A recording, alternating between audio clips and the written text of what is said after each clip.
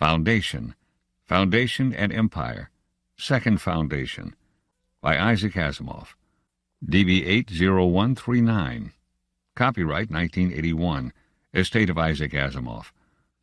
This is a new recording of RC 9591, read by Jack Fox. This book contains 605 pages. Approximate reading time, 22 hours, 10 minutes. This book contains markers allowing direct access to the contents of the collection, introduction, bibliographical note, select bibliography, chronology, and books at Level 1, contents of the books, prologues, and parts at Level 2, and to chapters at Level 3. Library of Congress annotation. Trilogy of novels written between 1951 and 1953, exploring the world of the Galactic Empire as it collapses after 12,000 years of rule. In an effort to preserve human knowledge and wisdom, psychohistorian Hari Seldon leads a group of men and women to the edge of the galaxy. 1953. From the book jacket. Introduction by Michael Dearda. Isaac Asimov's Foundation trilogy, a riveting saga of humanity's struggle against darkness played out on the grandest possible scale, is one of the cornerstones of modern science fiction. It is the story of the Galactic Empire crumbling after 12,000 years of rule, and it is the particular story of psychohistorian Hari Seldon, the only man who can see the horrors the future has in store, a dark age of ignorance, barbarism, and violence that will last for 30,000 years. Gathering a band of courageous men and women, Seldon leads them to a hidden location at the edge of the galaxy where he hopes they can preserve human knowledge and wisdom against all who would destroy them. In 1966, the Foundation trilogy received a Hugo Award for Best All-Time Series, and it remains the only fiction series to have been so honored. After more than 50 years and the addition of numerous sequels, Foundation, Foundation and Empire, and Second Foundation stand as classics of thrilling, provocative, and inspired world-building. About the introducer. Michael Dearda is a Pulitzer Prize-winning critic and a longtime champion of science fiction and fantasy. He is the author of the memoir An Open Book and of 4 collections of essays, readings, Bound to Please, Book by Book, and Classics for Pleasure. A weekly columnist for the Washington Post, he also contributes regularly to various print and online magazines, in particular, the New York Review of Books. Contents. Introduction, page Roman numeral 7. Bibliographical Note, page Roman numeral 22. Select Bibliography, page Roman numeral 23. Chronology, page Roman numeral 26.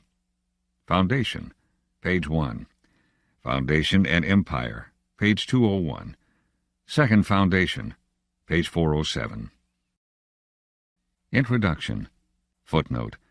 There are no plot spoilers in this introduction. End of footnote. It is late summer 1941. A young Jewish intellectual, an admirer of Gibbon's Decline and Fall of the Roman Empire, suddenly finds himself musing about historical determinism, individual initiative, and the ideal society.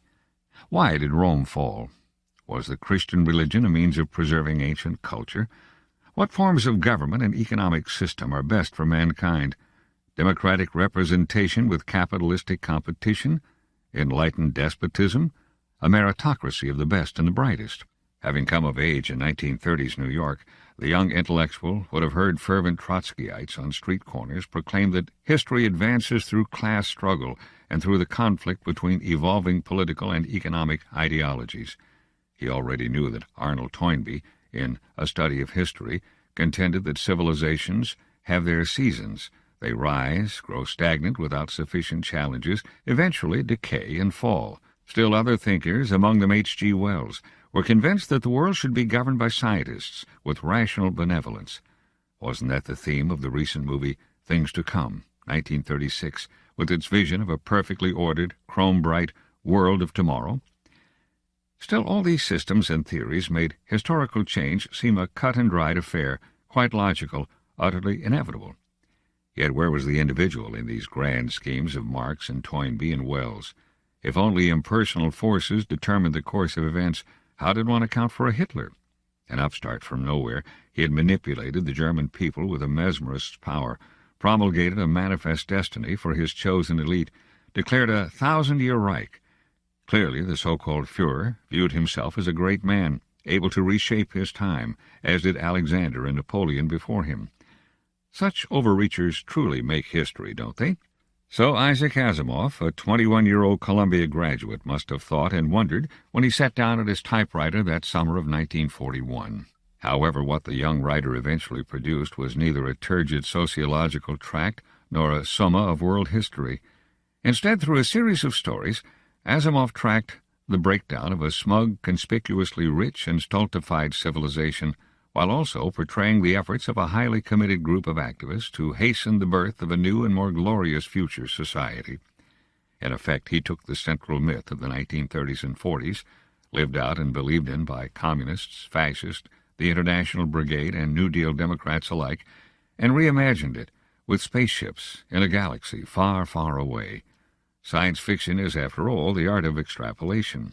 By the time Asimov brought his much-loved series to a halt in 1949, he had written 8 stories and novellas depicting the collapse of a galactic empire, the war-torn feudal period that followed, and the mysterious foundation established to preserve civilization in a time of barbarism. Gathered together into book form, what SF fans call a fix-up, the stories required 3 volumes: Foundation, 1951, Foundation and Empire, 1952, and Second Foundation, 1953. At the 1966 World Science Fiction Convention, this trilogy was enthusiastically voted the greatest all-time science fiction series. Period. In the view of many, the assembled sequence also represents a watershed in literary history. As noted SF editor Donald Wollheim quickly realized, stories published before Foundation belong to the old line. The stories published after belong to modern science fiction. Isaac Asimov, 1920 to 92, grew up in Brooklyn, the son of Russian Jewish immigrants. Something of a whiz kid, he graduated early from high school and attended Columbia University, first as an undergraduate and later as a biochemistry graduate student. After earning his Ph.D., he taught for many years at Boston University before giving up the academic life in 1958 to become a full-time writer. As a teenager, Asimov had been a devoted reader of the pulp magazines at his father's candy store, wonder stories, amazing stories, astounding science fiction.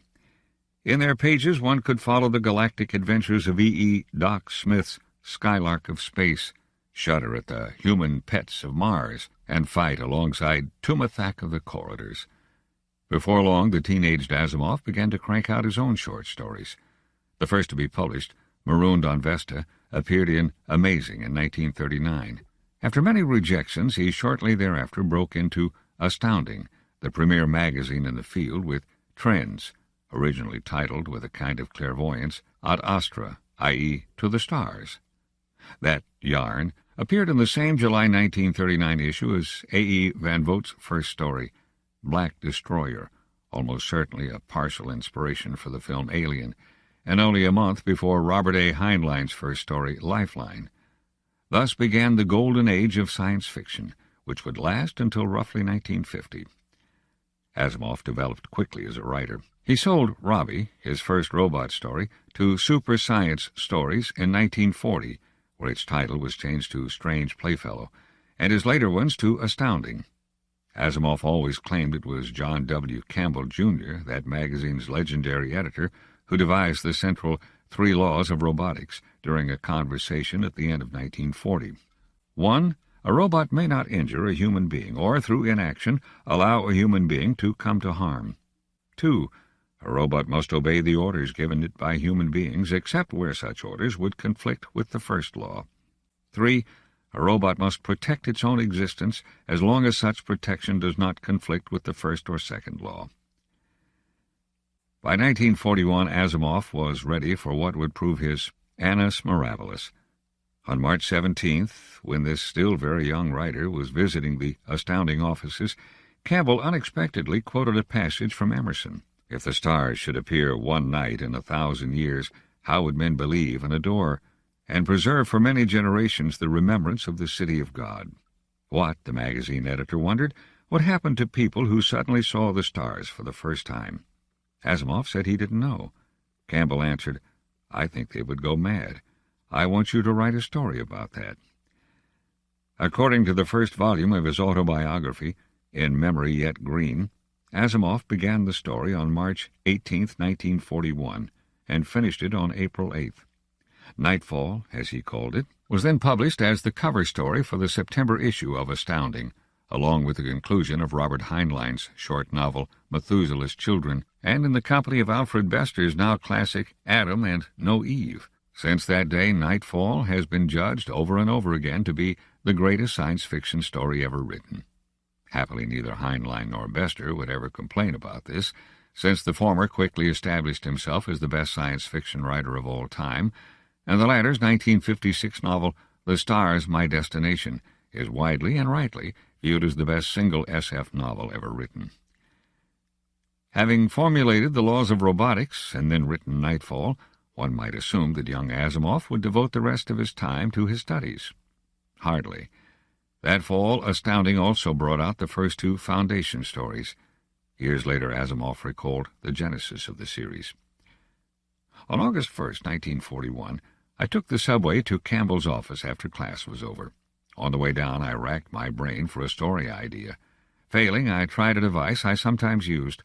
I opened a book at random, and then tried free association, beginning with whatever I first saw. The book I had with me was a collection of the Gilbert and Sullivan plays. I opened it to Iolanthe, to the picture of the Fairy Queen throwing herself at the feet of Private Willis, the sentry. Thinking of sentries, I thought of soldiers, of military empires, of the Roman Empire, of the Galactic Empire. Aha! Why should I not write of the fall of the Galactic Empire and the return of feudalism, written from the viewpoint of someone in the secure days of the Second Galactic Empire?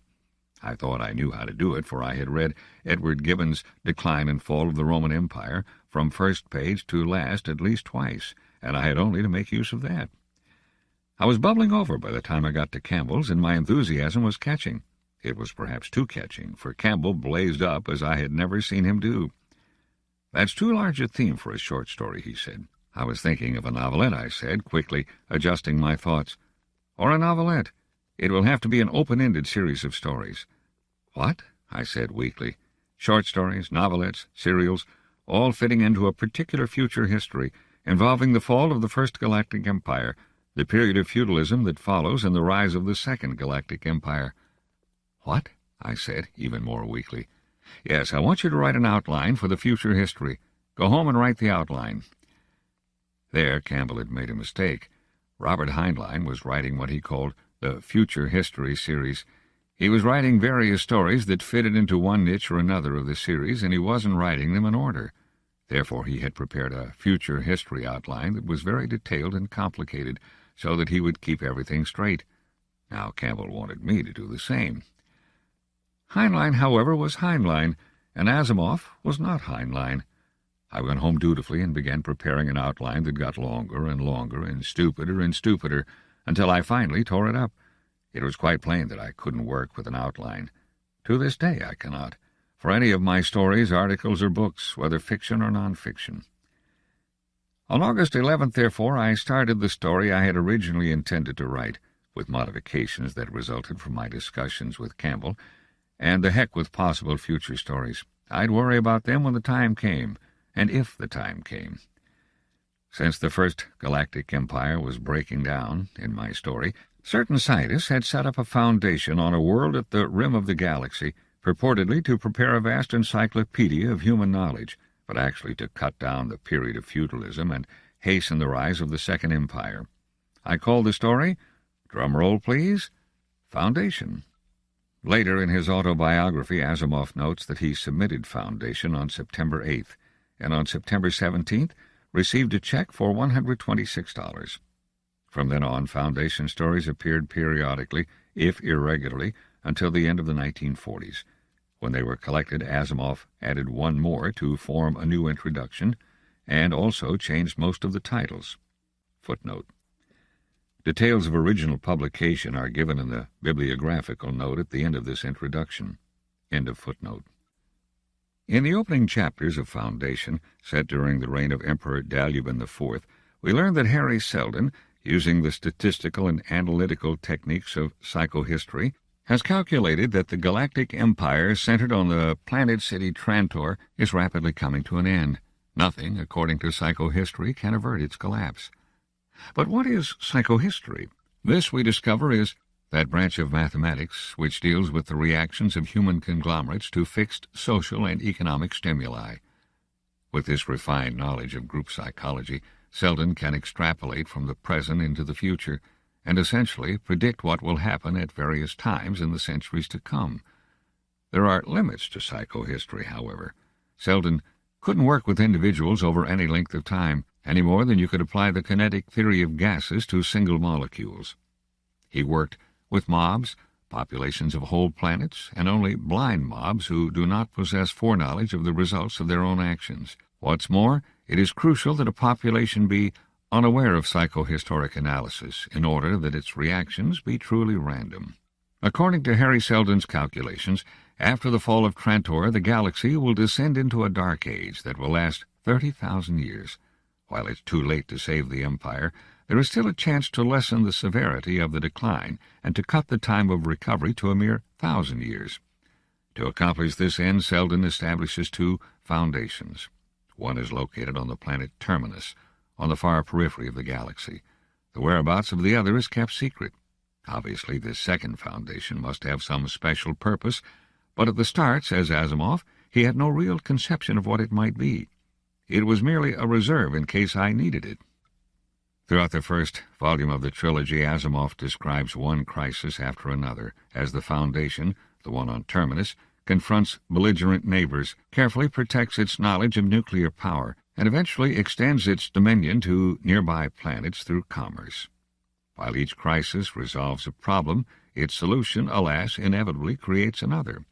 As James Gunn notes in Isaac Asimov, The Foundations of Science Fiction, every innovation rigidifies into sterile tradition, which must in turn be overturned. The grip of the Encyclopedists, for instance, must be broken by Mayor Salvor Hardin, and the political power of the mayor must be broken in turn by trader Hobart Mallow, and the economic power of the traders must then be modified by the incorporation of the independent traders, and so on.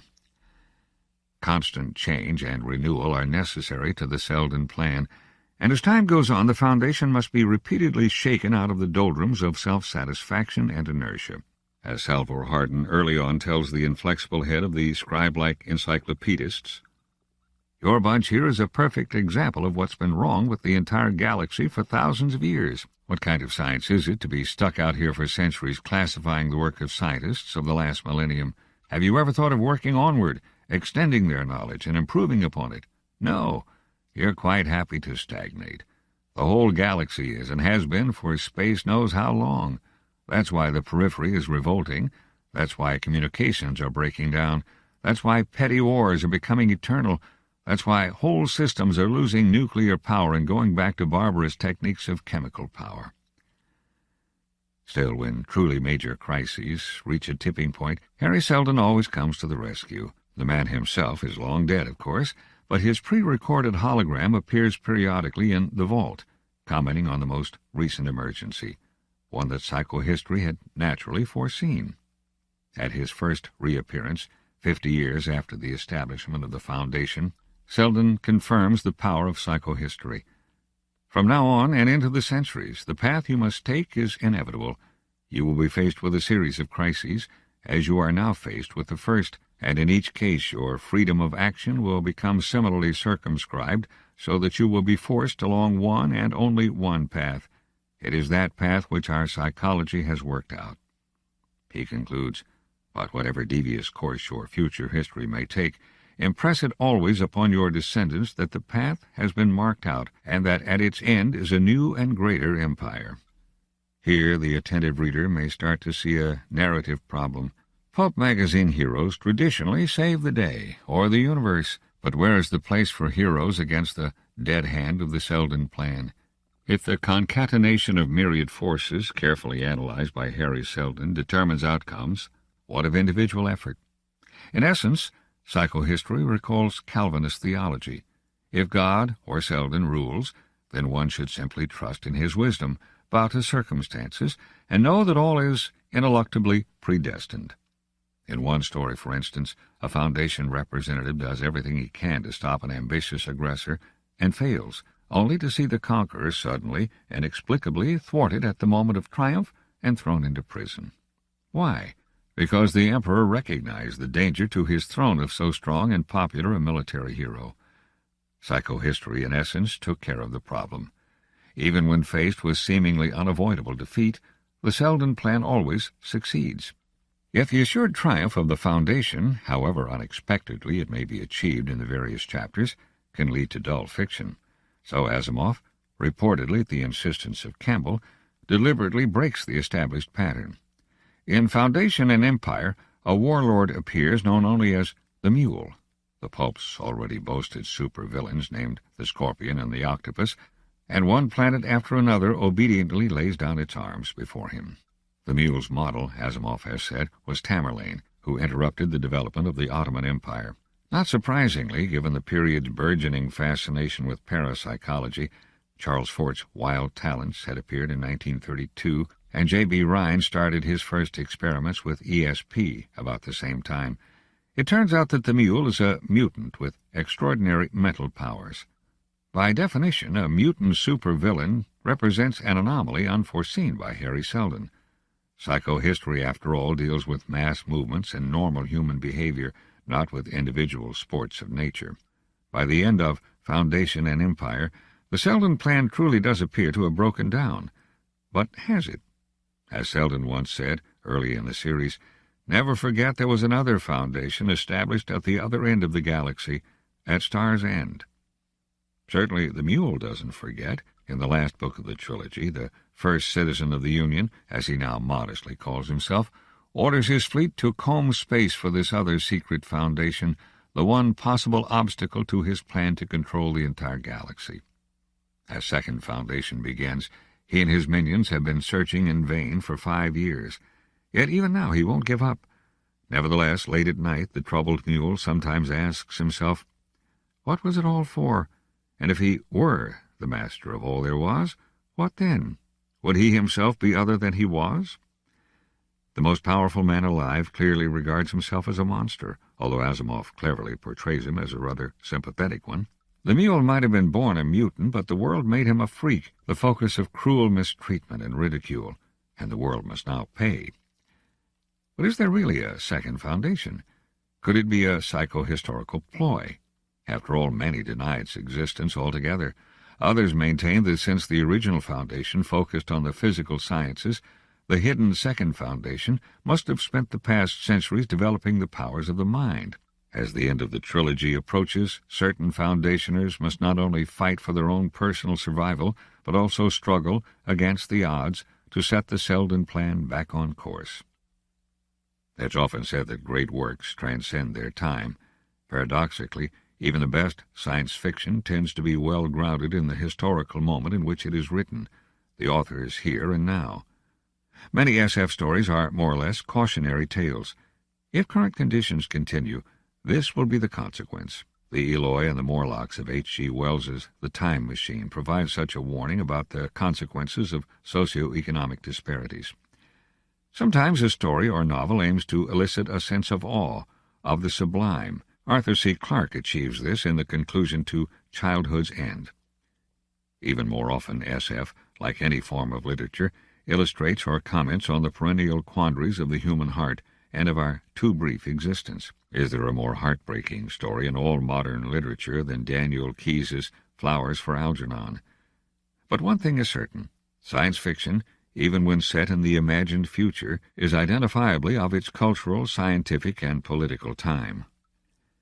Any 21st century reader of the Foundation trilogy will recognize the series as a late 1930s to 1940s period piece. As was earlier pointed out, it is a novel about political change, about a cadre of committed individuals fighting against a crumbling system, determined to bring about a future utopia, one that they believe to be historically inevitable. In particular, the series explores the place of individual initiative. How free are we in our actions? Does one person make a difference? If so, how much and in what way? Like any good writer, Asimov never gives any simple answers. Even the noble Seldon plan itself is made problematic, for there are hints that the envisioned Second Empire might turn out to be as nightmarish as Orwell's 1984. At its greatest, in the works of J.G. Ballard and Cordwainer Smith, or of Ursula K. Le Guin and Gene Wolfe, science fiction can be a literature of finesse as well as a literature of power. But in general, the genre traditionally tends more toward the latter than the former. It wants above all to provoke a sense of wonder, of gosh, wow, of visceral thrills and astonishment. Too much art slows things down. As John Campbell once said, I hate a story that begins with the atmosphere. Get right into the story, never mind the atmosphere. This brass-tacks attitude is especially true of the 1930s space operas, those tales of star-smashing galactic rangers, but also of much from the Golden Age decade that followed.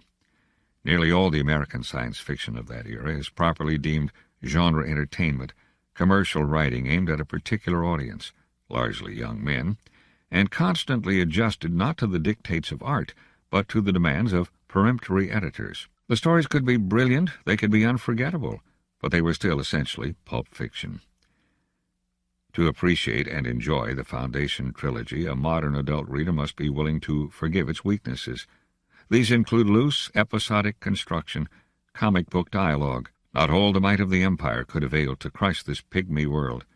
Embarrassingly dated slang, great galloping galaxies, stereotypical characters, the wise old man, the spunky girl, the over-frequent recapitulation of the Seldon plan due to serial publication, and high-tech objects that are already outmoded, such as microfilm. Computers don't appear to exist, nor do aliens and robots for that matter. This isn't all. Instead of adventure fiction's typical focus on slam-bang action, Asimov substitutes talking heads, sometimes almost literally, when people are identified as simply first speaker or the student. However, those talking heads inject much of the vitality in these still surprisingly fast-moving pages. Conversations, arguments, debates, interrogations, and courtroom scenes. Asimov loves a dialogue as much as Plato. Most chapters consist of two or more people sitting in a room and discussing what they should do. As in Greek tragedy, the bloody action takes place off-stage. In this respect, the Foundation series might be viewed as essentially an ideas-based conversation novel in the tradition of Thomas Love Peacock and Aldous Huxley. Throughout, Asimov pointedly relies on speech patterns as his principal means of drama and characterization. Listen to some of the more idiosyncratic voices. Magnifico, the mule's jester. Now sure, I meant no harm. I'm a stranger here, and it's been said I am of addled wits. Yet there is something in a face that I can read. Behind this lady's fairness there is a heart that's kind, and that would help me in my trouble, for all I speak so boldly. 14-year-old Arcadia Darrell. Oh, poof! Who cares about academic respect? My novels are going to be interesting and are going to sell and be famous. What's the use of writing books unless you can sell them and become well-known? I don't want just some old professors to know me. It's got to be everybody. Preem Palver, a trade representative from Trantor. Time schmime, said Papa irritably. Look, don't make me silly talk at breakfast. It should choke me each bite in the throat. General Belrios, whose name echoes that of Justinian's great and unfortunate General Belisarius. I pray you to remember that a world which has developed in isolation for 2 centuries cannot be interpreted to the point of intelligent attack by a month's visit. I'm a soldier, not a cleft-chinned, barrel-chested hero of a sub-etheric trimensional thriller. Theo Apparat, a deeply devout priest of the Foundation. In the name of the Galactic Spirit and of his prophet Hari Seldon and of his interpreters, the holy men of the Foundation, I curse this ship. Let the televisors of this ship, which are its eyes, become blind. Let its grapples, which are its arms, be paralyzed. Let its lights, which are its soul, shrivel into nothing. In the name of the Galactic Spirit, I so curse this ship. Apart from his effort to vary the speech of his characters, Asimov isn't generally regarded as a prose stylist, and no one would claim that he's a Thomas M. Dish or John Crowley. So why, given all its flaws and quaintness, should we still read this serial from the heyday of astounding science fiction? What accounts for the trilogy's appeal more than 60 years after it first appeared? First of all, given a kindly disposition in the reader, the trilogy is a lot of fun. A rumbustious historical novel set in the future, full of exotic places and people, steeped in mystery. The intellectually powerful but wheelchair-bound Hari Seldon is virtually an avatar of the all-knowing Sherlock Holmes. When Seldon's hologram image appears in the vault, only the most jaded soul will fail to be thrilled as he accurately sums up the most recent crisis. Each individual story's protagonist is also a kind of detective faced with a mystery or complicated problem, usually involving an attack on the Foundation. How, for instance, can Salvor Hardin, mayor of Terminus, defeat a powerful militaristic planet when his policy is violence is the last refuge of the incompetent? The astute reader soon realizes that almost nobody in the series is quite what he or she appears to be, and that everyone is either playing a part or being unconsciously manipulated. In particular, the sections involving the mule and the search for the second Foundation are full of plot feints and counterfeints, with dizzying twists at the last moment. Unusually, the Foundation trilogy is a series that gets stronger and more artful as it goes along. As one generation passes into the next, the reader sometimes encounters the children and grandchildren of characters he or she met in earlier centuries.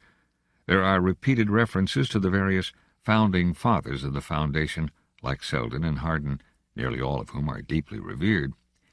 Yet at least one, we learn almost parenthetically, actually died in the slave mines. How could that have happened, we wonder? And whose are the slave mines? Second, the trilogy shows off to good effect many of the standard tropes of 20th and 21st century science fiction, some of them originating in just these pages. Like all literature, SF builds on its past. For instance, the mule's mind-control powers adumbrate those of the mental vampires in Dan Simmons's masterly Carrion Comfort. The SF classic Dune sets up its own variant of a 1,000-year Seldon plan, and also neatly mixes science, religion, and predestination. At one point in the literally mind-boggling Second Foundation, a character finally cries out in anguish, "When can a man know he is not a puppet? How can a man know he is not a puppet?" It is a crucial question in Asimov's novel, and becomes the very engine behind much of Philip K. Dick's best work. Most strikingly, consider the mule's brainwashing when he converts an enemy. There had been no pain, no mental jar, not even a feeling of discontinuity. He had always loved the mule. If there had ever been a time long before, as long before his 5 short years, when he had thought he hadn't loved him, that he had hated him, that was just a horrid illusion. The thought of that illusion embarrassed him. This could be Winston Smith at the end of 1984. It's a striking congruence. The above passage first appeared in 1948. Orwell's novel was published in 1949. Third, the very idea of the Foundation, and especially the Second Foundation, profoundly appeals to the misfit within all of us. Never judge by appearances is one of the repeated messages of the trilogy. Those whom society dismisses as bookworms and nerds, as shy wallflowers or overweight slobs, may actually be the true masters of the universe. The mule is obviously one, but so are certain of Hari Seldon's disciples, who bear more than a passing resemblance to almost any SF fan group. At the time he wrote his early stories, Asimov occasionally visited the legendary SF club known as the Futurians, many of whose pimply teenage members, including Frederick Pohl, Cyril Kornbluth, Damon Knight, and James Blish, went on to become major writers. Like psychohistorians, they secretly planned to control and dominate the world of science fiction, and in the fullness of time, they did. Indeed, the very concept of psychohistory possesses its own geeky glamour. To study the present and then accurately predict what will happen over the course of hundreds of years, how cool is that? Nobel laureate Paul Krugman once said that he took up economics because it was the closest thing he could find to Hari Seldon's psychohistory. At one point in the first volume of the series, Asimov actually transforms the Foundation into a religious cult, supposedly at John W. Campbell's insistence. The ploy of clothing or disguising science as a religion was widely used in the Campbell era. One finds it in L. Sprague de Camp's 1939 Lest Darkness Fall, and in Robert Heinlein's 1941 serial Sixth Column. People actually exclaim, "By Seldon," and nuclear power is only entrusted to priests. As Arthur C. Clarke neatly observed, any sufficiently advanced technology is indistinguishable from magic. And so it comes to pass that strange rumors about the Foundation slowly spread across the empire. They talked of magicians at the edge of the galaxy, magicians who glowed in the darkness, who flew unaided through the air, and whom weapons would not touch. Last, but hardly least, the Foundation trilogy is a terrific comfort book, a book that can make you feel young again, especially if it was first read in childhood. An old chestnut states that the golden age of science fiction is 12. In the past, most SF readers probably followed an arc similar to my own. Danny Dunn and the anti-gravity paint leads to Tom Swift in the caves of nuclear fire, leads to have spacesuit, will travel. At this point one was ready, metaphorically, to make the jump to light speed, and the Foundation series was often the first adult SF that one turned to. After all, Isaac Asimov was arguably the most famous figure in modern science fiction. During the 1950s, he had grown rich and ubiquitous as the writer of popular introductions to every aspect of science. By the time of his death in 1992, Asimov had written or edited nearly 500 books, about everything from the slide rule to the dirty joke. Work, he always maintained, was the most important thing in his life. Astonishingly, Asimov never employed a secretary, always answered the phone himself, refused to fly or take vacations, and was admittedly at his happiest simply typing away from morning till night. His workroom, inside a lavish Central Park apartment in New York, was almost primitive. As writer Charles Platt once described it, a cheap gray metal desk stands in the middle, facing a blank white wall. There are stacks of neatly labeled metal drawers, very tidy, very bare. The shades are down over the windows, obscuring what must be a fabulous view of the Manhattan skyline. I prefer working by artificial light, he tells me. In 1977, Asimov would cap his worldly honors by helping launch a monthly magazine bearing his name, Asimov's Science Fiction magazine, still on the newsstands.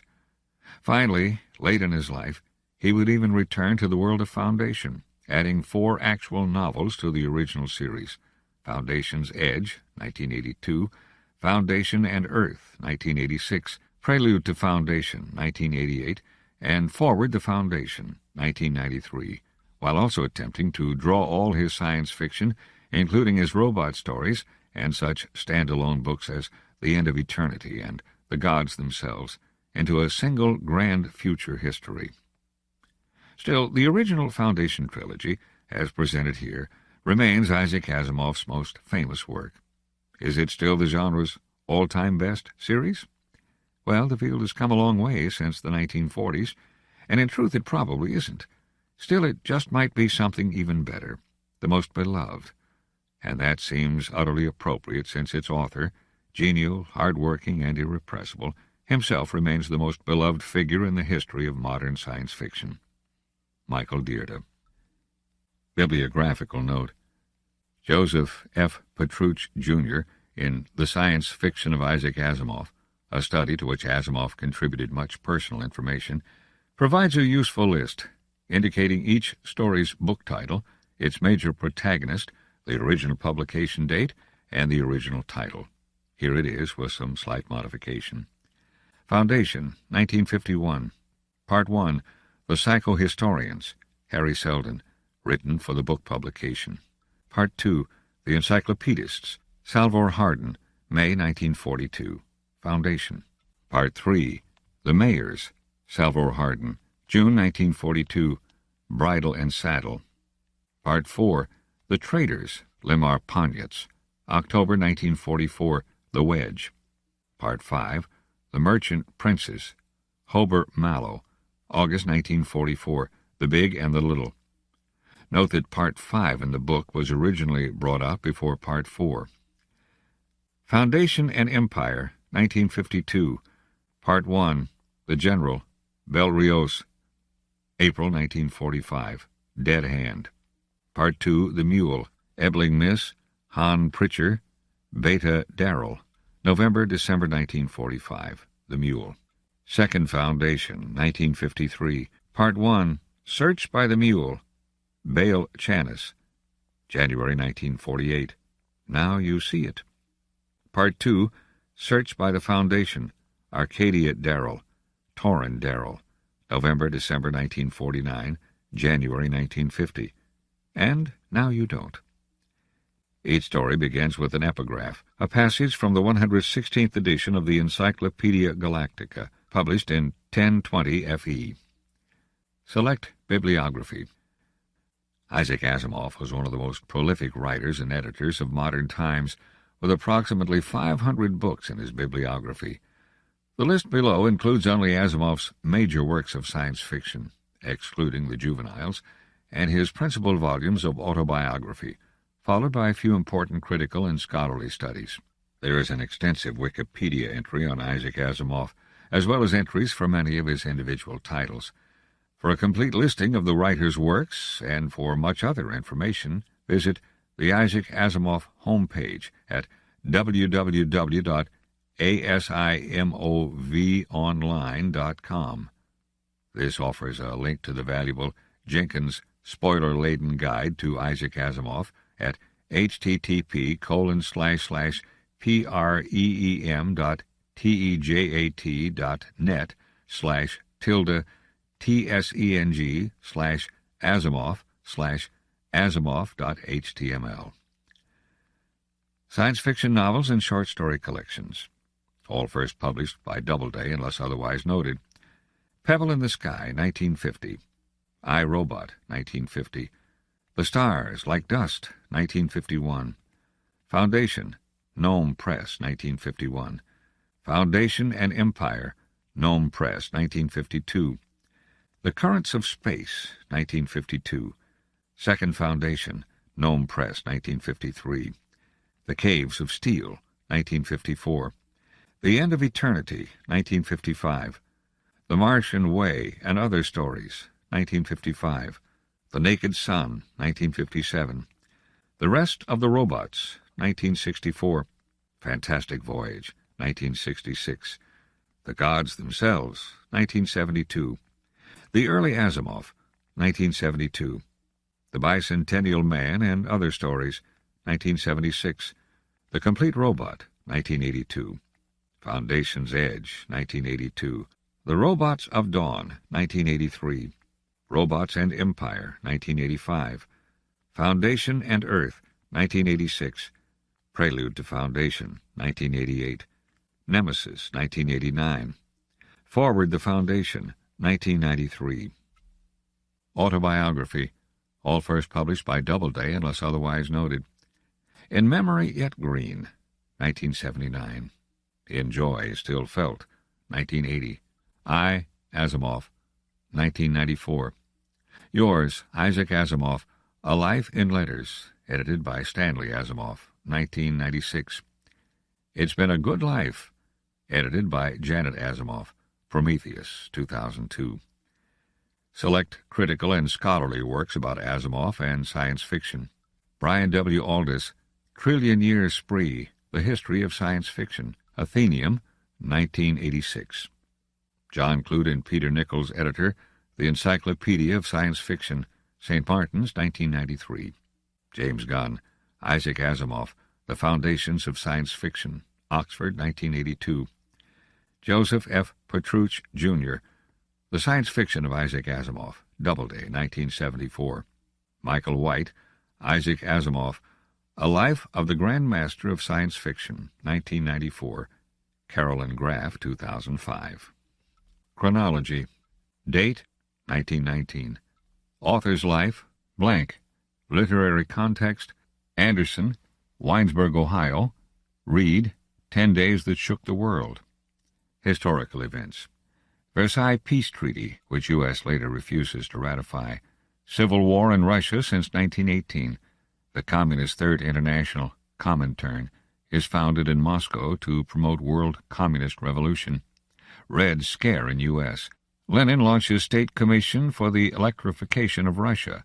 League of Nations formed. Following an isolationist foreign policy, U.S. declines to join. 18th Amendment, Prohibition, affected in U.S. to 1933. Harding elected U.S. President. Post-war slump in U.S. to 1921. American women given the vote. First commercial radio broadcast in U.S., The Jazz Age. Date, 1920. Author's life, In January, Isaac Judah Asimov is born to parents Judah and Anna Rachel Asimov, Russian Jews living in the small village of Petrovichi, southwest of Moscow. Exact birth date unknown due to lack of official records. January 2nd is adopted as his birthday. Literary context: Fitzgerald, This Side of Paradise; Lewis, Main Street; Wharton, The Age of Innocence; Lawrence, Women in Love; Pound, Hugh Selwyn Moberly; E.R. Burroughs, Thuvia, Maid of Mars. Historical events: blank. Date: 1921. Author's life: blank. Literary context: Dos Passos; Three Soldiers; Samyatin, We; Svetaeva; Milepost; Akhmatova; Anno Domini. MCMXXI. Historical events: Kronstadt Rebellion; New Economic Policy, NEP in Russia. Irish Free State is established. Opposition to New Dominion status sparks Civil War, 1922-3. Quota laws restrict immigration to U.S. 1922. Nearly dies at the age of 2, the only child survivor of an epidemic of pneumonia in Petrovichi. Isaac's sister Manya, born June 17th. She later changes her name to Marcia. His uncle Joseph in the United States offers to help the family to emigrate. Joyce, Ulysses. Fitzgerald, The Beautiful and the Damned. Lewis, Babbitt. Eliot, The Wasteland. E.R. Burroughs, Men of Mars. Bailey, Petersburg. Pasternak, My Sister, Life. Mandelstam, Tristia. Mussolini marches on Rome. Fascist government formed in Italy. End of Civil War in Russia. Union of Soviet Socialist Republics, USSR, is declared. Stalin, General Secretary of Communist Party. Revival of Ku Klux Klan in U.S. 1923. Leaves Russia on January 11th, never to return. Reaches Ellis Island with his family on February 3rd and arrives in New York 4 days later. His first home in the U.S. is an apartment on Van Siclen Avenue in Brooklyn. Adjusts to the new language and culture quickly while his parents struggle. His father works in factories and warehouses. E.R. Burroughs, Pirates of Venus. Gorky, My Universities. Bobble, Red Cavalry, to 1925. Odessa Tales, to 1924. Coolidge, U.S. President after Harding's death. Hyperinflation in Germany. Munich Putsch by Nazis fails. 1924. Blank.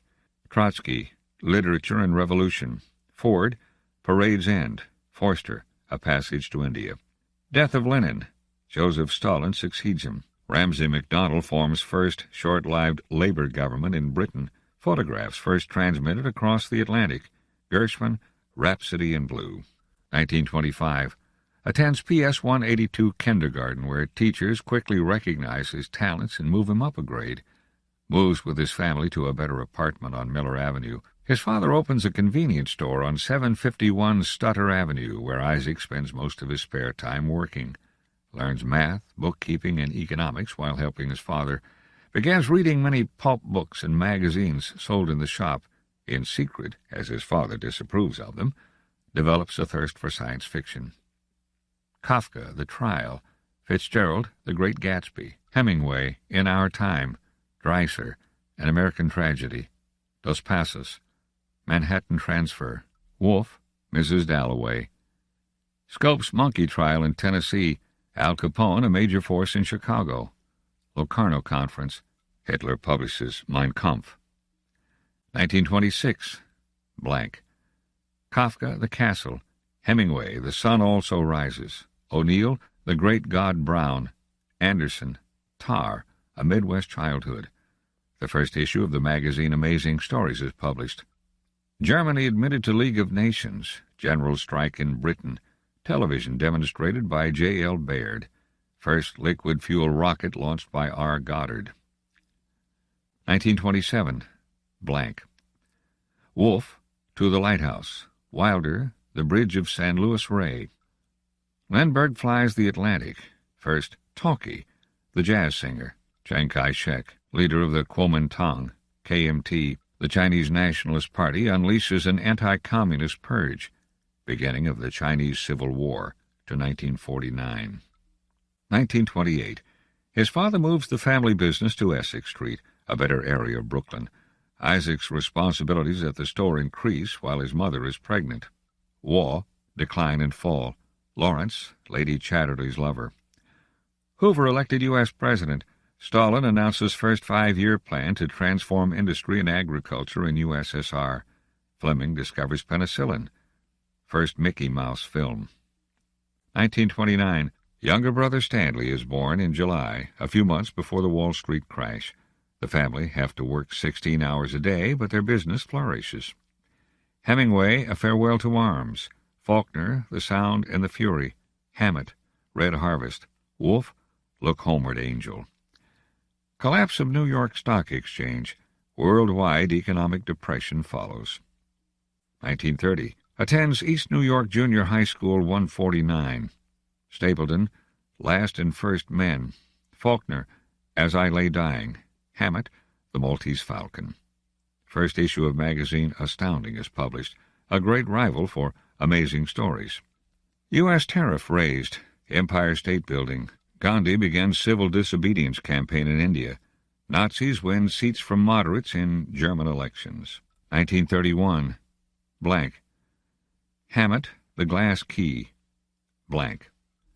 1932. Graduates from junior high in the summer. Starts at the Boys' High School of Brooklyn, the best school in the area, aged 12. Most of his classmates enter aged 15. Huxley, Brave New World. Faulkner, Light in August. Roosevelt elected U.S. President in landslide victory. Nazis become largest party in German Reichstag.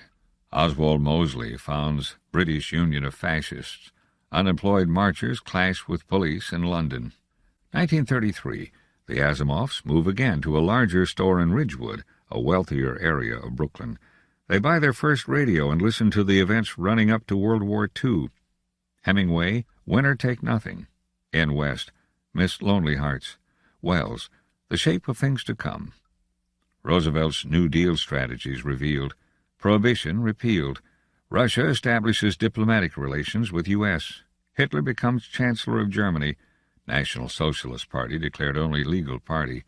Japan withdraws from League of Nations. 1934. Joins a creative writing course at school. His piece, Little Brothers, appears in the school magazine. Fitzgerald, Tender as the Night. Waugh, A Handful of Dust. H. Miller, Tropic of Cancer. Kane, The Postman Always Rings Twice. Hammett, The Thin Man. Night of the Long Knives in Germany. Stalin's Great Purge of the Communist Party begins. Unrest in Spain. Mao Zedong's Long March across China. 1935. Acquires his first typewriter, a second-hand Underwood No. 5, and is accepted into Seth Low College as a medical student. Steinbeck, Tortilla Flat. Lewis, It Can't Happen Here. Wolfe, Of Time and the River. National Labor Relations Act gives workers in U.S. the right to join unions. Seventh and final Congress of Comintern officially endorses Popular Front against fascism. German government's Nuremberg laws, legitimizing persecution of Jews. Italy invades Abyssinia. League of Nations applies economic sanctions. 1936. Blank. Huxley, Eyeless in Gaza. Faulkner, Absalom, Absalom. Kuttner, The Graveyard Rats. E.R. Burroughs, Swords of Mars. German troops enter Rhineland. Spanish Civil War to 1939. Rome-Berlin Axis allies Hitler with Mussolini. Anti-Comintern Pact, agreed by Germany and Japan. Italy joins later. Abdication of Edward VIII in UK. 1937, starts writing his first serious fictional piece, Cosmic Corkscrew, on May 29th. Works as an assistant in the college psychology department. Steinbeck, Of Mice and Men. Stapleton, Star Maker. Hemingway, To Have and Have Not. Tolkien, The Hobbit. Basque village of Guernica destroyed by German bomber planes. Chamberlain becomes prime minister in Britain. Sino-Japanese War to 1945. First jet engine and nylon stockings. Hindenburg disaster. 1938. Blank. Green, Brighton Rock. Dos Passos, USA. Germany annexes Austria. Munich crisis. Manifesto of fascist, racialist ideology adopted by Mussolini's government. 1939. Marooned Off Vesta, Asimov's first published story, appears in the January issue of Amazing magazine. After 9 rejections, John W. Campbell also accepts the story Ad Astra on January 31st, and it is published in Astounding magazine, earning Asimov $69. Ring Around the Sun is published in a smaller magazine, Science Fiction, in February. Asimov continues to publish a story almost every month. Enters Columbia Graduate School in September as a probationary student, joins numerous SF clubs such as the Futurians, and becomes close friends with other SF writers, including Fred Pohl, Sam Moskowitz, and Sprague de Camp. Joyce, Finnegan's Wake. Steinbeck, The Grapes of Wrath. H. Miller, Tropic of Capricorn. Chandler, The Big Sleep. First commercial transatlantic flights. Nazi-Soviet Pact. Hitler invades Poland. Outbreak of World War II. 1940. Robbie, his first robot story, published in Super Science Stories. Green, The Power and the Glory. Hemingway, For Whom the Bell Tolls. Stead, The Man Who Loved Children. Chandler, Farewell, My Lovely. Kessler, Darkness at Noon. Penicillin developed. Churchill becomes Prime Minister. British Expeditionary Force evacuated from Dunkirk. Battle of Britain. The Blitz. Italy joins the war as ally of Germany. 1941. Nightfall published an April edition of Astounding. Disqualified from Army call-up because of short-sightedness. Fitzgerald, The Last Tycoon. Bradbury, The Pendulum. Germans invade USSR. Britain and the Soviet Union invade Iran. Japanese attack Pearl Harbor. U.S. enters war. 1942. Achieves a master's degree and applies for a Ph.D. at Columbia, but decides to defer his studies until after the war. Takes a job as a chemist at the Philadelphia Navy Yard. Marries Gertrude Blugerman.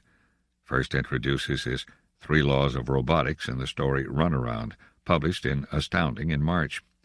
The Encyclopedists, the first installment of the Foundation trilogy, is published in the May issue under the title Foundation.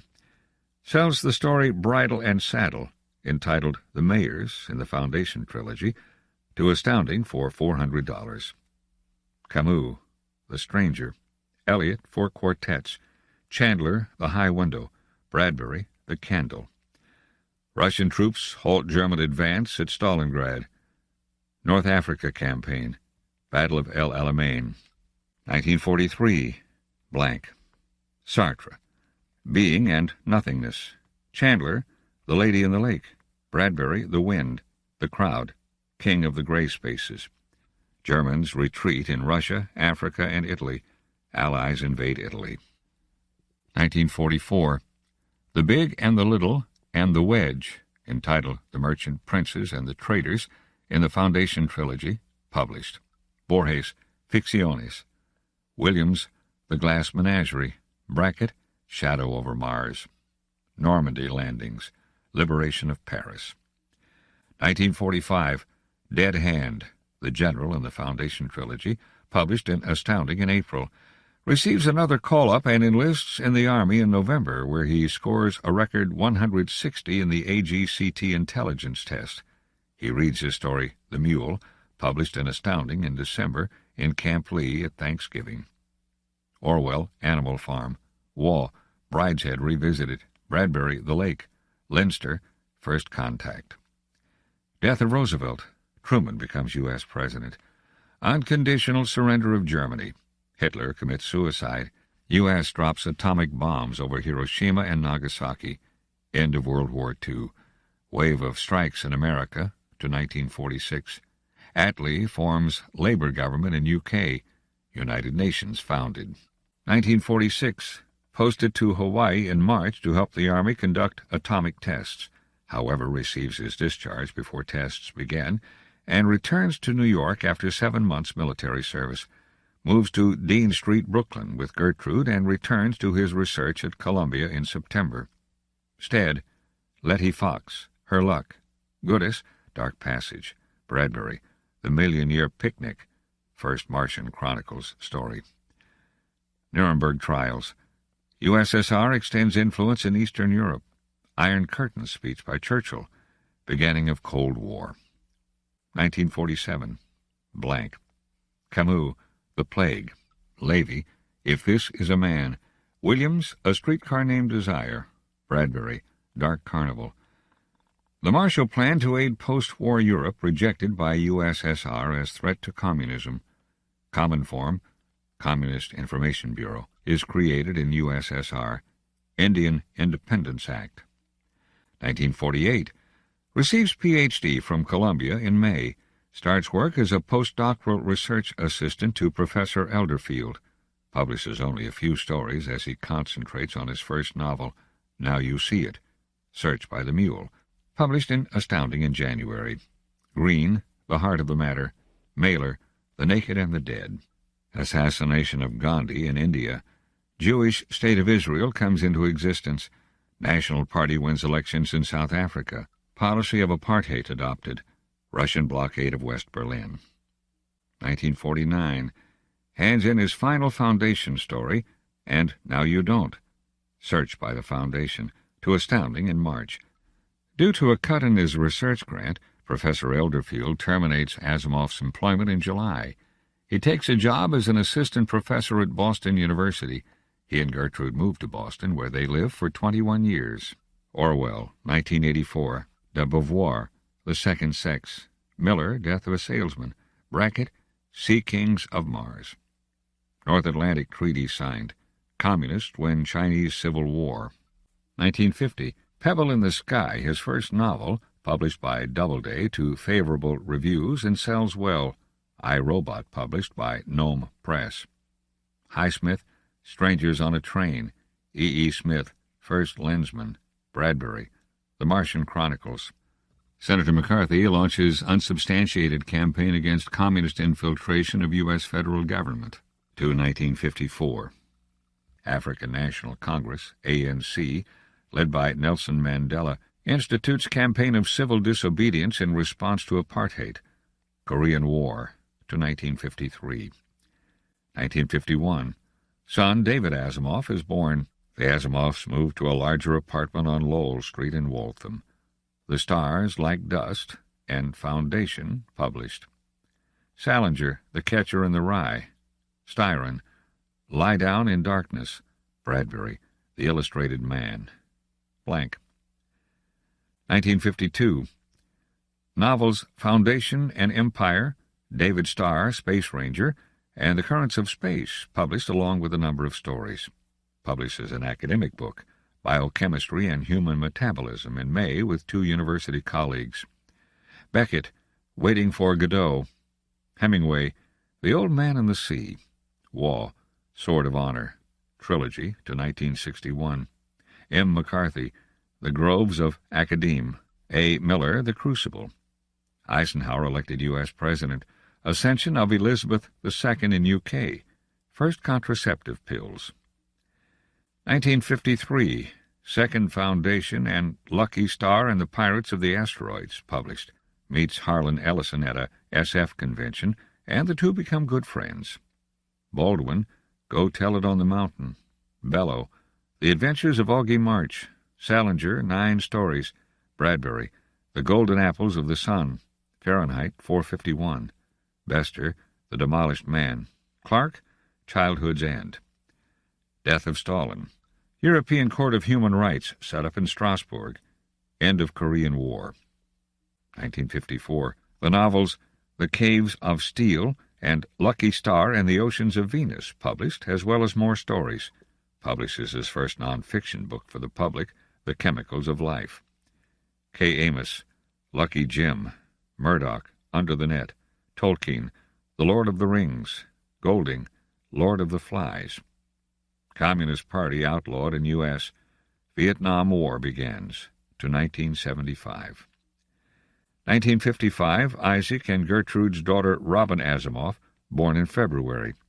Receives tenure at Boston University in the summer and is promoted to Associate Professor of Biochemistry.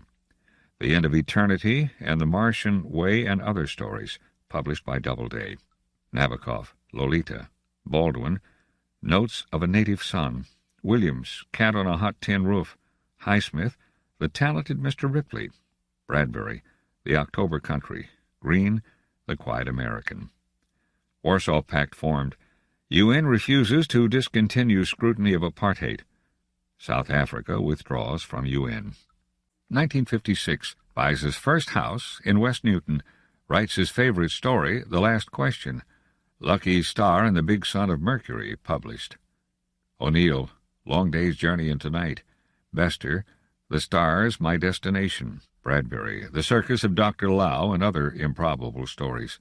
Clark, The City and the Stars. Khrushchev delivers secret speech at 20th Congress of Soviet Communist Party. Suez Crisis. Hungarian Uprising. Transatlantic telephone service linking U.S. and U.K. 1957. Novels The Naked Sun and Lucky Star and the Moons of Jupiter, published. Resigns from Boston University at the end of the academic year, retaining his tenure and title. Becomes a member of a small agency for public speakers. Makes his first appearance on TV.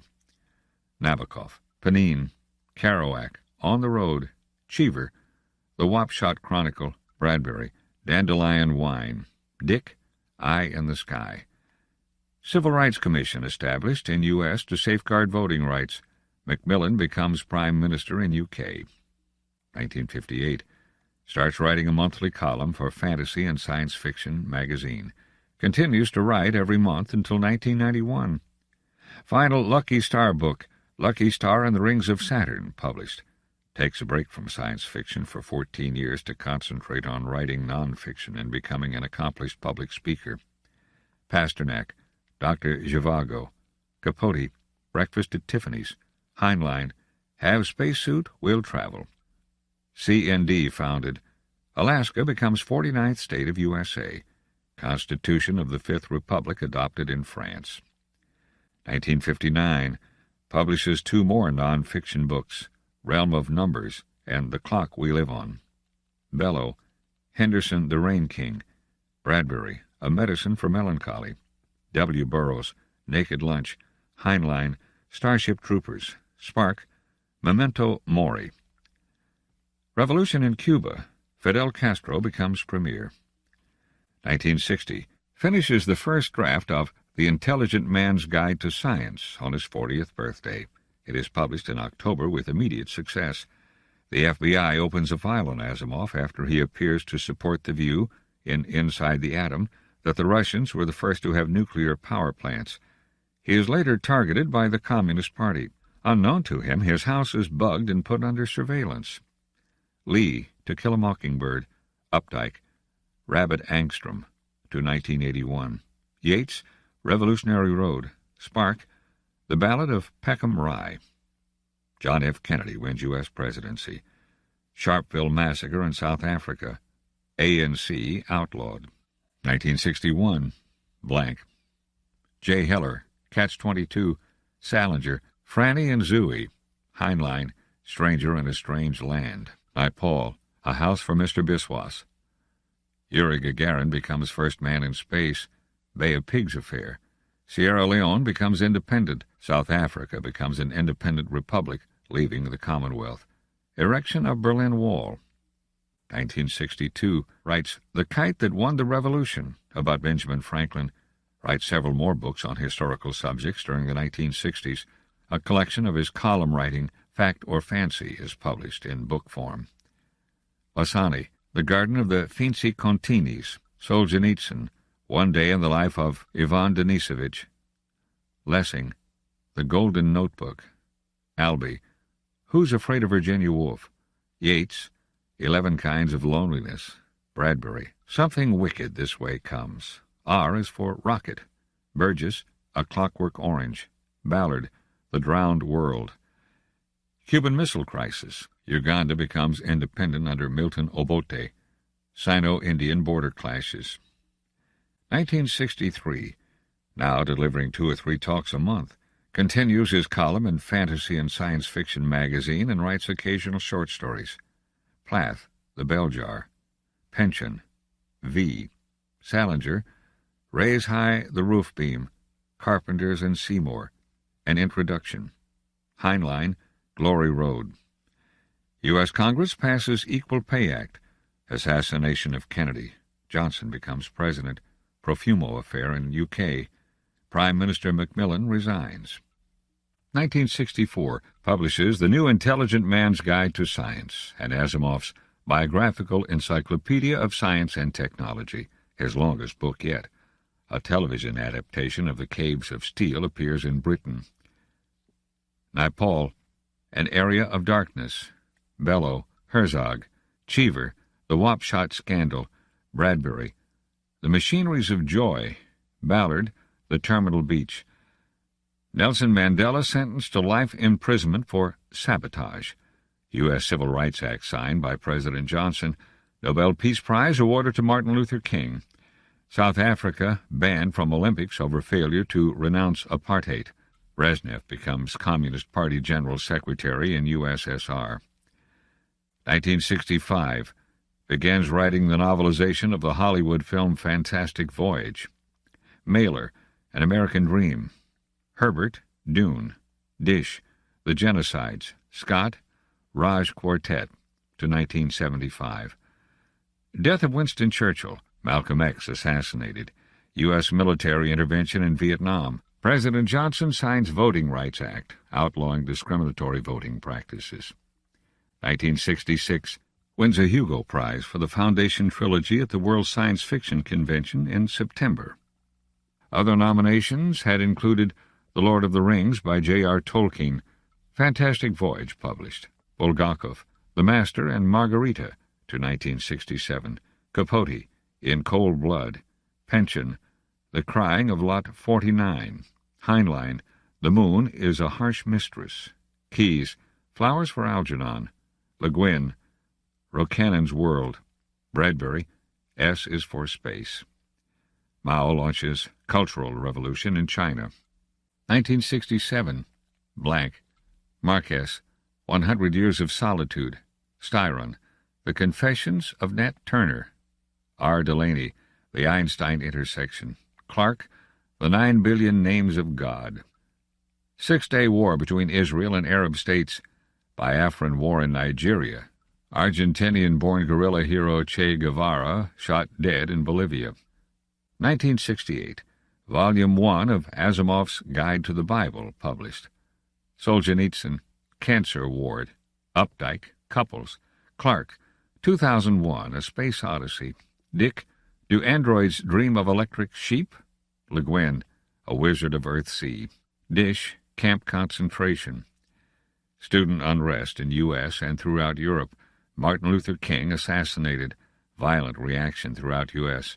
Enoch Powell makes inflammatory speech in Birmingham, England, regarding immigration.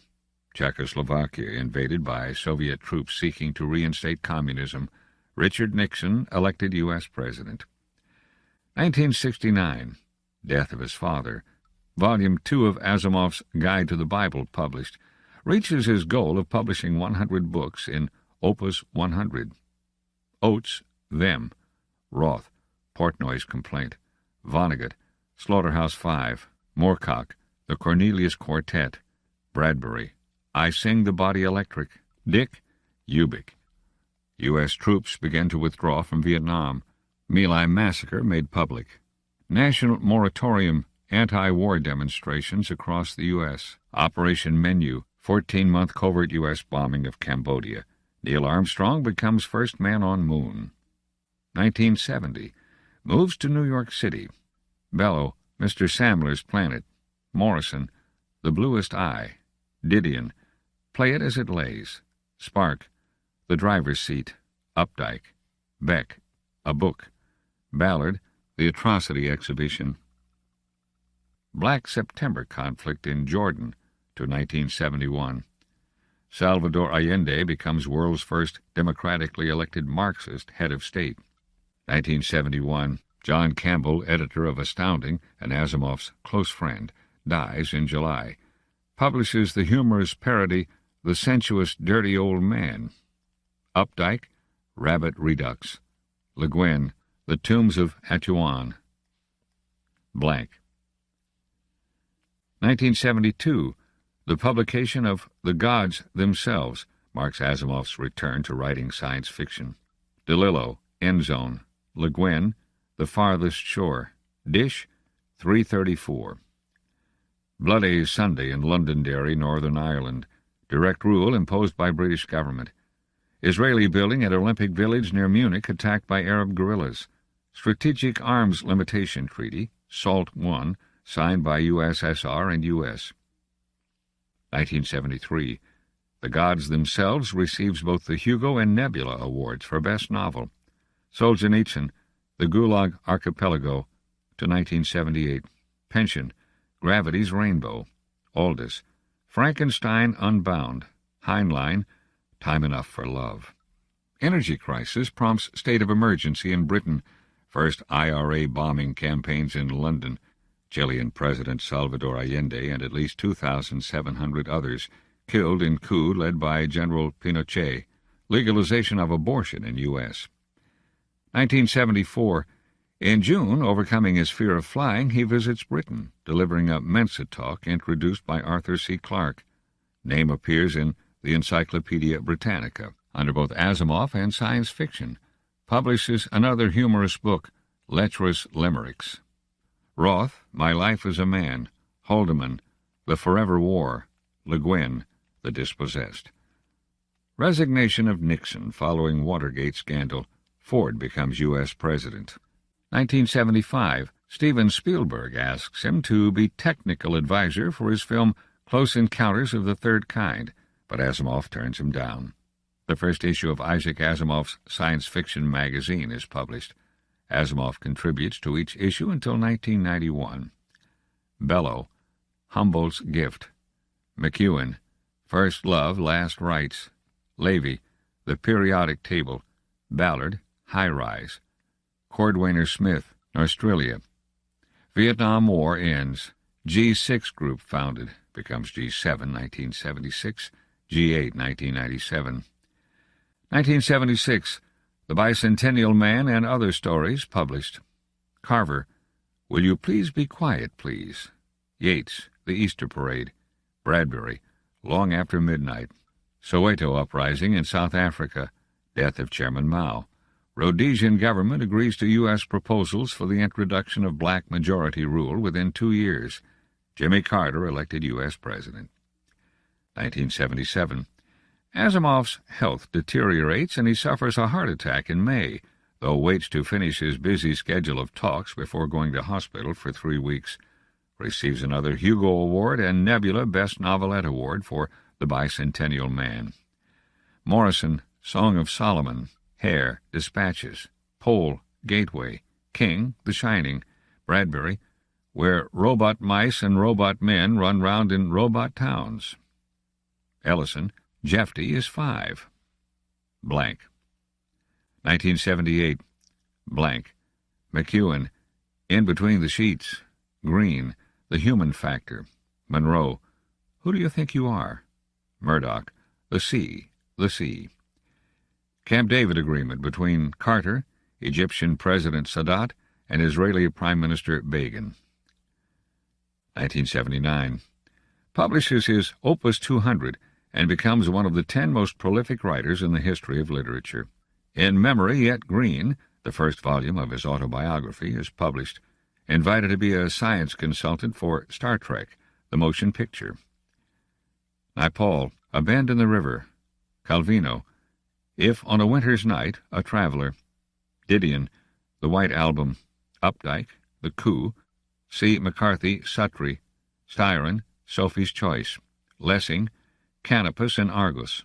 Archives, to 1983. Adams, The Hitchhiker's Guide to the Galaxy. Crowley, Engine Summer. Carter and Brezhnev, USSR, signed SALT II Arms Limitation Treaty. Saddam Hussein assumes presidency in Iraq. Soviet forces invade Afghanistan, to 1989. Margaret Thatcher becomes first female prime minister in Britain. 1980.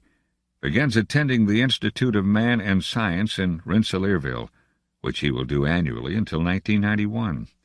Second autobiographical volume, In Joy Still Felt, published. Echo, The Name of the Rose. Cutsy, Waiting for the Barbarians. Gene Wolfe, The Book of the New Sun. New parliaments of independent Zimbabwe elected, with Robert Mugabe as Prime Minister. Mariel boatlift. Mass exodus of Cuban refugees to U.S. Olympic Games in Moscow boycotted by over 45 nations over Soviet invasion of Afghanistan. Shipyard worker Lech Wałęsa leads strikes in Gdansk, Poland. Iran-Iraq War to 1988. Ronald Reagan elected U.S. President. 1981. Buys his first word processor, a Radio Shack TRS-80, in June. Rushdie, Midnight's Children. Updike, Rabbit is Rich. Roth, Zuckerman Unbound. Carver, What We Talk About When We Talk About Love. Bradbury, The Haunted Computer and the Android Ape. Attempted assassination on Reagan. First case of AIDS detected in USA. President Sadat, killed by Islamic fundamentalists in Egypt. 1982. In October, Asimov returns to writing the Foundation series and publishes Foundation's Edge, which immediately enters the New York Times bestseller list, where it stays for 25 weeks. It is his first bestseller. His close friend Martin Greenberg publishes an anthology of Asimov's work entitled The Complete Robot. Allende, The House of the Spirits. Levy, If Not Now, When? Walker, The Color Purple. Keneally, Schindler's Ark. Updike, Beck is Back. Monroe, The Moons of Jupiter. King, The Dark Tower, The Gunslinger. Crowley, Little, Big. Falklands War, U.S. Equal Rights Amendment, guaranteeing legislative equality for women, fails to ratify. 1983, third robot novel, The Robots of Dawn, published. Undergoes a triple bypass heart operation and is hospitalized for several months. Sales of Foundation's Edge reach over 1 million in the U.S., and it wins the Hugo Award for Best Novel. Greenberg publishes another Asimov anthology, The Winds of Change. Coetzee, Life and Times of Michael K. Bradbury, Dinosaur Tales. U.S. troops invade Grenada when its government is overthrown. 1984. Asimov made Humanist of the Year, publishes Opus 300. Kundera, The Unbearable Lightness of Being. Bruckner, Hotel du Lac. Updike, The Witches of Eastwick. Carver, Cathedral. Gibson, Necromancer. Bradbury, A Memory of Murder. Soviet-led boycott of Summer Olympics in Los Angeles, blaming commercialization and a lack of security. Famine in Ethiopia. Indira Gandhi assassinated in India. Reagan re-elected as U.S. President in landslide victory.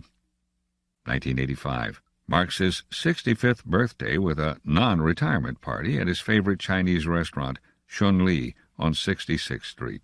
Final robot novel, Robots and Empire, published. Another anthology, The Edge of Tomorrow, published by Greenberg. Atwood, The Handmaid's Tale. Marquez, Love in the Time of Cholera. Bradbury, Death is a Lonely Business. C. McCarthy, Blood Meridian. DeLillo, White Noise. Card, Ender's Game. Gorbachev becomes General Secretary in USSR. Period of reform begins. 1986. Foundation and Earth, published in October, and enters the New York Times bestseller list, remaining there for 15 weeks. Monroe, The Progress of Love. R. Ford, the sports writer. Card, Speaker for the Dead. Gorbachev-Reagan Summit. Nuclear explosion at Chernobyl. U.S. bombs Tripoli. State of emergency in South Africa. 1987. Fantastic Voyage to Destination Brain, published. Morrison, Beloved. Tom Wolfe, The Bonfire of the Vanities. Mugabe changes the Constitution and becomes president of Zimbabwe. Reagan and Gorbachev sign INF Arms Control Treaty. 1988. Prelude to Foundation, published. Carey, Oscar and Lucinda. Rushdie, The Satanic Verses. Tyler, Breathing Lessons. Gorbachev announces withdrawal of Soviet troops from Afghanistan. Benazir Bhutto, elected Prime Minister of Pakistan, becoming first woman leader of a Muslim country. Terrorist bomb destroys Pan Am flight over Lockerbie, Scotland. 1989. Blank. Atwood, Cat's Eye. Radio Iran announces Ayatollah Khomeini's fatwa against Salman Rushdie. Banville, The Book of Evidence. Marquez, The General in His Labyrinth. DeLillo, Libra. Simmons, Hyperion. Bradbury, The Toynbee Convector. Crowley, Great Work of Time. Namibia granted independence from South Africa. George Bush inaugurated as U.S. President. First democratic elections in USSR. Collapse of communism in Eastern Europe. Tiananmen Square massacre in China. South African President P.W. Botha is replaced by F.W. de Klerk. Overseas end of apartheid. Fall of the Berlin Wall. 1990. Blank. Buy-it. Possession. Updike. Rabbit at Rest. Pension. Vineland. Bradbury. A Graveyard for Lunatics. Mandela released from prison. Pinochet stands down as president of Chile. Lithuania becomes first of the Soviet states to declare independence. Iraq invades Kuwait. United Nations Security Council condemns annexation. Thatcher resigns from leadership. John Major becomes British Prime Minister. 1991. Asimov's health declines. He is often in and out of hospital. Asimov Laughs Again, published. Okri, The Famished Road. M. Amos, Times Arrow. Riots in Los Angeles. Clinton elected U.S. President. Gulf War. Yeltsin elected President of the Russian Republic in USSR. Bush and Gorbachev signed START Arms Reduction Treaty. Disintegration of the USSR. Bosnian War to 1995. 1992. Asimov is hospitalized and on April 6th dies. C. McCarthy, The Border Trilogy to 1998. Ondaatje, The English Patient. Smiley, 1,000 Acres. Oates, Black Water. Stanley Robinson, Mars Trilogy to 1996. Blank. 1993. Forward the Foundation, Asimov's last novel, published posthumously. P.D. James, Children of Men. Cordwainer Smith, The Rediscovery of Man. Gene Wolfe, The Book of the Long Sun to 1996. Roth, Operation Shylock. Palestinian leader Arafat and Israeli Prime Minister Rabin signed peace agreement in U.S. Maastricht Treaty, creating European Union, ratified. 1997. Gregory Benford commissioned to continue a new series set in Asimov's Foundation universe entitled Foundation Sphere. Blank. Blank. 1998. Greg Bear commissioned to write Foundation and Chaos. Blank. Blank. 1999. David Brenn's Foundation's Triumph published. Film adaptation Bicentennial Man appears in cinema starring Robin Williams. Blank. Blank. 2002. It's Been a Good Life, a selection of Asimov's diaries, letters, and autobiographical writing is published. Blank. Blank. 2004. The film adaptation of I, Robot opens in cinemas, directed by Alex Proyas and starring Will Smith. It is an international success. Blank. Blank. Foundation. To the Memory of My Mother, 1895 to 1973. Contents. Page 5. Part 1. The Psychohistorians. Page 37. Part 2. The Encyclopedists. Page 71. Part 3. The Mayors. Page 119. Part 4. The Traders. Page 139. Part 5. The Merchant Princes. Part 1. The Psychohistorians. 1. Hari Seldon, born in the 11,988th year of the Galactic Era, died 12,069. The dates are more commonly given in terms of the current Foundation era as 79 to the year 1 FE, born to middle-class parents on Helicon, Arcturus sector, where his father, in a legend of doubtful authenticity, was a tobacco grower in the hydroponic plants of the planet. He early showed amazing ability in mathematics. Anecdotes concerning his ability are innumerable, and some are contradictory. At the age of 2, he is said to have Undoubtedly his greatest contributions were in the field of psychohistory. Seldon found the field little more than a set of vague axioms. He left it a profound statistical science. The best existing authority we have for the details of his life is the biography written by Gall Dornick, who, as a young man, met Seldon 2 years before the great mathematician's death. The story of the meeting. Encyclopedia Galactica. Footnote. All quotations from the Encyclopedia Galactica here reproduced are taken from the 116th edition published in 1020 FE by the Encyclopedia Galactica Publishing Company, Terminus, with permission of the publishers. End of footnote. His name was Gall Dornick, and he was just a country boy who had never seen Trantor before. That is, not in real life. He had seen it many times on the hypervideo, and occasionally in tremendous three-dimensional newscasts covering an imperial coronation or the opening of a galactic council, even though he had lived all his life on the world of Synax, which circled a star at the edges of the Blue Drift. He was not cut off from civilization, you see. At that time, no place in the galaxy was. There were nearly 25 million inhabited planets in the galaxy then, and not one but owed allegiance to the Empire whose seat was on Trantor. It was the last half-century in which that could be said. To Gall, this trip was the undoubted climax of his young scholarly life. He had been in space before, so that the trip, as a voyage and nothing more, meant little to him. To be sure, he had traveled previously only as far as Synax's only satellite in order to get the data on the mechanics of meteor driftage, which he needed for his dissertation, but space travel was all one whether one traveled 500,000 miles or as many light-years. He had steeled himself just a little for the jump through hyperspace, a phenomenon one did not experience in simple interplanetary trips. The jump remained, and would probably remain forever, the only practical method of traveling between the stars. Travel through ordinary space could proceed at no rate more rapid than that of ordinary light, a bit of scientific knowledge that belonged among the items known since the forgotten dawn of human history. And that would have meant years of travel between even the nearest of inhabited systems. Through hyperspace, that unimaginable region that was neither space nor time, matter nor energy, something nor nothing, one could traverse the length of the galaxy in the interval between two neighboring instants of time. Gall had waited for the first of those jumps with a little dread curled gently in his stomach, and it ended in nothing more than a trifling jar, a little internal kick which ceased an instant before he could be sure he had felt it. That was all.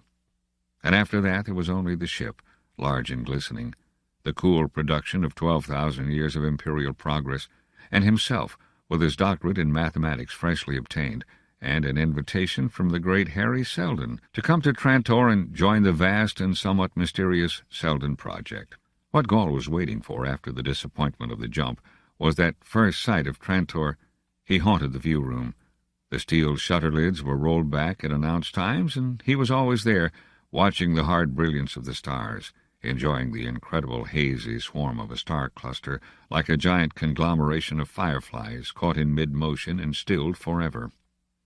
At one time there was the cold, blue-white smoke of a gaseous nebula within 5 light-years of the ship, spreading over the window like distant milk, filling the room with an icy tinge, and disappearing out of sight 2 hours later after another jump. The first sight of Trantor's sun was that of a hard white speck, all but lost in a myriad such, and recognizable only because it was pointed out by the ship's guide. The stars were thick here near the galactic center, but with each jump it shone more brightly, drowning out the rest, paling them and thinning them out. An officer came through and said, "View room will be closed for the remainder of the trip. Prepare for landing." Gall had followed after, clutching at the sleeve of the white uniform with the spaceship and sun of the Empire on it. He said, "Would it be possible to let me stay? I would like to see Trantor." The officer smiled, and Gall flushed a bit. It occurred to him that he spoke with a provincial accent. The officer said, "We'll be landing on Trantor by morning." "I mean, I want to see it from space." "Oh, sorry, my boy. If this were a space yacht, we might manage it. But we're spinning down Sunside. You wouldn't want to be blinded, burnt, and radiation-scarred all at the same time, would you?" Gall started to walk away. The officer called after him, "Trantor would only be a gray blur anyway, kid. Why don't you take a space tour once you hit Trantor? They're cheap." Gall looked back. "Thank you very much." It was childish to feel disappointed, but childishness comes almost as naturally to a man as to a child, and there was a lump in Gall's throat. He had never seen Trantor spread out in all its incredibility, as large as life, and he hadn't expected to have to wait longer. 2. The ship landed in a medley of noises. There was the far-off hiss of the atmosphere cutting and sliding past the metal of the ship. There was the steady drone of the conditioners fighting the heat of friction, and the slower rumble of the engines enforcing deceleration. There was the human sound of men and women gathering in the debarkation rooms, and the grind of the hoists lifting baggage, mail, and freight to the long axis of the ship, from which they would be later moved along to the unloading platform. Gall felt the slight jar that indicated the ship no longer had an independent motion of its own. Ship's gravity had been giving way to planetary gravity for hours. Thousands of passengers had been sitting patiently in the debarkation rooms, which swung easily on yielding force fields to accommodate its orientation to the changing direction of the gravitational forces. Now they were crawling down curving ramps to the large, yawning locks. Gall's baggage was minor. He stood at a desk, as it was quickly and expertly taken apart and put together again. His visa was inspected and stamped. He himself paid no attention. This was Trantor. The air seemed a little thicker here, the gravity a bit greater than on his home planet of Senax, but he would get used to that. He wondered if he would get used to immensity. Debarkation building was tremendous. The roof was almost lost in the heights. Gall could almost imagine that clouds could form beneath its immensity. He could see no opposite wall, just men and desks and converging floor till it faded out in haze. The man at the desk was speaking again. He sounded annoyed. He said, "Move on, Dornick." He had to open the visa, look again, before he remembered the name. Gall said, Where? The man at the desk jerked a thumb. "Taxis to the right and third left." Gall moved, seeing the glowing twists of air suspended high in nothingness and reading, "Taxis to all points." A figure detached itself from anonymity and stopped at the desk as Gall left. The man at the desk looked up and nodded briefly. The figure nodded in return and followed the young emigrant. He was in time to hear Gall's destination. Gall found himself hard against a railing. The small sign said "Supervisor." The man to whom the sign referred did not look up. He said, "Where to?" Gall wasn't sure, but even a few seconds' hesitation meant men queuing in line behind him. The supervisor looked up. "Where to?" Gall's funds were low, but there was only this one night, and then he would have a job. He tried to sound nonchalant. "A good hotel, please." The supervisor was unimpressed.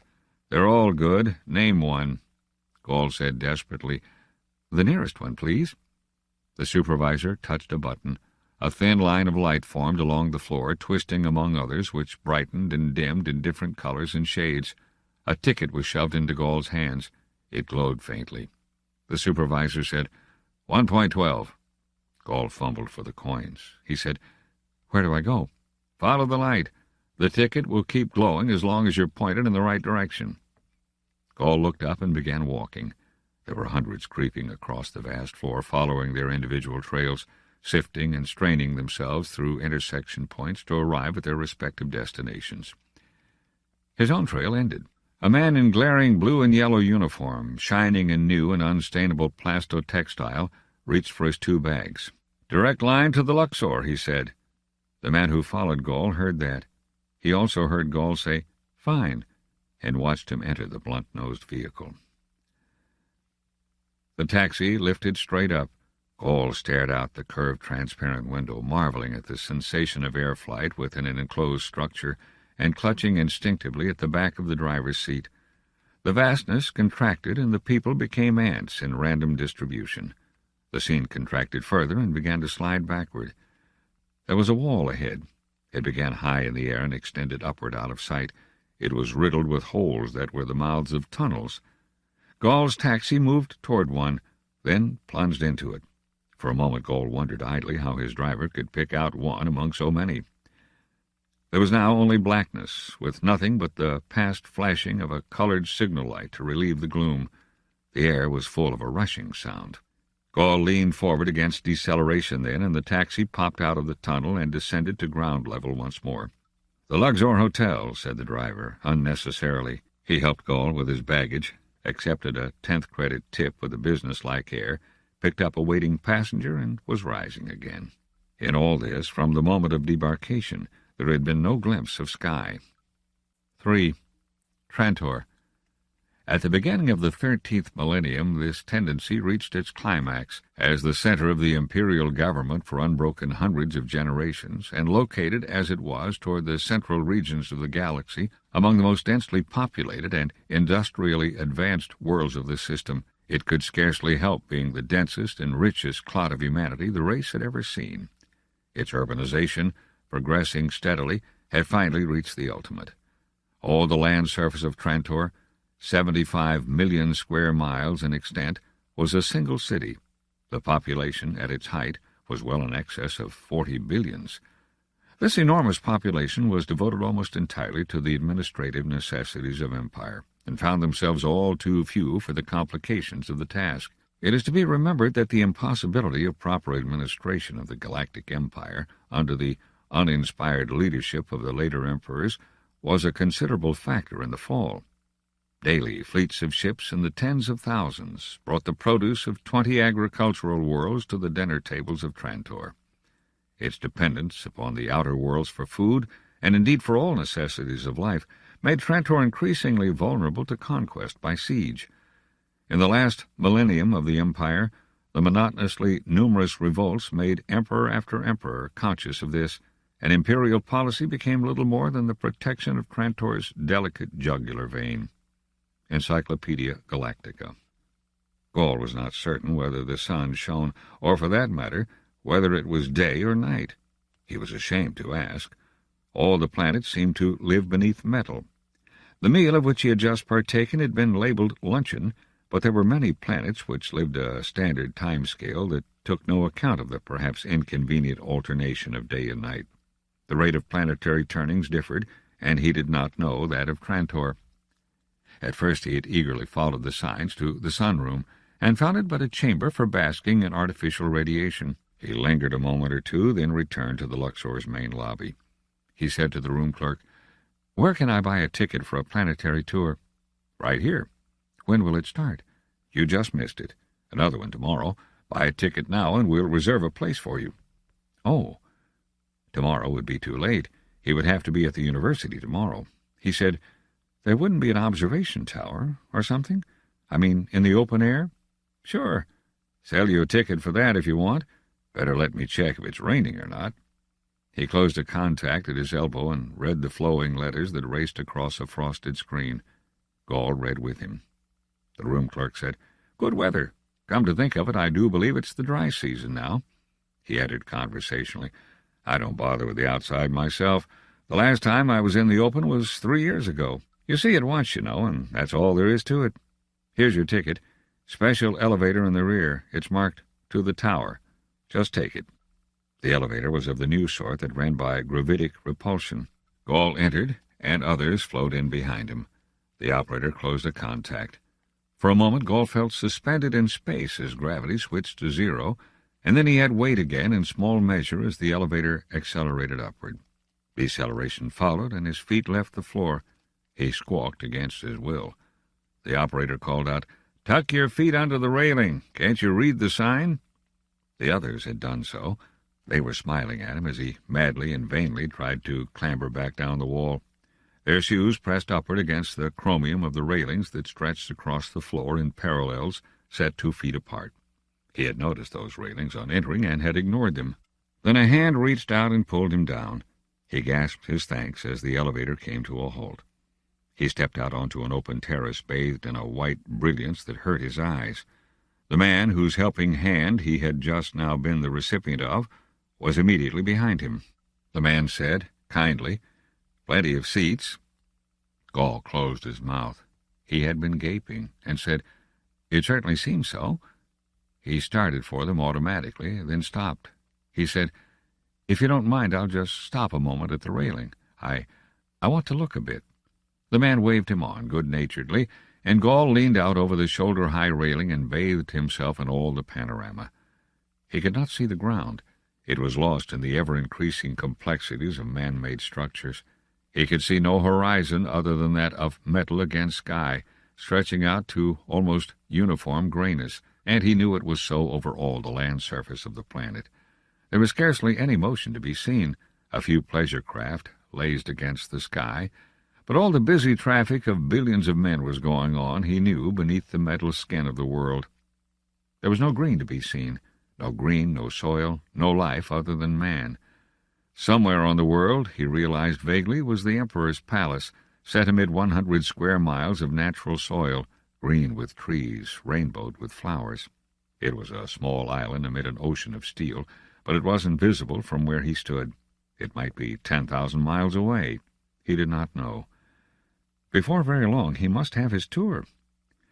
He sighed noisily and realized finally that he was on Trantor at last, on the planet which was the center of all the galaxy and the kernel of the human race. He saw none of its weaknesses. He saw no ships of food landing. He was not aware of a jugular vein delicately connecting the 40 billion of Trantor with the rest of the galaxy. He was conscious only of the mightiest deed of man, the complete and almost contemptuously final conquest of a world. He came away a little blank-eyed. His friend of the elevator was indicating a seat next to himself, and Gall took it. The man smiled. "My name is Gerald. First time on Trantor?" "Yes, Mr. Gerald." "Thought so. Gerald's my first name. Trantor gets you if you've got the poetic temperament. Trantorians never come up here, though. They don't like it. Gives them nerves." "Nerves. My name's Gall, by the way. Why should it give them nerves? It's glorious." "Subjective matter of opinion, Gall. If you're born in a cubicle and grow up in a corridor and work in a cell and vacation in a crowded sunroom, then coming up into the open with nothing but sky over you might just give you a nervous breakdown. They make the children come up here once a year after they're 5. I don't know if it does any good. They don't get enough of it, really, and the first few times they scream themselves into hysteria. They ought to start as soon as they're weaned and have the trip once a week." He went on. "Of course, it doesn't really matter. What if they never come out at all? They're happy down there, and they run the empire." "How high up do you think we are?" He said, "Half a mile?" and wondered if that sounded naive. It must have, for Gerald chuckled a little. He said, "No, just 500 feet." "What? But the elevator took about—" "I know, but most of the time it was just getting up to ground level. Trantor is tunneled over a mile down. It's like an iceberg. 9/10 of it is out of sight. It even works itself out a few miles into the sub-ocean soil at the shorelines. In fact, we're down so low that we can make use of the temperature difference between ground level and a couple of miles under to supply us with all the energy we need. Did you know that?" "No. I thought you used atomic generators." "Did once, but this is cheaper." "I imagine so. What do you think of it all?" For a moment the man's good nature evaporated into shrewdness. He looked almost sly. Gall fumbled. "Glorious," he said, again. "Here on vacation? Traveling? Sightseeing?" "Not exactly. At least, I've always wanted to visit Trantor, but I came here primarily for a job." "Oh?" Gall felt obliged to explain further. "With Dr. Seldon's project at the University of Trantor." "Raven Seldon?" "Why, no. The one I mean is Hari Seldon, the psychohistorian Seldon. I don't know of any Raven Seldon." "Harry's the one I mean. They call him Raven. Slang, you know. He keeps predicting disaster." "He does?" Gall was genuinely astonished. "Surely you must know." Gerald was not smiling. "You're coming to work for him, aren't you?" "Well, yes. I'm a mathematician." "Why does he predict disaster? What kind of disaster?" "What kind would you think?" "I'm afraid I wouldn't have the least idea. I've read the papers Dr. Seldon and his group have published. They're on mathematical theory." "Yes, the ones they publish." Gall felt annoyed. He said, "I think I'll go to my room now. Very pleased to have met you." Gerald waved his arm indifferently in farewell. Gall found a man waiting for him in his room. For a moment he was too startled to put into words the inevitable, "What are you doing here?" that came to his lips. The man rose. He was old and almost bald, and he walked with a limp, but his eyes were very bright and blue. He said, "I am Hari Seldon." An instant before Gall's befuddled brain placed the face alongside the memory of the many times he had seen it in pictures. 4. Psychohistory. Gall Dornick using non-mathematical concepts, has defined psychohistory to be that branch of mathematics which deals with the reactions of human conglomerates to fixed social and economic stimuli. Implicit in all these definitions is the assumption that the human conglomerate being dealt with is sufficiently large for valid statistical treatment. The necessary size of such a conglomerate may be determined by Seldon's first theorem, which a further necessary assumption is that the human conglomerate be itself unaware of psychohistoric analysis in order that its reactions be truly random.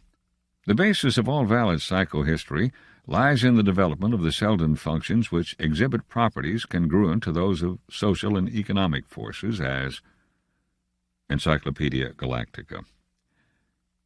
"Good afternoon, sir," said Gall. You didn't think we were to meet before tomorrow? Ordinarily, we would not have. It is just that, if we are to use your services, we must work quickly.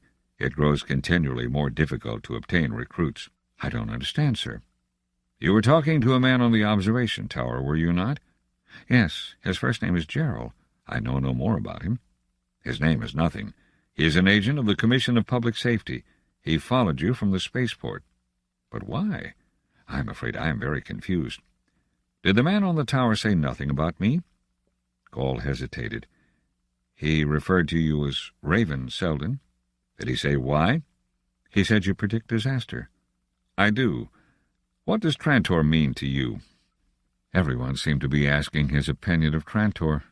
Gall felt incapable of response beyond the bare word, "glorious." "You say that without thinking. What of psychohistory?" "I haven't thought of applying it to the problem." "Before you are done with me, young man, you will learn to apply psychohistory to all problems as a matter of course. Observe." Seldon removed his calculator pad from the pouch at his belt. Men said he kept one beneath his pillow for use in moments of wakefulness. Its gray, glossy finish was slightly worn by use. Seldon's nimble fingers, spotted now with age, played along the files and rows of buttons that filled its surface. Red symbols glowed out from the upper tier. He said, "That represents the condition of the Empire at present." He waited.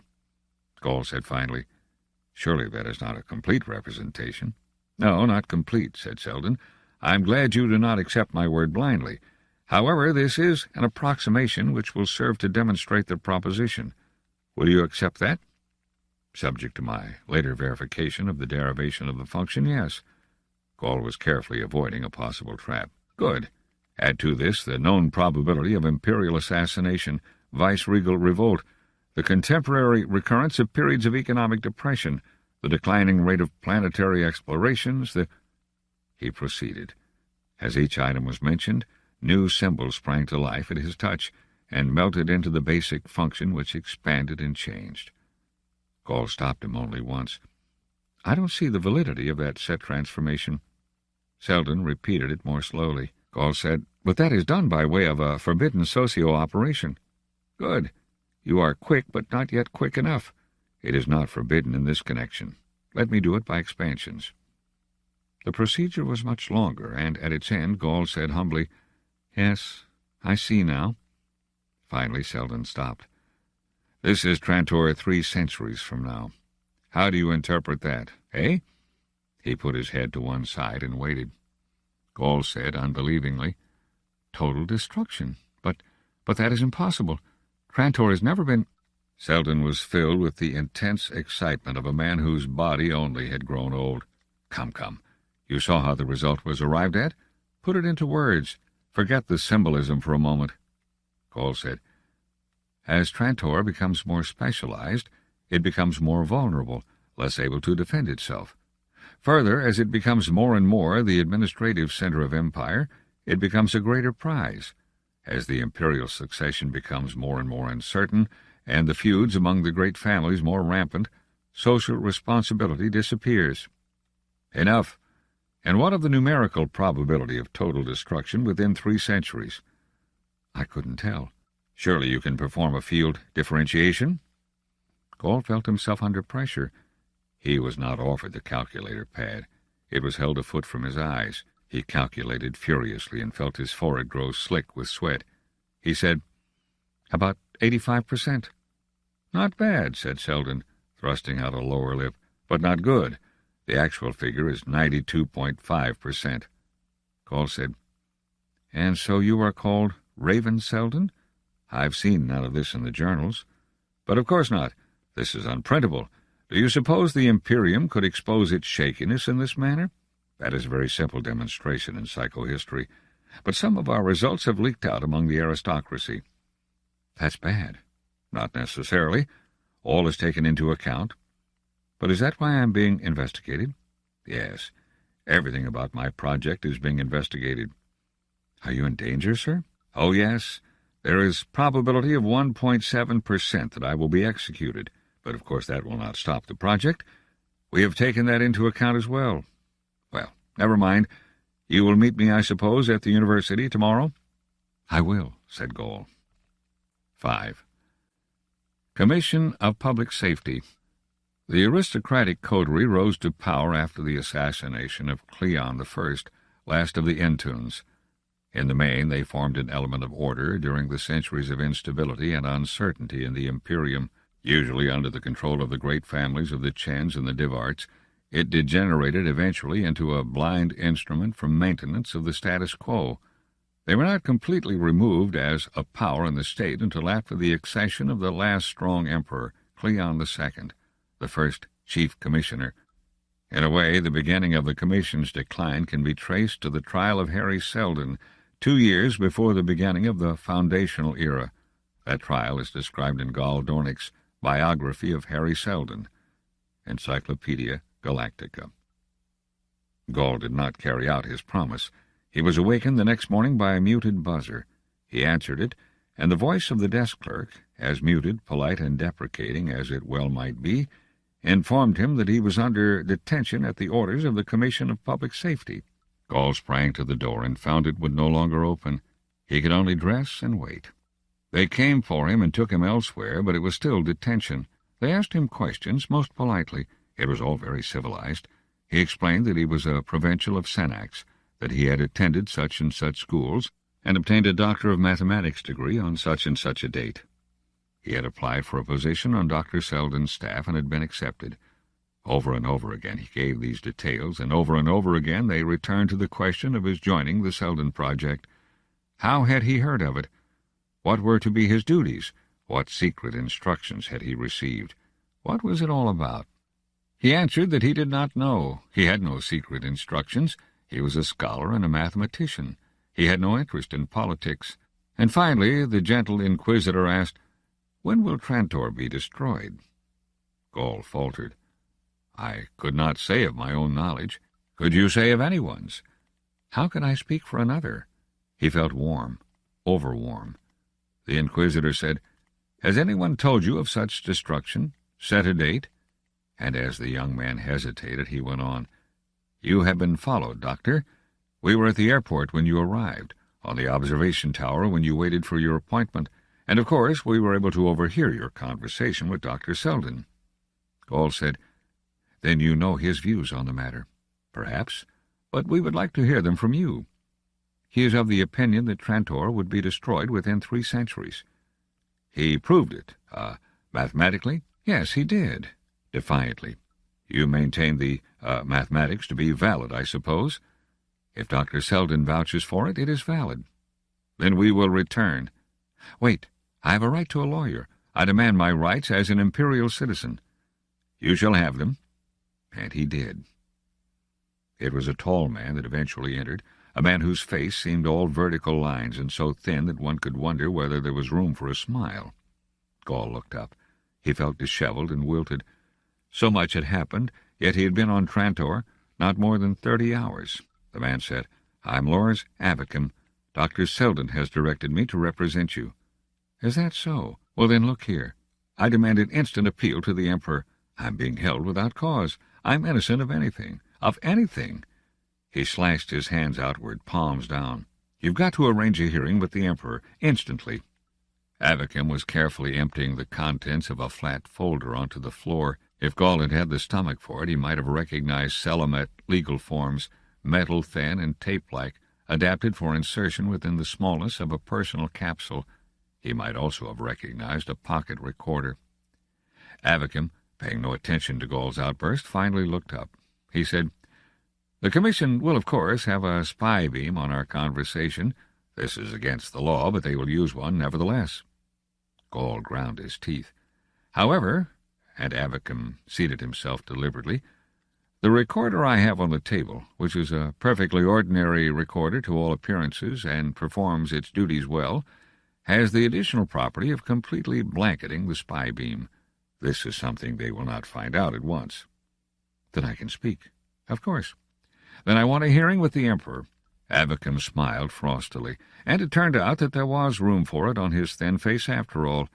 His cheeks wrinkled to make the room. He said, "You are from the provinces. I am nonetheless an imperial citizen, as good a one as you or as any of this Commission of Public Safety." "No doubt, no doubt. It is merely that, as a provincial, you do not understand life on Trantor as it is. There are no hearings before the Emperor.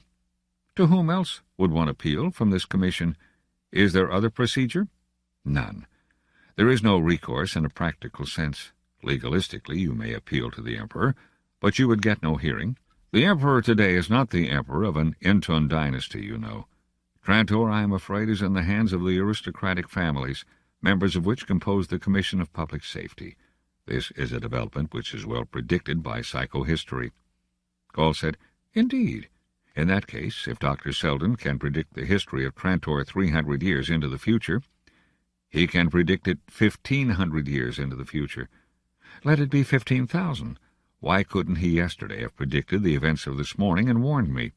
No, I'm sorry." Gall sat down and rested his hand in one sweating palm. "I quite understand that psychohistory is a statistical science and cannot predict the future of a single man with any accuracy. You'll understand that I'm upset. But you are wrong. Dr. Seldon was of the opinion that you would be arrested this morning." "What?" "It is unfortunate but true. The Commission has been more and more hostile to his activities. New members joining the group have been interfered with to an increasing extent. The graphs showed that for our purposes matters might be best brought to a climax now. The Commission of itself is moving somewhat slowly, so Dr. Seldon visited you yesterday for the purpose of forcing their hand. No other reason." Gall caught his breath. "I resent—" "Please, it was necessary. You were not picked for any personal reasons. You must realize that Dr. Seldon's plans, which are laid out with the developed mathematics of over 18 years, include all eventualities with significant probabilities. This is one of them. I've been sent here for no other purpose than to assure you that you need not fear. It will end well, almost certainly so for the project, and with reasonable probability for you." "What are the figures?" demanded Gall. "For the project, over 99.9%. And for myself, I am instructed that this probability is 77.2%. Then I've got better than 1 chance in 5 of being sentenced to prison or to death? The last is under 1%. Indeed, calculations upon one man mean nothing. You send Dr. Seldon to me." "Unfortunately, I cannot. Dr. Seldon is himself arrested." The door was thrown open before the rising Gall could do more than utter the beginning of a cry. A guard entered, walked to the table, picked up the recorder, looked upon all sides of it, and put it in his pocket. Avacum said quietly, "I will need that instrument." "We will supply you with one, Counselor, that does not cast a static field. My interview is done in that case." Gall watched him leave, and was alone. 6. The trial, Gall supposed it to be one, though it bore little resemblance, legalistically, to the elaborate trial techniques Gall had read of, had not lasted long. It was in its 3rd day, yet already Gall could no longer stretch his memory back far enough to embrace its beginning. He himself had been but little pecked at. The heavy guns were trained on Dr. Seldon himself. Hari Seldon, however, sat there unperturbed. To Gall he was the only spot of stability remaining in the world. The audience was small and drawn exclusively from among the barons of the empire.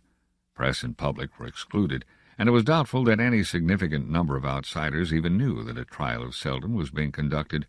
The atmosphere was one of unrelieved hostility toward the defendants. 5 of the Commission of Public Safety sat behind the raised desk. They wore scarlet and gold uniforms and the shining, close-fitting plastic caps that were the sign of their judicial function. In the center was the Chief Commissioner, Ling Chen.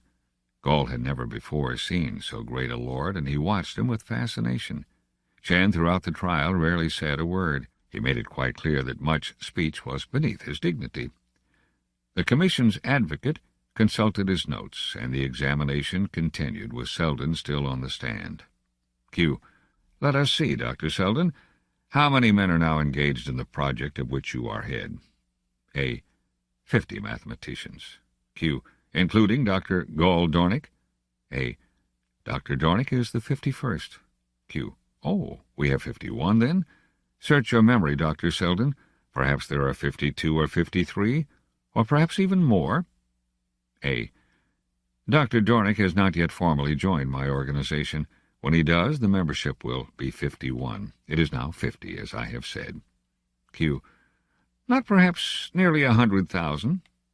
A. Mathematicians? No. Q. I did not say mathematicians. Are there 100,000 in all capacities? A. In all capacities, your figure may be correct. Q. May be? I say it is. I say that the men in your project number 98,572. A. I believe you are counting women and children. Q. Raising his voice. 98,572 individuals is the intent of my statement. There is no need to quibble. A. I accept the figures. Q. Referring to his notes. Let us drop that for the moment, then, and take up another matter which we have already discussed at some length. Would you repeat, Dr. Seldon, your thoughts concerning the future of Trantor? A. I have said, and I say again, that Trantor will lie in ruins within the next 3 centuries. Q. You do not consider your statement a disloyal one? A. No, sir. Scientific truth is beyond loyalty and disloyalty. Q. You are sure that your statement represents scientific truth? A. I am. Q. On what basis? A. On the basis of the mathematics of psychohistory. Q. Can you prove that this mathematics is valid? A. Only to another mathematician. Q. With a smile. Your claim, then, is that your truth is of so esoteric a nature that it is beyond the understanding of a plain man. It seems to me that truth should be clearer than that, less mysterious, more open to the mind. A. It presents no difficulties to some minds. The physics of energy transfer, which we know as thermodynamics, has been clear and true through all the history of man since the mythical ages. Yet there may be people present who would find it impossible to design a power engine. People of high intelligence, too. I doubt if the learned commissioners— At this point one of the commissioners leaned toward the advocate. His words were not heard, but the hissing of the voice carried a certain asperity. The advocate flushed and interrupted Seldon. Q. We are not here to listen to speeches, Dr. Seldon. Let us assume that you have made your point. Let me suggest to you that your predictions of disaster might be intended to destroy public confidence in the imperial government for purposes of your own. A. That is not so. Q.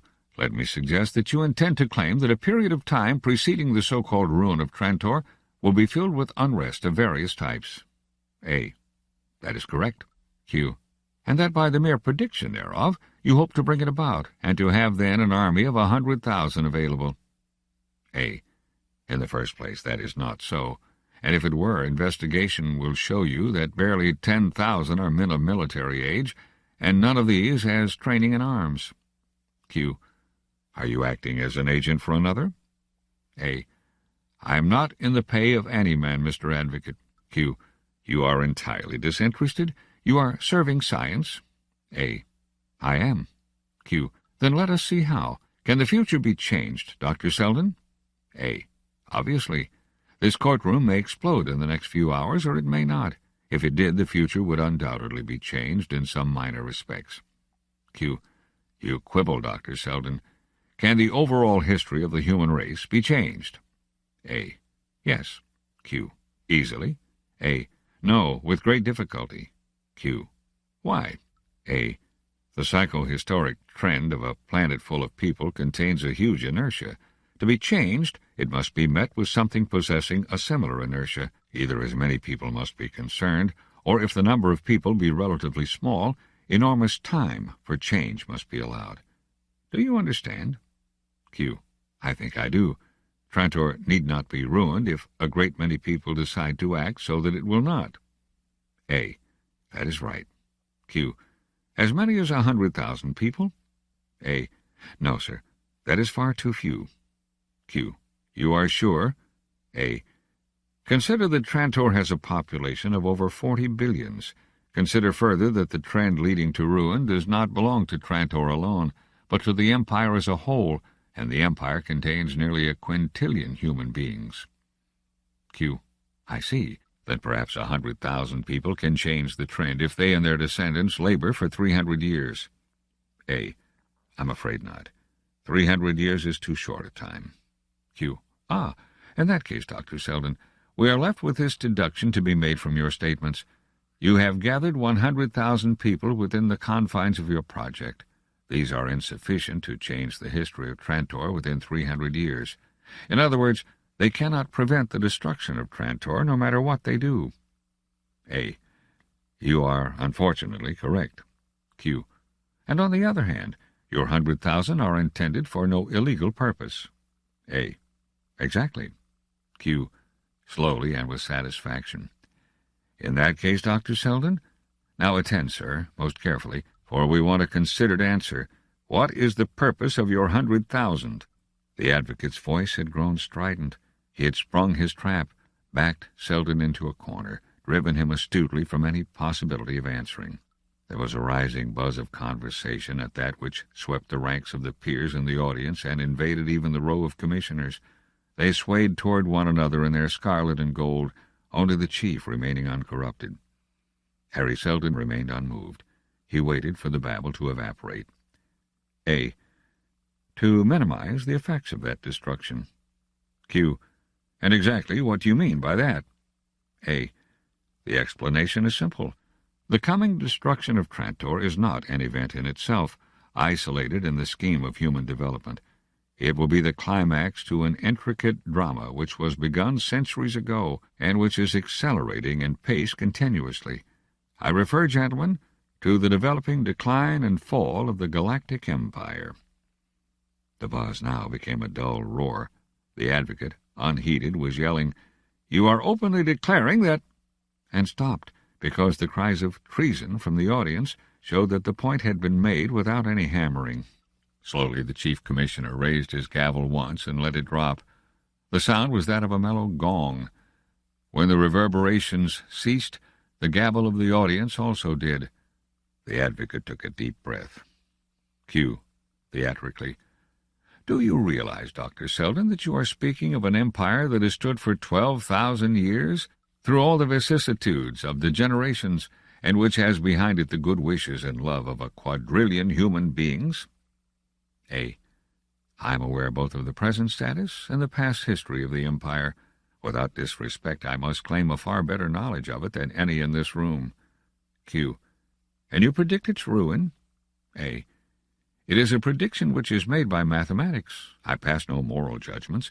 Personally, I regret the prospect. Even if the empire were admitted to be a bad thing, an admission I do not make, the state of anarchy which would follow its fall would be worse. It is that state of anarchy which my project is pledged to fight. The fall of empire, gentlemen, is a massive thing, however, and not easily fought. It is dictated by a rising bureaucracy, a receding initiative, a freezing of caste, a damming of curiosity, 100 other factors. It has been going on, as I have said, for centuries, and it is too majestic and massive a movement to stop. Q. Is it not obvious to anyone that the empire is as strong as it ever was? A. The appearance of strength is all about you. It would seem to last forever. However, Mr. Advocate, the rotten tree trunk, until the very moment when the storm blast breaks it in two, has all the appearance of might it ever had. The storm blast whistles through the branches of the empire even now. Listen with the ears of psychohistory, and you will hear the creaking. Q. Uncertainly. We are not here, Dr. Seldon, to this. A. Firmly. The empire will vanish, and all its good with it. Its accumulated knowledge will decay, and the order it has imposed will vanish. Interstellar wars will be endless. Interstellar trade will decay. Population will decline.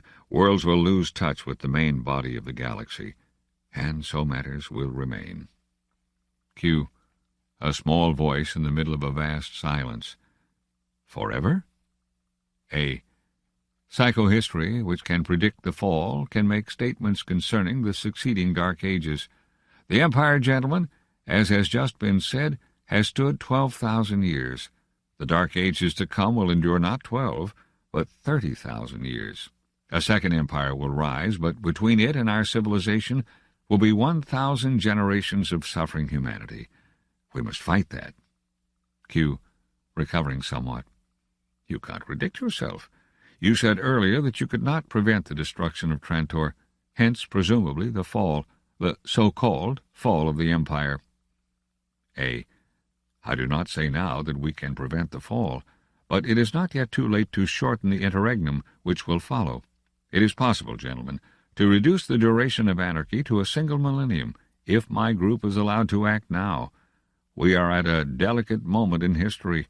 The huge, onrushing mass of events must be deflected just a little, just a little. It cannot be much, but it may be enough to remove 29,000 years of misery from human history. Q. How do you propose to do this? A. By saving the knowledge of the race. The sum of human knowing is beyond any one man, any 1,000 men. With the destruction of our social fabric, science will be broken into 1,000,000 pieces. Individuals will know much of exceedingly tiny facets of what there is to know. They will be helpless and useless by themselves. The bits of lore, meaningless, will not be passed on. They will be lost through the generations. But if we now prepare a giant summary of all knowledge, it will never be lost. Coming generations will build on it, and will not have to rediscover it for themselves. 1 millennium will do the work of 30,000. Q. All this? A. All my project, my 30,000 men with their wives and children, are devoting themselves to the preparation of an Encyclopedia Galactica. They will not complete it in their lifetimes. I will not even live to see it fairly begun. But by the time Trantor falls, it will be complete, and copies will exist in every major library in the galaxy. The Chief Commissioner's gavel rose and fell. Hari Seldon left the stand and quietly took his seat next to Gall. He smiled and said, How did you like the show? Gall said, You stole it. But what will happen now? They'll adjourn the trial and try to come to a private agreement with me. How do you know? Seldon said, I'll be honest. I don't know. It depends on the Chief Commissioner. I have studied him for years. I've tried to analyze his workings, but you know how risky it is to introduce the vagaries of an individual in the psychohistoric equations. Yet, I have hopes. 7. Avicum approached, nodded to Gall, leaned over to whisper to Seldon. The cry of adjournment rang out, and guards separated them. Gall was led away. The next day's hearings were entirely different. Hari Seldon and Gall Dornick were alone with the commission. They were seated at a table together, with scarcely a separation between the 5 judges and the 2 accused. They were even offered cigars from a box of iridescent plastic which had the appearance of water, endlessly flowing. The eyes were fooled into seeing the motion, although the fingers reported it to be hard and dry. Seldon accepted one. Gall refused. Seldon said, My lawyer is not present. A commissioner replied, This is no longer a trial, Dr. Seldon. We are here to discuss the safety of the state. Ling Chen said, I will speak, and the other commissioners sat back in their chairs, prepared to listen. A silence formed about Chen, into which he might drop his words. Gall held his breath. Chen, lean and hard, older in looks than in fact, was the actual emperor of all the galaxy. The child who bore the title itself was only a symbol manufactured by Chen, and not the first such either. Chen said, Dr. Seldon, you disturb the peace of the Emperor's realm. None of the quadrillions living now among all the stars of the galaxy will be living a century from now. Why, then, should we concern ourselves with events of 3 centuries' distance? I shall not be alive half a decade hence, said Seldon, and yet it is of overpowering concern to me. Call it idealism. Call it an identification of myself with that mystical generalization to which we refer by the term humanity. I do not wish to take the trouble to understand mysticism. Can you tell me why I may not rid myself of you and of an uncomfortable and unnecessary 3-century future which I will never see by having you executed tonight? "A week ago," said Seldon lightly, "you might have done so, and perhaps retained a 1 in 10 probability of yourself remaining alive at year's end. Today, the 1 in 10 probability is scarcely 1 in 10,000. There were expired breaths in the gathering and uneasy stirrings. Gaul felt the short hairs prickle on the back of his neck. Chen's upper eyelids dropped a little. "How so?" he said. "The fall of Trantor," said Seldon, "cannot be stopped by any conceivable effort. It can be hastened easily, however. The tale of my interrupted trial will spread through the galaxy. Frustration of my plans to lighten the disaster will convince people that the future holds no promise to them. Already they recall the lives of their grandfathers with envy. They will see that political revolutions and trade stagnations will increase. The feeling will pervade the galaxy that only what a man can grasp for himself at that moment will be of any account. Ambitious men will not wait, and unscrupulous men will not hang back. By their every action they will hasten the decay of the worlds. Have me killed, and Trantor will fall not within 3 centuries, but within 50 years, and you yourself within a single year." Chen said, "These are words to frighten children, and yet your death is not the only answer which will satisfy us." He lifted his slender hand from the papers on which it rested, so that only 2 fingers touched lightly upon the topmost sheet. "Tell me," he said, "will your only activity be that of preparing this encyclopedia you speak of?" "It will." "And need that be done on Trantor?" "Trantor, my lord, possesses the Imperial Library, as well as the scholarly resources of the University of Trantor. And yet if you were located elsewhere, let us say upon a planet where the hurry and distractions of a metropolis will not interfere with scholastic musings, where your men may devote themselves entirely and single-mindedly to their work, might not that have advantages?" "Minor ones, perhaps." "Such a world has been chosen, then. You may work, Doctor, at your leisure, with your 100,000 about you. The galaxy will know that you are working and fighting the fall. They will even be told that you will prevent the fall." He smiled. "Since I do not believe in so many things, it is not difficult for me to disbelieve in the fall as well, so that I am entirely convinced I will be telling the truth to the people. And meanwhile, Doctor, you will not trouble Trantor, and there will be no disturbance of the Emperor's peace. The alternative is death for yourself and for as many of your followers as will seem necessary. Your earlier threats I disregard.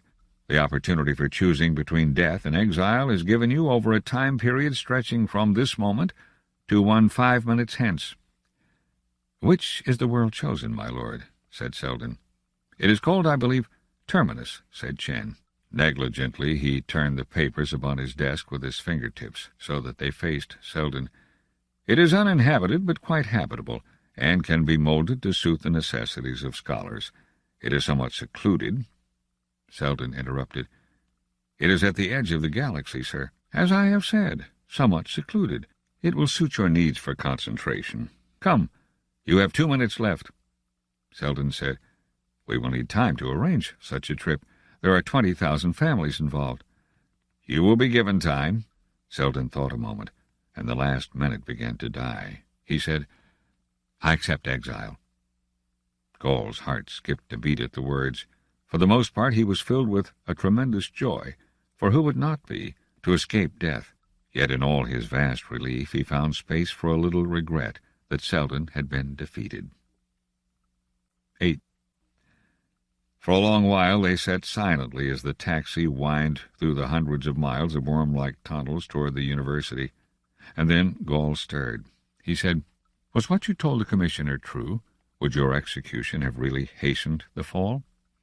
Seldon said, "I never lie about psychohistoric findings, nor would it have availed me in this case. Chen knew I spoke the truth. He is a very clever politician, and politicians, by the very nature of their work, must have an instinctive feeling for the truths of psychohistory." "Then need you have accepted exile?" Gaul wondered, but Seldon did not answer. When they burst out upon the university grounds, Gaul's muscles took action of their own, or rather inaction. He had to be carried almost out of the taxi. All the university was a blaze of light. Gaul had almost forgotten that a sun could exist. The university's structures lacked the hard steel gray of the rest of Trantor. They were silvery, rather. The metallic luster was almost ivory in color. Seldon said, "Soldiers, it seems." "What?" Gall brought his eyes to the prosaic ground and found a sentinel ahead of him. They stopped before him, and a soft-spoken captain materialized from a nearby doorway. He said, "Dr. Seldon?" "Yes?" "We have been waiting for you. You and your men will be under martial law henceforth. I've been instructed to inform you that 6 months will be allowed you for preparations to leave for Terminus." 6 months, began Gall, but Seldon's fingers were upon his elbow with gentle pressure. "These are my instructions," repeated the captain. He was gone, and Gall turned to Seldon. "Why, what can be done in 6 months? This is but slower murder. Quietly, quietly, let us reach my office." It was not a large office, but it was quite spy-proof and quite undetectably so. Spy beams trained upon it received neither a suspicious silence nor an even more suspicious static. They received rather a conversation constructed at random out of a vast stock of innocuous phrases in various tones and voices. "Now," said Seldon at his ease, 6 months will be enough." "I don't see how." "Because, my boy, in a plan such as ours, the actions of others are bent to our needs. Have I not said to you already that Chen's temperamental makeup has been subjected to greater scrutiny than that of any other single man in history? The trial was not allowed to begin until the time and circumstances were right for the ending of our own choosing. But could you have arranged to be exiled to Terminus? Why not?" He put his fingers on a certain spot on his desk, and a small section of the wall behind him slid aside. Only his own fingers could have done so, since only his particular print pattern could have activated the scanner beneath. "You will find several microfilms inside," said Seldon. "Take the one marked with the letter T." Gall did so, and waited while Seldon fixed it within the projector and handed the young man a pair of eyepieces. Gall adjusted them and watched the film unroll before his eyes. He said, "But then," Seldon said, "what surprises you? Have you been preparing to leave for 2 years? 2.5. Of course we could not be certain that it would be Terminus he would choose, but we hoped it might be, and we acted upon that assumption." "But why, Dr. Seldon? If you arranged the exile, why? Could not events be far better controlled here on Trantor?" "Why, there are some reasons. Working on Terminus, we will have Imperial support, without ever rousing fears that we would endanger Imperial safety." Gall said, "But you arouse those fears only to force exile. I still do not understand." 20,000 families would not travel to the end of the galaxy of their own will, perhaps. But why should they be forced there? Gall paused. "May I not know?" Seldon said, "Not yet. It is enough for the moment that you know that a scientific refuge will be established on Terminus, and another will be established at the other end of the galaxy, let us say," and he smiled, "at Star's End. And as for the rest, I will die soon, and you will see more than I. No, spare me your shock and good wishes. My doctors tell me that I cannot live longer than a year or 2, but then I have accomplished in life what I have intended, and under what circumstances may one better die?" "And after you die, sir?" "Why, there will be successors, perhaps even yourself, and these successors will be able to apply the final touch in the scheme and instigate the revolt on Anacreon at the right time and in the right manner. Thereafter, events may roll unheeded." "I do not understand." "You will." Seldon's lined face grew peaceful and tired, both at once. "Most will leave for Terminus, but some will stay. It will be easy to arrange. But as for me," and he concluded in a whisper so that Gall could scarcely hear him, "I am finished." Part 2. The Encyclopedists. 1. Terminus.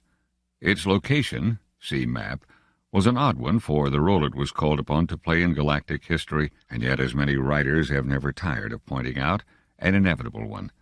Located on the very fringe of the galactic spiral, an only planet of an isolated sun, poor in resources and negligible in economic value, it was never settled in the 5 centuries after its discovery, until the landing of the Encyclopedists. It was inevitable that as a new generation grew, Terminus would become something more than an appendage of the Psychohistorians of Trantor. With the Anacreonian revolt and the rise to power of Salvor Hardin, first of the great line of Encyclopedia Galactica. Louis Perrin was busily engaged at his desk in the one well-lit corner of the room. Work had to be coordinated, effort had to be organized, threads had to be woven into a pattern. 50 years now. 50 years to establish themselves and set up Encyclopedia Foundation No. 1 into a smoothly working unit. 50 years to gather the raw material. 50 years to prepare. It had been done. 5 more years would see the publication of the first volume of the most monumental work the galaxy had ever conceived. And then at 10-year intervals, regularly, like clockwork, volume after volume. And with them there would be supplements, special articles on events of current interest, until... Perrin stirred uneasily, as the muted buzzer upon his desk muttered peevishly. He had almost forgotten the appointment. He shoved the door release, and out of an abstracted corner of one eye saw the door open and the broad figure of Salvor Hardin enter. Perrin did not look up. Hardin smiled to himself. He was in a hurry, but he knew better than to take offense at Perrin's cavalier treatment of anything or anyone that disturbed him at his work. He buried himself in the chair on the other side of the desk and waited. Perrin's stylus made the faintest scraping sound as it raced across paper. Otherwise, neither motion nor sound. And then Hardin withdrew a 2-credit coin from his vest pocket. He flipped it, and its stainless steel surface caught flitters of light as it tumbled through the air. He caught it and flipped it again, watching the flashing reflections lazily. Stainless steel made a good medium of exchange on a planet where all metal had to be imported. Perrin looked up and blinked. "Stop that," he said querulously. "Eh? That infernal coin-tossing. Stop it." "Oh." Hardin pocketed the metal disc. "Tell me when you're ready, will you? I promised to be back at the city council meeting before the new aqueduct project is put to a vote." Perrin sighed and shoved himself away from the desk. "I'm ready, but I hope you aren't going to bother me with city affairs. Take care of that yourself, please. The encyclopedia takes up all my time." "Have you heard the news?" questioned Hardin phlegmatically. "What news?" "The news that the Terminus City ultrawave set received 2 hours ago. The royal governor of the prefect of Anacreon has assumed the title of king." "Well, what of it?" "It means," responded Hardin, "that we're cut off from the inner regions of the Empire. We've been expecting it, but that doesn't make it any more comfortable. Anacreon stands square across what was our last remaining trade route to Santani and to Trantor and to Vega itself. Where is our metal to come from?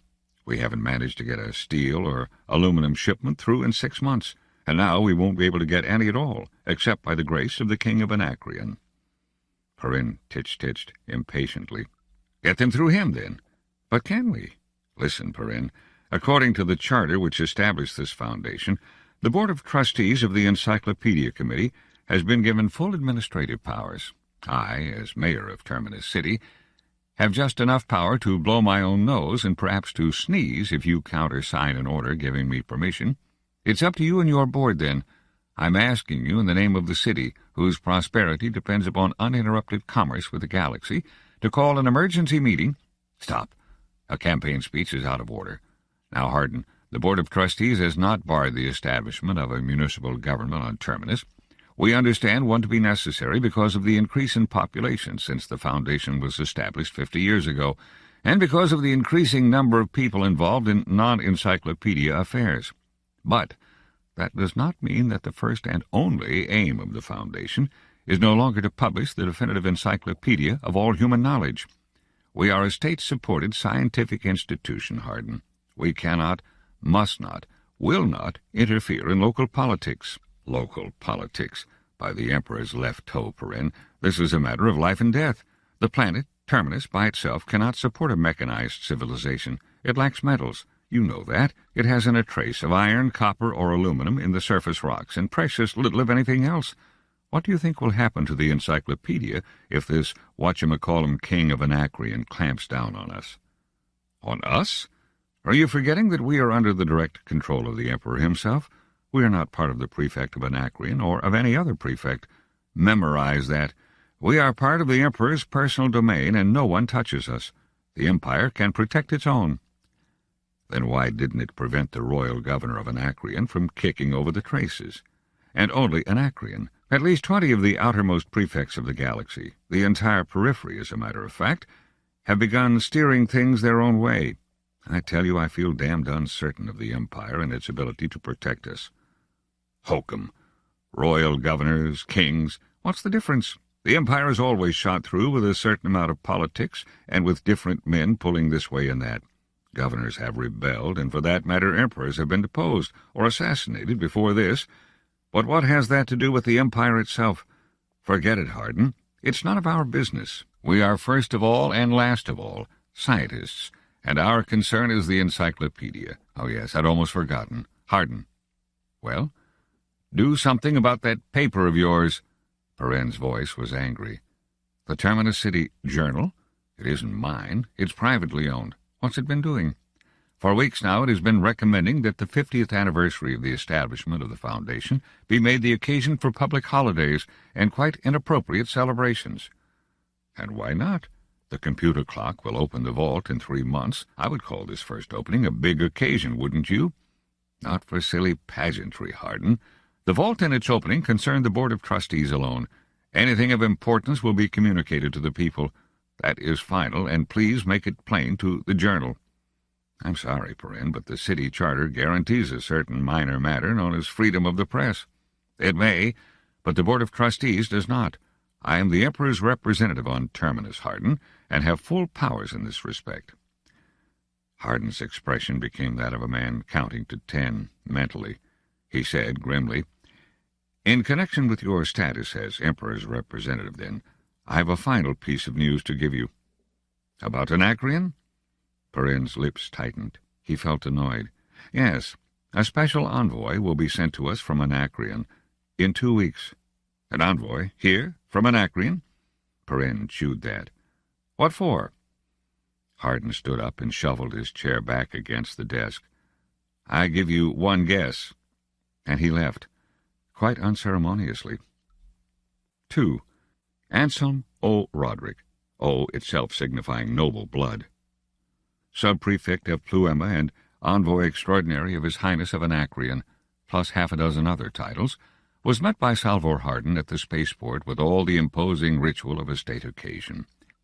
With a tight smile and a low bow, the sub-prefect had flipped his blaster from its holster and presented it to Hardin butt first. Hardin returned the compliment with a blaster specifically borrowed for the occasion. Friendship and goodwill were thus established, and if Hardin noted the barest bulge at O. Roderick's shoulder, he prudently said nothing. The ground car that received them then, preceded, flanked, and followed by the suitable cloud of minor functionaries, proceeded in a slow, ceremonious manner to Cyclopedia Square, cheered on its way by a properly enthusiastic crowd. Sub-prefect Anselm received the cheers with the complacent indifference of a soldier and a nobleman. He said to Hardin, "And this city is all your world?" Hardin raised his voice to be heard above the clamor. "We are a young world, Your Eminence. In our short history we have had but few members of the higher nobility visiting our poor planet. Hence our enthusiasm." It is certain that higher nobility did not recognize irony when he heard it. He said thoughtfully, "Founded 50 years ago. You have a great deal of unexploited land here, Mayor. You have never considered dividing it into estates?" "There is no necessity as yet. We're extremely centralized. We have to be because of the encyclopedia. Some day, perhaps, when our population has grown." "A strange world. You have no peasantry?" Hardin reflected that it didn't require a great deal of acumen to tell that His Eminence was indulging in a bit of fairly clumsy pumping. He replied casually, "No, nor nobility." Old Roderick's eyebrows lifted. "And your leader, the man I am to meet? You mean Dr. Perrin?" "Yes, he is the chairman of the Board of Trustees, and a personal representative of the Emperor." "Doctor? No other title? A scholar? And he rates above the civil authority?" "Why, certainly," replied Hardin amiably. "We're all scholars, more or less. After all, we're not so much a world as a scientific foundation, under the direct control of the Emperor." There was a faint emphasis upon the last phrase that seemed to disconcert the sub-prefect. He remained thoughtfully silent during the rest of the slow way to Cyclopedia Square. If Hardin found himself bored by the afternoon and evening that followed, he had at least the satisfaction of realizing that Perrin and O. Roderick, having met with loud and mutual protestations of esteem and regard, were detesting each other's company a good deal more. O. Roderick had attended with glazed eye to Perrin's lecture during the inspection tour of the Encyclopedia building. With a polite and vacant smile he had listened to the latter's rapid patter as they passed through the vast storehouses of reference films and the numerous projection rooms. It was only after he had gone down level by level into and through the composing departments, editing departments, publishing departments, and filming departments that he made the first comprehensive statement. "This is all very interesting," he said, "but it seems a strange occupation for grown men. What good is it?" It was a remark, Hardin noted, for which Perrin found no answer, though the expression on his face was most eloquent. The dinner that evening was much the mirror image of the events of that afternoon, for old Roderick monopolized the conversation by describing, in minute technical detail and with incredible zest, his own exploits as battalion head during the recent war between Anacreon and the neighboring newly proclaimed kingdom of Smyrno. The details of the sub-prefect's account were not completed until dinner was over, and one by one the minor officials had drifted away. The last bit of triumphant description of mangled spaceships came when he had accompanied Perrin and Hardin onto the balcony and relaxed in the warm air of the summer evening. "And now," he said with a hearty joviality, "to serious matters." "By all means," murmured Hardin, lighting a long cigar of vegan tobacco. Not many left, he reflected, and teetering his chair back on two legs. The galaxy was high in the sky, and its misty lens shape stretched lazily from horizon to horizon. The few stars here at the very edge of the universe were insignificant twinkles in comparison. "Of course," said the sub-prefect, "all the formal discussions, the paper signing and such dull technicalities, that is, will take place before the— what is it you call your council?" "The Board of Trustees," replied Perrin coldly. "Queer name. Anyway, that's for tomorrow. We might as well clear away some of the underbrush, man to man, right now, though, hey?" "And this means?" prodded Hardin. "Just this. There's been a certain change in the situation out here in the periphery, and the status of your planet has become a trifle uncertain. It would be very convenient if we succeeded in coming to an understanding as to how the matter stands.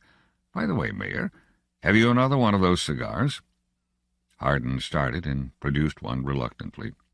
Anselm O. Roderick sniffed at it and emitted a clucking sound of pleasure. "Vegan tobacco. Where did you get it?" "We received some last shipment. There's hardly any left. Space knows when we'll get more, if ever." Perrin scowled. He didn't smoke, and for that matter detested the odor. "Let me understand this, Your Eminence. Your mission is merely one of clarification?" O. Roderick nodded through the smoke of his first lusty puffs. "In that case, it is soon over. The situation with respect to the Encyclopedia Foundation is what it always has been." "Ah, and what is it that it always has been?"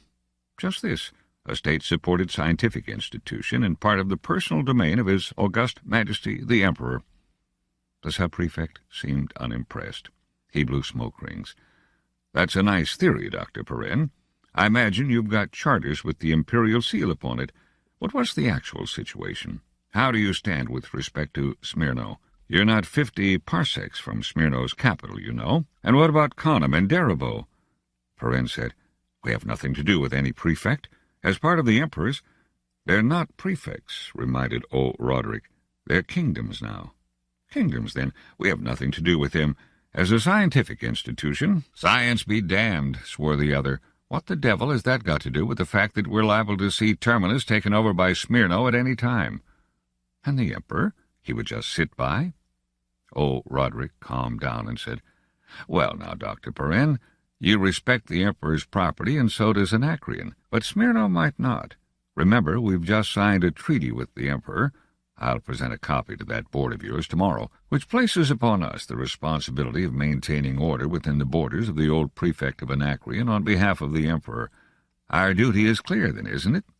"Certainly, but Terminus is not part of the prefect of Anacreon." "And Smyrno, nor is it part of the prefect of Smyrno. It's not part of any prefect. Does Smyrno know that?" "I don't care what it knows." "We do. We've just finished a war with her, and she still holds 2 stellar systems that are ours. Terminus occupies an extremely strategic spot between the 2 nations." Hardin felt weary. He broke in, "What is your proposition, Your Eminence?" The sub-prefect seemed quite ready to stop fencing in favor of more direct statements. He said briskly, "It seems perfectly obvious that, since Terminus cannot defend itself, Anacreon must take over the job for its own sake. You understand we have no desire to interfere with internal administration." "Uh-huh. grunted Hardin dryly. "But we believe that it would be best for all concerned to have Anacreon establish a military base upon the planet." "And that is all you would want? A military base in some of the vast unoccupied territory, and let it go at that?" "Well, of course, there would be the matter of supporting the protecting forces." Hardin's chair came down on all four, and his elbows went forward on his knees. "Now we're getting to the nub. Let's put it into language. Terminus is to be a protectorate and to pay tribute. Not tribute, taxes. We're protecting you. You pay for it." Perrin banged his hand on the chair with sudden violence. "Let me speak, Hardin. Your Eminence, I don't care a rusty half-credit coin for Anacreon, Smyrno, or all your local politics and petty wars. I tell you this is a state-supported, tax-free institution." "State-supported? But we are the state, Dr. Perrin, and we're not supporting." Perrin rose angrily. "Your Eminence, I am the direct representative of—" "His August Majesty the Emperor," chorused Anselm O'Roderick sourly. "And I am the direct representative of the King of Anacreon. Anacreon is a lot nearer, Dr. Perrin." "Let's get back to business," urged Hardin. "How would you take these so-called taxes, Your Eminence? How would you take them in kind?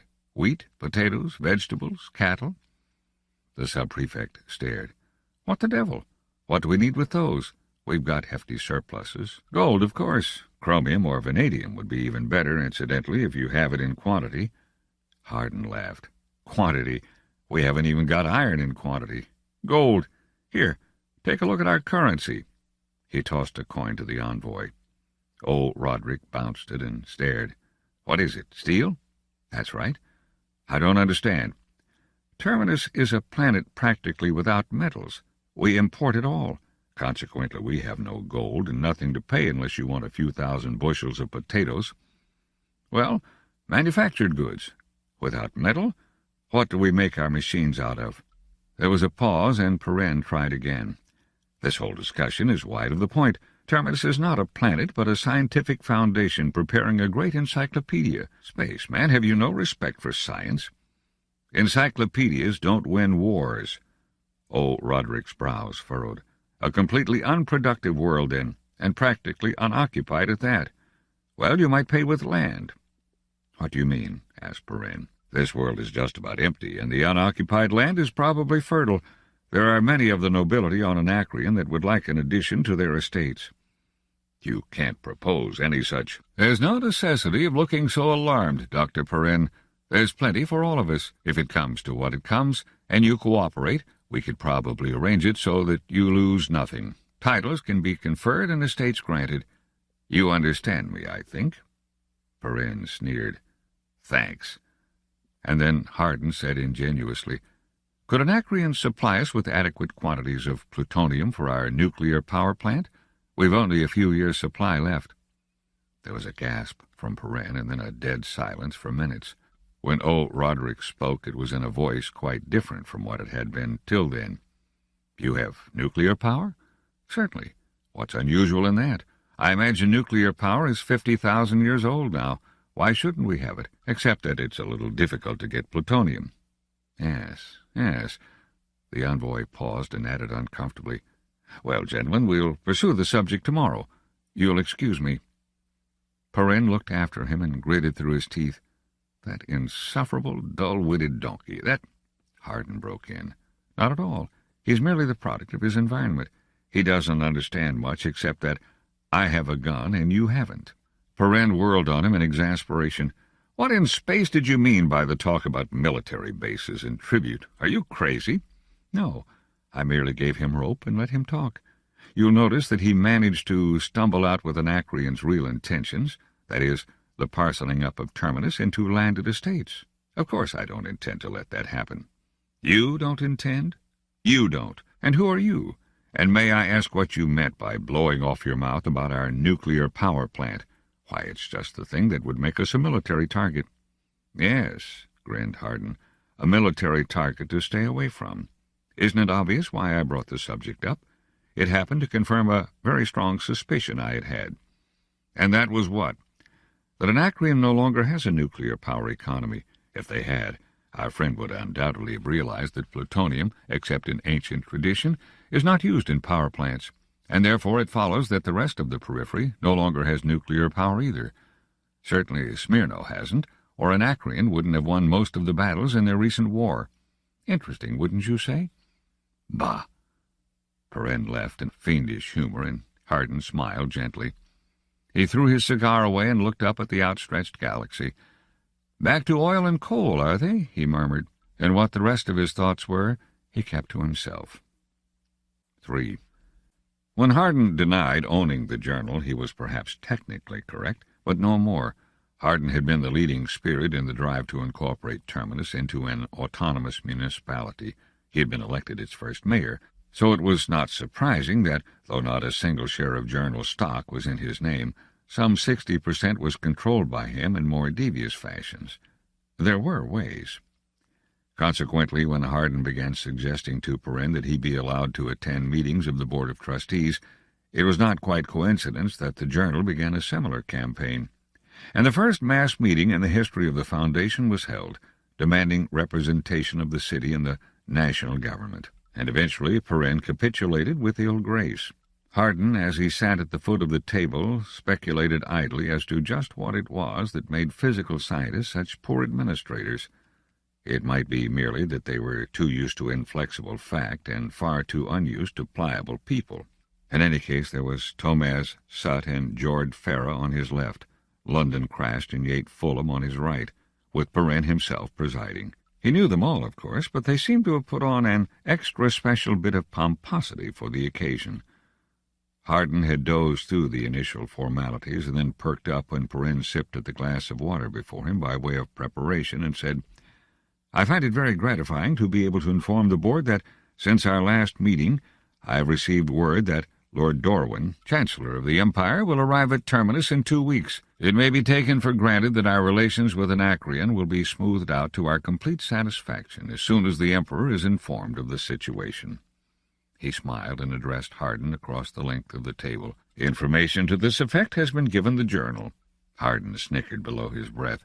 It seemed evident that Perrin's desire to strut this information before him had been one reason for his admission into the sacrosanctum. He said evenly, leaving vague expressions out of account, "What do you expect Lord Dorwin to do?" Thomas Sutt replied. He had a bad habit of addressing one in the third person when in his more stately moods. "It is quite evident," he observed, "that Mayor Hardin is a professional cynic. He can scarcely fail to realize that the Emperor would be most unlikely to allow his personal rights to be infringed." Why? What would he do in case they were? There was an annoyed stir. Perrin said, "You are out of order," and as an afterthought, "and are making what are near treasonable statements besides." "Am I to consider myself answered?" "Yes.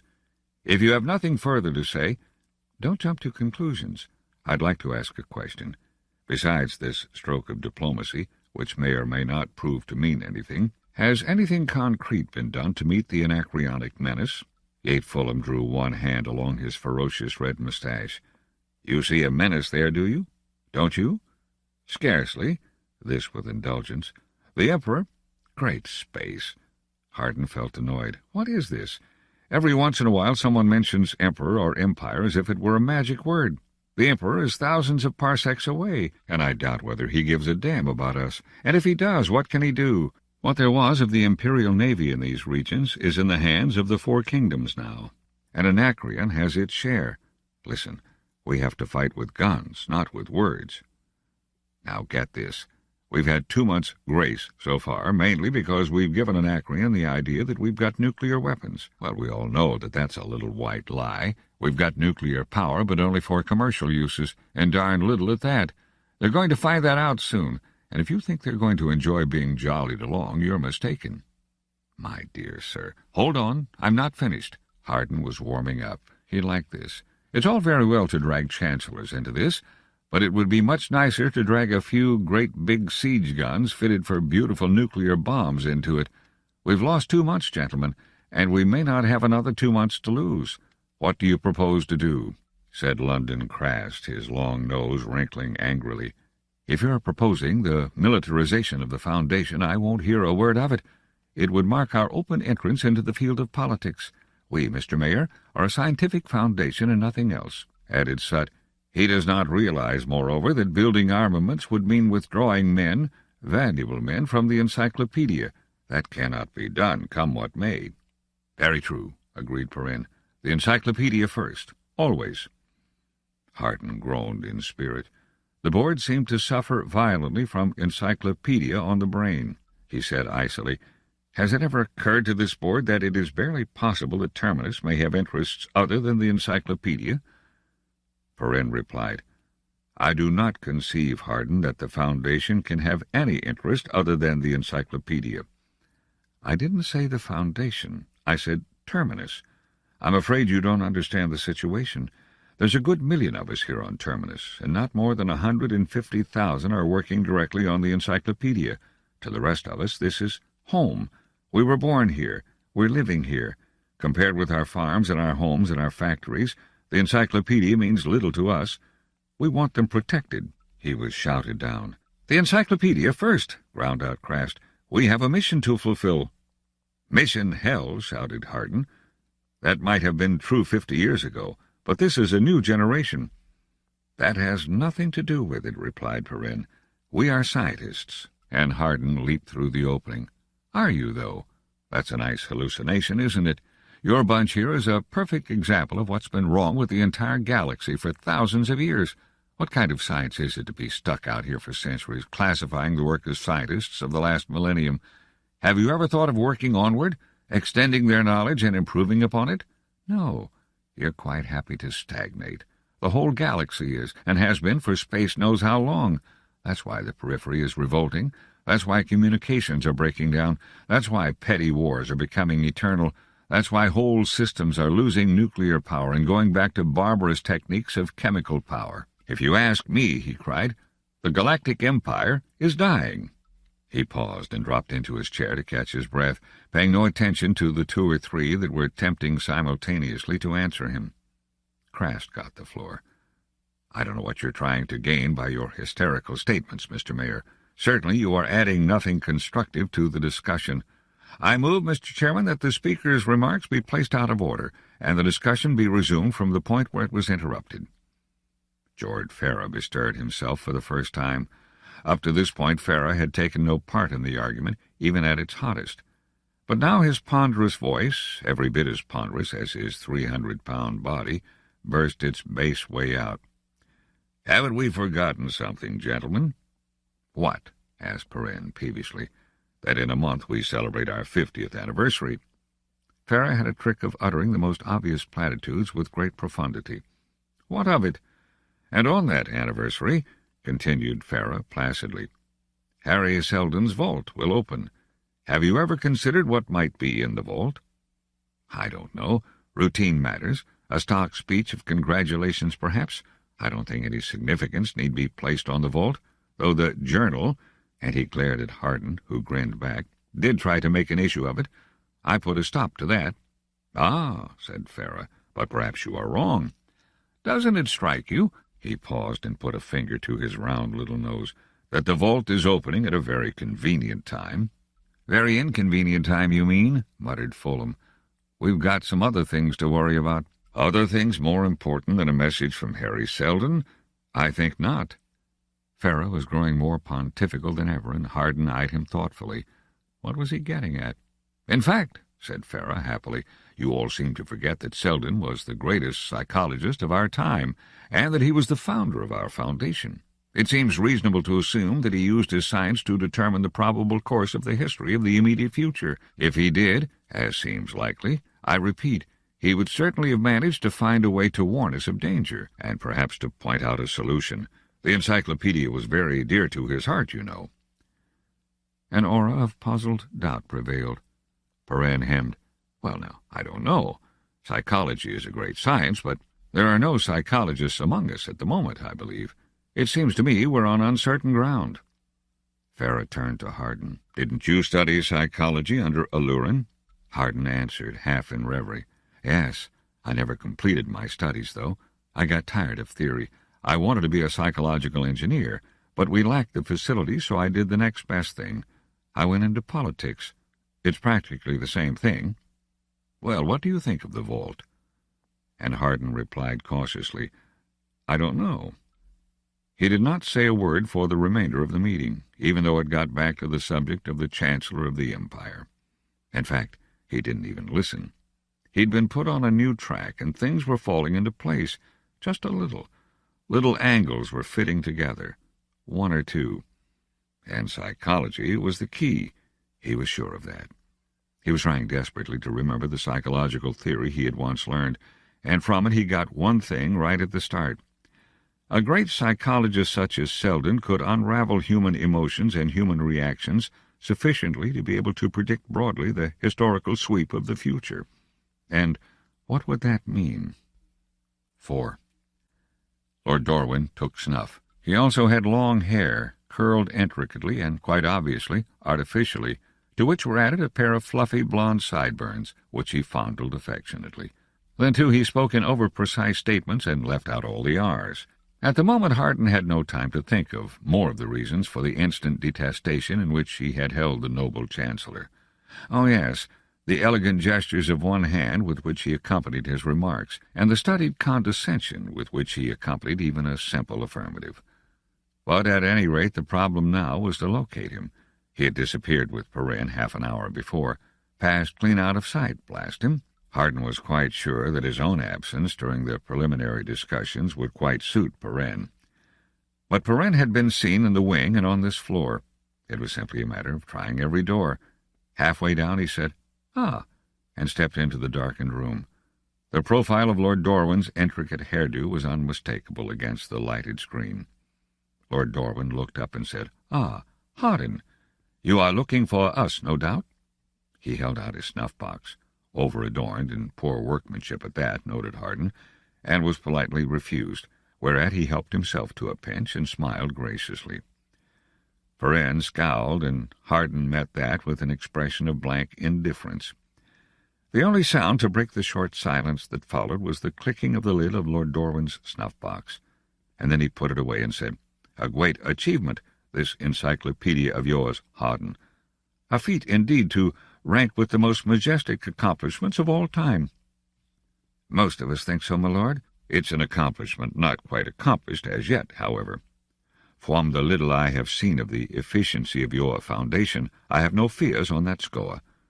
And he nodded to Perrin, who responded with a delighted bow. Quite a love feast, thought Hardin. I wasn't complaining about the lack of efficiency, my lord, as much as of the definite excess of efficiency on the part of the Anacreonians, though in another and more destructive direction.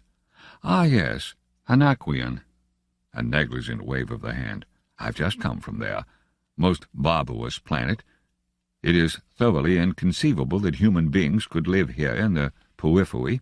The lack of the most elementary requirements of a cultured gentleman, the absence of the most fundamental necessities for comfort and convenience, the utter desuetude into which they—" Hardin interrupted dryly. "The Anacreonians, unfortunately, have all the elementary requirements for warfare and all the fundamental necessities for destruction." "Quite, quite." Lord Dorwin seemed annoyed, perhaps at being stopped midway in his sentence. "But we ought to discuss business now, you know. Really, I'm otherwise concerned. Dr. Perrin, aren't you going to show me the second volume? Do, please." The lights clicked out, and for the next half-hour Hardin might as well have been on Anacreon for all the attention they paid him. The book upon the screen made little sense to him, nor did he trouble to make the attempt to follow, but Lord Dorwin became quite humanly excited at times. Hardin noticed that during these moments of excitement the Chancellor pronounced his R's. When the lights went on again, Lord Dorwin said, "Marvelous, truly marvelous.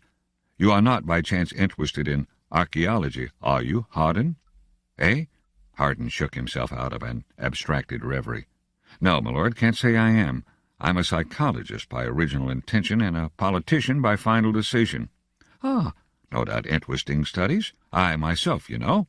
He helped himself to a giant pinch of snuff. "Dabble in archaeology." "Indeed?" "His lordship," interrupted Perrin, "is most thoroughly acquainted with the field." "Well, perhaps I am, said his lordship complacently. "I have done an awful amount of work in the science, extremely well-read, in fact. I've gone through all of Jordan, Obijasi, Cromwell, all of them, you know." "I've heard of them, of course," said Hardin, "but I've never read them. You should some day, my dear fellow. It would amply repay you. Why, I certainly consider it well worth the trip here to the periphery to see this copy of Lameth. Would you believe it? My library totally lacks a copy. By the way, Dr. Perwin, you have not forgotten your promise to develop a copy for me before I leave? Only too pleased. Lameth, you must know," continued the Chancellor pontifically, "presents a new and most interesting addition to my previous knowledge of the origin question." "Which question?" asked Hardin. "The origin question. The place of the origin of the human species, you know. Surely you must know that it is thought that originally the human race occupied only one planetary system." "Well, yes, I know that. Of course, no one knows exactly which system it is, lost in the mists of antiquity. There are theories, however. Sirius, some say. Others insist on Alpha Centauri, or on Sol, or on 61 Cygni, all in the Sirius sector, you see." "And what does Lameth say?" "Well, he goes off along a new trail completely.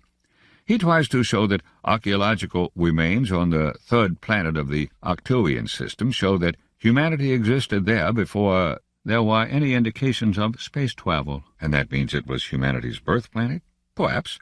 I must read it closely and weigh the evidence before I can say for certain. One must see how reliable his observations are."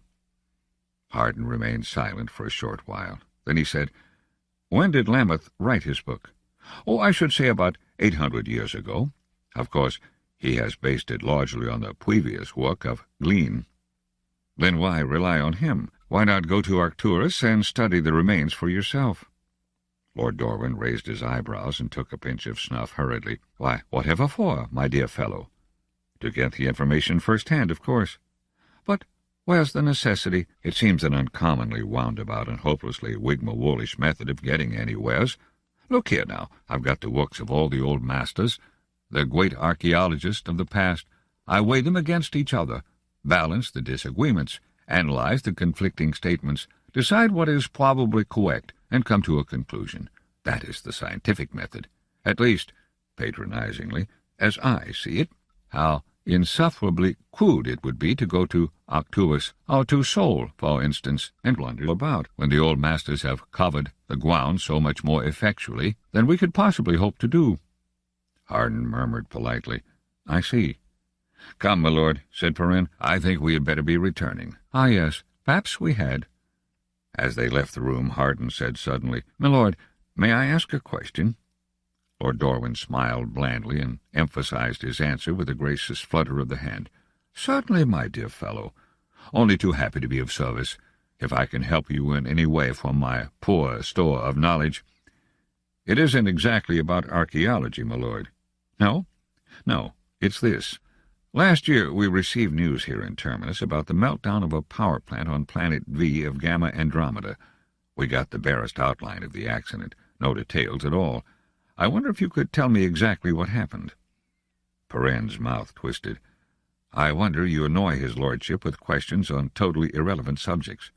"Not at all, Dr. Perrin," interceded the Chancellor. "It is quite all right. There isn't much to say concerning it in any case. The power plant did undergo meltdown, and it was quite a catastrophe, you know. I believe radiation damage. Really, the government is seriously considering placing severe restrictions upon the indiscriminate use of nuclear power, though that is not a thing for general publication, you know." "I understand," said Hardin. "But what was wrong with the plant?" "Well, really," replied Lord Dorwin indifferently, "who knows? It had broken down some years previously, and it is thought that the replacements and repair work were most inferior. It is so difficult these days to find men who really understand the more technical details of our power systems." And he took a sorrowful pinch of snuff. "You realize," said Hardin, "that the independent kingdoms of the periphery have lost nuclear power altogether?" "Have they? I'm not at all surprised. Barbarous planets. Oh, but my dear fellow, don't call them independent. They aren't, you know. The treaties we've made with them are proof positive of that. They acknowledge the sovereignty of the Emperor. They'd have to, of course, or we wouldn't treat with them." "That may be so, but they have considerable freedom of action." "Yes, I suppose so. Considerable. But that scarcely matters. The Emperor is far better off, with the Puifwi thrown upon its own resources, as it is, more or less. They aren't any good to us, you know. Most barbarous planets, scarcely civilized. They were civilized in the past. Anacreon was one of the richest of the outlying provinces. I understand it compared favorably with Vega itself. Oh, but Hardin, that was centuries ago. You can scarcely draw a conclusion from that. Things were different in the old great days. We aren't the men we used to be, you know. But Hardin, come, you are a most persistent chap. I've told you I simply won't discuss business today. Dr. Poen did prepare me for you. He told me that you would try to badger me, but I'm far too old a hand for that. Leave it for next day. And that was that. 5.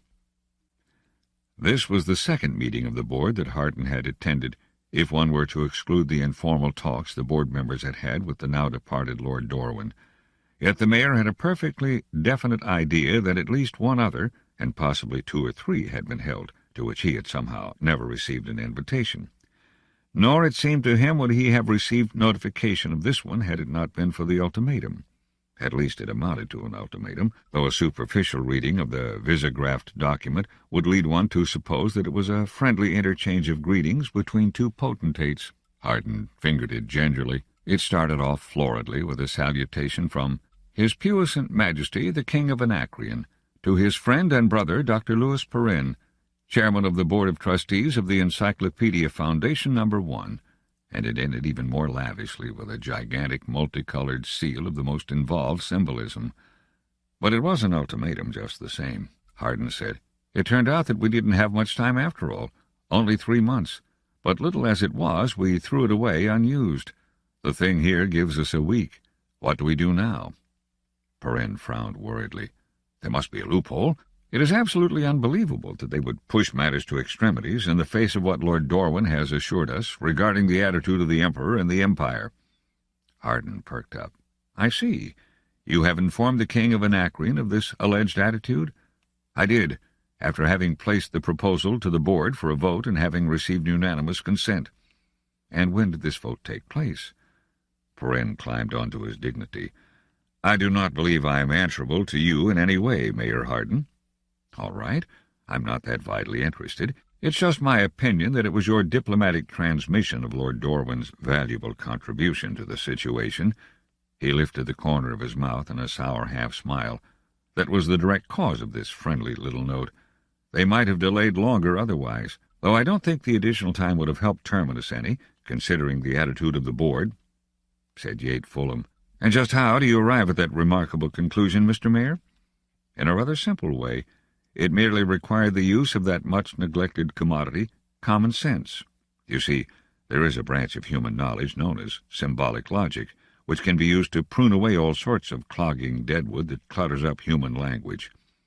What about it? Said Fulham. I applied it.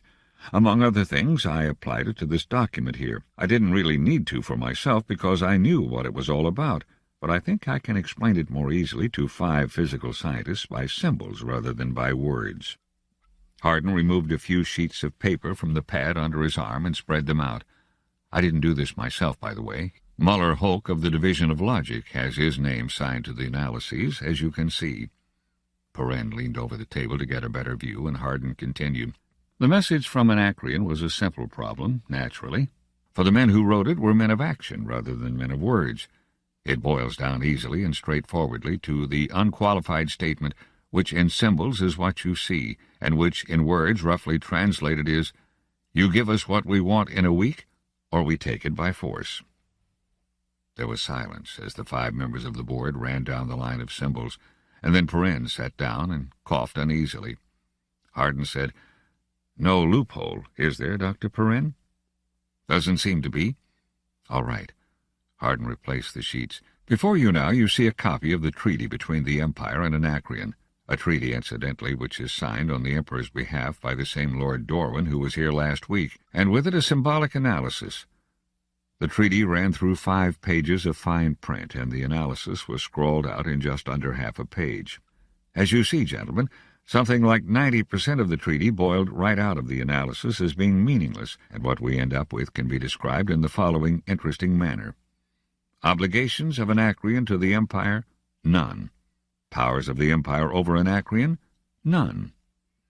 Again the five followed the reasoning anxiously, checking carefully back to the treaty, and when they were finished, Perrin said in a worried fashion, "That seems to be correct. You admit, then, that the treaty is nothing but a declaration of total independence on the part of Anacreon, and a recognition of that status by the Empire?" "It seems so. And do you suppose that Anacreon doesn't realize that, and is not anxious to emphasize the position of independence, so that it would naturally tend to resent any appearance of threats from the Empire, particularly when it is evident that the Empire is powerless to fulfill any such threats, or it would never have allowed independence?" "But then," interposed Sut, "how would Mayor Hardin account for Lord Dorwin's assurances of Empire support? They seemed—" He shrugged. "Well, they seemed satisfactory." Hardin threw himself back in the chair. "You know, that's the most interesting part of the whole business. I'll admit I had thought his lordship the most consummate donkey when I first met him, but it turned out that he was actually an accomplished diplomat and a most clever man. I took the liberty of recording all his statements." There was a flurry, and Perrin opened his mouth in horror. "What of it?" demanded Hardin. "I realize it was a gross breach of hospitality, and a thing no so-called gentleman would do. Also, that if his lordship had caught on, things might have been unpleasant. But he didn't, and I have the record, and that's that. I took that record, had it copied out, and sent that to Hoke for analysis also." London Crast said, "And where is the analysis?" "That," replied Hardin, "is the interesting thing. The analysis was the most difficult of the three by all odds. When Hoke, after 2 days of steady work, succeeded in eliminating meaningless statements, vague gibberish, useless qualifications, in short all the goo and dribble, he found he had nothing left. Everything cancelled out. Lord Dorwin, gentlemen, in 5 days of discussion, didn't say one damned thing, and said it so you never noticed. There are the assurances you have from your precious Empire." Hardin might have placed an actively working stench bomb on the table and created no more confusion than existed after his last statement. He waited, with weary patience, for it to die down. "So," he concluded, "when you sent threats, and that's what they were, concerning Empire action to Anacreon, you merely irritated a monarch who knew better. Naturally, his ego would demand immediate action, and the ultimatum is the result. Which brings me to my original statement. We have 1 week left, and what do we do now?" "It seems," said Sut, "that we have no choice but to allow Anacreon to establish military bases on Terminus." "I agree with you there," replied Hardin. "But what do we do toward kicking them off again at the first opportunity?" Kate Fulham's mustache twitched. "That sounds as if you have made up your mind that violence must be used against them." "Violence," came the retort, "is the last refuge of the incompetent, but I certainly don't intend to lay down the welcome mat and brush off the best furniture for their use." "I still don't like the way you put that," insisted Fulham. "It is a dangerous attitude, the more dangerous because we have noticed lately that a sizable section of the populace seems to respond to all your suggestions just so. I might as well tell you, Mayor Hardin, that the board is not quite blind to your recent activities." He paused, and there was general agreement. Hardin shrugged. Fulham went on. "If you were to inflame the city into an act of violence, you would achieve elaborate suicide, and we don't intend to allow that. Our policy has but one cardinal principle, and that is the encyclopedia. Whatever we decide to do or not to do will be so decided because it will be the measure required to keep that encyclopedia safe." "Then," said Hardin, "you come to the conclusion that we must continue our intensive campaign of doing nothing." Perrin said bitterly, "You have yourself demonstrated that the Empire cannot help us, though how and why it can be so I don't understand. If compromise is necessary—" Hardin had the nightmare-like sensation of running at top speed and getting nowhere. "There is no compromise. Don't you realize that this bosh about military bases is a particularly inferior grade of drivel? Oat Roderick told us what Anacreon was after, outright annexation and imposition of its own feudal system of landed estates and peasant aristocracy economy upon us. What is left of our bluff of nuclear power may force them to move slowly, but they will move nonetheless." He had risen indignantly, and the rest rose with him, except for George Farah. And then George Farah spoke. "Everyone will please sit down. We've gone quite far enough, I think. Come, there's no use looking so furious. Mayor Hardin, none of us have been committing treason." You'll have to convince me of that. Farah smiled gently. You know you don't mean that. Let me speak. His little shrewd eyes were half closed, and the perspiration gleamed on the smooth expanse of his chin. There seems no point in concealing that the board has come to the decision that the real solution to the Anacreonian problem lies in what is to be revealed to us when the vault opens 6 days from now. Is that your conclusion to the matter? Yes. We are to do nothing, is that right? Except to wait in quiet serenity and utter faith for the Deus ex machina to pop out of the vault? Stripped of your emotional phraseology, that's the idea. Such unsubtle escapism. Really, Dr. Farah, such folly smacks of genius. A lesser mind would be incapable of it. Farah smiled indulgently. Your taste in epigrams is amusing, Hardin, but out of place. As a matter of fact, I think you remember my line of argument concerning the vault about 3 weeks ago. Yes, I remember it. I don't deny that it was anything but a stupid idea from the standpoint of deductive logic alone. You said, stop me when I make a mistake, that Hari Seldon was the greatest psychologist in the system, that hence he could foresee the tight and uncomfortable spot we're in now, that hence he established the vault as a method of telling us the way out. You've got the essence of the idea. Would it surprise you to hear that I've given considerable thought to the matter these last weeks? Very flattering. With what result? With the result that pure deduction is found wanting. Again, what is needed is a little sprinkling of common sense. For instance, if he foresaw the Anacreonian mess, why not have placed us on some other planet near the galactic centers? It's well known that Seldon maneuvered the commissioners on Trantor into ordering the Foundation established on Terminus. But why should he have done so?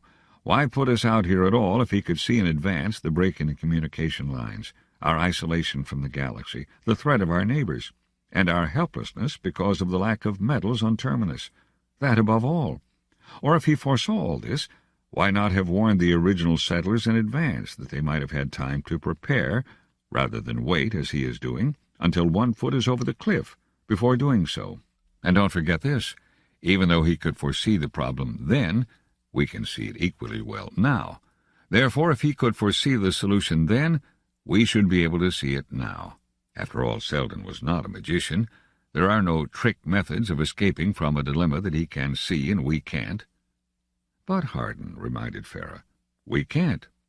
But you haven't tried. You haven't tried once. First, you refused to admit that there was a menace at all. Then you reposed an absolutely blind faith in the Emperor. Now you've shifted it to Hari Seldon. Throughout you have invariably relied on authority or on the past, never on yourselves. His fists balled spasmodically. It amounts to a diseased attitude, a conditioned reflex that shunts aside the independence of your minds whenever it is a question of opposing authority. There seems no doubt ever in your minds that the Emperor is more powerful than you are, or Hari Seldon wiser. And that's wrong, don't you see? For some reason no one cared to answer him. Hardin continued. It isn't just you, it's the whole galaxy. Perrin heard Lord Dorwin's idea of scientific research. Lord Dorwin thought the way to be a good archaeologist was to read all the books on the subject, written by men who were dead for centuries. He thought that the way to solve archaeological puzzles was to weigh the opposing authorities. And Perrin listened and made no objections. Don't you see that there's something wrong with that? Again the note of near pleading in his voice. Again, no answer. He went on. And you men and half of Terminus as well are just as bad. We sit here considering the encyclopedia the all-in-all. We consider the greatest end of science is the classification of past data. It is important, but is there no further work to be done? We're receding and forgetting, don't you see? Here in the periphery, they've lost nuclear power. In Gamma Andromeda, a power plant has undergone meltdown because of poor repairs, and the Chancellor of the Empire complains that nuclear technicians are scarce. And the solution? To train new ones? Never. Instead, they're to restrict nuclear power. And for the third time, don't you see? It's galaxy-wide. It's a worship of the past. It's a deterioration, a stagnation. He stared from one to the other, and they gazed fixedly at him. Farah was the first to recover. Well, mystical philosophy isn't going to help us here. Let us be concrete. Do you deny that Hari Seldon could easily have worked out historical trends of the future by simple psychological technique? No, of course not, cried Hardin. But we can't rely on him for a solution. At best he might indicate the problem, But if ever there is to be a solution, we must work it out ourselves. He can't do it for us." Fulham spoke suddenly. "What do you mean, indicate the problem? We know the problem." Hardin whirled on him. "You think you do? You think Anacreon is all Hari Seldon is likely to be worried about? I disagree. I tell you, gentlemen, that as yet none of you has the faintest conception of what is really going on." "And you do?" questioned Perrin, hostilely. "I think so." Hardin jumped up and pushed his chair away. His eyes were cold and hard. "If there's one thing that's definite, it is that there's something smelly about the whole situation, something that is bigger than anything we've talked about yet. Just ask yourself this question. Why was it that among the original population of the Foundation, not one first-class psychologist was included, except Bor Alurin, and he carefully refrained from training his pupils in more than the fundamentals?" A short silence, and Farah said, "All right. Why?" "Perhaps because a psychologist might have caught on to what this was all about, and too soon to suit Hari Seldon. As it is, we've been stumbling about, getting misty glimpses of the truth and no more, and that is what Hari Seldon wanted." He laughed harshly. "Good day, gentlemen." He stalked out of the room. 6. Mayor Hardin chewed at the end of his cigar. It had gone out, but he was past noticing that. He hadn't slept the night before, and he had a good idea that he wouldn't sleep this coming night. His eyes showed it. He said wearily, "And that covers it?" "I think so." Johann Lee put a hand to his chin. "How does it sound?" "Not too bad. It's got to be done, you understand, with impudence. That is, there is to be no hesitation, no time to allow them to grasp the situation. Once we are in a position to give orders, why, give them as though you were born to do so, and they'll obey out of habit. That's the essence of a coup." "If the board remains irresolute for even—" "The board? Count them out. After tomorrow their importance as a factor in terminus affairs won't matter a rusty half-credit." Lee nodded slowly. "Yet it is strange that they've done nothing to stop us so far. You say they weren't entirely in the dark." "Farah stumbles at the edges of the problem. Sometimes he makes me nervous, and Perrin's been suspicious of me since I was elected. But you see, they never had the capacity of really understanding what was up. Their whole training has been authoritarian. They are sure that the Emperor, just because he is the Emperor, is all-powerful. And they are sure that the Board of Trustees, simply because it is the Board of Trustees acting in the name of the Emperor, cannot be in a position where it does not give the orders. That incapacity to recognize the possibility of revolt is our best ally." He heaved out of his chair and went to the water-cooler. "They're not bad fellows, Lee, when they stick to their encyclopedia, and we'll see that that's where they stick in the future. They're hopelessly incompetent when it comes to ruling Terminus. Go away now and start things rolling. I want to be alone." He sat down on the corner of his desk and stared at the cup of water. Space! If only he were as confident as he pretended.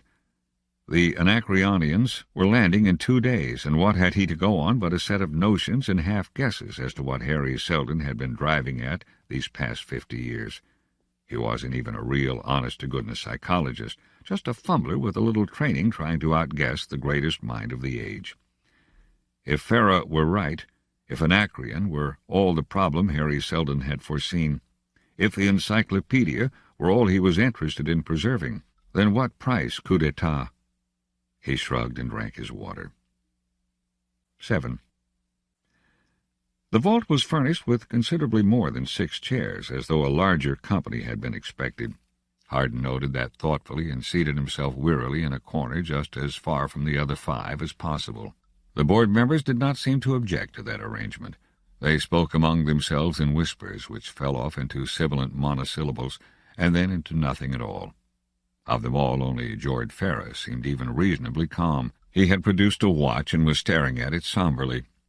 Hardin glanced at his own watch, and then at the glass cubicle, absolutely empty, that dominated half the room.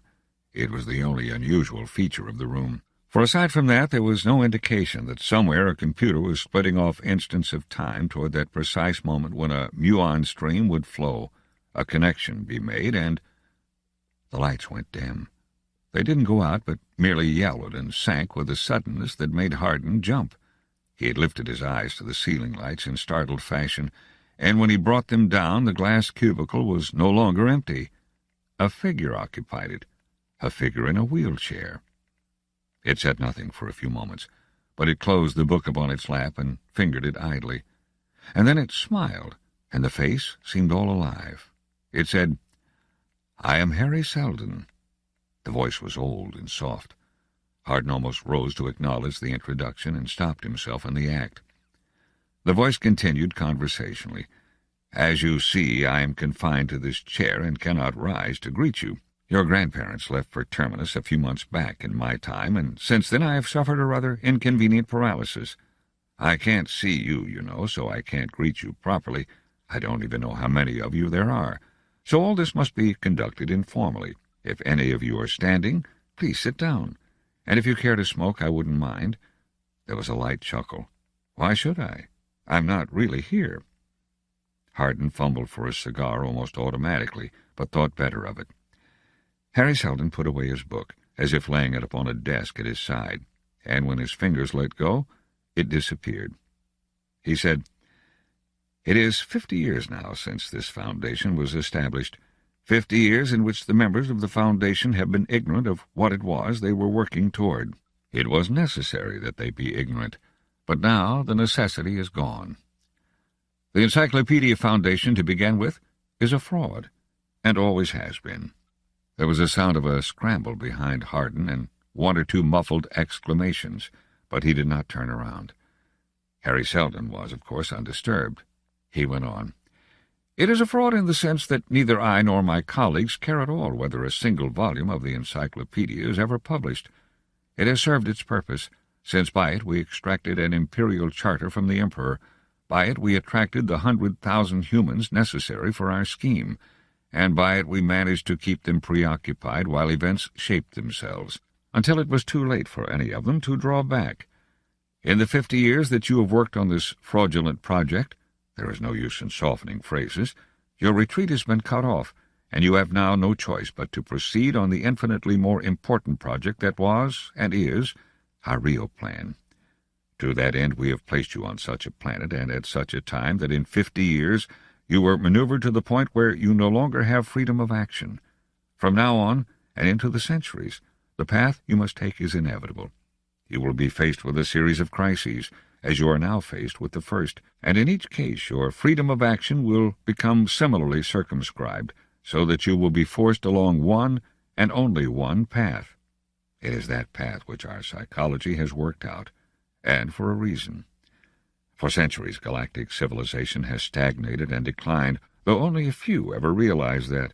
But now, at last, the periphery is breaking away, and the political unity of the empire is shattered. Somewhere in the 50 years just past is where the historians of the future will place an arbitrary line and say, "This marks the fall of the Galactic Empire." And they will be right, though scarcely any will recognize that fall for additional centuries. And after the fall will come inevitable barbarism, a period which, our psychohistory tells us, should, under ordinary circumstances, last for 30,000 years. We cannot stop the fall. We do not wish to, for imperial culture has lost whatever virility and worth it once had.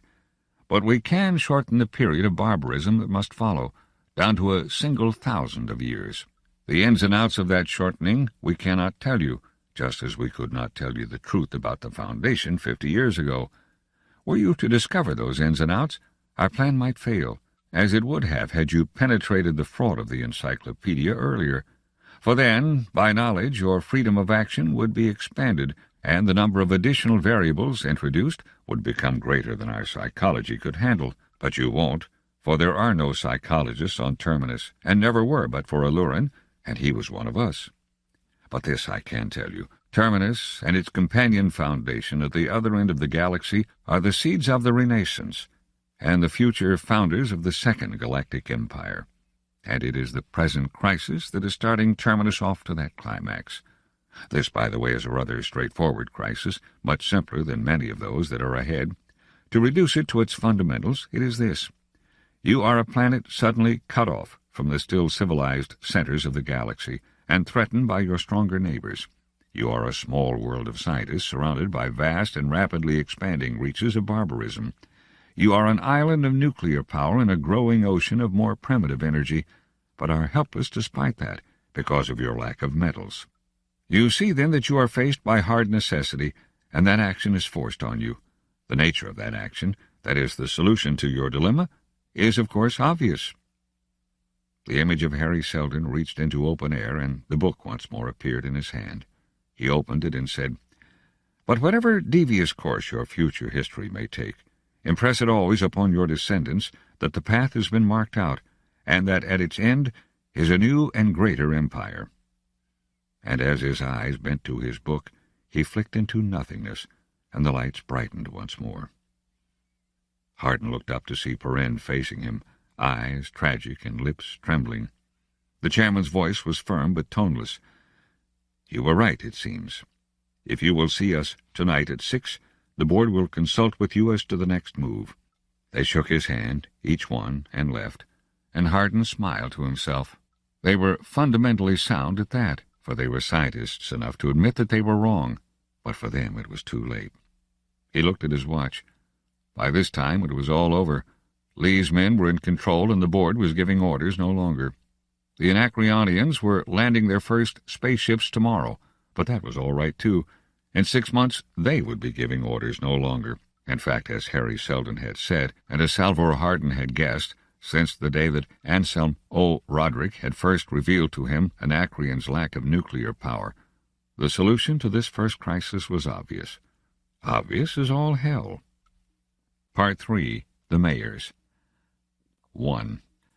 The Four Kingdoms, the name given to those portions of the province of Anacreon which broke away from the First Empire in the early years of the Foundation era to form independent and short-lived kingdoms. The largest and most powerful of these was Anacreon itself, which, in area, undoubtedly the most interesting aspect of the history of the Four Kingdoms, involves the strange society forced temporarily upon it during the administration of Salvor Hardin. Encyclopedia Galactica. A deputation. That Salvor Hardin had seen it coming made it none the more pleasant. On the contrary, he found anticipation distinctly annoying. Johann Lee advocated extreme measures. "I don't see, Hardin," he said, "that we need waste any time. They can't do anything till next election, legally anyway, and that gives us a year. Give them the brush off." Hardin pursed his lips. "Lee, you'll never learn. In the 40 years I've known you, you've never once learned the gentle art of sneaking up from behind." "It's not my way of fighting," grumbled Lee. "Yes, I know that. I suppose that's why you're the one man I trust."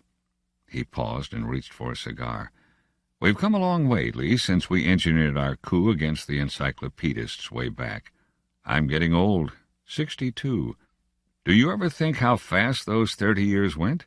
Lee snorted. "I don't feel old, and I'm 66. "Yes, but I haven't your digestion."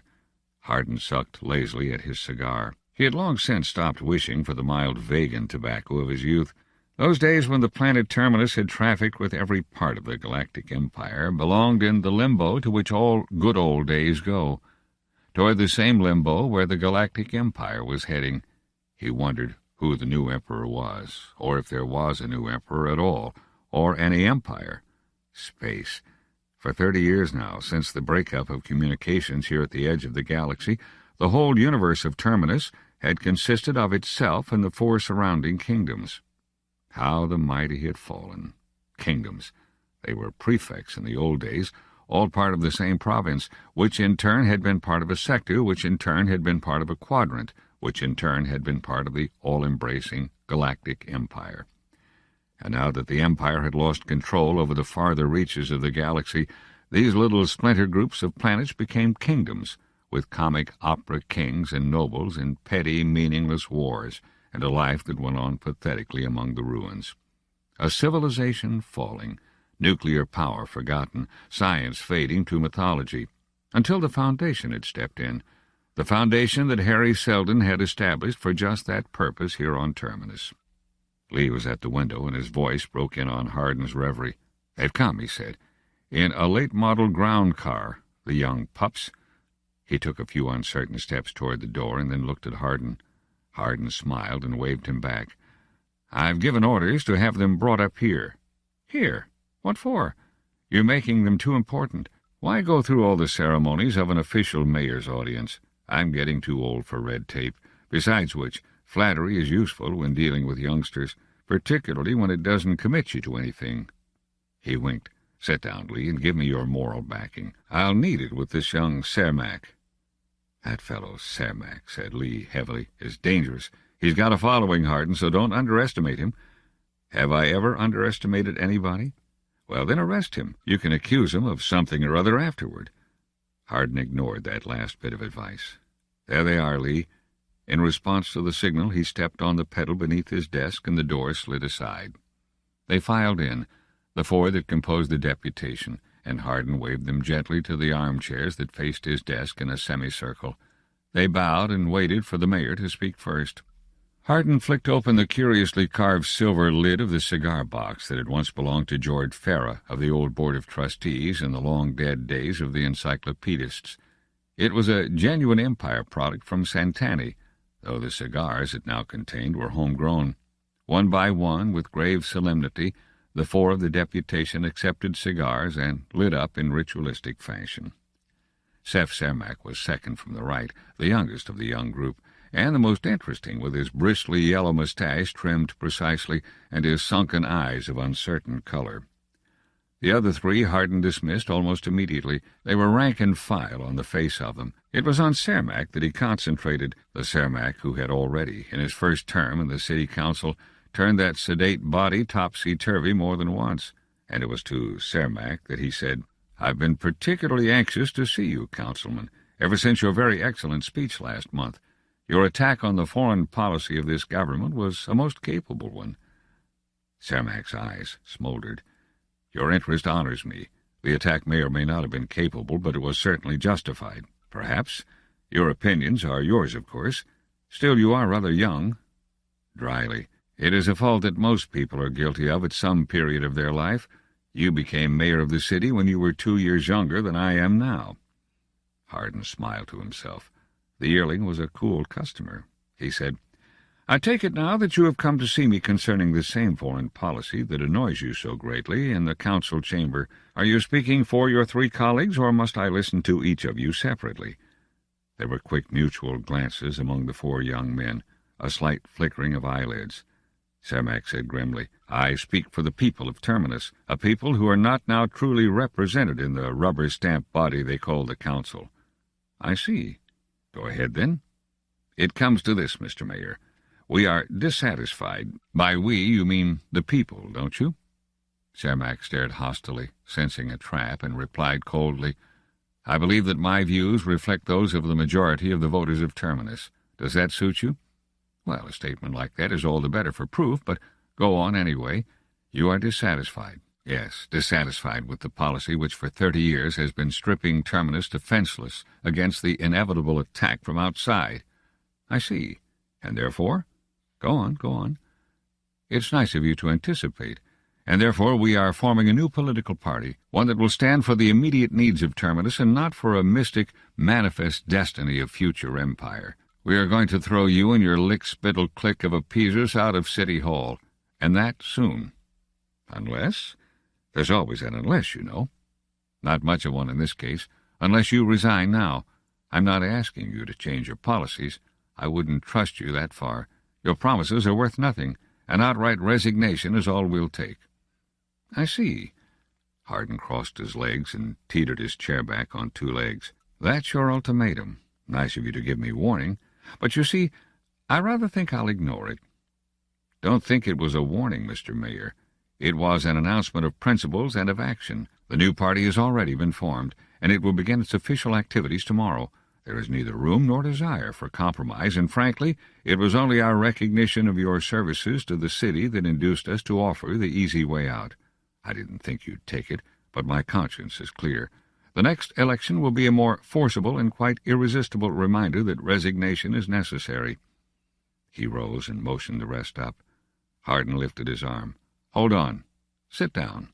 Seth Cermak seated himself once more with just a shade too much alacrity, and Hardin smiled behind a straight face. In spite of his words, he was waiting for an offer. Hardin said, "In exactly what way do you want our foreign policy changed? Do you want us to attack the 4 kingdoms now, at once, and all 4 simultaneously?" I make no such suggestion, Mr. Mayor. It is our simple proposition that all appeasement cease immediately. Throughout your administration you have carried out a policy of scientific aid to the kingdoms. You have given them nuclear power. You have helped rebuild power plants on their territories. You have established medical clinics, chemical laboratories, and factories. Well, and your objection? You have done this in order to keep them from attacking us. With these as bribes you have been playing the fool in a colossal game of blackmail in which you have allowed Terminus to be sucked dry, with the result that now we are at the mercy of these barbarians. In what way? Because you have given them power, given them weapons, actually serviced the ships of their navies. They are infinitely stronger than they were 3 decades ago. Their demands are increasing, and with their new weapons they will eventually satisfy all their demands at once by violent annexation of Terminus. Isn't that the way blackmail usually ends? And your remedy? Stop the bribes immediately, and while you can, spend your effort in strengthening Terminus itself, and attack first. Hardin watched the young fellow's little blond mustache with an almost morbid interest. Cermak felt sure of himself, or he wouldn't talk so much. There was no doubt that his remarks were the reflection of a pretty huge segment of the population. Pretty huge. His voice did not betray the slightly perturbed current of his thoughts. It was almost negligent. Are you finished? For the moment? Well, then, do you notice the framed statement I have on the wall behind me? Read it, if you will. Cermak's lips twitched. It says, "Violence is the last refuge of the incompetent." That's an old man's doctrine, Mr. Mayor. I applied it as a young man, Mr. Councilman, and successfully. You were busy being born when it happened, but perhaps you may have read something of it in school. He eyed Cermak closely and continued in measured tones.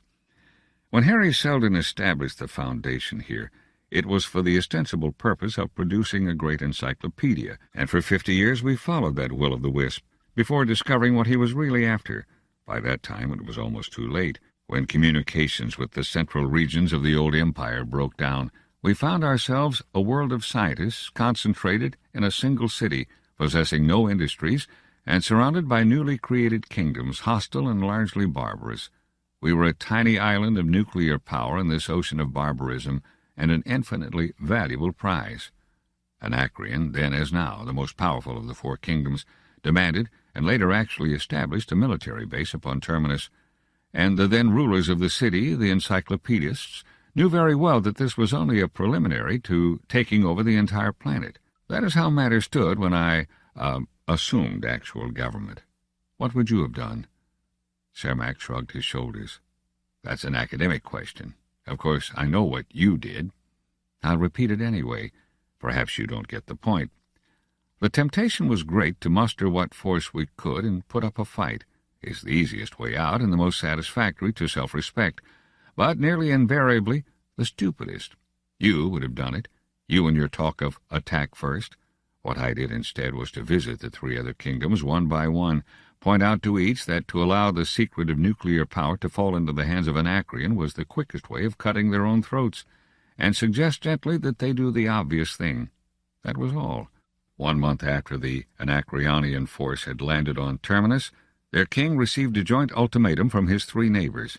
In 7 days the last Anacreonian was off Terminus.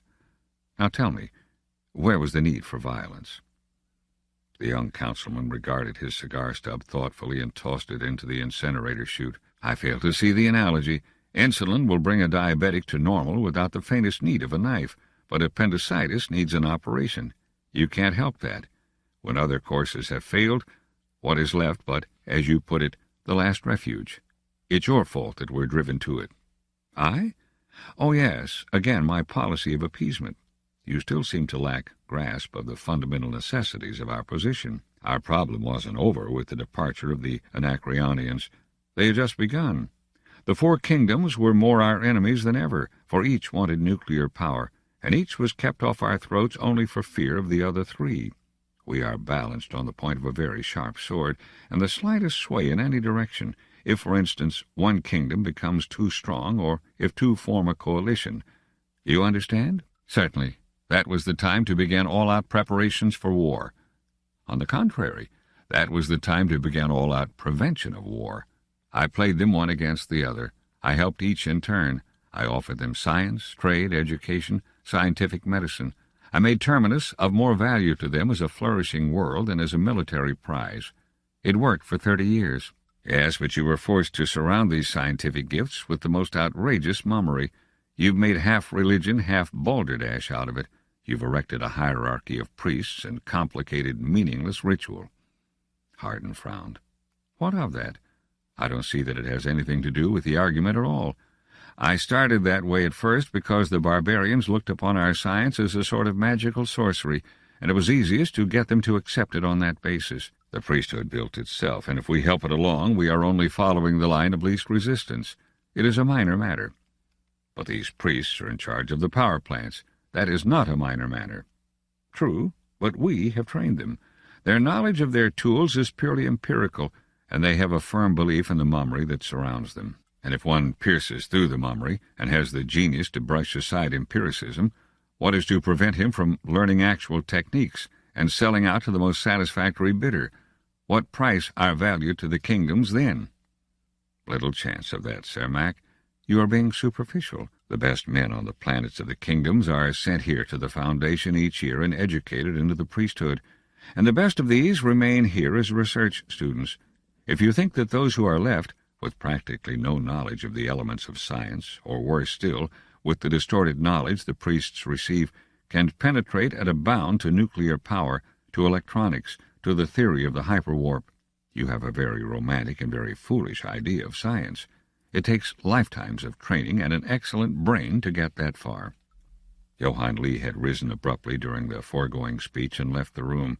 He had returned now, and when Hardin finished speaking, he bent to his superior's ear. A whisper was exchanged, and then a leaden cylinder. Then, with one short, hostile look at the deputation, Lee resumed his chair. Hardin turned the cylinder end for end in his hands, watching the deputation through his lashes, and then he opened it with a hard, sudden twist, and only Cermak had the sense not to throw a rapid look at the rolled paper that fell out.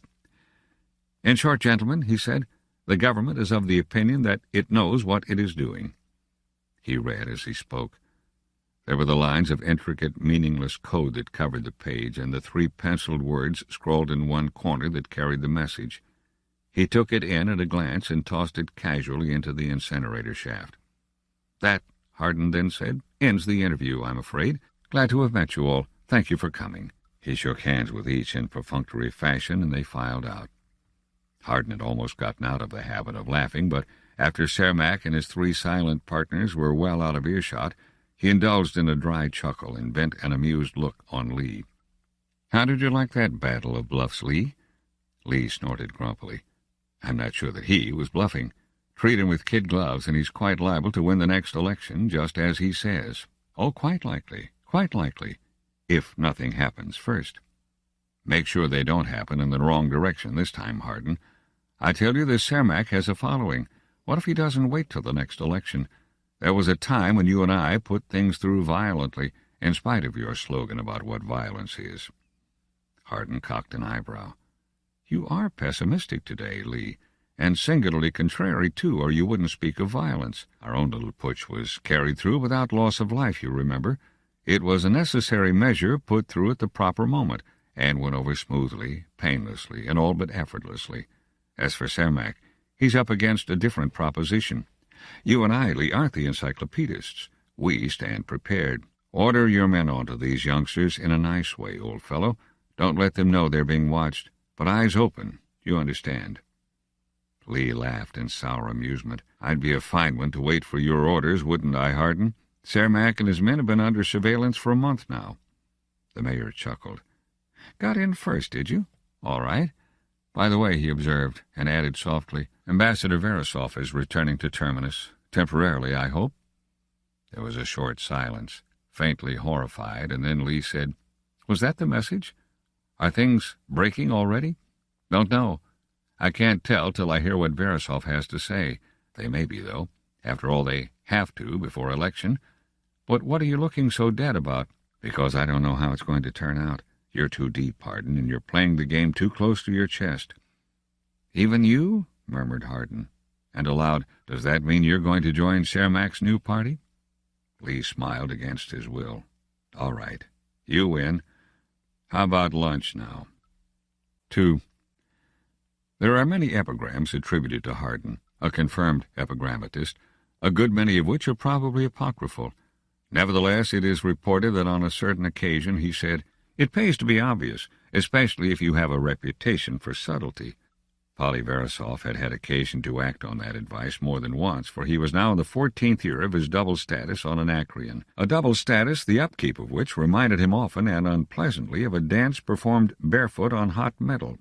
To the people of Anacreon he was high priest, representative of that foundation which to those barbarians was the acme of mystery and the physical center of this religion they had created, with Hardin's help, in the last 3 decades. As such, he received a homage that had become horribly wearying, for from his soul he despised the ritual of which he was the center. But to the king of Anacreon, the old one that had been and the young grandson that was now on the throne, he was simply the ambassador of a power at once feared and coveted. On the whole, it was an uncomfortable job, and his first trip to the Foundation in 3 years, despite the disturbing incident that had made it necessary, was something in the nature of a holiday. And since it was not the first time he had had to travel in absolute secrecy, he again made use of Hardin's epigram on the uses of the obvious. He changed into his civilian clothes, a holiday in itself, and boarded a passenger liner to the Foundation, 2nd class. Once at Terminus, he threaded his way through the crowd at the spaceport and called up City Hall at a public visiphone. He said, "My name is Jan Smythe. I have an appointment with the mayor this afternoon." The dead-voiced but efficient young lady at the other end made a second connection and exchanged a few rapid words, then said to Verisov in a dry, mechanical tone, "Mayor Hardin will see you in half an hour, sir," and the screen went blank. Whereupon the ambassador to Anacreon bought the latest edition of the Terminus City Journal, sauntered casually to City Hall Park, and, sitting down on the first empty bench he came to, read the editorial page, sports section and comic sheet, while waiting. At the end of half an hour, he tucked the paper under his arm, entered City Hall, and presented himself in the anteroom.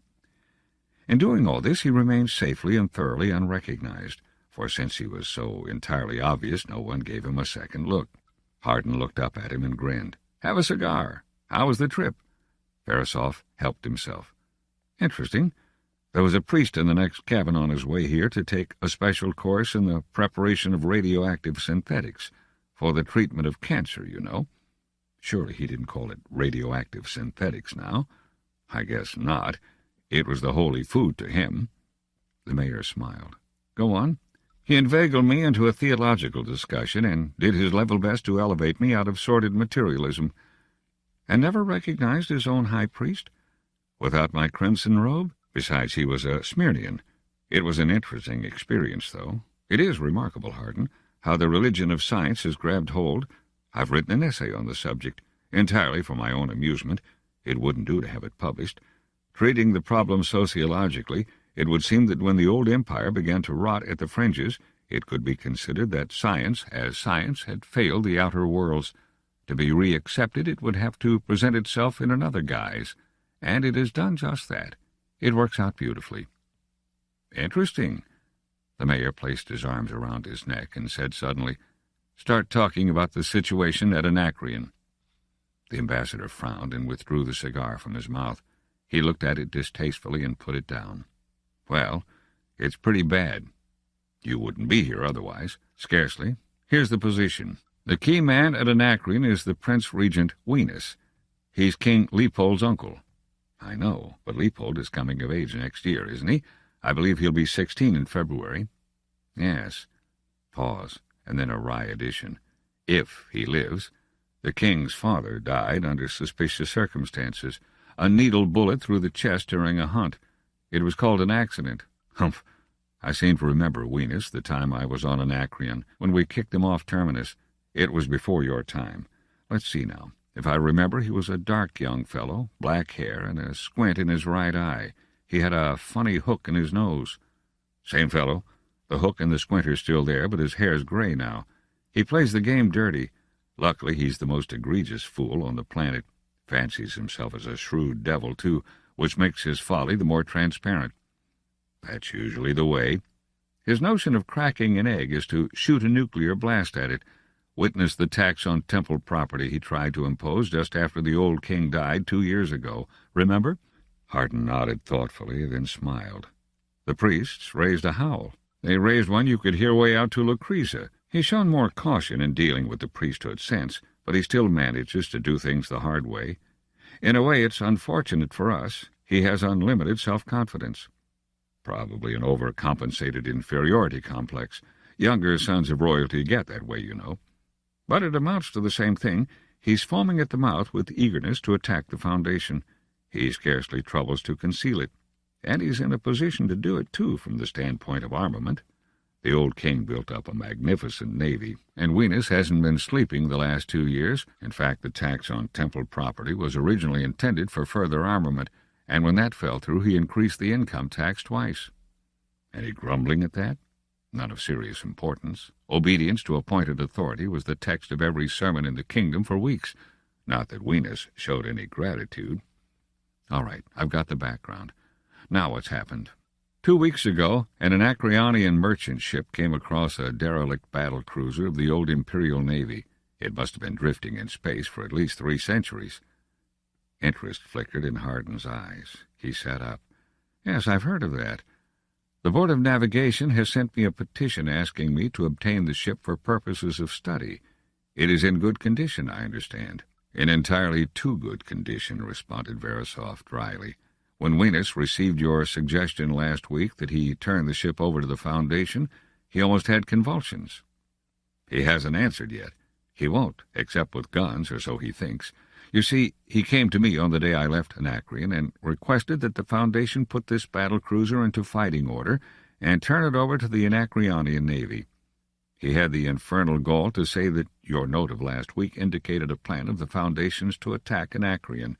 He said that refusal to repair the battlecruiser would confirm his suspicions, and indicated that measures for the self-defense of Anacreon would be forced upon him.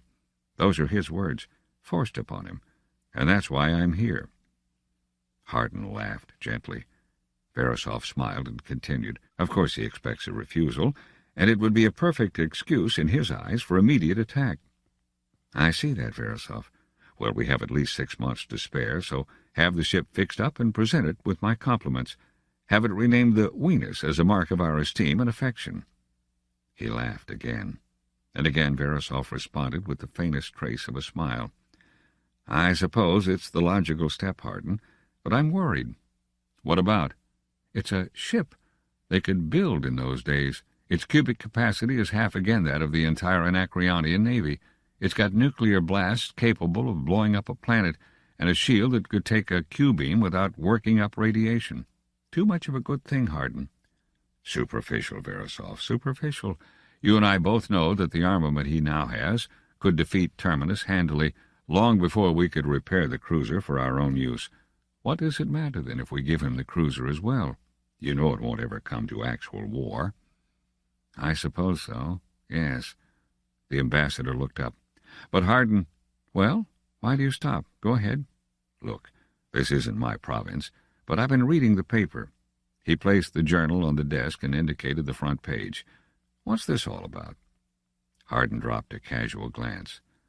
"A group of councilmen are forming a new political party." "That's what it says." Verisov fidgeted. "I know you're in better touch with internal matters than I am, but they're attacking you with everything short of physical violence. How strong are they?" "Damned strong. They'll probably control the council after next election." "Not before?" Verisov looked at the mayor obliquely. "There are ways of gaining control besides elections." "Do you take me for Venus?" "No, but repairing the ship will take months, and an attack after that is certain. Our yielding will be taken as a signal of appalling weakness, and the addition of the Imperial cruiser will just about double the strength of Venus's navy. He'll attack as sure as I'm a high priest. Why take chances? Do one of two things. Either reveal the plan of campaign to the council, or force the issue with Anacreon now." Hardin frowned. "Force the issue now? Before the crisis comes? It's the one thing I mustn't do. There's Hari Seldon and the plan, you know." Verisov hesitated, then muttered, "You're absolutely sure, then, that there is a plan?" "There can scarcely be any doubt," came the stiff reply. "I was present at the opening of the time vault, and Seldon's recording revealed it then." I didn't mean that, Hardin. I just don't see how it could be possible to chart history for 1,000 years ahead. Maybe Seldon overestimated himself. He shriveled a bit at Hardin's ironical smile and added, "Well, I'm no psychologist." "Exactly. None of us are. But I did receive some elementary training in my youth, enough to know what psychology is capable of, even if I can't exploit its capabilities myself. There's no doubt but that Seldon did exactly what he claims to have done. The foundation, as he says, was established as a scientific refuge, the means by which the science and culture of the dying empire was to be preserved through the centuries of barbarism that have begun, to be rekindled in the end into a second empire." Verisov nodded, a trifle doubtfully. "Everyone knows that's the way things are supposed to go. But can we afford to take chances? Can we risk the present for the sake of a nebulous future?" "We must, because the future isn't nebulous. It's been calculated out by Seldon and charted. Each successive crisis in our history is mapped, and each depends in a measure on the successful conclusion of the ones previous. This is only the second crisis, and space knows what effect even a trifling deviation would have in the end." "That's rather empty speculation." "No. Hari Seldon said in the Time Vault that at each crisis our freedom of action would become circumscribed to the point where only one course of action was possible." "So as to keep us on the straight and narrow?" "So as to keep us from deviating, yes. But conversely, as long as more than one course of action is possible, the crisis has not been reached. We must let things drift so long as we possibly can, and by space that's what I intend doing." Verisov didn't answer. He chewed his lower lip in a grudging silence. It had only been the year before that Hardin had first discussed the problem with him, the real problem, the problem of countering Anacreon's hostile preparations, and then only because he, Verisov, had balked at future appeasement. Hardin seemed to follow his ambassador's thoughts. "I would much rather never to have told you anything about this." "What makes you say that?" cried Verisov in surprise. "Because there are 6 people now, you and I, the other 3 ambassadors, and Johann Lee, who have a fair notion of what's ahead, and I'm damned afraid that it was Seldon's idea to have no one know." "Why so?" "Because even Seldon's advanced psychology was limited. It could not handle too many independent variables. He couldn't work with individuals over any length of time, any more than you could apply the kinetic theory of gases to single molecules. He worked with mobs, populations of whole planets, and only blind mobs who do not possess foreknowledge of the results of their own actions. That's not plain. I can't help it. I'm not psychologist enough to explain it scientifically. But this, you know, there are no trained psychologists on Terminus and no mathematical texts on the science. It is plain that he wanted no one on Terminus capable of working out the future in advance. Seldon wanted us to proceed blindly, and therefore correctly, according to the law of mob psychology. As I once told you, I never knew where we were heading when I first drove out the Anacreonians. My idea had been to maintain balance of power, no more than that. It was only afterward that I thought I saw a pattern in events, but I've done my level best not to act on that knowledge. Interference due to foresight would have knocked the plan out of kilter." Verisov nodded thoughtfully. "I've heard arguments almost as complicated in the temples back on Anacreon. How do you expect to spot the right moment of action?" "It's spotted already. You admit that once we repair the battlecruiser, nothing will stop Venus from attacking us. There will no longer be any alternative in that respect." "Yes, all right. That accounts for the external aspect. Meanwhile, you'll further admit that the next election will see a new and hostile council that will force action against Anacreon. There is no alternative there." "Yes. And as soon as all the alternatives disappear, the crisis has come." "Just the same, I get worried."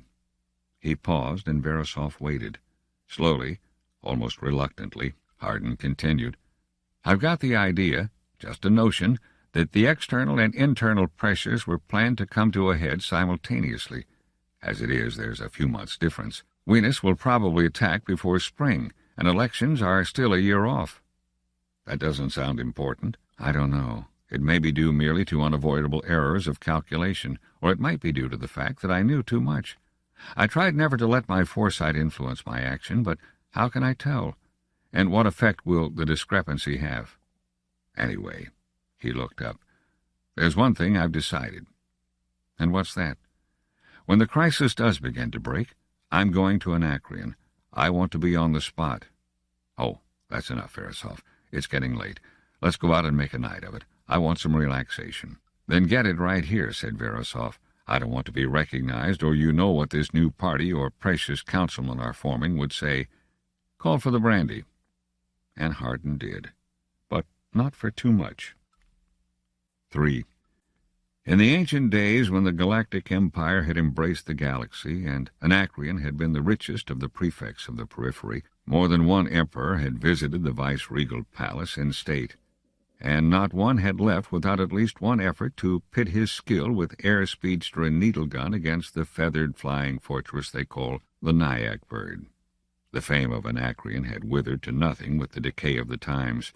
The vice-regal palace was a drafty mass of ruins except for the wing that foundation workmen had restored, and no emperor had been seen in Anacreon for 200 years. But Nyack hunting was still the royal sport, and a good eye with the needle gun still the first requirement of Anacreon's kings. Leopold I, king of Anacreon, and, as was invariably but untruthfully added, lord of the outer dominions, though not yet 16, had already proved his skill many times over. He had brought down his first Nyack when scarcely 13, had brought down his 10th the week after his ascension to the throne, and was returning now from his 46th. 50 before I come of age, he had exulted. Who'll take the wager? But courtiers didn't take wagers against the king's skill. There's the deadly danger of winning. So no one did, and the king left to change his clothes in high spirits. "Leopold!" The king stopped mid-step at the one voice that could cause him to do so. He turned sulkily. Wenus stood upon the threshold of his chambers and beetled at his young nephew. "Send them away," he motioned impatiently. "Get rid of them." The king nodded curtly, and the two chamberlains bowed and backed down the stairs. Leopold entered his uncle's room. Wenus stared at the king's hunting suit morosely.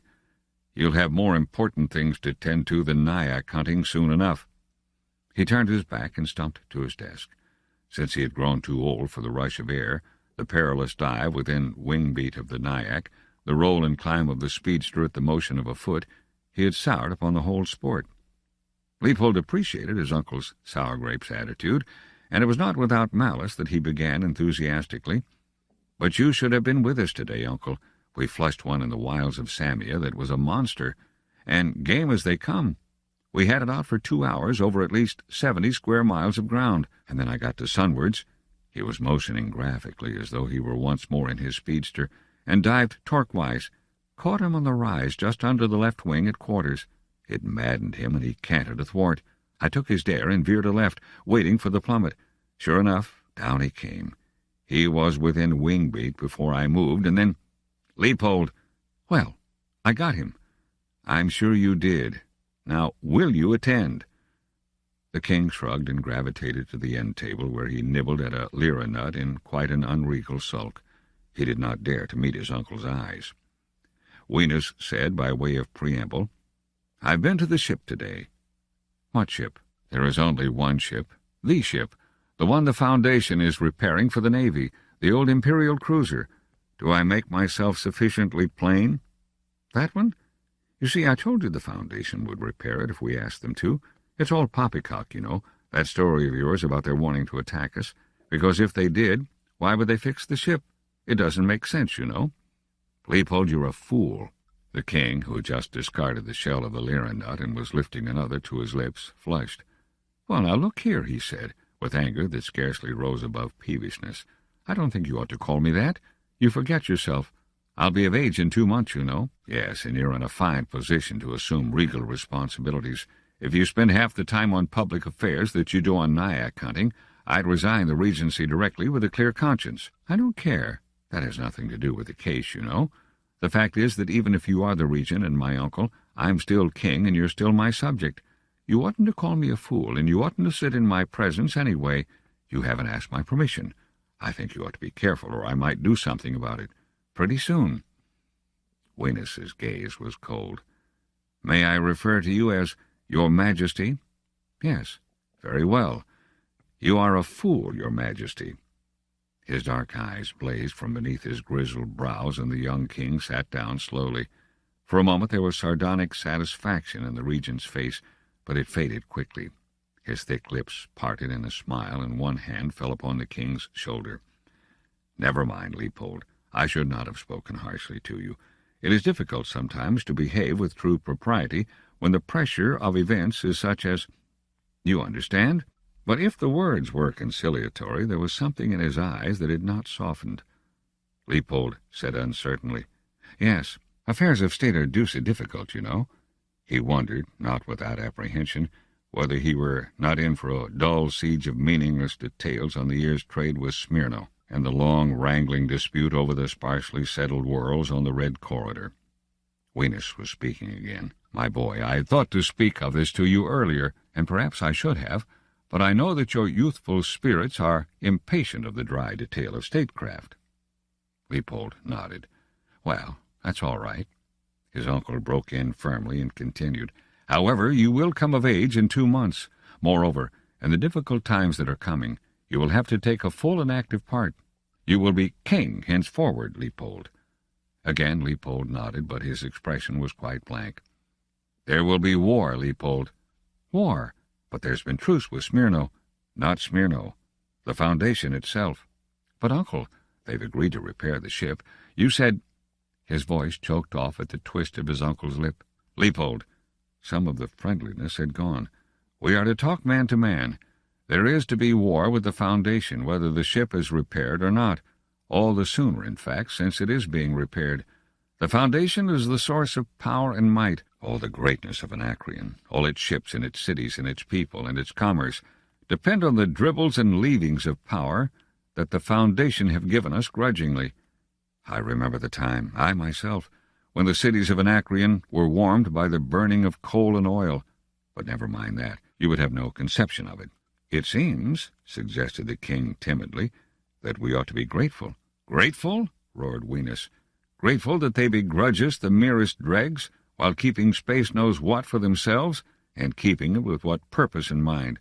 Why, only that they may some day rule the galaxy." His hand came down on his nephew's knee, and his eyes narrowed. "Leopold, you are king of Anacreon. Your children and your children's children may be kings of the universe, if you have the power that the Foundation is keeping from us." "There's something in that." Leopold's eyes gained a sparkle, and his back straightened. "After all, what right have they to keep it to themselves? Not fair, you know. Anacreon counts for something, too." "You see, you're beginning to understand. And now, my boy, what if Smyrna decides to attack the Foundation for its own part and thus gains all that power? How long do you suppose we could escape becoming a vassal power? How long would you hold your throne?" Leopold grew excited. "Space, yes. You're absolutely right, you know. We must strike first. It's simply self-defense." Wenus's smile broadened slightly. "Furthermore, once, at the very beginning of the reign of your grandfather, Anacreon actually established a military base on the Foundation's planet Terminus, a base vitally needed for national defense. We were forced to abandon that base as a result of the machinations of the leader of that Foundation, a sly cur, a scholar, with not a drop of noble blood in his veins. You understand, Leopold? Your grandfather was humiliated by this commoner. I remember him. He was scarcely older than myself when he came to Anacreon with his devil's smile and devil's brain, and the power of the other 3 kingdoms behind him, combined in cowardly union against the greatness of Anacreon." Leopold flushed, and the sparkle in his eyes blazed. "By Seldon, if I had been my grandfather, I would have fought even so." "No, Leopold. We decided to wait, to wipe out the insult at a fitter time. It had been your father's hope, before his untimely death, that he might be the one to— Well. Wenus turned away for a moment. Then, as if stifling emotion, "He was my brother.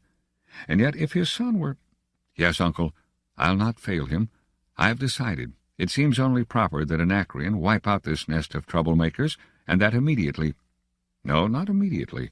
First we must wait for the repairs of the battle-cruiser to be completed. The mere fact that they are willing to undertake these repairs proves that they fear us. The fools attempt to placate us, but we are not to be turned from our path, are we?" And Leopold's fist slammed against his cupped palm. "Not while I am king in Anacreon." Wenus's lip twitched sardonically. "Besides which, we must wait for Salvor Hardin to arrive." "Salvor Hardin! The king grew suddenly round-eyed, and the youthful contour of his beardless face lost the almost hard lines into which they had been compressed.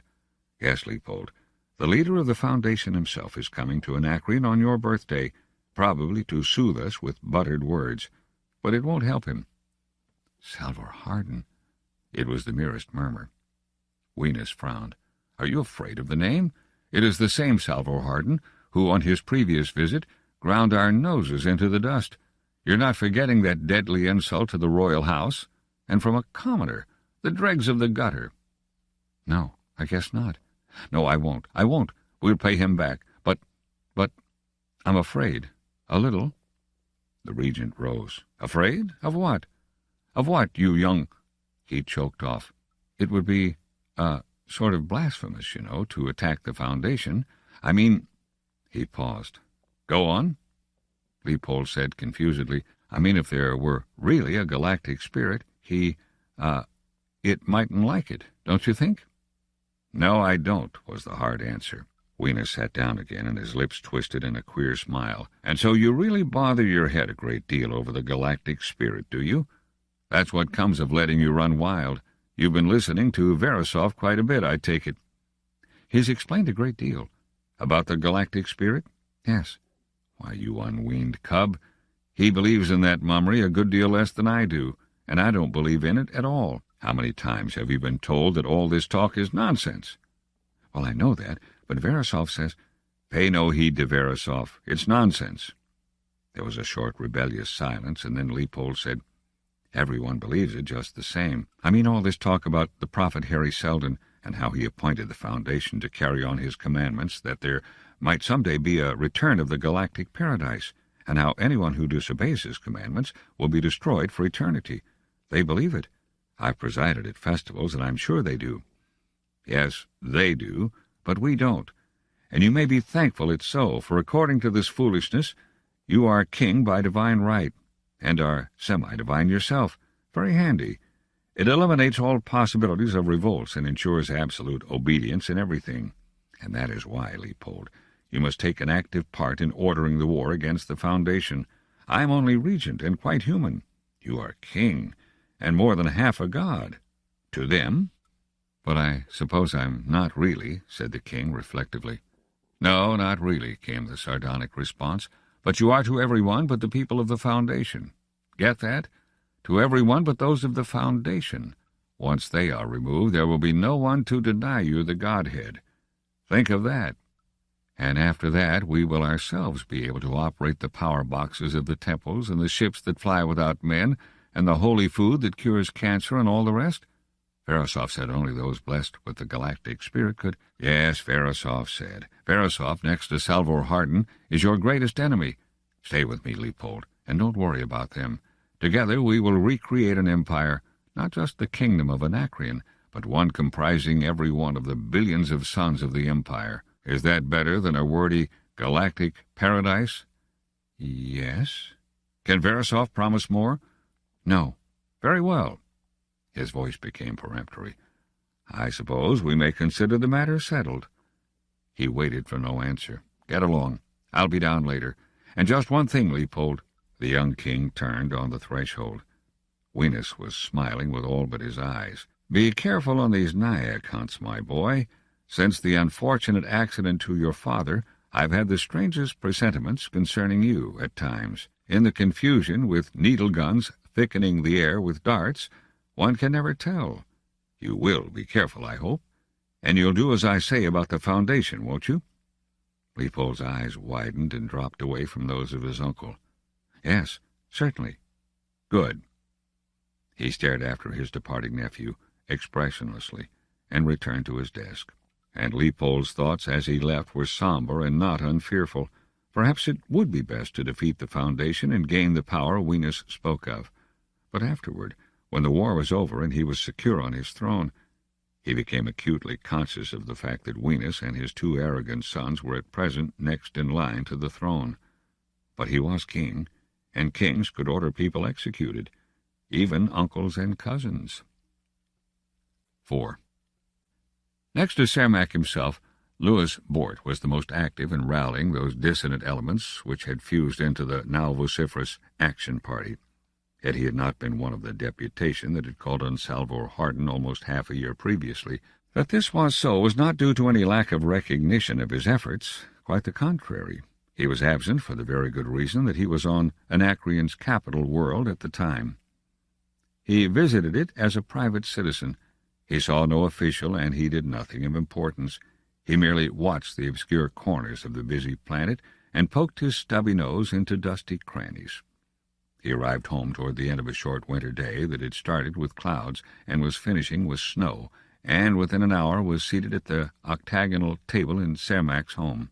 His first words were not calculated to improve the atmosphere of a gathering already considerably depressed by the deepening snow-filled twilight outside. "I'm afraid," he said, "that our position is what is usually termed, in melodramatic phraseology, a lost cause." "You think so?" said Cermac gloomily. "It's gone past thought, Cermac. There's no room for any other opinion." "Armaments," began Dr. Walto, somewhat officiously, but Bort broke in at once. "Forget that. That's an old story."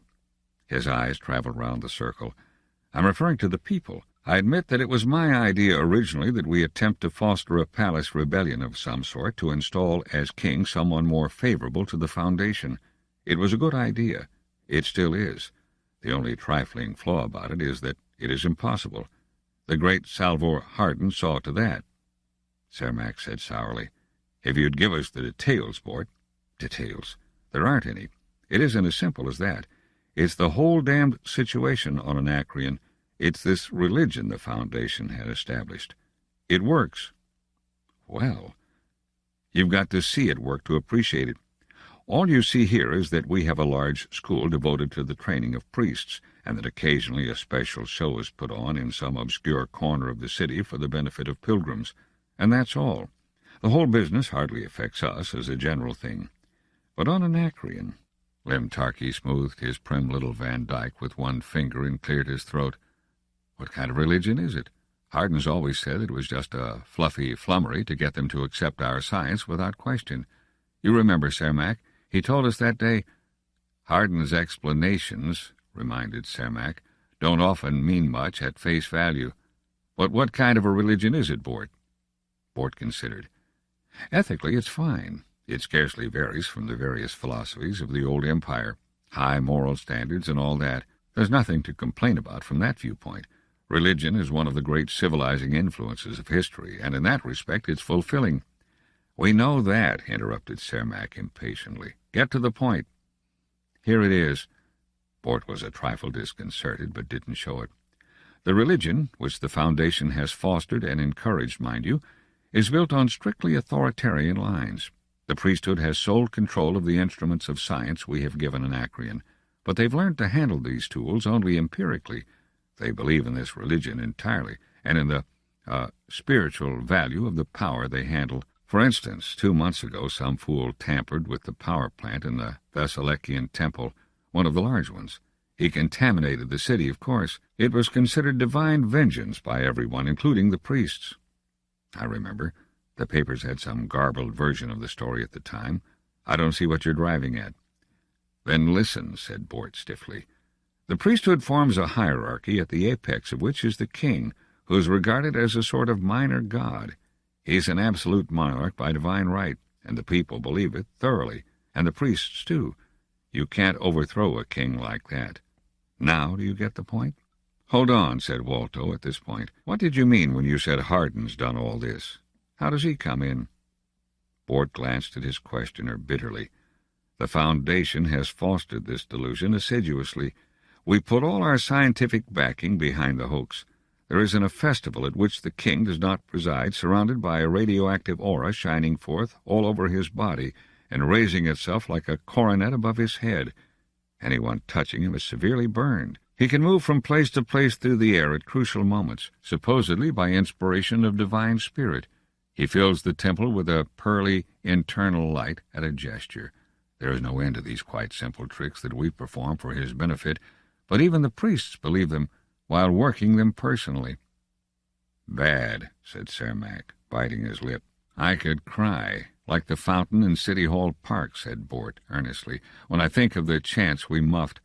Take the situation 30 years ago when Hardin saved the Foundation from Anacreon. At that time, the Anacreonian people had no real conception of the fact that the Empire was running down.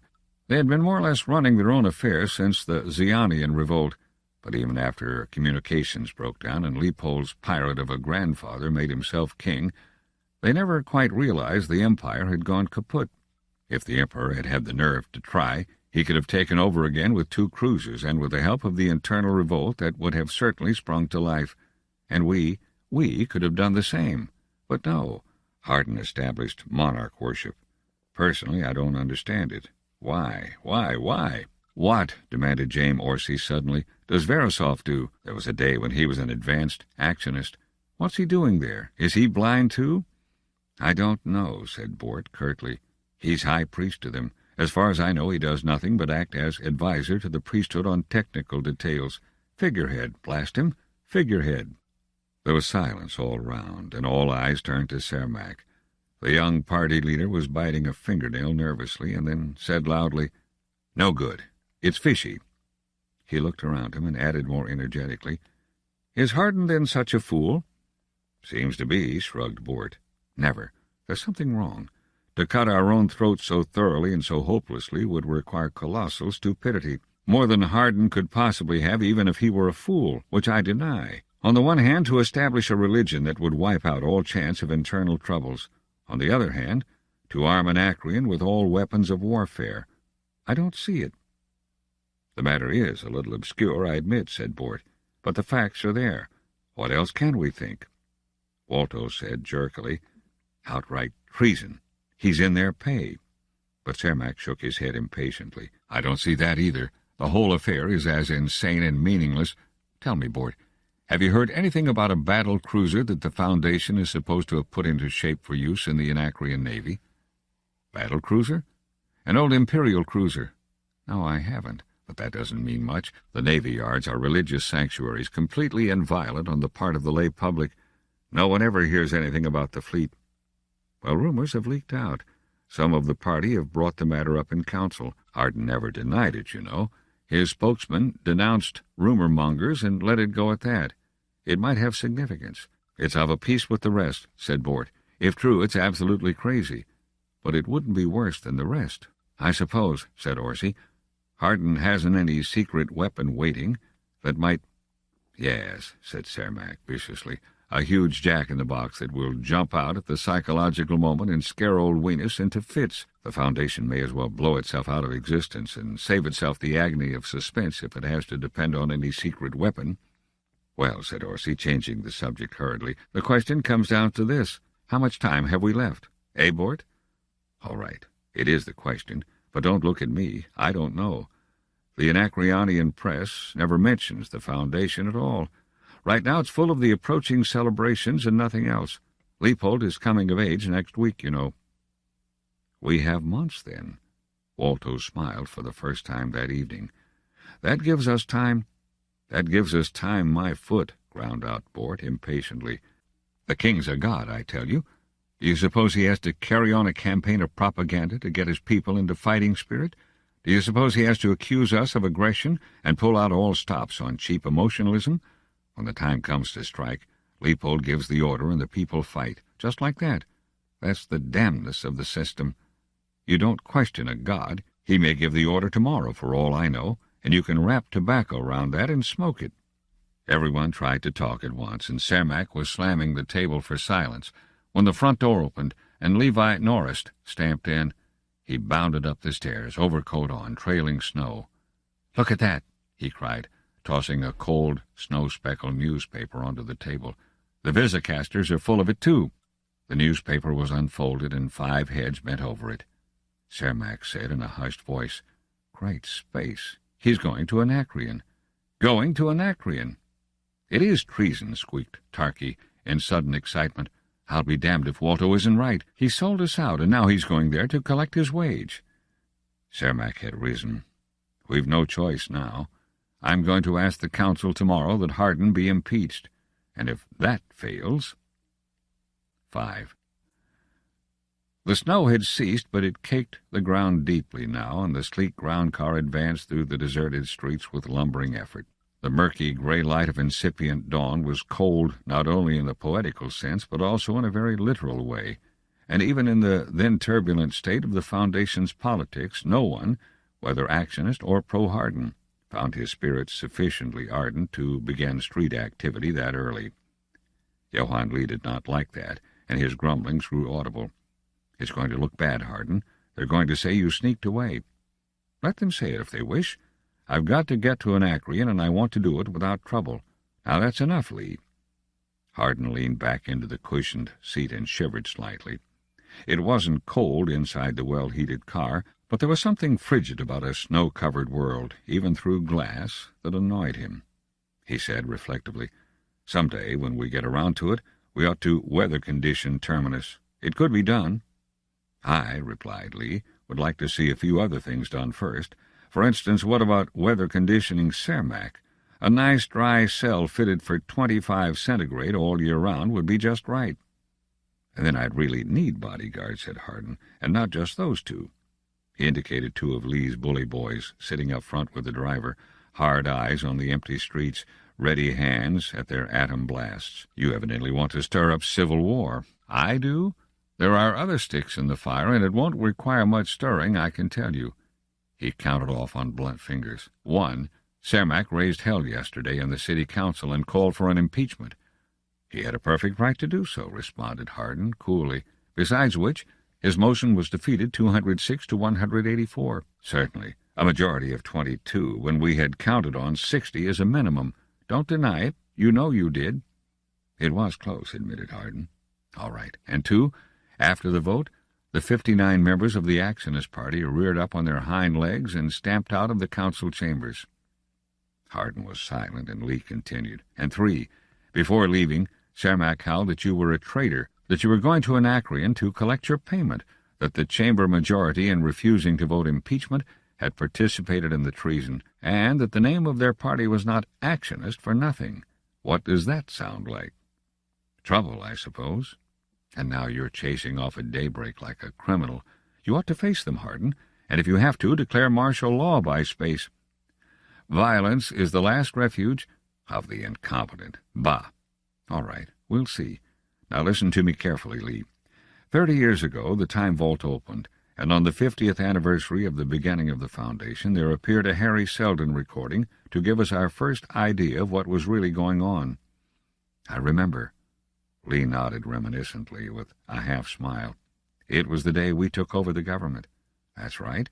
It was the time of our first major crisis. This is our second, and 3 weeks from today will be the 80th anniversary of the beginning of the Foundation. Does that strike you as in any way significant?" "You mean he's coming again?" "I'm not finished. Seldon never said anything about returning, you understand, but that's of a piece with his whole plan. He's always done his best to keep all foreknowledge from us, nor is there any way of telling whether the computer is set for further openings short of dismantling the vault, and is probably set to destroy itself if we were to try that. I've been there every anniversary since the first appearance, just on the chance.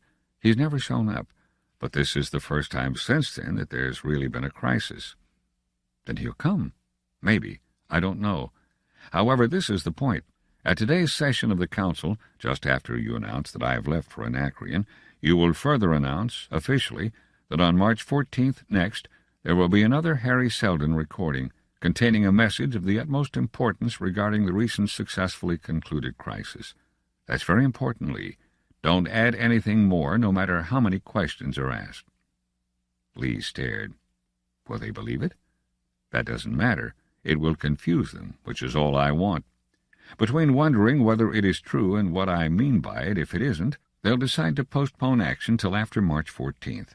I'll be back considerably before then." Lee looked uncertain. "But that successfully concluded, that's bull." "Highly confusing bull. Here's the airport." The waiting spaceship bulked somberly in the dimness. Hardin stamped through the snow toward it, and at the open airlock turned about with outstretched hand. "Goodbye, Lee. I hate to leave you in the frying pan like this, but there's not another I can trust. Now please keep out of the fire." "Don't worry. The frying pan is hot enough. I'll follow orders." He stepped back, and the airlock closed. 6. Salvor Hardin did not travel to the planet Anacreon, from which planet the kingdom derived its name, immediately. It was only on the day before the coronation that he arrived, after having made flying visits to 8 of the larger stellar systems of the kingdom, stopping only long enough to confer with the local representatives of the Foundation. The trip left him with an oppressive realization of the vastness of the kingdom. It was a little splinter, an insignificant fly-speck, compared to the inconceivable reaches of the Galactic Empire of which it had once formed so distinguished a part. But to one whose habits of thought had been built around a single planet, and a sparsely settled one at that, Anacreon's size in area and population was staggering. Following closely the boundaries of the old prefect of Anacreon, it embraced 25 stellar systems, 6 of which included more than one inhabited world. The population of 19 billion, though still far less than it had been in the Empire's heyday, was rising rapidly with the increasing scientific development fostered by the Foundation.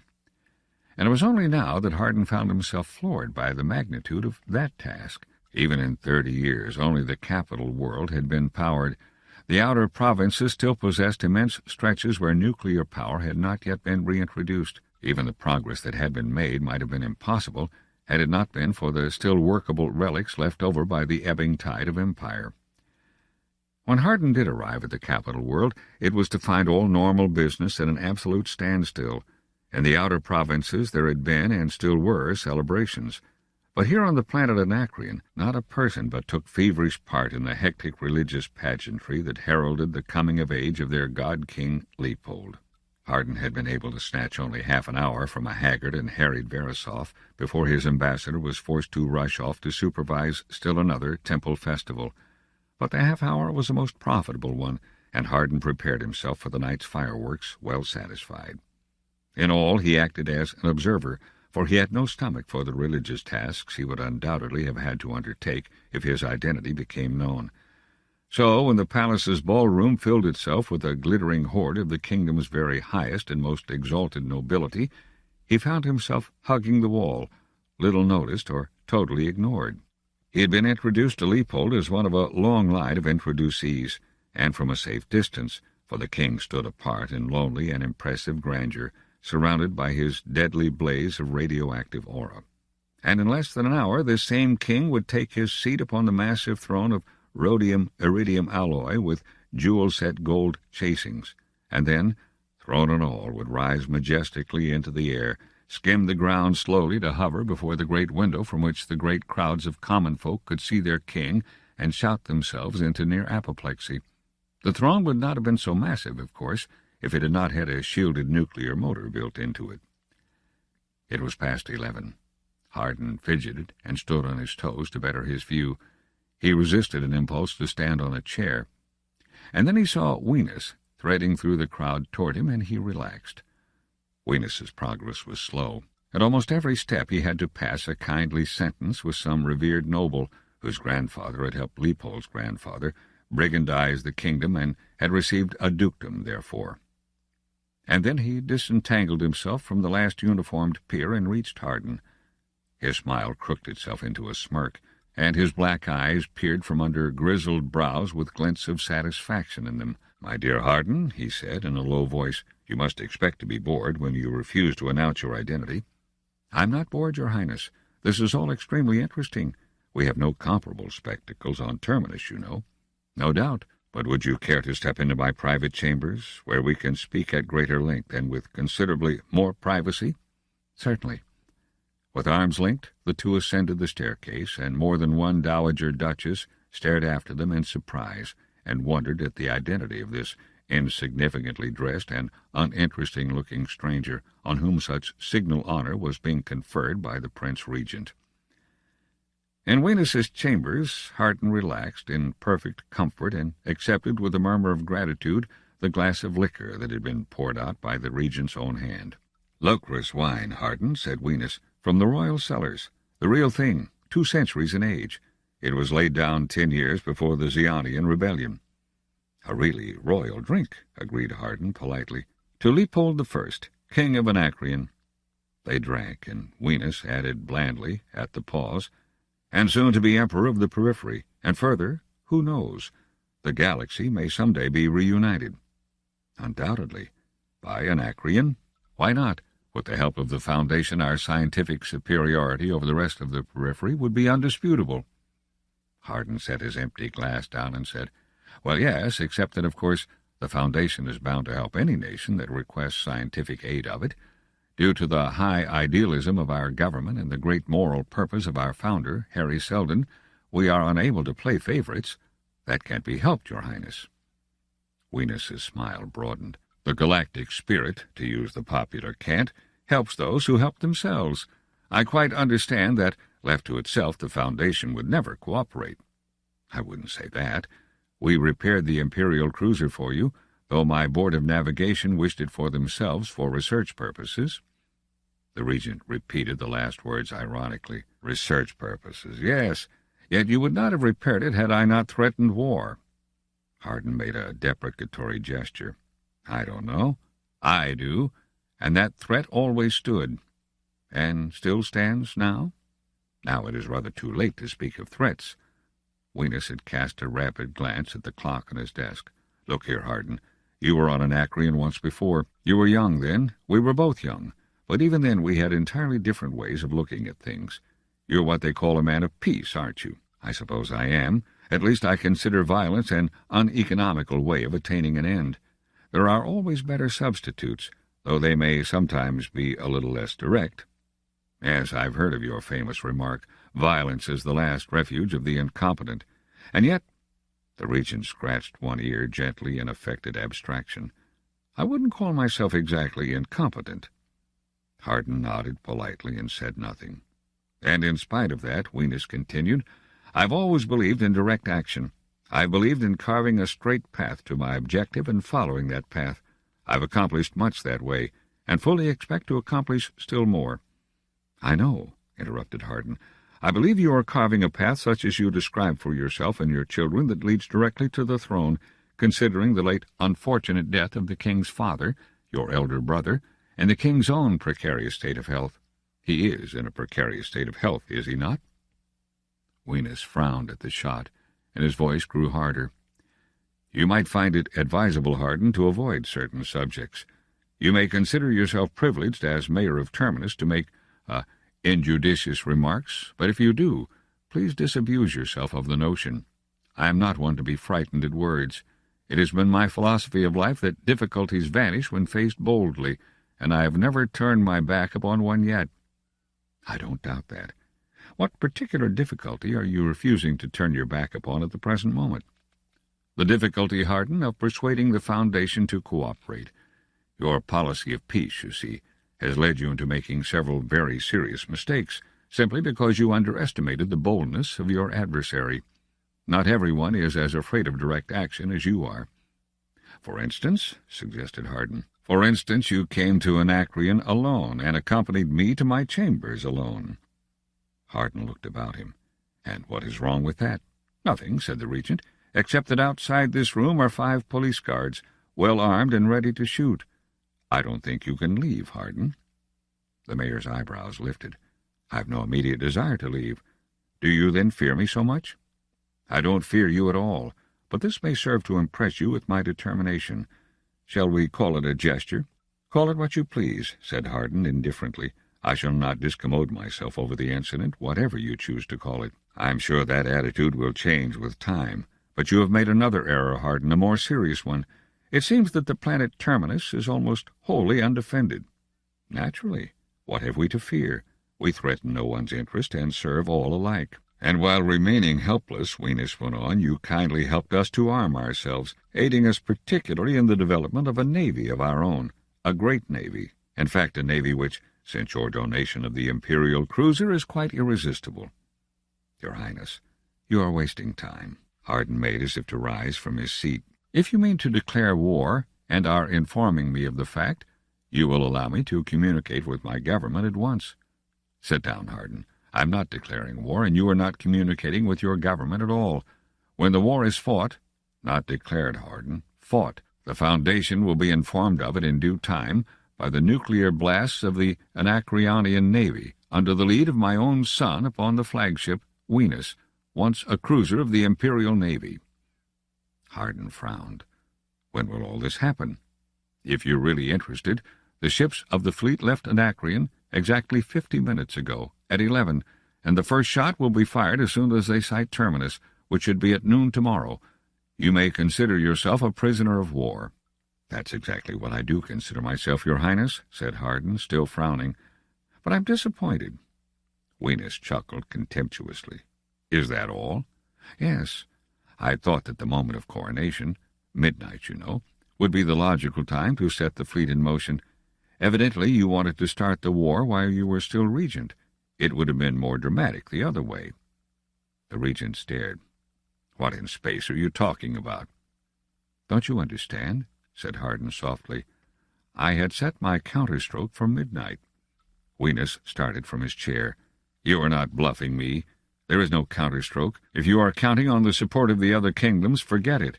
Their navies combined are no match for ours. I know that. I don't intend firing a shot. It is simply that the word went out a week ago that at midnight tonight the planet Anacreon goes under the interdict." "The interdict?" "Yes. If you don't understand, I might explain that every priest in Anacreon is going on strike, unless I countermand the order. But I can't while I'm being held incommunicado, nor do I wish to, even if I weren't." He leaned forward and added, with sudden animation, "Do you realize, Your Highness, that an attack on the Foundation is nothing short of sacrilege of the highest order?" Venus was groping visibly for self-control. "Give me none of that, Hardin. Save it for the mob." "My dear Venus, whoever do you think I am saving it for? I imagine that, for the last half-hour, every temple on Anacreon has been the center of a mob listening to a priest exhorting them upon that very subject. There's not a man or woman on Anacreon that doesn't know that their government has launched a vicious, unprovoked attack upon the center of their religion. But it lacks only 4 minutes of midnight now. You'd better go down to the ballroom to watch events. I'll be safe here with 5 guards outside the door." He leaned back in his chair, helped himself to another glass of Locris wine, and gazed at the ceiling with perfect indifference. Venus, suddenly furious, rushed out of the room. A hush had fallen over the elite in the ballroom as a broad path was cleared for the throne. Leopold sat on it now, hands solidly on its arms, head high, face frozen. The huge chandeliers had dimmed, and in the diffused multicolored light from the tiny nucleo bulbs that bespangled the vaulted ceiling, the royal aura shone out bravely, lifting high above his head to form a blazing coronet. Venus paused on the stairway. No one saw him. All eyes were on the throne. He clenched his fists and remained where he was. Hardin would not bluff him into action. And then the throne stirred. Noiselessly it lifted upward and drifted, off the dais, slowly down the steps, and then horizontally, 5 centimeters off the floor. It worked itself toward the huge open window. At the sound of the deep-toned bell that signified midnight, it stopped before the window, and the king's aura died. For a frozen split second the king did not move, face twisted in surprise, without an aura, merely human. And then the throne wobbled and dropped to the floor with a crashing thump, just as every light in the palace went out. Through the shrieking din and confusion, Venus's bull voice sounded, "Get the flares! Get the flares!" He buffeted right and left through the crowd and forced his way to the door. From without, palace guards had streamed into the darkness. Somehow the flares were brought back to the ballroom, flares that were to have been used in the gigantic torchlight procession through the streets of the city after the coronation. Back to the ballroom, guardsmen swarmed with torches, blue, green, and red, where the strange light lit up frightened, confused faces. "There is no harm done," shouted Venus. "Keep your places. Power will return in a moment." He turned to the captain of the guard, who stood stiffly at attention. "What is it, Captain?" "Your Highness," was the instant response. "The palace is surrounded by the people of the city." "What do they want?" snarled Venus. "A priest is at the head. He has been identified as High Priest Polyverisov. He demands the immediate release of Mayor Salvor Hardin and cessation of the war against the Foundation." The report was made in the expressionless tones of an officer, but his eyes shifted uneasily. Venus cried, "If any of the rabble attempt to pass the palace gates, blast them out of existence. For the moment, nothing more. Let them howl. There will be an accounting tomorrow." The torches had been distributed now, and the ballroom was again alight. Venus rushed to the throne, still standing by the window, and dragged the stricken, wax-faced Leopold to his feet. "Come with me." He cast one look out of the window. The city was pitch black. From below there were the hoarse, confused cries of the mob. Only toward the right, where the Argolid temple stood, was there illumination. He swore angrily and dragged the king away. Venus burst into his chambers, the 5 guardsmen at his heels. Leopold followed, wide-eyed, scared, speechless. "Hardin," said Venus huskily, "you are playing with forces too great for you." The mayor ignored the speaker. In the pearly light of the pocket nucleo bulb at his side, he remained quietly seated, a slightly ironic smile on his face. "Good morning, Your Majesty," he said to Leopold. "I congratulate you on your coronation." "Hardin," cried Venus again, "order your priests back to their jobs." Hardin looked up coolly. "Order them yourself, Venus, and see who is playing with forces too great for whom. Right now there's not a wheel turning in Anacreon. There's not a light burning except in the temples. There's not a drop of water running except in the temples. On the wintry half of the planet, there's not a calorie of heat except in the temples. The hospitals are taking in no more patients. The power plants have shut down. All ships are grounded. If you don't like it, Venus, you can order the priests back to their jobs. I don't wish to. By space, Hardin, I will. If it's to be a showdown, so be it. We'll see if your priests can withstand the army. Tonight, every temple on the planet will be put under army supervision." "Very good. But how are you going to give the orders? Every line of communication on the planet is shut down. You'll find that neither wave nor hyperwave will work. In fact, the only communicator of the planet that will work, outside of the temples, of course, is the televisor right here in this room, and I've fitted it only for reception." Venus struggled vainly for breath, and Hardin continued, "If you wish, you can order your army into the Argolid temple just outside the palace, and then use the ultra-wave sets there to contact other portions of the planet. But if you do that, I'm afraid the army contingent will be cut to pieces by the mob. And then what will protect your palace, Venus?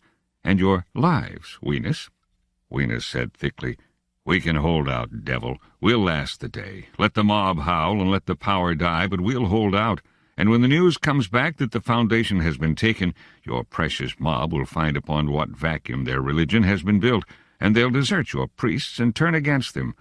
I give you until noon tomorrow, Hardin, because you can stop the power on Anacreon, but you can't stop my fleet." His voice croaked exultantly. "They're on their way, Hardin, with the great cruiser you yourself ordered repaired at the head." Hardin replied lightly, "Yes, the cruiser I myself ordered repaired, but in my own way. Tell me, Venus, have you ever heard of a hyperwave relay? No, I see you haven't. Well, in about 2 minutes, you'll find out what one can do." The televisor flashed to life as he spoke, and he amended, "No, in 2 seconds. Sit down, Venus, and listen." 7. Theo Apparat was one of the very highest-ranking priests of Anacreon. From the standpoint of precedence alone, he deserved his appointment as head priest-attendant upon the flagship Venus. But it was not only rank or precedence. He knew the ship. He had worked directly under the holy men from the Foundation itself in repairing the ship.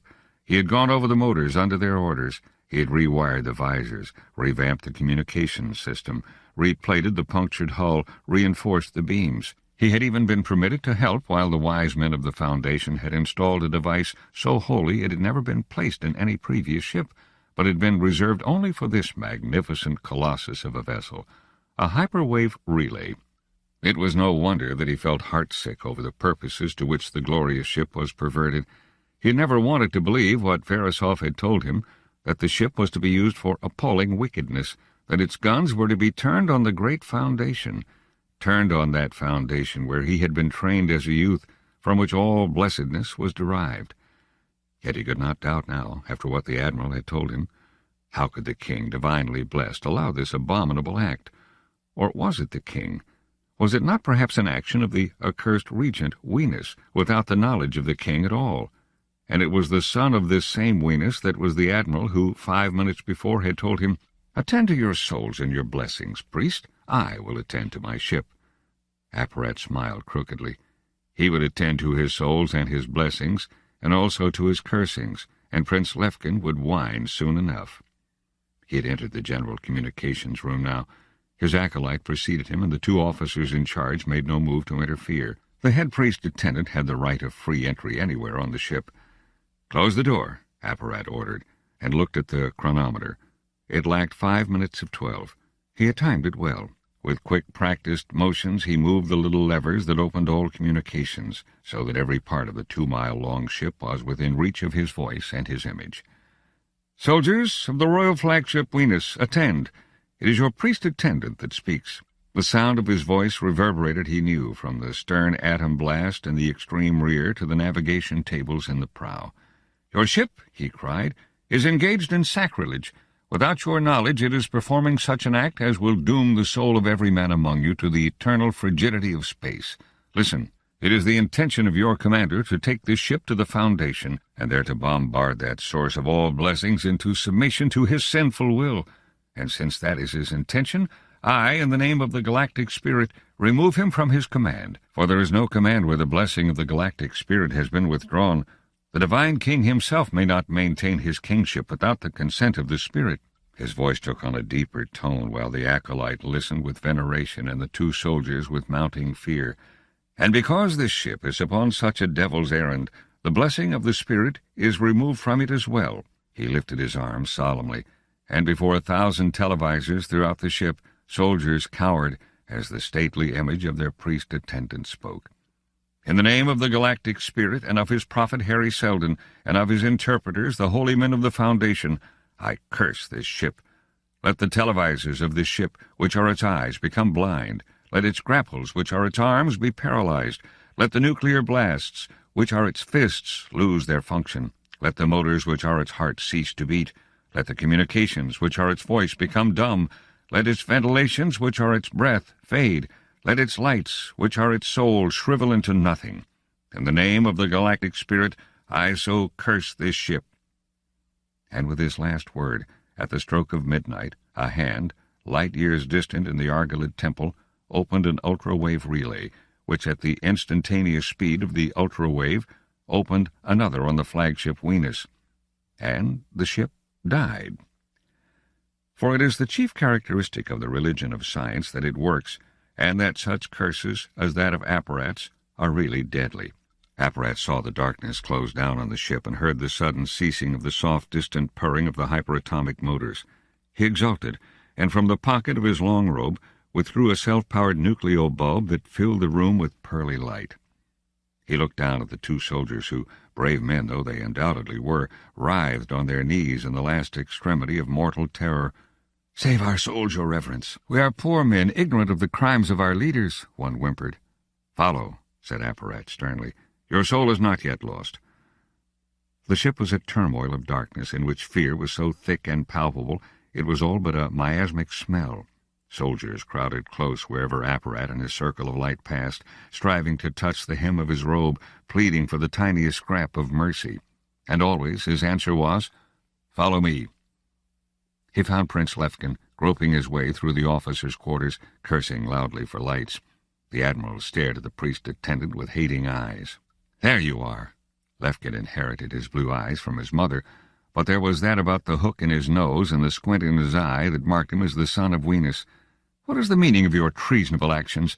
Return the power to the ship. I am commander here." "No longer," said Apparat somberly. Lefkin looked about wildly. "Seize that man. Arrest him, or by space I will send every man within reach of my voice out the airlock in the nude." He paused and then shrieked, "It is your admiral that orders. Arrest him." Then, as he lost his head entirely, "Are you allowing yourselves to be fooled by this mountebank, this harlequin? Do you cringe before a religion compounded of clouds and moonbeams? This man is an impostor, and the Galactic Spirit he speaks of, a fraud of the imagination, devised to—" Apparat interrupted furiously. "Seize the blasphemer. You listen to him at the peril of your souls." And promptly the noble admiral went down under the clutching hands of a score of soldiers. "Take him with you and follow me." Apparat turned, and with Lefkin dragged along after him, and the corridors behind black with soldiery, he returned to the communications room. There he ordered the ex-commander before the one televisor that worked. "Order the rest of the fleet to cease course and to prepare for the return to Anacreon." The disheveled Lefkin, bleeding, beaten, and half-stunned, did so. "And now," continued Apparat grimly, We are in contact with Anacreon on the hyperwave beam. Speak as I order you." Lefkin made a gesture of negation, and the mob in the room and the others crowding the corridor beyond growled fearfully. "Speak," said Apparat. "Begin. The Acreonian Navy—" Lefkin began. 8. There was absolute silence in Wenus's chambers when the image of Prince Lefkin appeared on the televisor. There had been one startled gasp from the regent at the haggard face and shredded uniform of his son, and then he collapsed into a chair, face contorted with surprise and apprehension. Harden listened stolidly, hands clasped lightly in his lap, while the just-crowned King Leopold sat shriveled in the most shadowy corner, biting spasmodically at his gold-braided sleeve.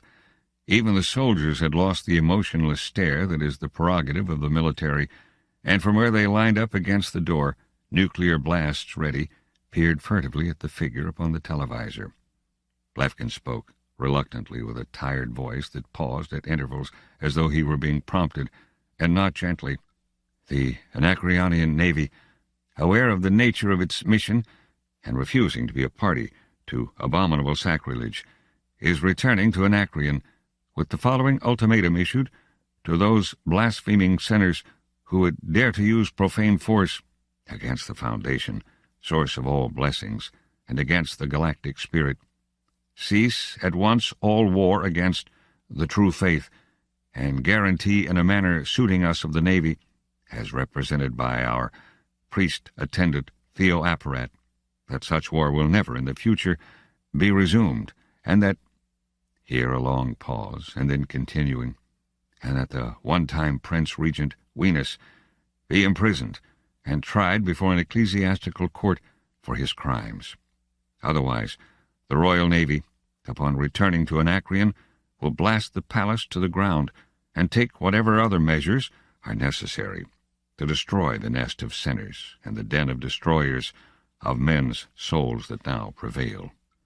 The voice ended with half a sob, and the screen went blank. Harden's fingers passed rapidly over the nucleo bulb, and its light faded until in the dimness the hitherto regent, the king, and the soldiers were hazy-edged shadows, and for the first time it could be seen that an aura encompassed Harden. It was not the blazing light that was the prerogative of kings, but one less spectacular, less impressive, and yet one more effective in its own way and more useful. Harden's voice was softly ironic as he addressed the same Wenus who had 1 hour earlier declared him a prisoner of war and terminus on the point of destruction, and who now was a huddled shadow, broken and silent. "There is an old fable," said Harden, "as old perhaps as humanity, for the oldest records containing it are merely copies of other records, still older, that might interest you. It runs as follows. A horse, having a wolf as a powerful and dangerous enemy, lived in constant fear of his life. Being driven to desperation, it occurred to him to seek a strong ally, whereupon he approached a man and offered an alliance, pointing out that the wolf was likewise an enemy of the man. The man accepted the partnership at once and offered to kill the wolf immediately if his new partner would only cooperate by placing his greater speed at the man's disposal. The horse was willing and allowed the man to place bridle and saddle upon him. The man mounted, hunted down the wolf, and killed him. The horse, joyful and relieved, thanked the man and said, 'Now that our enemy is dead, remove your bridle and saddle and restore my freedom.' Whereupon the man laughed loudly and replied, 'Never,' and applied the spurs with a will." Silence, still. The shadow that was Wenus did not stir. Harden continued quietly. "You see the analogy, I hope. In their anxiety to cement forever domination over their own people, the kings of the 4 kingdoms accepted the religion of science that made them divine, and that same religion of science was their bridle and saddle, for it placed the lifeblood of nuclear power in the hands of the priesthood, who took their orders from us, be it noted, and not from you. You killed the wolf, but could not get rid of the—" Wenus sprang to his feet, and in the shadows his eyes were maddened hollows. His voice was thick, incoherent. "And yet I'll get you. You won't escape. You'll rot. Let them blow us up. Let them blow everything up. You'll rot. I'll get you. Soldiers," he thundered hysterically, "shoot me down that devil. Blast him. Blast him." Harden turned about in his chair to face the soldiers and smiled. One aimed his nuclear blast and then lowered it. The others never budged. Salvor Harden, mayor of Terminus, surrounded by that soft aura, smiling so confidently, and before whom all the power of Anacreon had crumbled to powder, was too much for them, despite the orders of the shrieking maniac just beyond. Venus shouted incoherently and staggered to the nearest soldier. Wildly he wrested the nuclear blast from the man's hand, aimed it at Hardin, who didn't stir, shoved the lever and held it contacted. The pale, continuous beam impinged upon the force field that surrounded the mayor of Terminus and was sucked harmlessly to neutralization. Venus pressed harder and laughed, tearingly. Hardin still smiled, and his force field aura scarcely brightened as it absorbed the energies of the nuclear blast. From his corner, Leopold covered his eyes and moaned. And with a yell of despair, Venus changed his aim and shot again, and toppled to the floor with his head blown into nothingness. Hardin winced at the sight and muttered, "A man of direct action to the end, the last refuge." 9. The time vault was filled far beyond the available seating capacity, and men lined the back of the room 3 deep. Salvor Hardin compared this large company with the few men attending the first appearance of Hari Seldon 30 years earlier.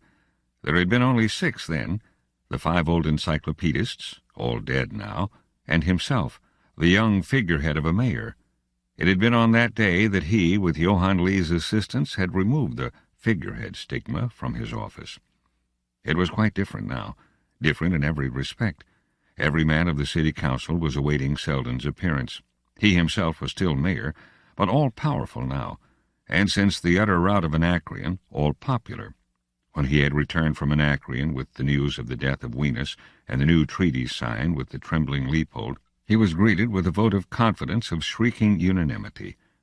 When this was followed in rapid order by similar treaties signed with each of the other 3 kingdoms, treaties that gave the Foundation powers such as would forever prevent any attempts at attack similar to that of Anacreon's.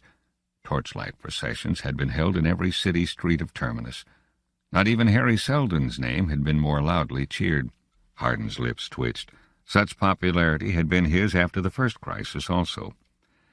Across the room, Seth Cermak and Louis Bort were engaged in animated discussion, and recent events seemed to have put them out not at all. They had joined in the vote of confidence, made speeches in which they publicly admitted that they had been in the wrong, apologized handsomely for the use of certain phrases in earlier debates, excused themselves delicately by declaring they had merely followed the dictates of their judgment and their conscience, and immediately launched a new actionist campaign. Johann Lee touched Hardin's sleeve and pointed significantly to his watch. Hardin looked up. "Hello there, Lee. Are you still sour? What's wrong now?" "He's doing 5 minutes, isn't he?" "I presume so. He appeared at noon last time."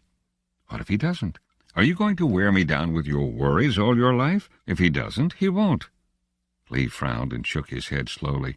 "If this thing flops, we're in another mess. Without Seldon's backing for what we've done, Cermak will be free to start all over. He wants outright annexation of the 4 kingdoms and immediate expansion of the Foundation, by force if necessary. He's begun his campaign already." "I know. A fire-eater must eat fire, even if he has to kindle it himself. And you, Lee, have got to worry, even if you must kill yourself to invent something to worry about." Lee would have answered, but he lost his breath at just that moment. As the lights yellowed and went dim, he raised his arm to point to the glass cubicle that dominated half the room, and then collapsed into a chair with a windy sigh. Hardin himself straightened at the sight of the figure that now filled the cubicle, a figure in a wheelchair. He alone of all those present could remember the day, decades ago, when that figure had appeared first. He had been young then, and the figure old. Since then the figure had not aged a day, but he himself had in turn grown old. The figure stared straight ahead, hands fingering a book in its lap. It said, "I'm Hari Seldon." The voice was old and soft. There was a breathless silence in the room, and Hari Seldon continued conversationally. "This is the second time I've been here. Of course, I don't know if any of you were here the first time. In fact, I have no way of telling, by sense perception, that there is anyone here at all. But that doesn't matter. If the second crisis has been overcome safely, you are bound to be here. There is no way out. If you are not here, then the second crisis has been too much for you." He smiled engagingly. "I doubt that, however, for my figures show a 98.4% probability there is to be no significant deviation from the plan in the first 80 years. According to our calculations, you have now reached domination of the barbarian kingdoms immediately surrounding the Foundation. Just as in the first crisis, you held them off by use of the balance of power, so in the second you gained mastery by use of the spiritual power as against the temporal. However, I might warn you here against overconfidence. It is not my way to grant you any foreknowledge in these recordings, but it would be safe to indicate that what you have now achieved is merely a new balance, though one in which your position is considerably better. The spiritual power, while sufficient to ward off attacks of the temporal, is not sufficient to attack in turn.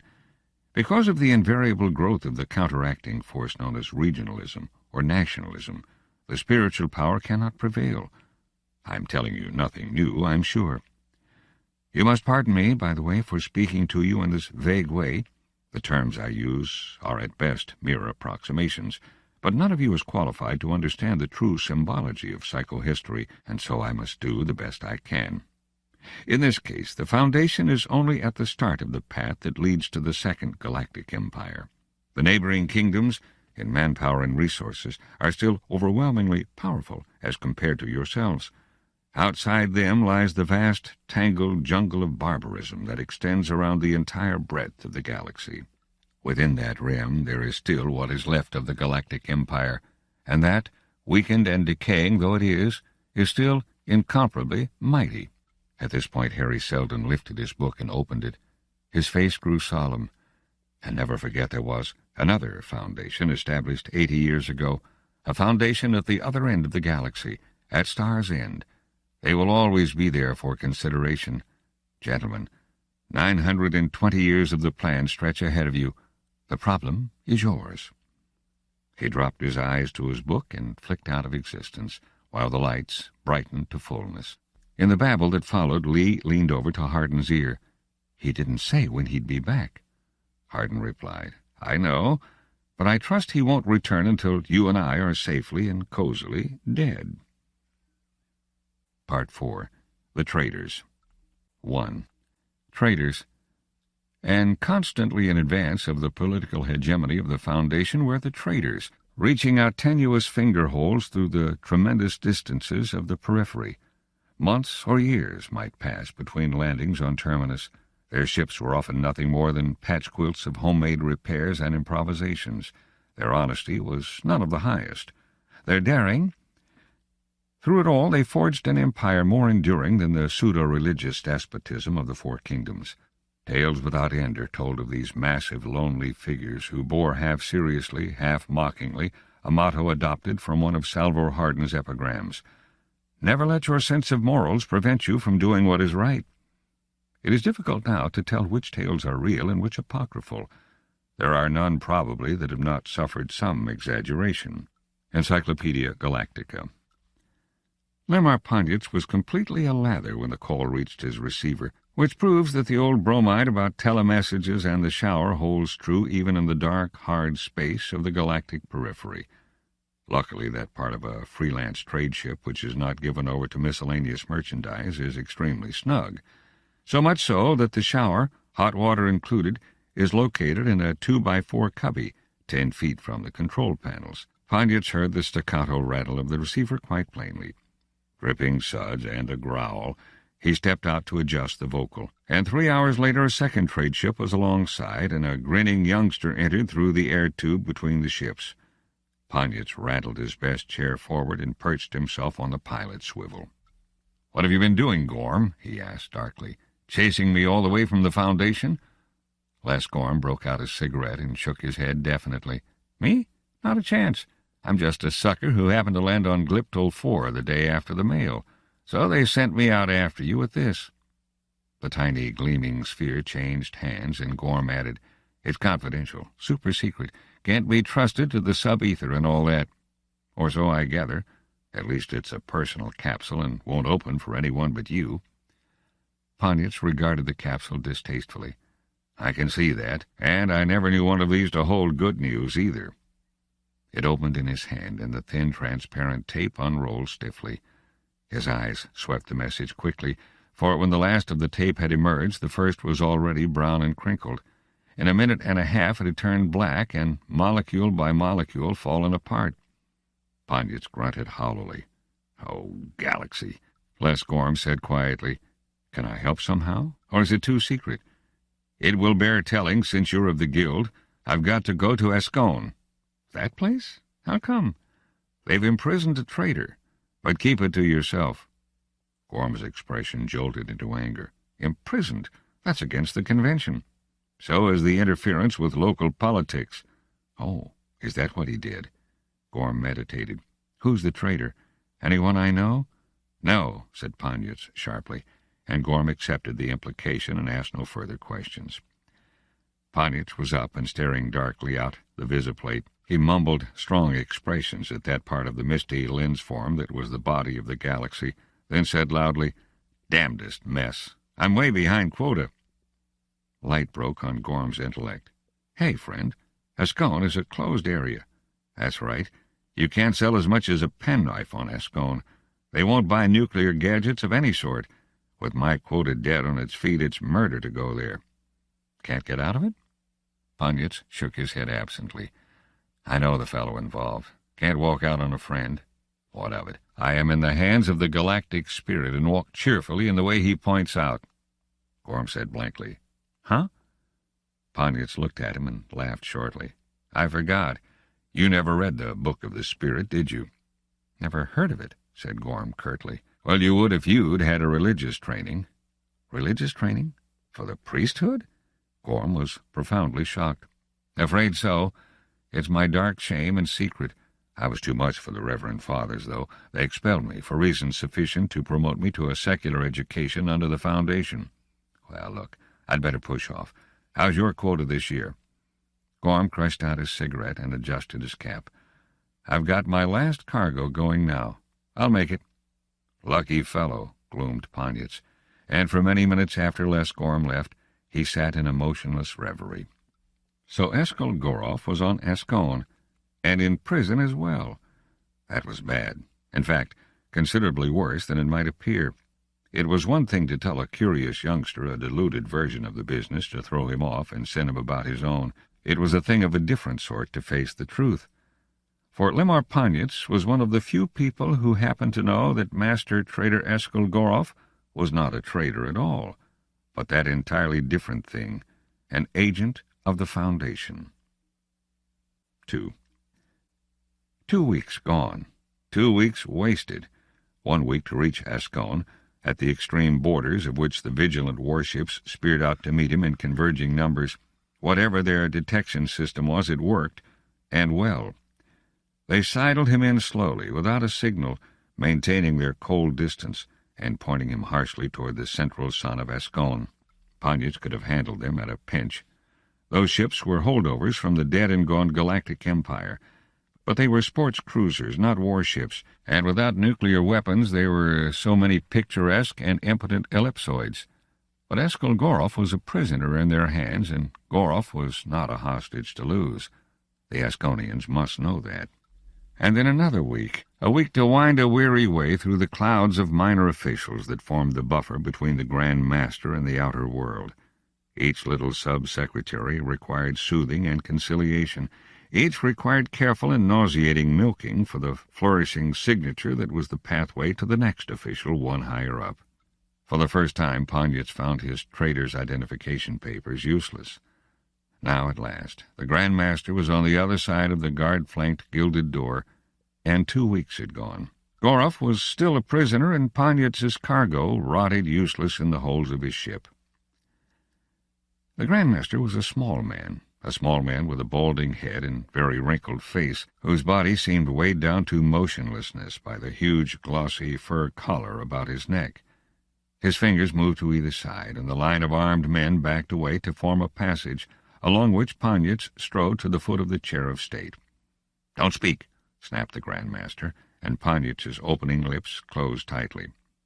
"That's right." The Asconian ruler relaxed visibly. "I can't endure useless chatter.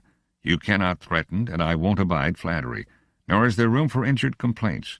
I've lost count of the times you wanderers have been warned that your devil's machines are not wanted anywhere in Ascone." Sir, said Ponyitz quietly. "There is no attempt to justify the trader in question. It is not the policy of traders to intrude where they are not wanted. But the galaxy is great, and it has happened before that a boundary has been trespassed unwittingly. It was a deplorable mistake." "Deplorable, certainly," squeaked the Grand Master. "But mistake? Your people on Gliptol 4 have been bombarding me with pleas for negotiations since 2 hours after the sacrilegious wretch was seized. I have been warned by them of your own coming many times over. It seems a well-organized rescue campaign. Much seems to have been anticipated, a little too much for mistakes, deplorable or otherwise." The Asconian's black eyes were scornful. He raced on.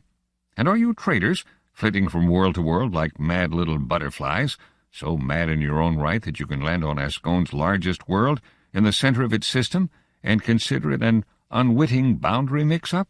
Come, surely not." Ponyitz winced without showing it.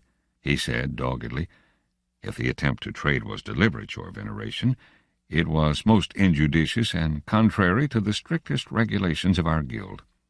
"Injudicious, yes," said the Asconian curtly, "so much so that your comrade is likely to lose life in payment." Ponyitz's stomach knotted. There was no irresolution there. He said, "Death, Your Veneration, is so absolute and irrevocable a phenomenon that certainly there must be some alternative." There was a pause before the guarded answer came. "I have heard that the Foundation is rich." "Rich? Certainly. But our riches are that which you refuse to take. Our nuclear goods are worth—" "Your goods are worthless in that they lack the ancestral blessing. Your goods are wicked and accursed in that they lie under the ancestral interdict." The sentences were intoned, the recitation of a formula. The Grand Master's eyelids dropped, and he said, with meaning, "You have nothing else of value?" The meaning was lost on the trader. "I don't understand. What is it you want?" The Asconian's hands spread apart. "You asked me to trade places with you and make known to you my wants. I think not. Your colleague, it seems, must suffer the punishment set for sacrilege by the Asconian code, death by gas. We are a just people. The poorest peasant, in like case, would suffer no more. I myself would suffer no less." Ponyitz mumbled hopelessly, "Your Veneration, would it be permitted that I speak to the prisoner?" "Asconian law," said the Grand Master coldly, "allows no communication with a condemned man." Mentally, Ponyitz held his breath. "Your Veneration, I ask you to be merciful toward a man's soul in the hour when his body stands forfeit. He has been separated from spiritual consolation in all the time that his life has been in danger. Even now he faces the prospect of going unprepared to the bosom of the spirit that rules all." The Grand Master said slowly and suspiciously, "You are a tender of the soul?" Ponyitz dropped a humble head. "I have been so trained. In the empty expanses of space, the wandering traders need men like myself to care for the spiritual side of a life so given over to commerce and worldly pursuits." The Asconian ruler sucked thoughtfully at his lower lip.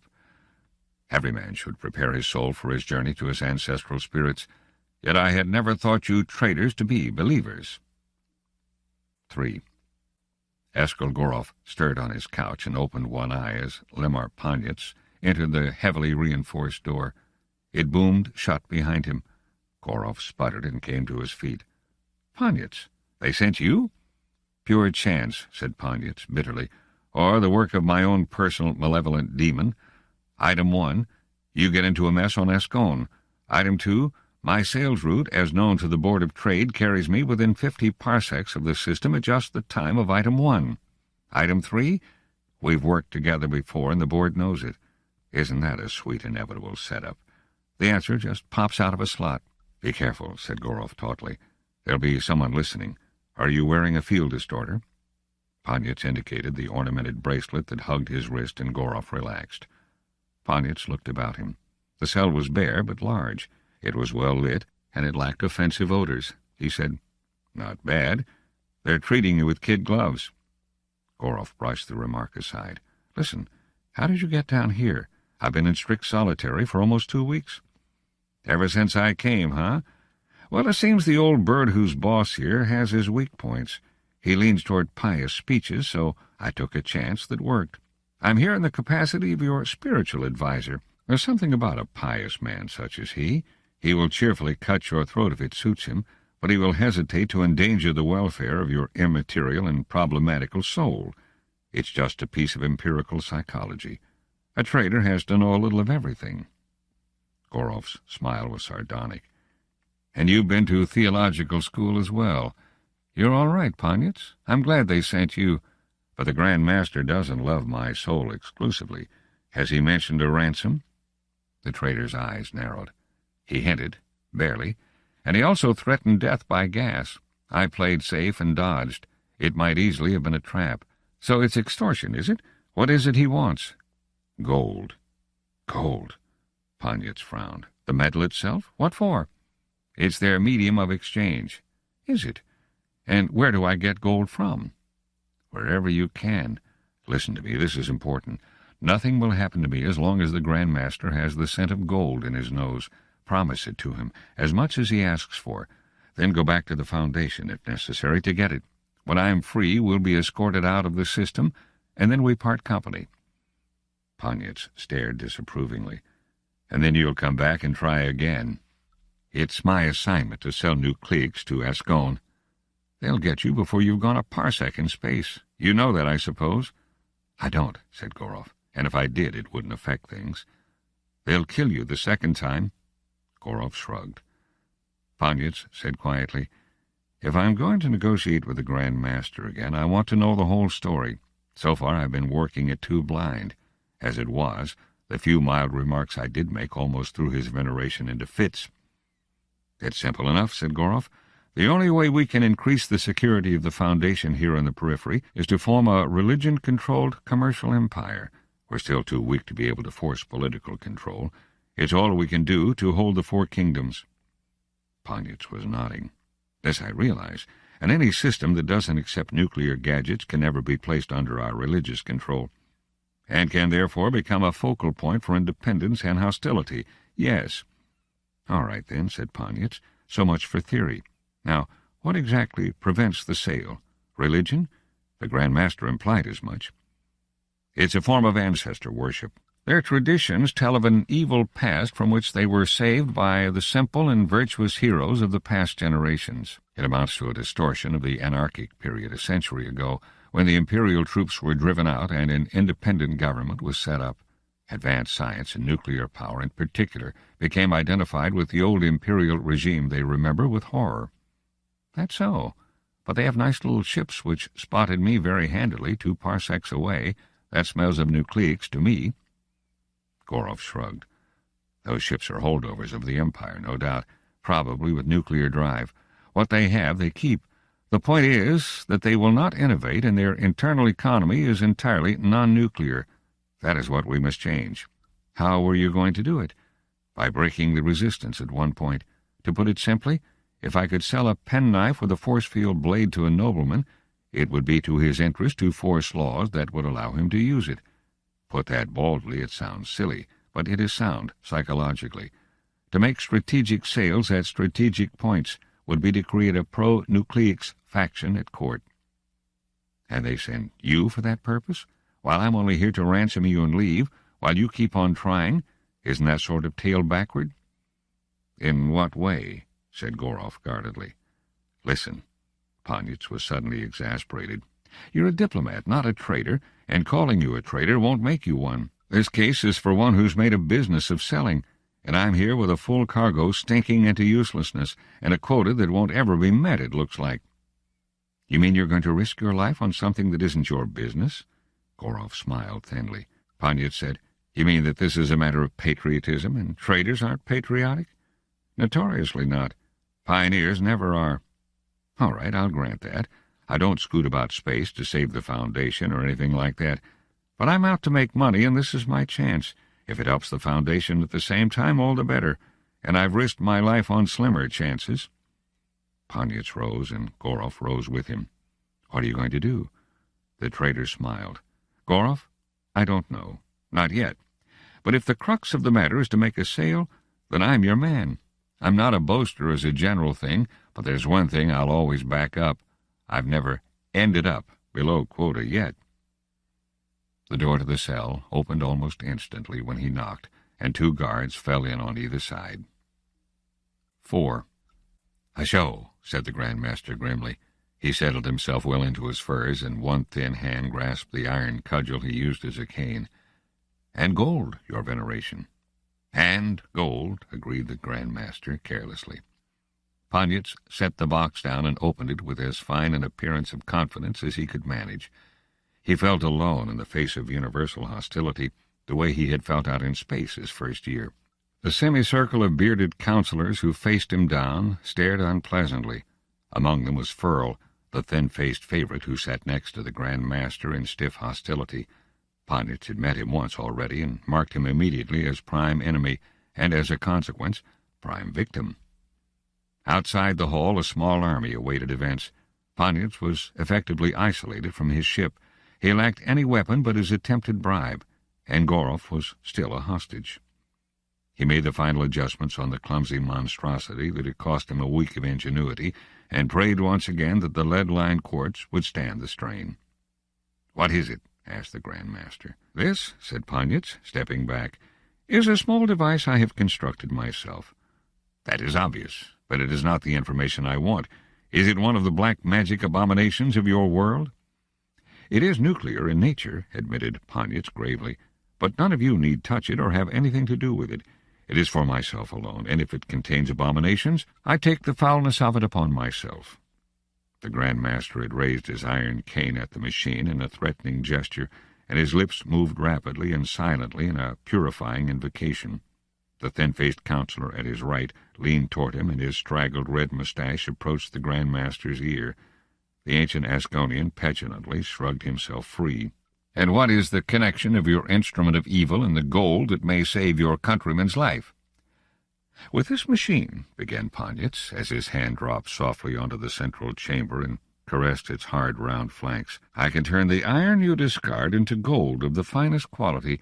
It is the only device known to man that will take iron, the ugly iron, your veneration, that props up the chair you sit in the walls of this building, and change it to shining, heavy yellow gold." Ponyitz felt himself botching it. His usual sales talk was smooth, facile, and plausible, but this limped like a shot-up space wagon. But it was the content, not the form, that interested the Grand Master. "So, transmutation? There have been fools who have claimed the ability. They have paid for their prying sacrilege." "Had they succeeded?" "No." The Grand Master seemed coldly amused. "Success at producing gold would have been a crime that carried its own antidote. It is the attempt plus the failure that is fatal. Here, what can you do with my staff?" He pounded the floor with it. "Your veneration will excuse me. My device is a small model prepared by myself, and your staff is too long." The Grand Master's small, shining eyes wandered and stopped. "Randall, your buckles. Come, man. They shall be replaced double if need be." The buckles passed down the line, hand to hand. The Grand Master weighed them thoughtfully. "Here," he said, and threw them to the floor.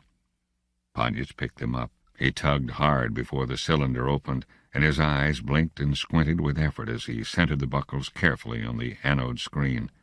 Later it would be easier, but there must be no failures the first time. The homemade transmuter crackled malevolently for 10 minutes, while the odor of ozone became faintly present.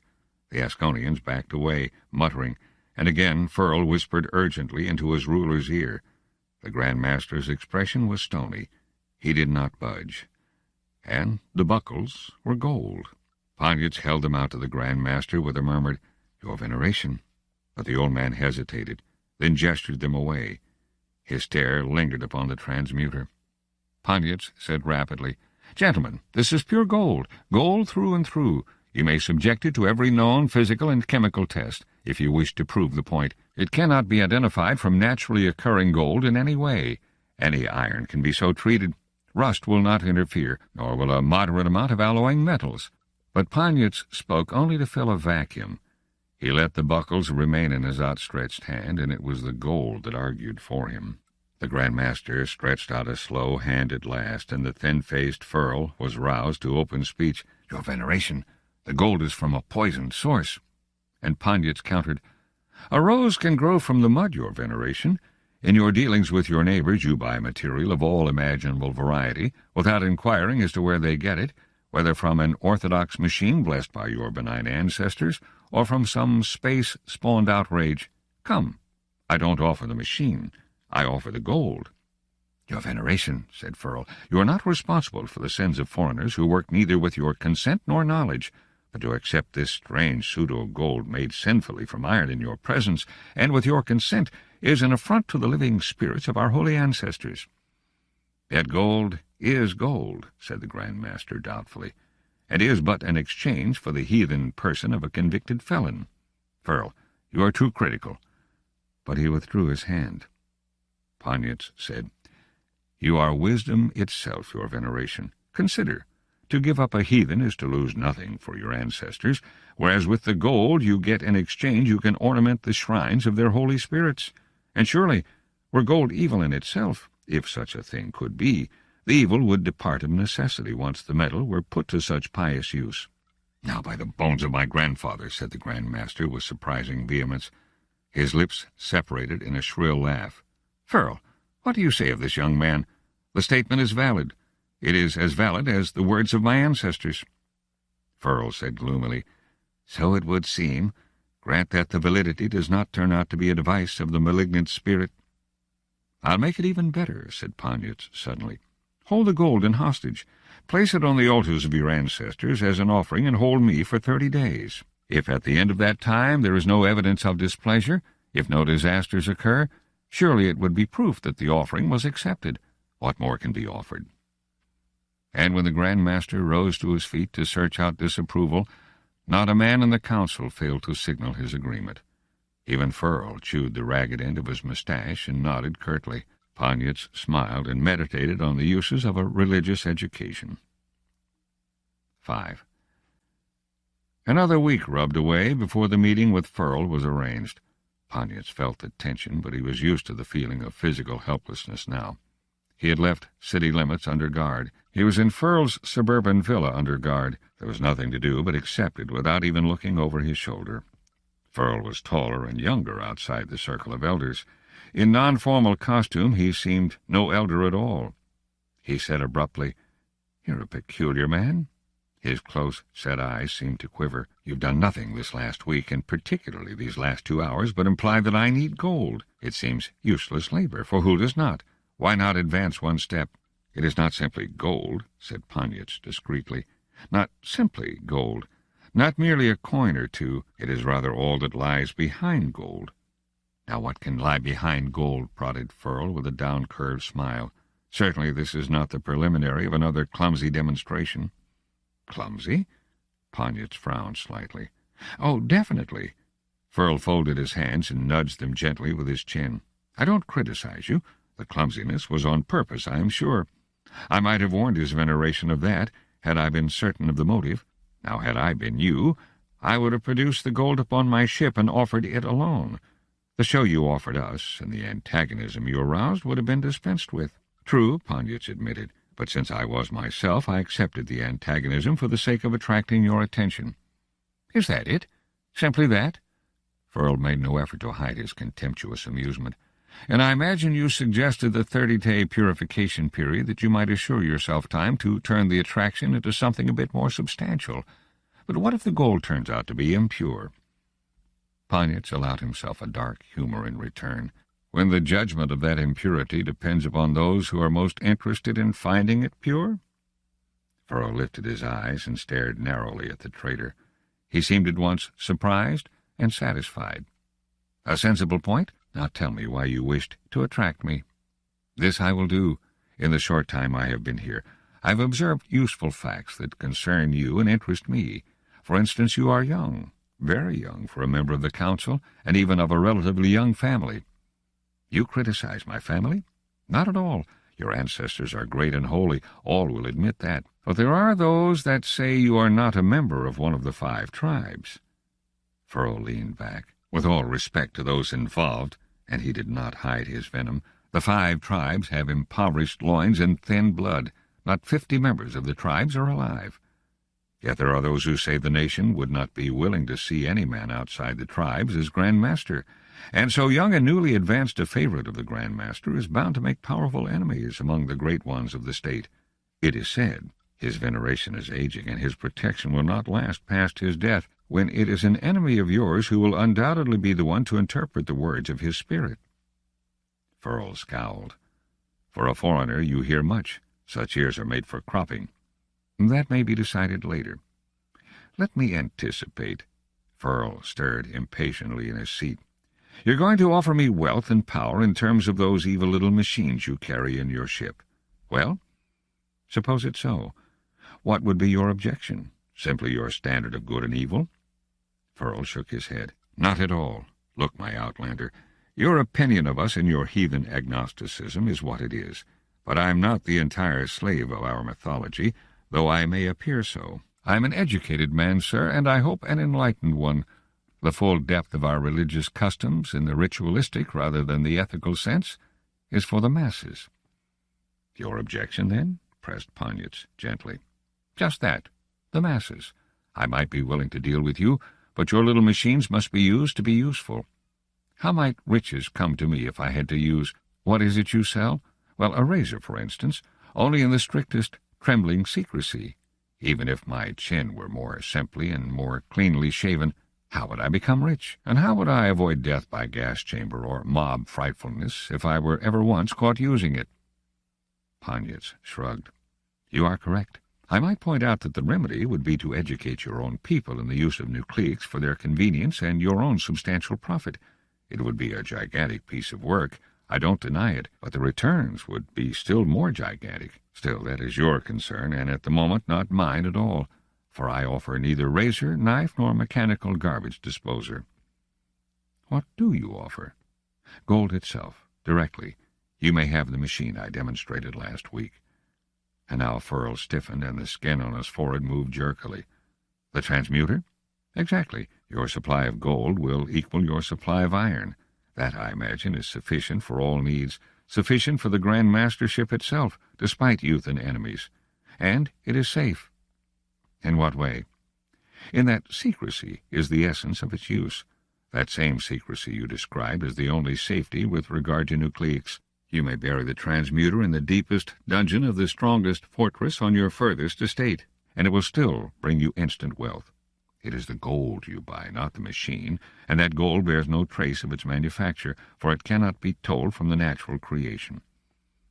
"And who is to operate the machine?" "Yourself. 5 minutes teaching is all you will require. I'll set it up for you wherever you wish. And in return?" "Well," Ponyitz grew cautious, "I ask a price, and a handsome one. It is my living.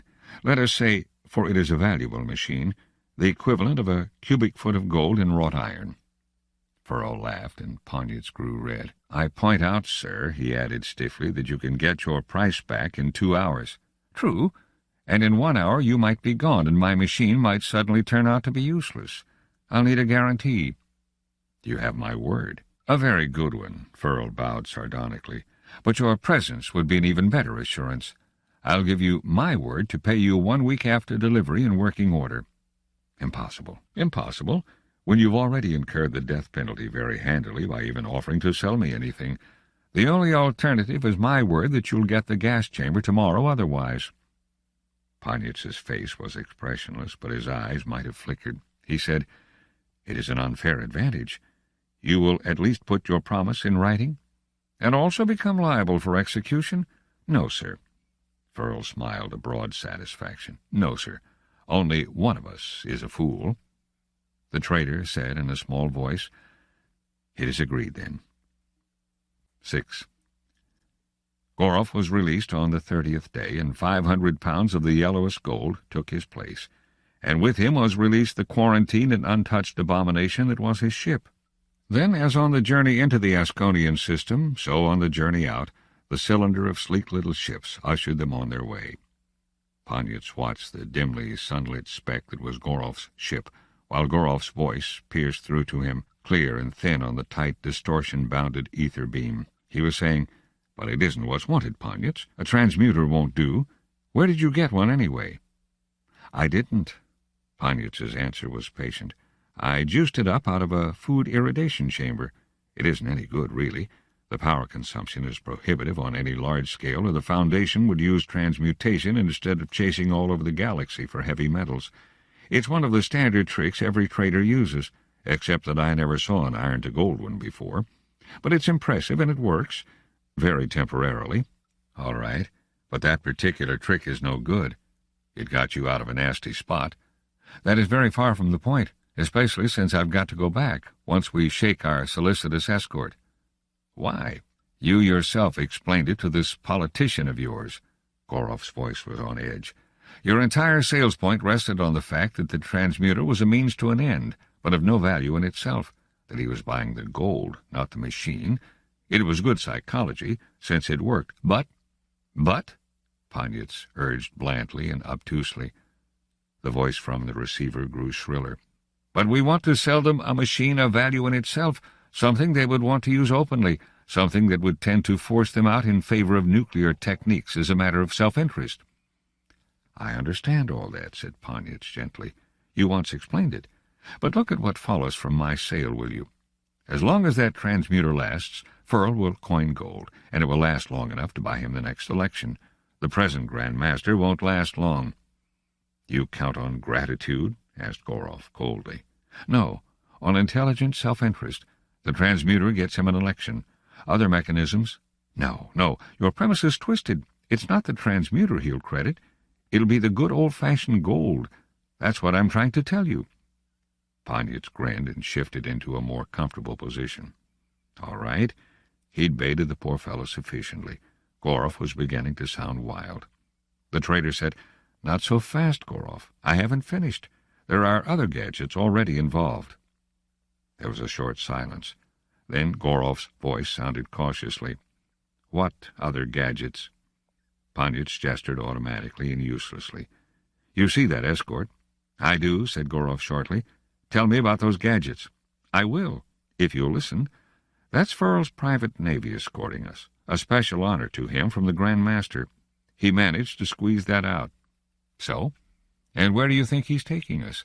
To his mining estates on the outskirts of Ascone, that's where. Listen. Poniatz was suddenly fiery.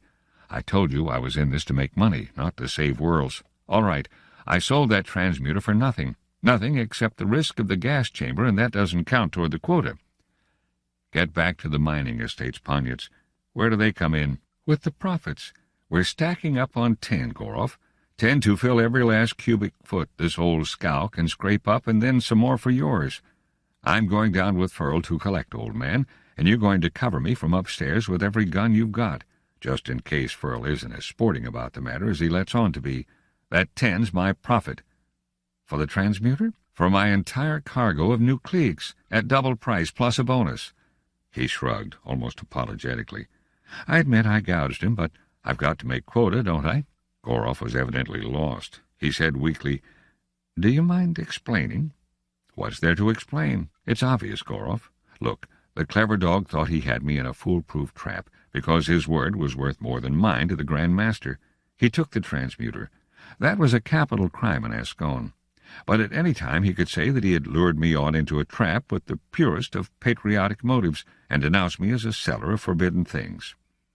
That was obvious, sure, but word against simple word wasn't all there was to it. You see, Ferl had never heard nor conceived of a microfilm recorder. Goroff laughed suddenly. That's right, said Poniatz. He had the upper hand. I was properly chastened.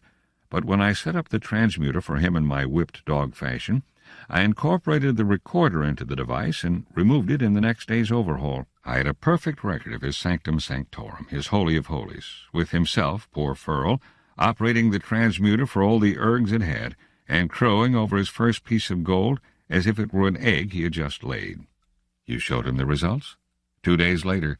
The poor sap had never seen three-dimensional color-sound images in his life.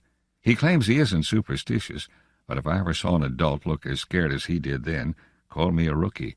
When I told him I had a recorder planted in the city square, set to go off at midday with 1 million fanatical Asconians to watch, and to tear him to pieces subsequently, he was gibbering at my knees in half a second. He was ready to make any deal I wanted. Did you? Goroff's voice was suppressing laughter. I mean, have one planted in the city square. No, but that didn't matter. He made the deal. He bought every gadget I had and every one you had for as much tin as we could carry. At that moment he believed me capable of anything. The agreement is in writing, and you'll have a copy before I go down with him. just as another precaution. "But you've damaged his ego," said Goroff. "Will he use the gadgets? Why not? It's his only way of recouping his losses. And if he makes money out of it, he'll salve his pride. And he will be the next Grand Master, and the best man we can have in our favor." "Yes," said Goroff.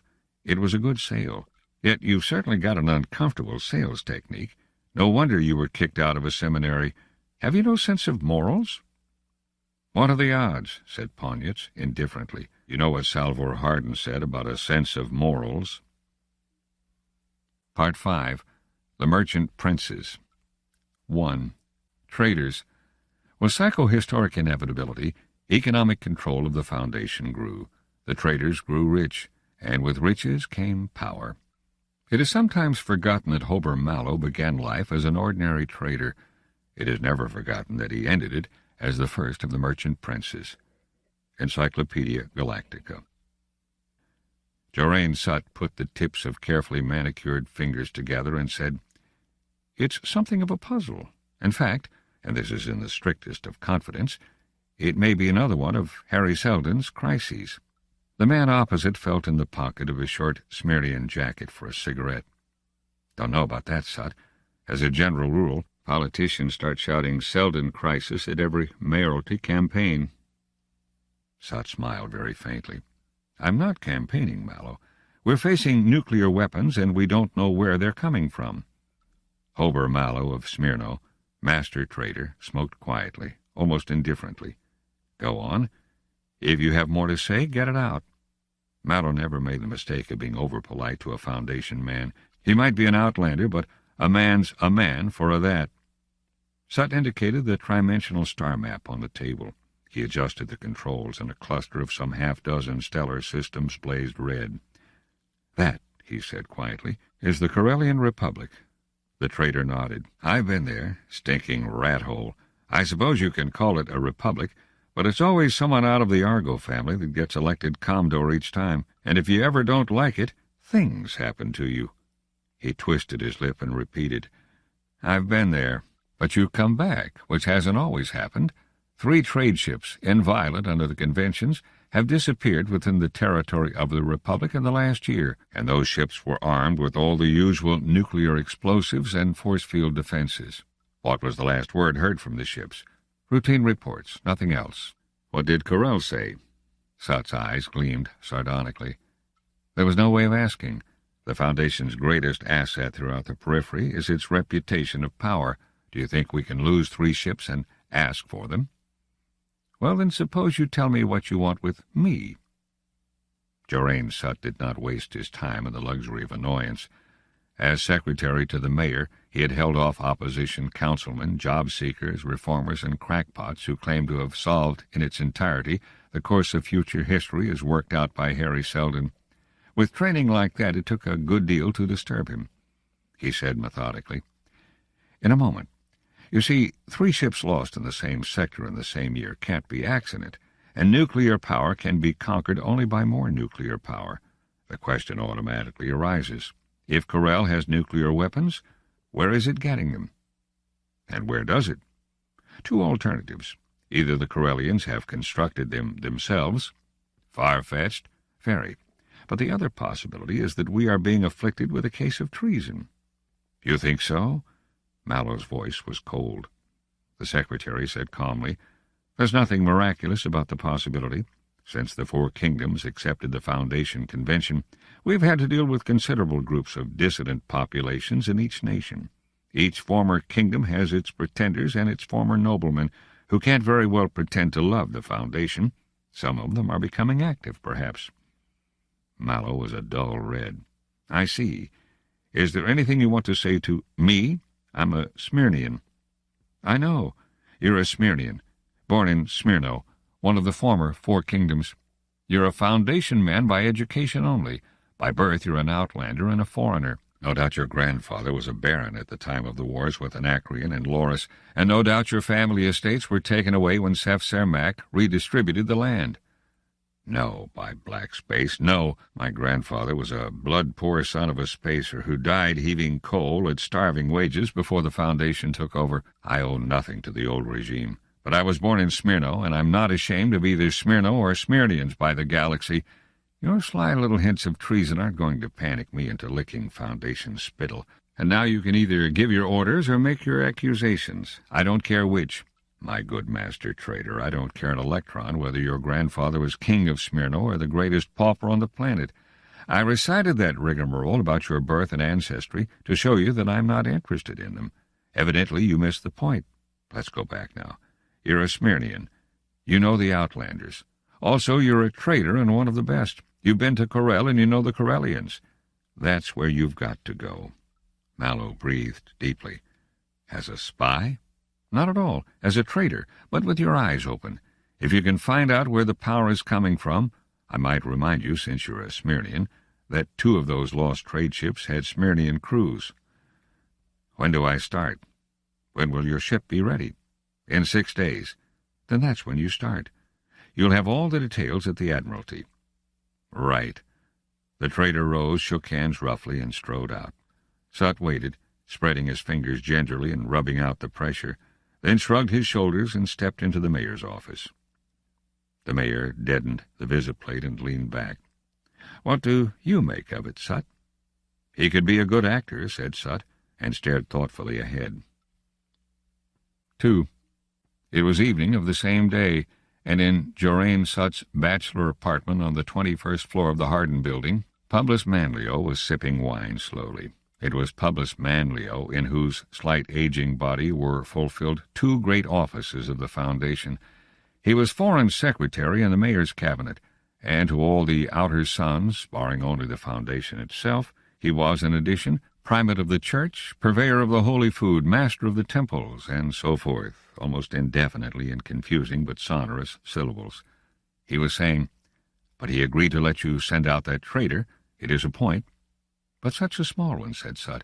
"It gets us nothing immediately.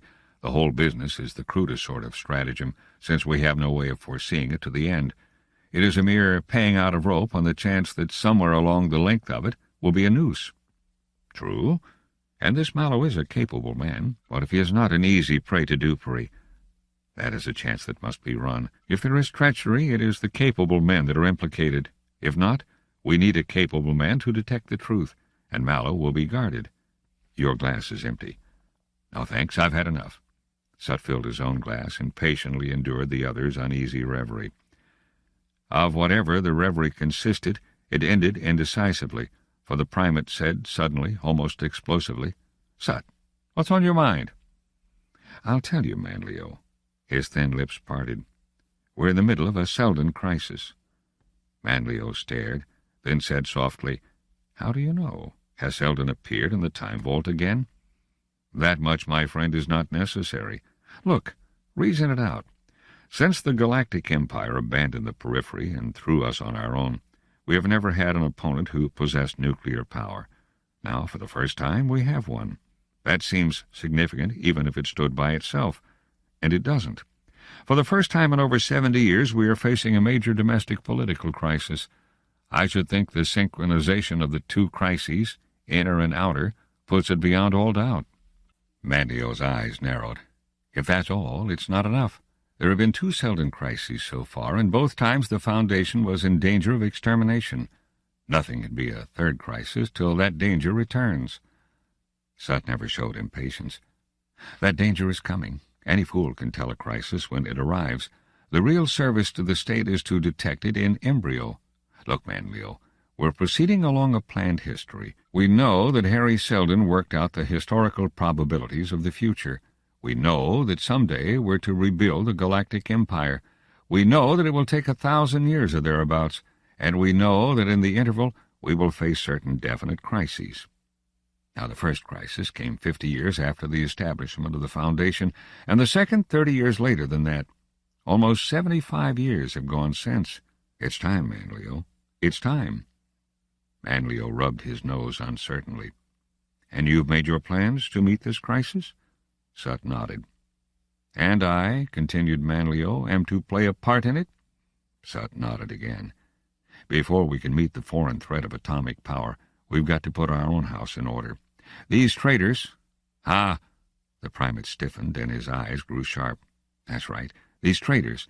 They are useful, but they are too strong and too uncontrolled. They are outlanders, educated apart from religion. On the one hand, we put knowledge into their hands, and on the other, we remove our strongest hold upon them. If we can prove treachery, if we could, direct action would be simple and sufficient, but that doesn't signify in the least.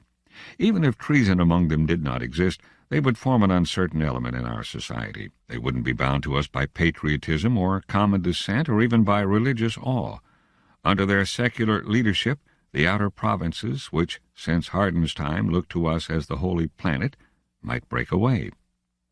I see all that, but the cure... The cure must come quickly, before the Seldon crisis becomes acute. If nuclear weapons are without and disaffection within, the odds might be too great. Sut put down the empty glass he had been fingering. This is obviously your job. Mine? I can't do it. My office is appointive and has no legislative standing. The mayor? Impossible. His personality is entirely negative. He is energetic only in evading responsibility. But if an independent party arose that might endanger re-election, he might allow himself to be led. But Sut, I lack the aptitude for practical politics. Leave that to me. Who knows, Manlio? Since Salvor Hardin's time, the primacy and the mayoralty have never been combined in a single person. But it might happen now, if your job were well done. 3. And at the other end of town, in homelier surroundings, Hober Mallow kept a second appointment. He had listened long, and now he said cautiously, "Yes, I've heard of your campaigns to get trader representation in the council. But why me, Tware?" James Tware, who would remind you any time, asked or unasked, that he was in the first group of outlanders to receive a lay education at the foundation, beamed. "I know what I'm doing," he said. "Remember when I met you first, last year?" "At the traders' convention." "Right. You ran the meeting. You had those red-necked oxen planted in their seats, then put them in your shirt pocket and walked off with them. And you're all right with the foundation masses, too. You've got glamour, or at any rate solid adventure publicity, which is the same thing." "Very good," said Mallow dryly. "But why now?" "Because now's our chance. Do you know that the Secretary of Education has handed in his resignation? It's not out in the open yet, but it will be." "How do you know?" "That... Never mind." He waved a disgusted hand. "It's so.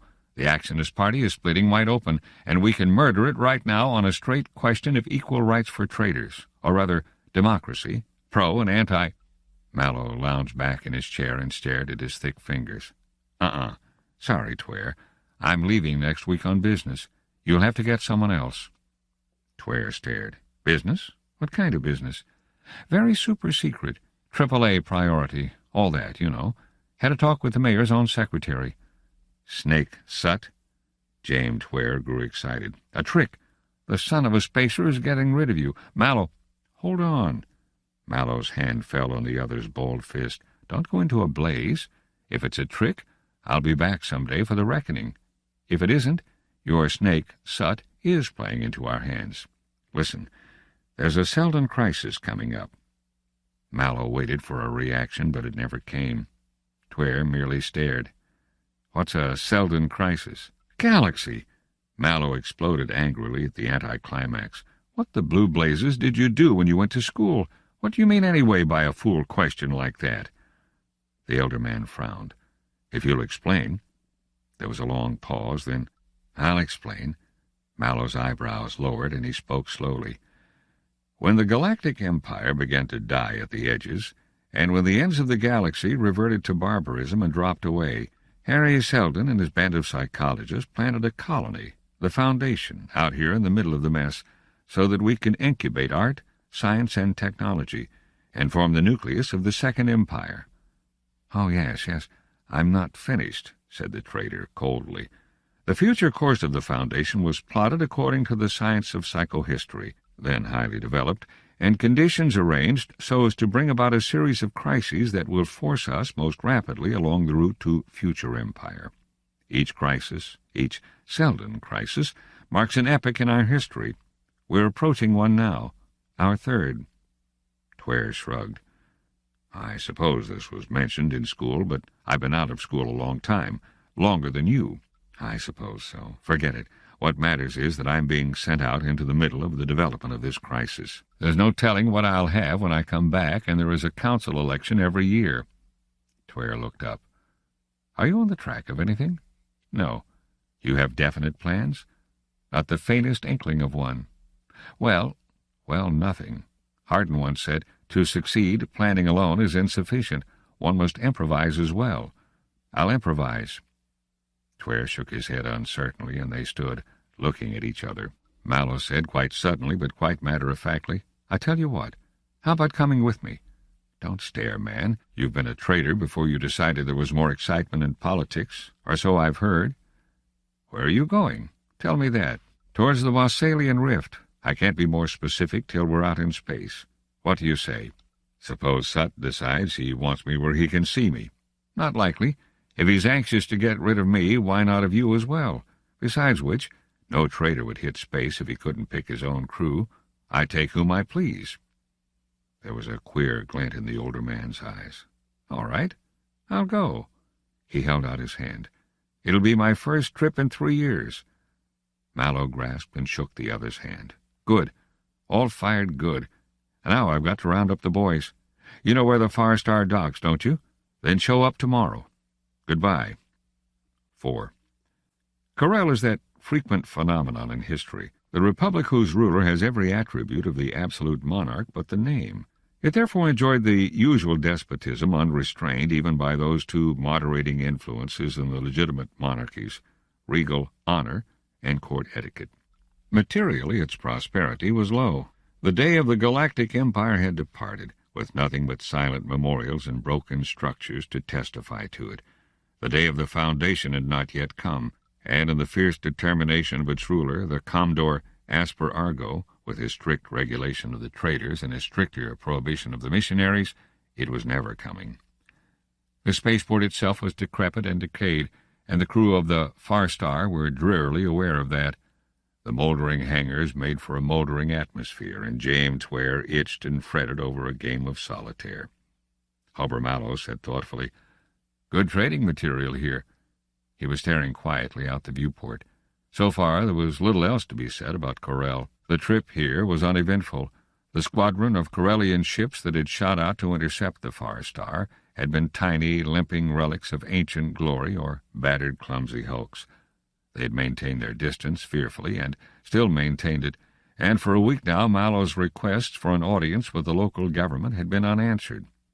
Mallow repeated, "Good trading here. You might call this virgin territory." James Tware looked up impatiently and threw his cards aside. "What the devil do you intend doing, Mallow? The crew's grumbling, the officers are worried, and I'm wondering—" "Wondering? About what?"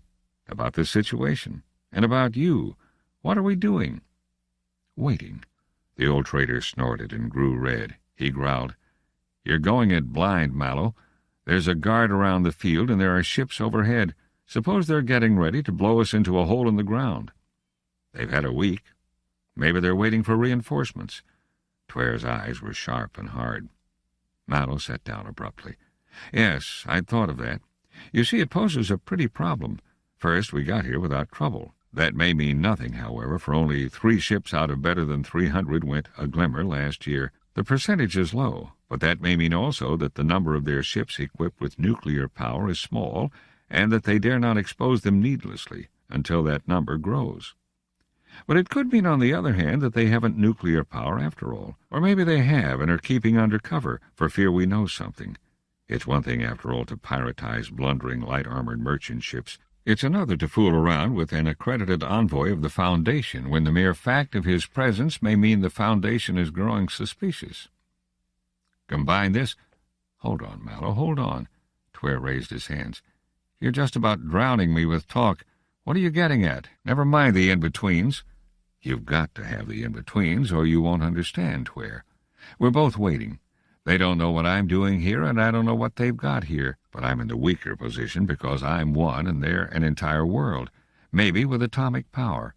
I can't afford to be the one to weaken. Sure, it's dangerous. Sure, there may be a hole in the ground waiting for us, but we knew that from the start. What else is there to do? I don't— Who's that now? Mallow looked up patiently and tuned the receiver. The visiplate glowed into the craggy face of the watch sergeant. "Speak, Sergeant." The sergeant said, "Pardon, sir.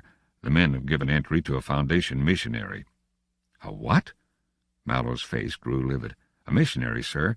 He's in need of hospitalization, sir." "There'll be more than one in need of that, Sergeant, for this piece of work. Order the men to battle stations." Crew's lounge was almost empty. 5 minutes after the order, even the men on the off-shift were at their guns. It was speed that was the great virtue in the anarchic regions of the interstellar space of the periphery, and it was in speed above all that the crew of a master trader excelled. Mallow entered slowly and stared the missionary up and down and around. His eyes slid to Lieutenant Tenter, who shifted uneasily to one side, and to watch Sergeant Demon, whose blank face and stolid figure flanked the other. The master trader turned to Tware and paused thoughtfully. "Well then, Tware, get the officers here quietly, except for the coordinators and the trajectorian. The men are to remain at stations till further orders." There was a 5-minute hiatus in which Mallow kicked open the doors to the lavatories, looked behind the bar, pulled the draperies across the thick windows. For half a minute he left the room altogether, and when he returned he was humming abstractedly. Men filed in. Tware followed and closed the door silently. Mallow said quietly, "First, who let this man in without orders from me?" The watch sergeant stepped forward. Every eye shifted. "Pardon, sir. It was no definite person. It was a sort of mutual agreement. He was one of us, you might say, and these foreigners here—" Mallow cut him short. "I sympathize with your feelings, Sergeant, and understand them. These men, were they under your command?" "Yes, sir." "When this is over, they're to be confined to individual quarters for a week. You yourself are relieved of all supervisory duties for a similar period. Understood?" The sergeant's face never changed, but there was the slightest droop to his shoulders. He said crisply, "Yes, sir. You may leave.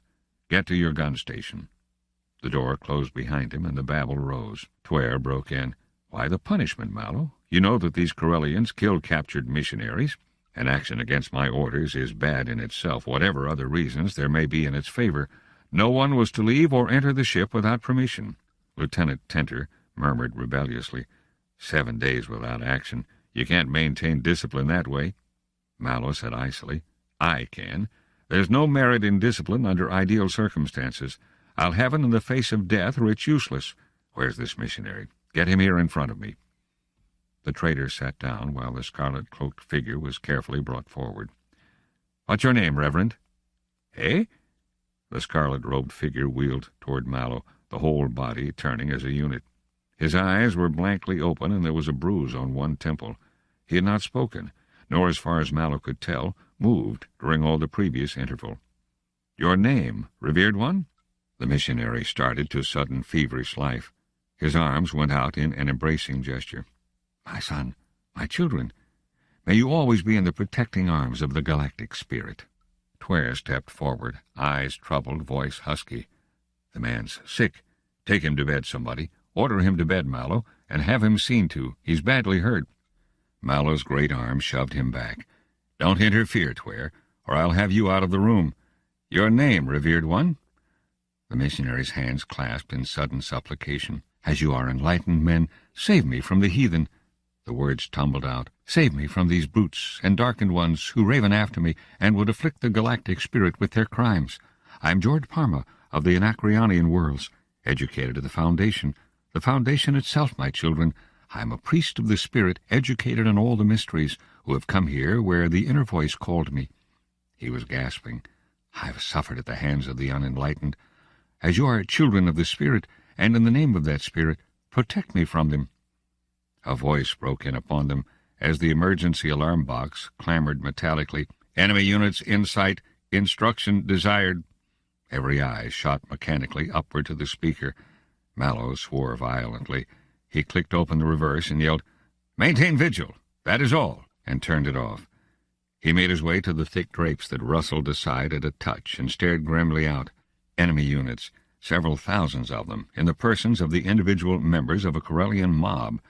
The rolling rabble encompassed the pod from extreme end to extreme end, and in the cold, hard light of magnesium flares the foremost straggled closer. "Tenter!" The trader never turned, but the back of his neck was red. "Get the outer speaker working and find out what they want. Ask if they have a representative of the law with them. Make no promises and no threats, or I'll kill you." Tenter turned and left. Mallow felt a rough hand on his shoulder, and he struck it aside. It was Tware. His voice was an angry hiss in his ear. "Mallow, you're bound to hold on to this man. There's no way of maintaining decency and honor otherwise. He's of the Foundation, and after all, he is a priest. These savages outside. Do you hear me?" "I hear you, Tware." Mallow's voice was incisive. "I've got more to do here than guard missionaries. I'll do, sir, what I please, and by Seldon and all the galaxy, if you try to stop me, I'll tear out your stinking windpipe. Don't get in my way, Tware, or it will be the last of you." He turned and strode past. "You, Reverend Parma, did you know that by convention no Foundation missionaries may enter the Corellian territory?" The missionary was trembling. "I can but go where the Spirit leads, my son. If the darkened ones refuse enlightenment, is it not the greater sign of their need for it?" "That's outside the question, revered one. You are here against the law of both Corel and the Foundation. I cannot in law protect you." The missionary's hands were raised again. His earlier bewilderment was gone. There was the raucous clamor of the ship's outer communications system in action, and the faint undulating gabble of the angry horde in response. The sound made his eyes wild. "You hear them? Why do you talk of law to me, of a law made by men? There are higher laws. Was it not the Galactic Spirit that said, 'Thou shalt not stand idly by to the hurt of thy fellow man'? And has he not said, 'Even as thou dealest with the humble and defenseless, thus shalt thou be dealt with'? Have you not guns? Have you not a ship? And behind you is there not the Foundation? And above and all about you, is there not the Spirit that rules the universe?" He paused for breath, and then the great outer voice of the far star ceased, and Lieutenant Tenter was back, troubled. "Speak," said Mallow shortly. "Sir, they demand the person of George Parma." "If not?" "There are various threats, sir. It is difficult to make much out. There are so many, and they seem quite mad. There is someone who says he governs the district and has police powers, but he is quite evidently not his own master." "Master or not," shrugged Mallow, "he is the law. Tell them that if this governor or policeman or whatever he is approaches the ship alone, he can have the revered George Parma." And there was suddenly a gun in his hand. He added, "I don't know what insubordination is. I've never had any experience with it. But if there's anyone here who thinks he can teach me, I'd like to teach him my antidote in return." The gun swiveled slowly and rested on Tware. With an effort, the old trader's face untwisted and his hands unclenched and lowered. His breath was a harsh rasp in his nostrils. Tenter left, and in 5 minutes a puny figure detached itself from the crowd. It approached slowly and hesitantly, plainly drenched in fear and apprehension. Twice it turned back, and twice the patently obvious threats of the many-headed monster urged him on. "All right," Mallow gestured with the hand blaster, which remained unsheathed. "Grun and Upshur, take him out." The missionary screeched. He raised his arms, and rigid fingers speared upward as the voluminous sleeves fell away to reveal the thin, veined arms. There was a momentary tiny flash of light that came and went in a breath. Mallow blinked and gestured again, contemptuously. The missionary's voice poured out as he struggled in the twofold grasp. "Cursed be the traitor who abandons his fellow man to evil and to death. Deafened be the ears that are deaf to the pleadings of the helpless. Blind be the eyes that are blind to innocence. Blackened forever be the soul that consorts with blackness." Tware clamped his hands tightly over his ears. Mallow flipped his blaster and put it away. "Disperse," he said evenly, "to respective stations. Maintain full vigil for 6 hours after dispersion of crowd. Double stations for 48 hours thereafter. Further instructions at that time. Tware, come with me." They were alone in Mallow's private quarters. Mallow indicated a chair, and Tware sat down. His stocky figure looked shrunken. Mallow stared him down sardonically. "Tware," he said, "I'm disappointed. Your 3 years in politics seem to have gotten you out of traitor habits. Remember, I may be a Democrat back at the Foundation, but there's nothing short of tyranny that can run my ship the way I want it run. I never had to pull a blaster on my men before, and I wouldn't have had to now if you hadn't gone out of line. Tware, you have no official position, but you're here on my invitation, and I'll extend you every courtesy, in private. However, from now on, in the presence of my officers or men, I'm Sir and not Mallow, and when I give an order, you'll jump faster than the third-class recruit just for luck, or I'll have you handcuffed in the sub-level even faster. Understand?" The party leader swallowed dryly. he said reluctantly. "My apologies." "Accepted. Will you shake?" Tware's limp fingers were swallowed in Mallow's huge palm. Tware said, "My motives were good. It's difficult to send a man out to be lynched. That wobbly-kneed governor, or whatever he was, can't save him. It's murder." "I can't help that. Frankly, the incident smelled too bad. Didn't you notice?" "Notice what?" "This spaceport is deep in the middle of a sleepy far section. Suddenly a missionary escapes. Where from? He comes here. Coincidence? A huge crowd gathers. From where? The nearest city of any size must be at least 100 miles away, but they arrive in half an hour. How?" "How?" echoed Tware. "Well, what if the missionary were brought here and released as bait?" Our friend, revered Parma, was considerably confused. He seemed at no time to be in complete possession of his wits. "Hard usage," murmured Tware bitterly. "Maybe. And maybe the idea was to have us go all chivalrous and gallant, into a stupid defense of the man. He was here against the laws of Corel and the Foundation. If I withhold him, it is an act of war against Corel, and the Foundation would have no legal right to defend us." That's pretty far-fetched." The speaker blared and forestalled Mallow's answer. "Sir, official communication received. Submit immediately." The gleaming cylinder arrived in its slot with a click. Mallow opened it and shook out the silver-impregnated sheet it held.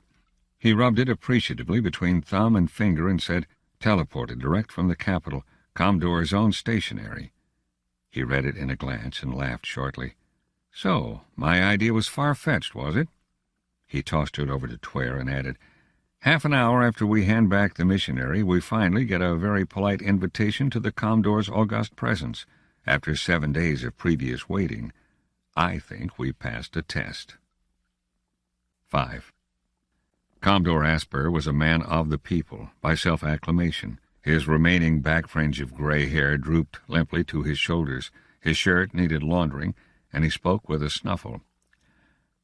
"There is no ostentation here, Trader Mallow," he said. "No false show. In me you see merely the first citizen of the state. That's what Commodore means, and that's the only title I have." He seemed inordinately pleased with it all. "In fact, I consider that fact one of the strongest bonds between Corel and your nation. I understand you people enjoy the Republican blessings we do." "Exactly, Commodore," said Mallow gravely, taking mental exception to the comparison. "An argument which I consider strongly in favor of continued peace and friendship between our governments." "Peace? Ah!" The Commodore's sparse gray beard twitched to the sentimental grimaces of his face. "I don't think there is anyone in the periphery who has so near his heart the ideal of peace as I have. I can truthfully say that since I succeeded my illustrious father to the leadership of the state, the reign of peace has never been broken. Perhaps I shouldn't say it," he coughed gently, "but I have been told that my people, my fellow citizens rather, know me as Asper, the well-beloved." Mallow's eyes wandered over the well-kept garden. Perhaps the tall men and the strangely designed but openly vicious weapons they carried just happened to be lurking in odd corners as a precaution against himself. That would be understandable. But the lofty steel-girded walls that circled the place had quite obviously been recently strengthened, an unfitting occupation for such a well-beloved Asper. He said, "It is fortunate that I have you to deal with in Commodore. The despots and monarchs of surrounding worlds, which have the benefit of enlightened administration, often lack the qualities that would make a ruler well-beloved." "Such as?" There was a cautious note in the Commodore's voice. "Such as a concern for the best interests of their people. You, on the other hand, would understand." The Commodore kept his eyes on the gravel path as they walked leisurely. His hands caressed each other behind his back. Mallow went on smoothly. "Up to now, trade between our two nations has suffered because of the restrictions placed upon our traders by your government. Surely it has long been evident to you that unlimited trade—" "Free trade," mumbled the Commodore. "Free trade, then. You must see that it would be of benefit to both of us. There are things you have that we want and things we have that you want. It asks only an exchange to bring increased prosperity. An enlightened ruler such as yourself, a friend of the people, I might say a member of the people, needs no elaboration on that theme. I won't insult your intelligence by offering any." "True, I have seen this, but what would you?" His voice was a plaintive whine. Your people have always been so unreasonable. I'm in favor of all the trade our economy can support, but not on your terms. I am not sole master here." His voice rose. "I am only the servant of public opinion. My people will not take commerce which carries with it a compulsory religion." Mallow drew himself up. "A compulsory religion? So it has always been in effect? Surely you remember the case of Ascone 20 years ago. First they were sold some of your goods, and then your people asked for complete freedom of missionary effort in order that the goods might be run properly, that temples of health be set up. There was then the establishment of religious schools, autonomous rights for all officers of the religion, and with what result? Ascone is now an integral member of the Foundation's system, and the Grand Master cannot call his underwear his own. Oh no, the dignity of an independent people could never suffer it." "None of what you speak is at all what I suggest," interposed Mallow. No. I'm a master trader. Money is my religion. All this mysticism and hocus-pocus of the missionaries annoy me, and I'm glad you refuse to countenance it. It makes you more my type of man." The Commodore's laugh was high-pitched and jerky. "Well said. The Foundation should have sent a man of your caliber before this." He laid a friendly hand upon the trader's bulking shoulder. "But, man, you have told me only half. You have told me what the catch is not. Now tell me what it is." "The only catch, Commodore, is that you're going to be burdened with an immense quantity of riches." "Indeed?" he snuffled. "But what could I want with riches? The true wealth is the love of one's people. I have that. You can have both, for it is possible to gather gold with one hand and love with the other." "Now that, my young man, would be an interesting phenomenon, if it were possible. How would you go about it?" "Oh, in a number of ways. The difficulty is choosing among them. Let's see. Well, luxury items, for instance. This object here, now." Mallow drew gently out of an inner pocket a flat, linked chain of polished metal. "This, for instance." "What is it?" "That's got to be demonstrated. Can you get a woman, and a young female will do, and a mirror full length?" Let's go indoors, then." The Commodore referred to his dwelling place as a house. The populace undoubtedly would call it a palace. To Mallow's straightforward eyes it looked uncommonly like a fortress. It was built on an eminence that overlooked the capital. Its walls were thick and reinforced. Its approaches were guarded, and its architecture was shaped for defense. Just the type of dwelling, Mallow thought sourly, for Asper, the well-beloved. A young girl was before them. She bent low to the Commodore, who said, "This is one of the Commodore's girls. Will she do?" "Perfectly." The Commodore watched carefully while Mallow snapped the chain about the girl's waist and stepped back. The Commodore snuffled. "Well, is that all?" "Will you draw the curtain, Commodore? Young lady, there's a little knob just near the snap. Will you move it upward, please? Go ahead, it won't hurt you." The girl did so, drew a sharp breath, looked at her hands, and gasped. "Oh!" From her waist as a source she was drowned in a pale, streaming luminescence of shifting color that drew itself over her head in a flashing coronet of liquid fire. It was as if someone had torn the aurora borealis out of the sky and molded it into a cloak.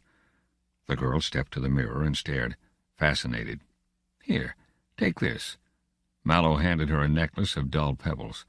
"Put it around your neck." The girl did so, and each pebble, as it entered the luminescent field, became an individual flame that leaped and sparkled in crimson and gold. "What do you think of it?" Mallow asked her. The girl didn't answer, but there was adoration in her eyes. The Commodore gestured, and reluctantly she pushed the knob down, and the glory died. She left, with a memory. "It's yours, Commodore," said Mallow, "for the Commodora. Consider it a small gift from the Foundation." The Commodore turned the belt and necklace over in his hand as though calculating the weight. "How is it done?" Mallow shrugged. "That's a question for our technical experts. But it will work for you without, mark you, without, priestly help." "Well, it's only feminine frippery after all. What could you do with it? Where would the money come in? You have balls, receptions, banquets, that sort of thing?" "Oh, yes." "Do you realize what women will pay for that sort of jewelry? 10,000 credits at least." The Commodore seemed struck in a heap. "Ah! And since the power unit of this particular item will not last longer than 6 months, there will be the necessity of frequent replacements. Now we can sell as many of these as you want for the equivalent in wrought iron of 1,000 credits. There's 900% profit for you." The Commodore plucked at his beard and seemed engaged in awesome mental calculations. Galaxy! How they would fight for them! I'll keep the supply small and let them bid.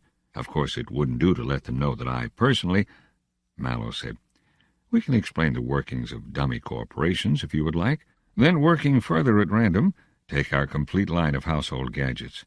We have collapsible stoves that will roast the toughest meats to the desired tenderness in 2 minutes. We've got knives that won't require sharpening. We've got the equivalent of a complete laundry that can be packed in a small closet and will work entirely automatically. Ditto dishwashers.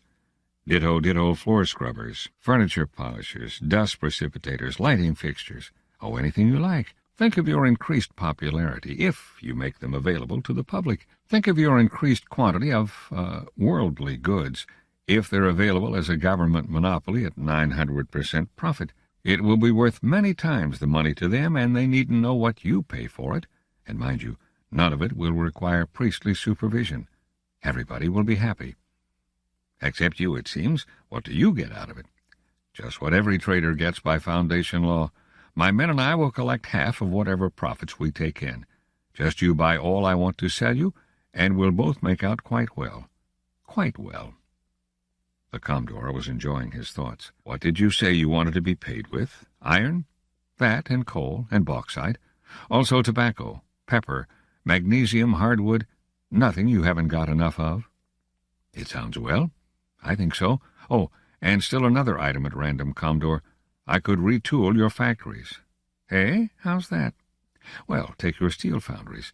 I have handy little gadgets that could do tricks with steel that would cut production costs to 1% of previous marks. You could cut prices by half and still split extremely fat profits with the manufacturers. I tell you, I could show you exactly what I mean if you allowed me a demonstration. Do you have a steel foundry in this city? It wouldn't take long." "It could be arranged, Trader Mallow. But tomorrow. Will you dine with us tonight?" "My men—" began Mallow. "Let them all come," said the Commodore expansively. "A symbolic friendly union of our nations. It will give us a chance for further friendly discussion. But one thing," his face lengthened and grew stern, "none of your religion. Don't think that all this is an entering wedge for the missionaries." "Commodore," said Mallow dryly, "I give you my word that religion would cut my profits." "Then that will do for now. You'll be escorted back to your ship." 6. The Commodore was much younger than her husband. Her face was pale and coldly formed, and her black hair was drawn smoothly and tightly back. Her voice was tart. "You are quite finished, my gracious and noble husband? Quite finished? I suppose I may even enter the garden, if I wish, now?" "There is no need for dramatics, Lisha, my dear," said the Commodore mildly. "The young man will attend at dinner tonight, and you can speak with him all you wish, and even amuse yourself by listening to all I say. Room will have to be arranged for his men somewhere about the place. The stars grant that they be few in numbers. Most likely they'll be great hogs of eaters who will eat meat by the quarter animal and wine by the hogshead, and you will groan for 2 nights when you calculate the expense.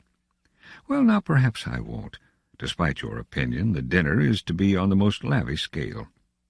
"Oh, I see." She stared at him contemptuously. "You are very friendly with these barbarians. Perhaps that is why I was not to be permitted to attend your conversation.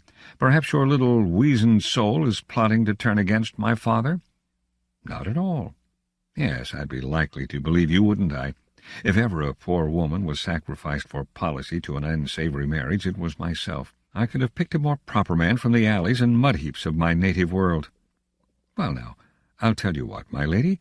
Perhaps you would enjoy returning to your native world, except that, to retain as a souvenir that portion of you with which I am best acquainted, I could have your tongue cut out first, and—" he lolled his head calculatingly to one side, "as a final improving touch to your beauty, your ears, and the tip of your nose as well."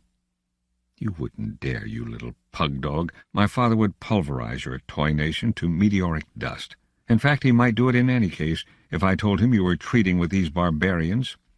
Well, there's no need for threats. You are free to question the man yourself tonight. Meanwhile, madam, keep your wagging tongue still."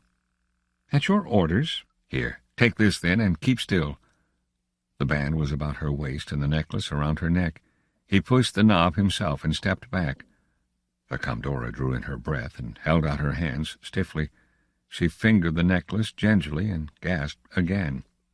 The Commodore rubbed his hands with satisfaction and said, "You may wear it tonight, and I'll get you more. Now, keep still." The Commodore kept still. 7. James Ware fidgeted and shuffled his feet. He said, "What's twisting your face?" Hober Mallow lifted out of his brooding. "Is my face twisted? It's not meant so. Something must have happened yesterday. I mean, besides that feast." With sudden conviction, "Mallow, there's trouble, isn't there?" "Trouble? No, quite the opposite. In fact, I'm in the position of throwing my full weight against a door and finding it ajar at the time. We're getting into the steel foundry too easily." "You suspect a trap?" "Oh, for Seldon's sake, don't be melodramatic." Mallow swallowed his impatience and added conversationally, "It's just that the easy entrance means there will be nothing to see." "Nuclear power, huh?" Tware ruminated. "I'll tell you, there's just about no evidence of any nuclear power economy here in Corel, and it would be pretty hard to mask all signs of the widespread effects of fundamental technology such as nucleics would have on everything. Not if it was just starting up, Tware, and being applied to a war economy. You'd find it in the shipyards and the steel foundries only. So if we don't find it, then they haven't got it, or they're not showing it. Toss a coin or take a guess." Tware shook his head. "I wish I'd been with you yesterday." "I wish you had too," said Mallow stonily. "I have no objection to moral support. Unfortunately, it was the Commodore who set the terms of the meeting and not myself, and what is coming now would seem to be the royal ground car to escort us to the foundry. Have you got the gadgets?" "All of them." 8. The foundry was large and bore the odor of decay which no amount of superficial repairs could quite erase. It was empty now and in quite an unnatural state of quiet, as it played unaccustomed host to the Commodore and his court. Mallow had swung the steel sheet onto the two supports with a careless heave. He had taken the instrument, held out to him by Tware, and was gripping the leather handle inside its leaden sheath. "The instrument," he said, "is dangerous, but so is a buzzsaw. You just have to keep your fingers away." And as he spoke, he drew the muzzle slit swiftly down the length of the steel sheet, which quietly and instantly fell in two. There was a unanimous jump, and Mallow laughed. He picked up one of the halves and propped it against his knee. "You can adjust the cutting length accurately to 1/100th of an inch, and a 2-inch sheet will slit down the middle as easily as this thing did. If you've got the thickness exactly judged, you can place steel on a wooden table and split the metal without scratching the wood." And at each phrase the nuclear shear moved, and a gouged chunk of steel flew across the room. "That," he said, "is whittling, with steel." He passed back the shear. "Or else you have the plane. Do you want to decrease the thickness of a sheet, smooth out an irregularity, remove corrosion? Watch." Then transparent foil flew off the other half of the original sheet in 6-inch swaths, then 8-inch, then 12. "Or drills? It's all the same principle." They were crowded around now. It might have been a sleight of hand show, a corner magician, a vaudeville act made into high-pressure salesmanship. Commodore Asper fingered scraps of steel. High officials of the government tiptoed around each other's shoulders and whispered, while Mallow punched clean, beautiful round holes through an inch of hard steel at every touch of his nuclear drill. "Just one more demonstration. Bring 2 short lengths of pipe, somebody." An honorable chamberlain of something or other sprang to obedience in the general excitement and thought absorption, and stained his hands like any laborer. Mallow stood them upright and shaved the ends off with a single stroke of the shear, and then joined the pipes, fresh cut to fresh cut. And there was a single pipe. The new ends, with even atomic irregularities missing, formed one piece upon joining. Then Mallow looked up at his audience, stumbled at his first word, and stopped. There was the keen stirring of excitement in his chest, and the base of his stomach went tingly and cold. The Commodore's own bodyguard, in the confusion, had struggled to the front line, and Mallow for the first time was near enough to see their unfamiliar hand weapons in detail. They were nuclear. There was no mistaking it. An explosive projectile weapon with a barrel like that was impossible, but that wasn't the big point. That wasn't the point at all. The butts of those weapons had, deeply etched upon them in worn gold plating, the spaceship and sun. The same spaceship and sun that was stamped on every one of the great volumes of the original Encyclopedia that the Foundation had begun and not yet finished. The same spaceship and sun that had blazoned the banner of the Galactic Empire through millennia. Mallow talked through and around his thoughts. "Test that pipe. It's one piece. Not perfect. Naturally, the joining shouldn't be done by hand." There was no need of further legerdemain. It had gone over. Mallow was through. He had what he wanted. There was only one thing in his mind: the golden globe with its conventionalized rays, and the oblique cigar shape that was a space vessel. The spaceship and sun of the Empire. The Empire. The words drilled. A century and a half had passed, but there was still the Empire, somewhere deeper in the galaxy, and it was emerging again, out into the periphery. Mallow smiled. 9. The Far Star was 2 days out in space when Hober Mallow, in his private quarters with Senior Lieutenant Draught, handed him an envelope, a roll of microfilm, and a silvery spheroid. "As of an hour from now, Lieutenant, you're acting captain of the Far Star until I return. Or forever." Draught made a motion of standing, but Mallow waved him down imperiously. "Quiet and listen. The envelope contains the exact location of the planet to which you're to proceed. There you will wait for me for 2 months. If, before the 2 months are up, the Foundation locates you, the microfilm is my report of the trip. If, however," and his voice was somber, "I do not return at the end of 2 months, and Foundation vessels do not locate you, proceed to the planet Terminus and hand in the time capsule as the report. Do you understand that?" "Yes, sir." "At no time are you or any of the men to amplify in any single instance my official report. If we are questioned, sir, then you know nothing." "Yes, sir." The interview ended, and 50 minutes later a lifeboat kicked lightly off the side of the Far Star. 10. Onam Bar was an old man, too old to be afraid. Since the last disturbances he had lived alone on the fringes of the land with what books he had saved from the ruins. He had nothing he feared losing, least of all the worn remnant of his life, and so he faced the intruder without cringing. "Your door was open," the stranger explained. His accent was clipped and harsh, and Bar did not fail to notice the strange blue steel hand-weapon at his hip. In the half-gloom of the small room, Bar saw the glow of a force shield surrounding the man. He said wearily, "There is no reason to keep it closed. Do you wish anything of me?" "Yes." The stranger remained standing in the center of the room. He was large, both in height and bulk. "Yours is the only house about here."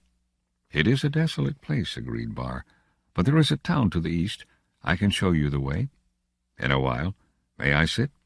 "If the chairs will hold you," said the old man gravely. They were old, too, relics of a better youth. The stranger said, "My name is Hober Mallow. I come from a far province." Bar nodded and smiled.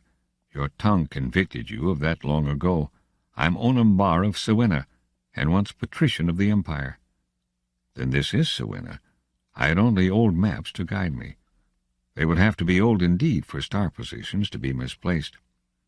Bar sat quite still, while the other's eyes drifted away into a reverie. He noticed that the nuclear force shield had vanished from about the man, and admitted dryly to himself that his person no longer seemed formidable to strangers, or even for good or for evil to his enemies. He said, "My house is poor and my resources few. You may share what I have if your stomach can endure black bread and dried corn." Mallow shook his head. "No, I have eaten, and I can't stay. All I need are the directions to the center of government." "That is easily enough done, and poor though I am, deprives me of nothing. Do you mean the capital of the planet, or of the imperial sector?" The younger man's eyes narrowed. "Aren't the two identical? Isn't this Siwenna?" The old patrician nodded slowly. "Siwenna, yes, but Siwenna is no longer capital of the Normannic sector. Your old map has misled you, after all. The stars may not change even in centuries, but political boundaries are all too fluid." "That's too bad. In fact, that's very bad. Is the new capital far off?" "It's on Orsha, too, 20 parsecs off. Your map will direct you. How old is it?" 150 years. "That old?"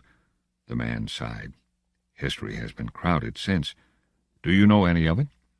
Mallow shook his head slowly. Barr said, You're fortunate. It has been an evil time for the provinces, but for the reign of Stenel VI, and he died 50 years ago. Since that time, rebellion and ruin, ruin and rebellion. Barr wondered if he were growing garrulous. It was a lonely life out here, and he had so little chance to talk to men. Mallow said with sudden sharpness, Ruin, eh? You sound as if the province were impoverished. Perhaps not on an absolute scale. The physical resources of 25 first-ranked planets take a long time to use up. Compared to the wealth of the last century, though, we have gone a long way downhill, and there is no sign of turning. Not yet. Why are you so interested in all this, young man? You are all alive, and your eyes shine.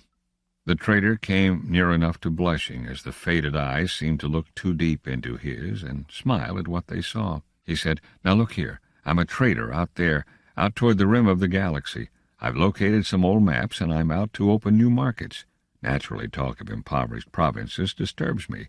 You can't get money out of a world unless money's there to be got. Now how's Siwenna, for instance? The old man leaned forward. I cannot say. It will do even yet, perhaps. But you, a trader? You look more like a fighting man. You hold your hand near your gun, and there is a scar on your jawbone. Mallow jerked his head. There isn't much law out there where I come from. Fighting and scars are part of a trader's overhead. But fighting is only useful when there's money at the end, and if I can get it without, so much the sweeter. Now, will I find enough money here to make it worth the fighting? I take it I can find the fighting easily enough. Easily enough, agreed Barr. You could join Whiskered's remnants in the Red Stars. I don't know, though, if you'd call that fighting or piracy.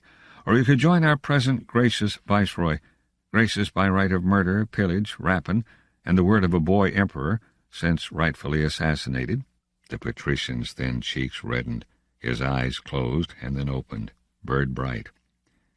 You don't sound very friendly to the viceroy, Patrician Barr, said Mallow. What if I'm one of his spies? What if you are, said Barr bitterly. What can you take? He gestured a withered arm at the bare interior of the decaying mansion. Your life. It would leave me easily enough. It has been with me 5 years too long. But you are not one of the viceroy's men. If you were, perhaps even now instinctive self-preservation would keep my mouth closed. How do you know? The old man laughed. You seem suspicious. Come, I'll wager you think I'm trying to trap you into denouncing the government. No, I am past politics. Past politics? Is a man ever past that? The words you used to describe the viceroy. What were they? Murder, pillage, all that. You didn't sound objective, not exactly, not as if you were past politics. The old man shrugged. Memories sting when they come suddenly. Listen, judge for yourself. When Siwenna was the provincial capital, I was a patrician and a member of the provincial senate. My family was an old and honored one. One of my great-grandfathers had been— No, never mind that. Past glories are poor feeding. I take it, said Mallow, there was a civil war or a revolution. Barr's face darkened. Civil wars are chronic in these degenerate days, but Siwenna had kept apart. Under Stenel VI, it had almost achieved its ancient prosperity. But weak emperors followed, and weak emperors mean strong viceroys, and our last viceroy, the same Whiskered, whose remnants still prey on the commerce among the Red Stars, aimed at the imperial purple. He wasn't the first to aim, and if he had succeeded, he wouldn't have been the first to succeed. But he failed. For when the emperor's admiral approached the province at the head of a fleet, Siwenna itself rebelled against its rebel viceroy. He stopped, sadly. Mallow found himself tense on the edge of his seat and relaxed slowly. Please continue, sir. Thank you, said Barr wearily. It's kind of you to humor an old man. They rebelled, or I should say, we rebelled, for I was one of the minor leaders.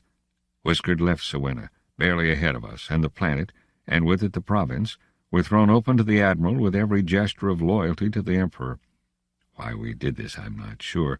Maybe we felt loyal to the symbol, if not the person of the emperor, a cruel and vicious child. Maybe we feared the horrors of a siege. Well, urged Mallow gently. Well, came the grim retort, that didn't suit the admiral. He wanted the glory of conquering a rebellious province, and his men wanted the loot such conquest would involve. So while the people were still gathered in every large city, cheering the Emperor and his admiral. He occupied all armed centers, and then ordered the population put to the nuclear blast. On what pretext? On the pretext that they had rebelled against their viceroy, the Emperor's anointed, and the admiral became the new viceroy by virtue of 1 month of massacre, pillage, and complete horror. I had 6 sons. 5 died. Variously. I had a daughter. I hope she died eventually. I escaped because I was old. I came here too old to cause even our viceroy worry. He bent his gray head. They left me nothing because I had helped drive out a rebellious governor and deprived an admiral of his glory. Mallow sat silent and waited. Then, "What of your 6th son?" he asked softly. "Eh?" Barr smiled acidly. "He is safe, for he has joined the admiral as a common soldier under an assumed name. He is a gunner in the viceroy's personal fleet. Oh, no, I see your eyes. He is not an unnatural son. He visits me when he can and gives me what he can. He keeps me alive. And someday our great and glorious viceroy will grovel to his death, and it will be my son who will be his executioner. And you tell this to a stranger? You endanger your son. No, I help him by introducing a new enemy, and were I a friend of the viceroy, as I am his enemy, I would tell him to string outer space with ships clear to the rim of the galaxy. There are no ships there? Did you find any? Did any space guards question your entry? With ships few enough and the bordering provinces filled with their share of intrigue and iniquity, none can be spared to guard the barbarian outer suns. No danger ever threatened us from the broken edge of the galaxy, until you came. I'm no danger. There will be more after you. Mallow shook his head slowly. I'm not sure I understand you. Listen. There was a feverish edge to the old man's voice. I knew you when you entered. You have a force shield about your body, or had when I first saw you. Doubtful silence, then. Yes, I had. Good. That was a flaw, but you didn't know that. There are some things I know. It's out of fashion in these decaying times to be a scholar. Events race and flash past, and who cannot fight the tide with nuclear blast in hand is swept away, as I was. But I was a scholar, and I know that in all the history of nucleics, no portable force shield was ever invented. We have force shields, huge lumbering powerhouses that will protect a city or even a ship, but not one single man. Ah? Mallow's underlip thrust out. And what do you deduce from that? There have been stories percolating through space. They travel strange paths and become distorted with every parsec. But when I was young, there was a small ship of strange men who did not know our customs and could not tell where they came from. They talked of magicians at the edge of the galaxy, magicians who glowed in the darkness, who flew unaided through the air, and whom weapons would not touch. We laughed. I laughed, too. I forgot it till today, but you glow in the darkness, and I don't think my blaster, if I had one, would hurt you. Tell me, can you fly through air as you sit there now? Mallow said calmly, I can make nothing of all this. Barr smiled. I'm content with the answer. I do not examine my guests. But if there are magicians, if you are one of them, there may some day be a great influx of them, or you. Perhaps that would be well. Maybe we need new blood. He muttered soundlessly to himself, then slowly, But it works the other way, too. Our new viceroy also dreams, as did our old Whisker. Also after the Emperor's crown? Barr nodded. My son hears tales. In the viceroy's personal entourage one could scarcely help it, and he tells me of them. Our new viceroy would not refuse the crown if offered, but he guards his line of retreat. There are stories that, failing imperial heights, he plans to carve out a new empire in the barbarian hinterland. It is said, but I don't vouch for this, that he has already given one of his daughters as wife to a kinglet somewhere in the uncharted periphery. If one listened to every story, I know. There are many more. I'm old and I babble nonsense. But what do you say? And those sharp old eyes peered deep. The trader considered. I say nothing, but I'd like to ask something. Does Siwenna have nuclear power? Now wait. I know that it possesses the knowledge of nucleics. I mean, do they have power generators intact, or did the recent sack destroy them? Destroy them? Oh, no. Half a planet would be wiped out before the smallest power station would be touched. They are irreplaceable, and the suppliers of the strength of the fleet. Almost proudly, We have the largest and best on this side of Trantor itself. Then what would I do first if I wanted to see these generators? Nothing, replied Barr decisively. You couldn't approach any military center without being shot down instantly. Neither could anyone. Siwenna is still deprived of civic rights. You mean all the power stations are under the military? No. There are the small city stations, the ones supplying power for heating and lighting homes, powering vehicles, and so forth. Those are almost as bad. They're controlled by the tech men. Who are they? A specialized group which supervises the power plants. The honor is hereditary, the young ones being brought up in the profession as apprentices. Strict sense of duty, honor, and all that. No one but a tech man could enter a station. I see. I don't say, though, added Barr, that there aren't cases where tech men haven't been bribed. In days when we have 9 emperors in 50 years and 7 of these are assassinated, when every space captain aspires to the usurpation of a viceroyship and every viceroy to the imperium, I suppose even a tech man can fall prey to money. But it would require a good deal, and I have none. Have you? Money? No. But does one always bribe with money? What else? When money buys all else. There is quite enough that money won't buy. And now, if you'll tell me the nearest city with one of the stations and how best to get there, I'll thank you. Wait. Barr held out his thin hands. Where do you rush? You come here, but I ask no questions. In the city where the inhabitants are still called rebels, you would be challenged by the first soldier or guard who heard your accent and saw your clothes. He rose and from an obscure corner of an old chest brought out a booklet. My passport. Forged. I escaped with it. He placed it in Mallow's hand and folded the fingers over it. The description doesn't fit, but if you flourish it, the chances are many to 1 they will not look closely. But you'll be left without one. The old exile shrugged cynically. What of it? And a further caution, curb your tongue. Your accent is barbarous, your idiom's peculiar, and every once in a while you deliver yourself of the most astounding archaisms. The less you speak, the less suspicion you will draw upon yourself. Now I'll tell you how to get to the city. 5 minutes later, Mallow was gone. He returned but once, for a moment, to the old patrician's house, before leaving it entirely, however. And when Onam Barr stepped into his little garden early the next morning, he found a box at his feet. It contained provisions, concentrated provisions, such as one would find aboard ship, and alien in taste and preparation. But they were good, and lasted long. 11. The tech man was short, and his skin glistened with well-kept plumpness. His hair was a fringe, and his skull shone through pinkly. The rings on his fingers were thick and heavy, his clothes were scented, and he was the first man Mallow had met on the planet who hadn't looked hungry. The tech man's lips pursed peevishly. Now, my man, quickly. I've things of great importance waiting for me. You seem a stranger. He seemed to evaluate Mallow's definitely un-Siwanese costume, and his eyelids were heavy with suspicion. I am not of the neighborhood, said Mallow calmly, but the matter is irrelevant. I've had the honor to send you a little gift yesterday. The tech man's nose lifted. I received it. An interesting gewgaw. I may have use for it on occasion.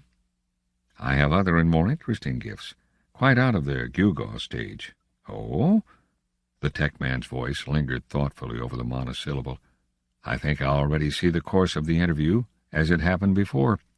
You are going to give me some trifle or other, a few credits, perhaps a cloak, second-rate jewelry, anything your little soul may think sufficient to corrupt a tech man. His lower lip puffed out belligerently. And I know what you wish in exchange. There have been others, and to spare, with the same bright idea. You wish to be adopted into our clan. You wish to be taught the mysteries of nucleics and the care of the machines. You think because you dogs of Siwenna, and probably your strangerhood is assumed for safety's sake, are being daily punished for your rebellion, that you can escape what you deserve by throwing over yourselves the privileges and protections of the tech man's guild. Mallow would have spoken, but the tech man raised himself into a sudden roar. And now leave before I report your name to the protector of the city. Do you think I would betray the trust? The Siwanese traders that preceded me would have, perhaps, but you deal with a different breed now. Why, galaxy, I marvel that I do not kill you myself at this moment with my bare hands. Mallow smiled to himself. The entire speech was patently artificial in tone and content, so that all the dignified indignation degenerated into uninspired farce. The trader glanced humorously at the 2 flabby hands that had been named as his possible executioners then and there, and said, "Your wisdom, you are wrong on 3 counts. First, I am not a creature of the Viceroy come to test your loyalty. Second, my gift is something the Emperor himself in all his splendor does not and will never possess. Third, what I wish in return is very little, a nothing, a mere breath." "So you say," he descended into heavy sarcasm. "Come, what is this imperial donation that your godlike power wishes to bestow upon me? Something the Emperor doesn't have, eh?" He broke into a sharp squawk of derision. Mallow rose and pushed the chair aside. "I have waited 3 days to see you, your wisdom, but the display will take only 3 seconds, if you will just draw that blaster whose butt I see very near your hand. Eh? And shoot me. I will be obliged." "What?" "If I am killed, you can tell the police I tried to bribe you into betraying guild secrets. You'll receive high praise. If I am not killed, you may have my shield." For the first time the tech man became aware of the dimly white illumination that hovered closely about his visitor, as though he had been dipped in pearl dust. His blaster raised to the level, and with eyes asquint in wonder and suspicion, he closed contact.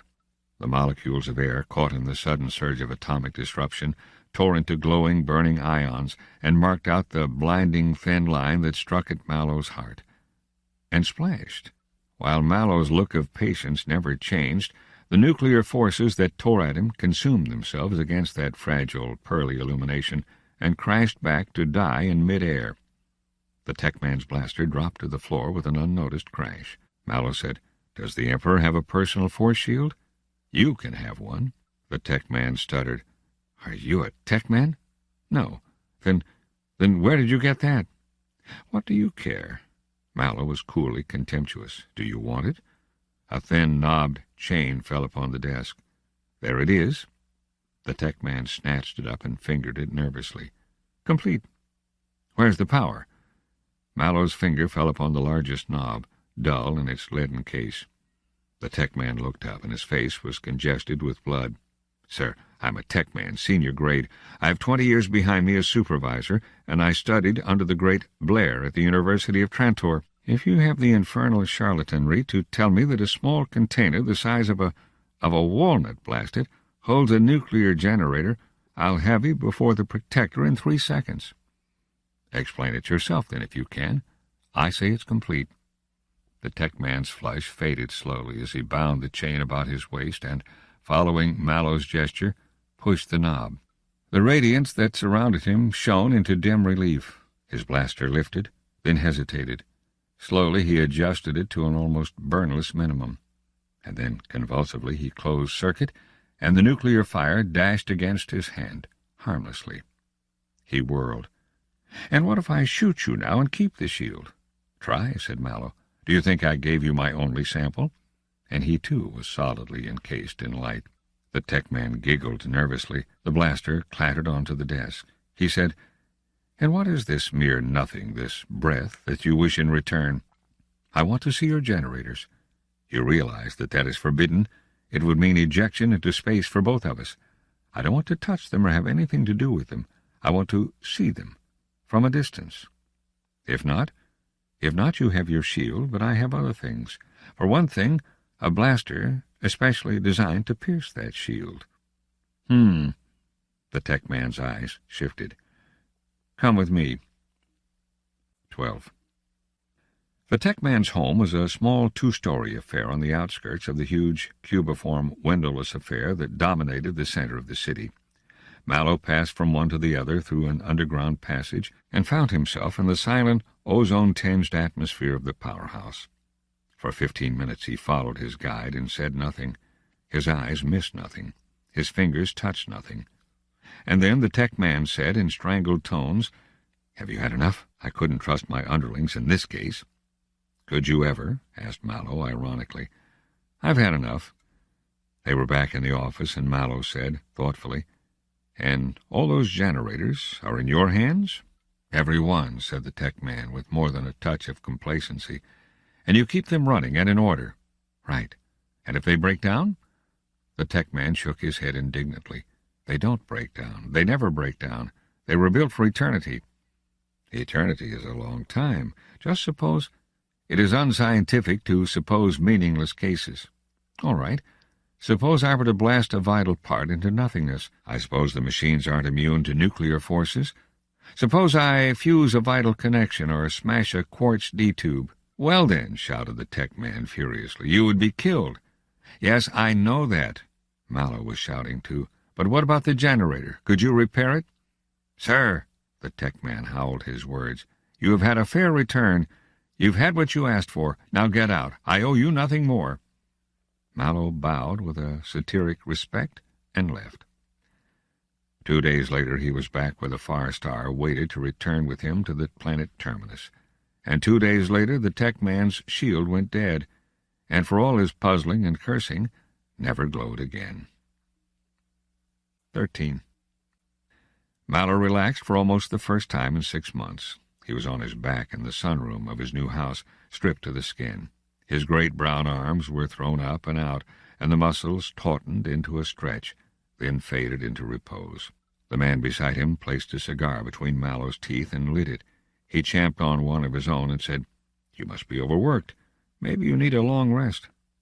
"Maybe I do, Jael, but I'd rather rest in a council seat, because I'm going to have that seat and you're going to help me." Anchor Jael raised his eyebrows and said, "How did I get into this?" "You got in, obviously. First, you're an old dog of a politico. Secondly, you were booted out of your cabinet seat by Jorain Sutt, the same fellow who'd rather lose an eyeball than see me in the council. You don't think much of my chances, do you?" "Not much," agreed the ex-minister of Education. "You're a Smyrnian." "That's no legal bar. I've had a lay education." "Well, come now. Since when does prejudice follow any law but its own? Now, how about your own man, this James Tware? What does he say?" "He spoke about running me for council almost a year ago," replied Mallow easily, "but I've outgrown him.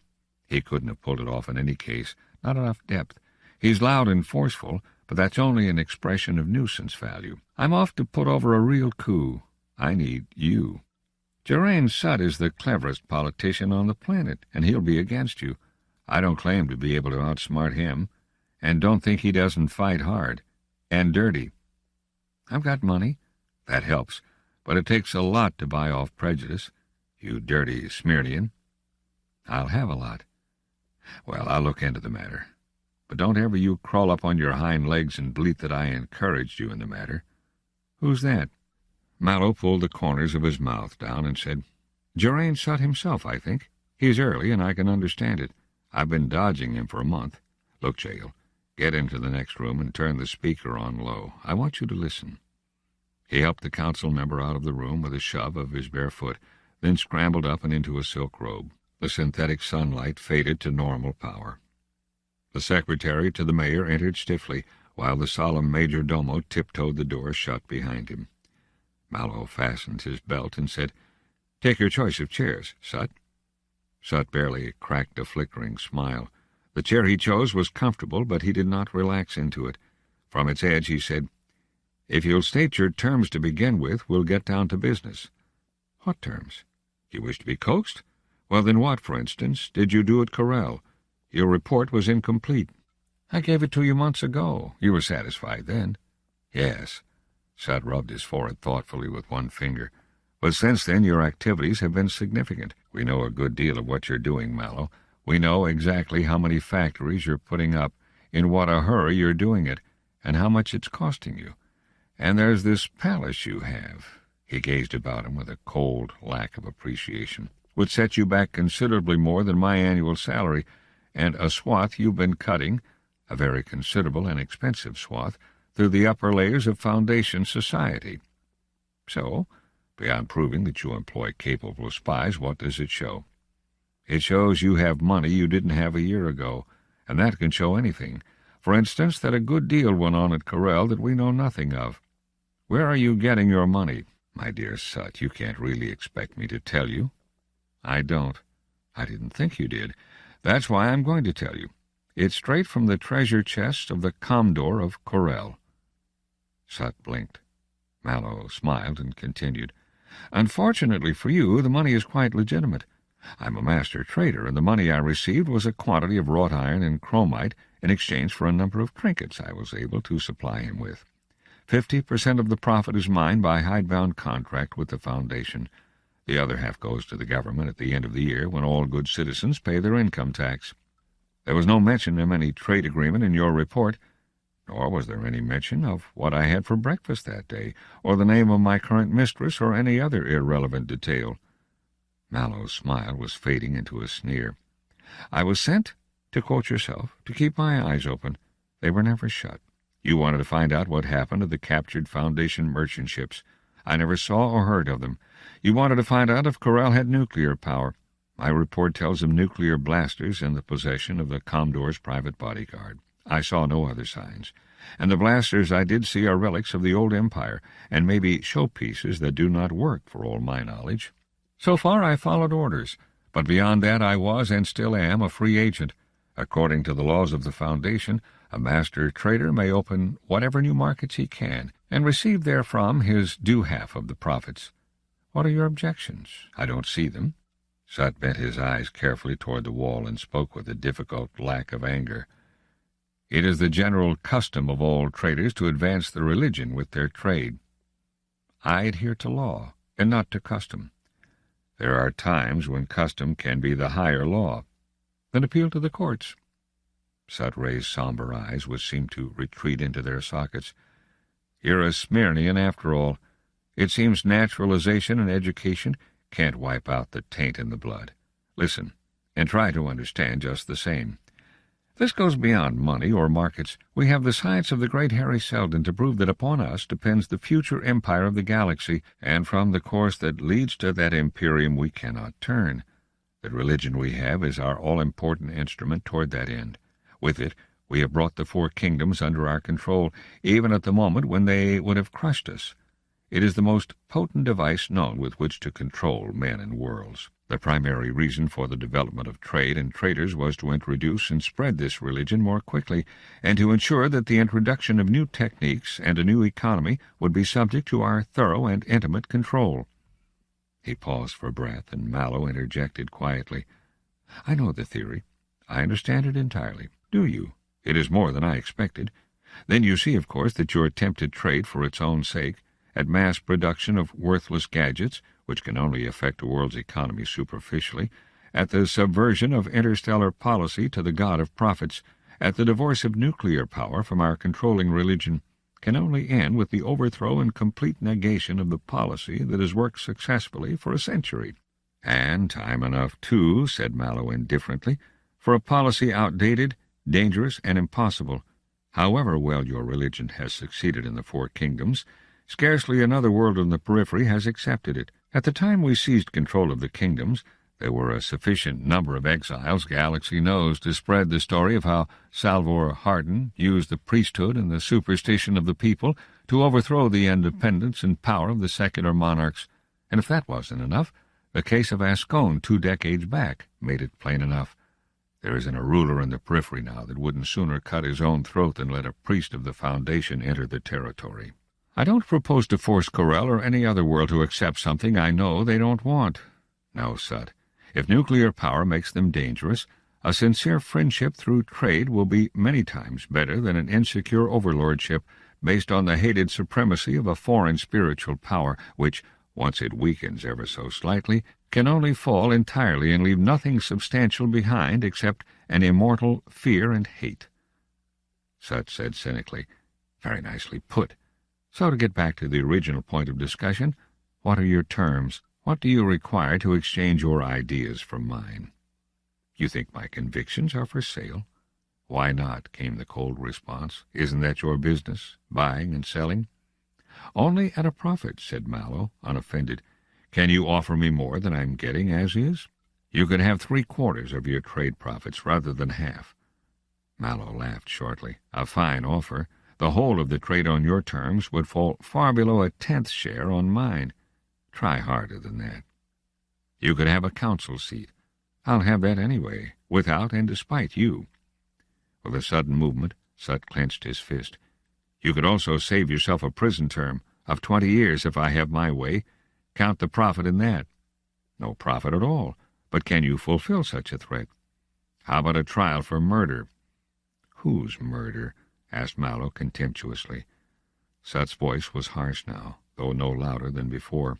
The murder of an Anacreonian priest in the service of the Foundation. Is that so now? And where's your evidence? The secretary to the mayor leaned forward. Mallow, I'm not bluffing. The preliminaries are over. I have only to sign one final paper, and the case of the Foundation versus Hober Mallow, master trader, is begun. You abandoned the subject of the Foundation to torture and death at the hands of an alien mob, Mallow, and you have only 5 seconds to prevent the punishment due you. For myself, I'd rather you decided to bluff it out. You'd be safer as a destroyed enemy than as a doubtfully converted friend. Mallow said solemnly, You have your wish. Good. And the secretary smiled savagely. It was the mayor who wished the preliminary attempt at compromise, not I. Witness that I did not try too hard. The door opened before him, and he left. Mallow looked up as Angkor Jael re-entered the room. Mallow said, Did you hear him? The politician flopped to the floor. I never heard him as angry as that since I've known the snake. All right. What do you make of it? Well, I'll tell you. A foreign policy of domination through spiritual means is his idée fixe, but it's my notion that his ultimate aims aren't spiritual. I was fired out of the cabinet for arguing on the same issue, as I needn't tell you. You needn't. And what are those unspiritual aims, according to your notion? Jael grew serious. Well, he's not stupid, so he must see the bankruptcy of our religious policy, which has hardly made a single conquest for us in 70 years. He's obviously using it for purposes of his own. Now, any dogma, primarily based on faith and emotionalism, is a dangerous weapon to use on others, since it is almost impossible to guarantee that the weapon will never be turned on the user. For 100 years now we've supported a ritual and mythology that is becoming more and more venerable, traditional, and immovable. In some ways it isn't under our control anymore. In what ways? Demanded Mallow. Don't stop. I want your thoughts. Well, suppose one ambitious man, uses the force of religion against us rather than for us. You mean Sutt? You're right. I mean Sutt. Listen, man. If he could mobilize the various hierarchies on the subject planets against the Foundation in the name of orthodoxy, what chance would we stand? By planting himself at the head of the standards of the pious, he could make war on heresy, as represented by you, for instance, and make himself king eventually. After all, it was Hardin who said, A nuclear blaster is a good weapon, but it can point both ways.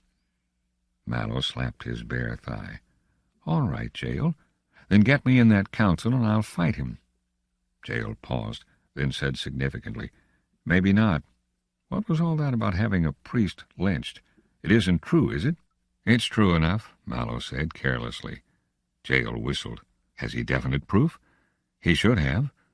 Mallow hesitated, then added, James Tware was his man from the beginning, though neither of them knew that I knew that, and James Tware was an eyewitness.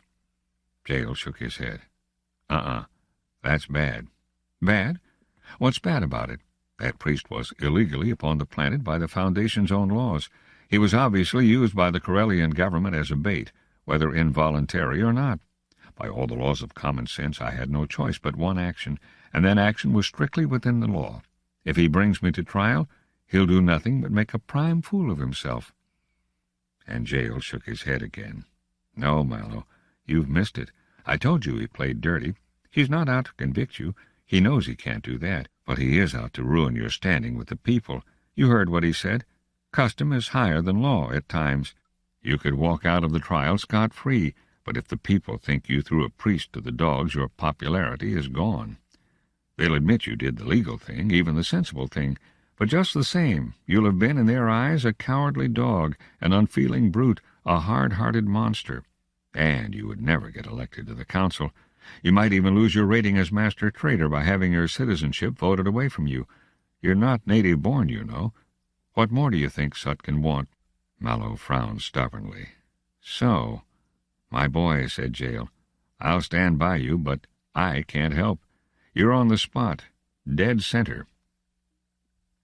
14.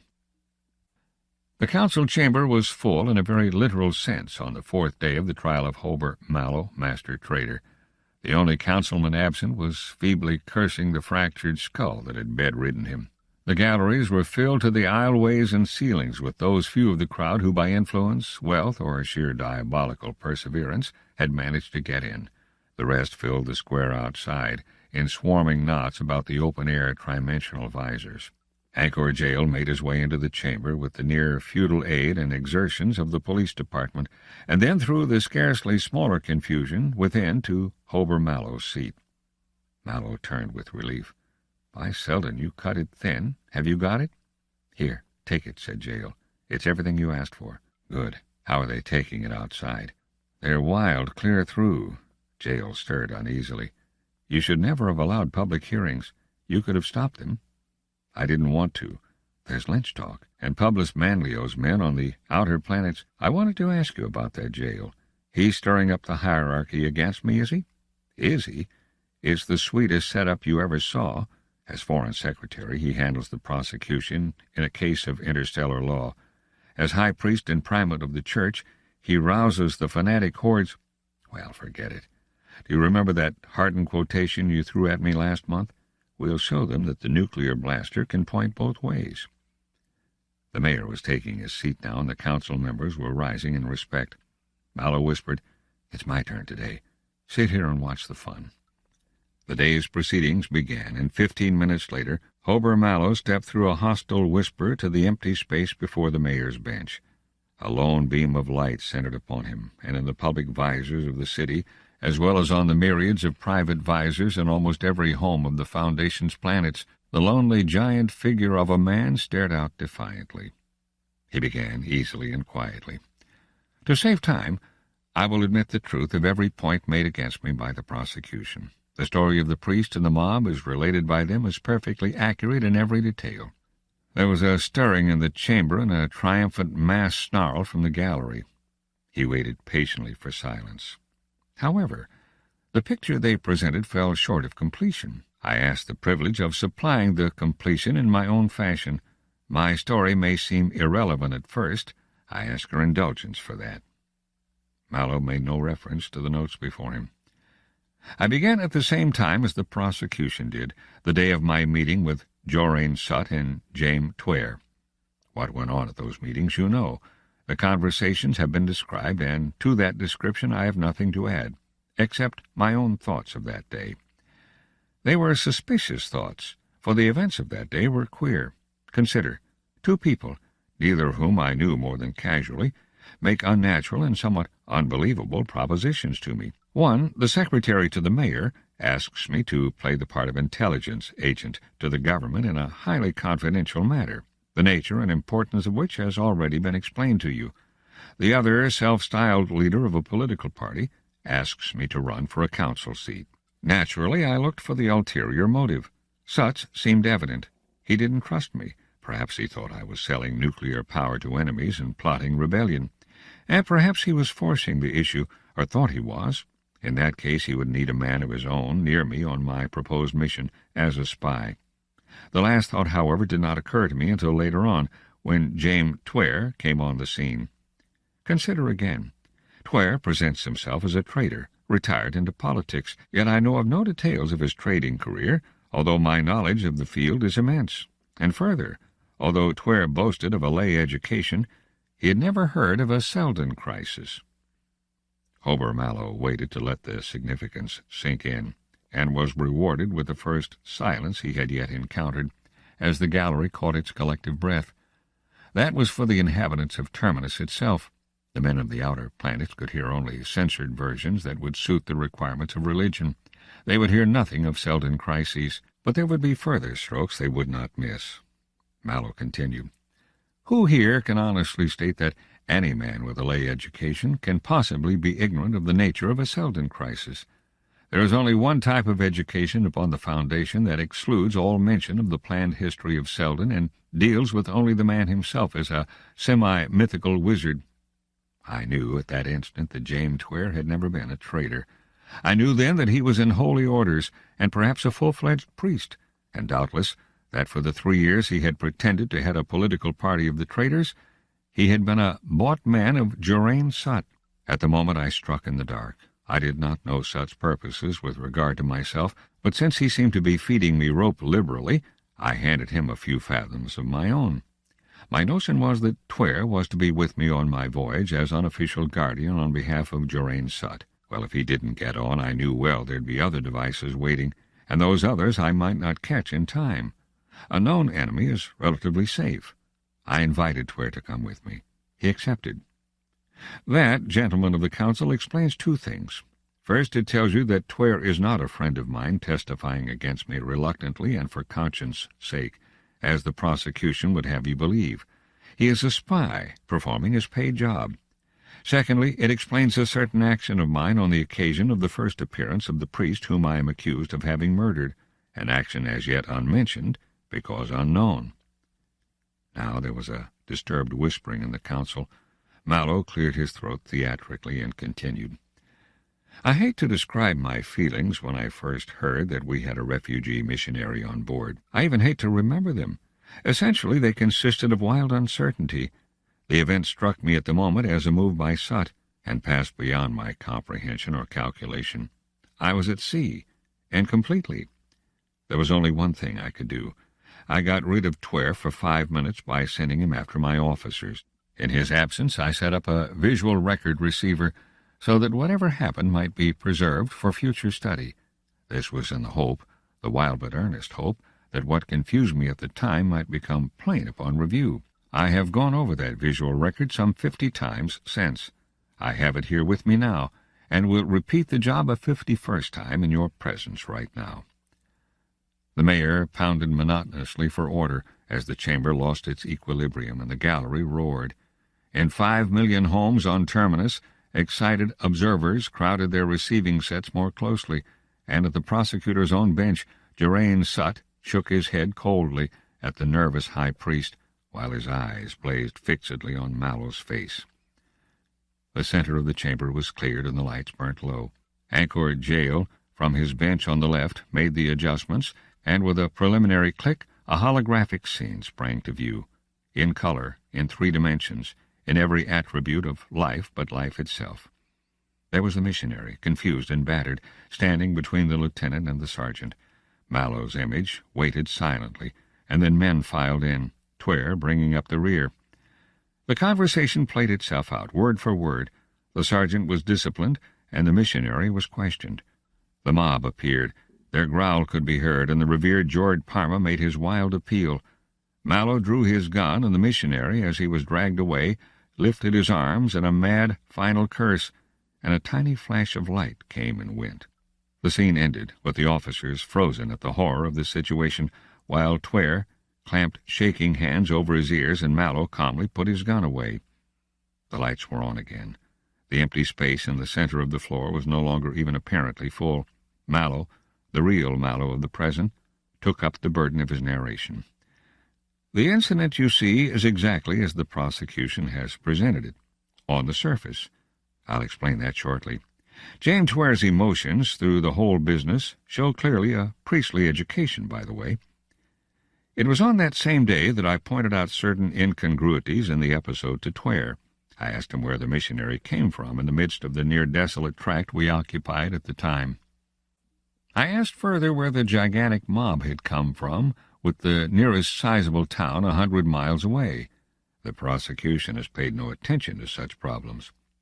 Or to other points. For instance, the curious point of George Parma's blatant conspicuousness, a missionary on Corel, risking his life in defiance of both Corellian and Foundation law, parades about in a very new and very distinctive priestly costume. There's something wrong there. At the time, I suggested that the missionary was an unwitting accomplice of the Commodore, who was using him in an attempt to force us into an act of wildly illegal aggression, to justify, in law, his subsequent destruction of our ship and of us. The prosecution has anticipated this justification of my actions.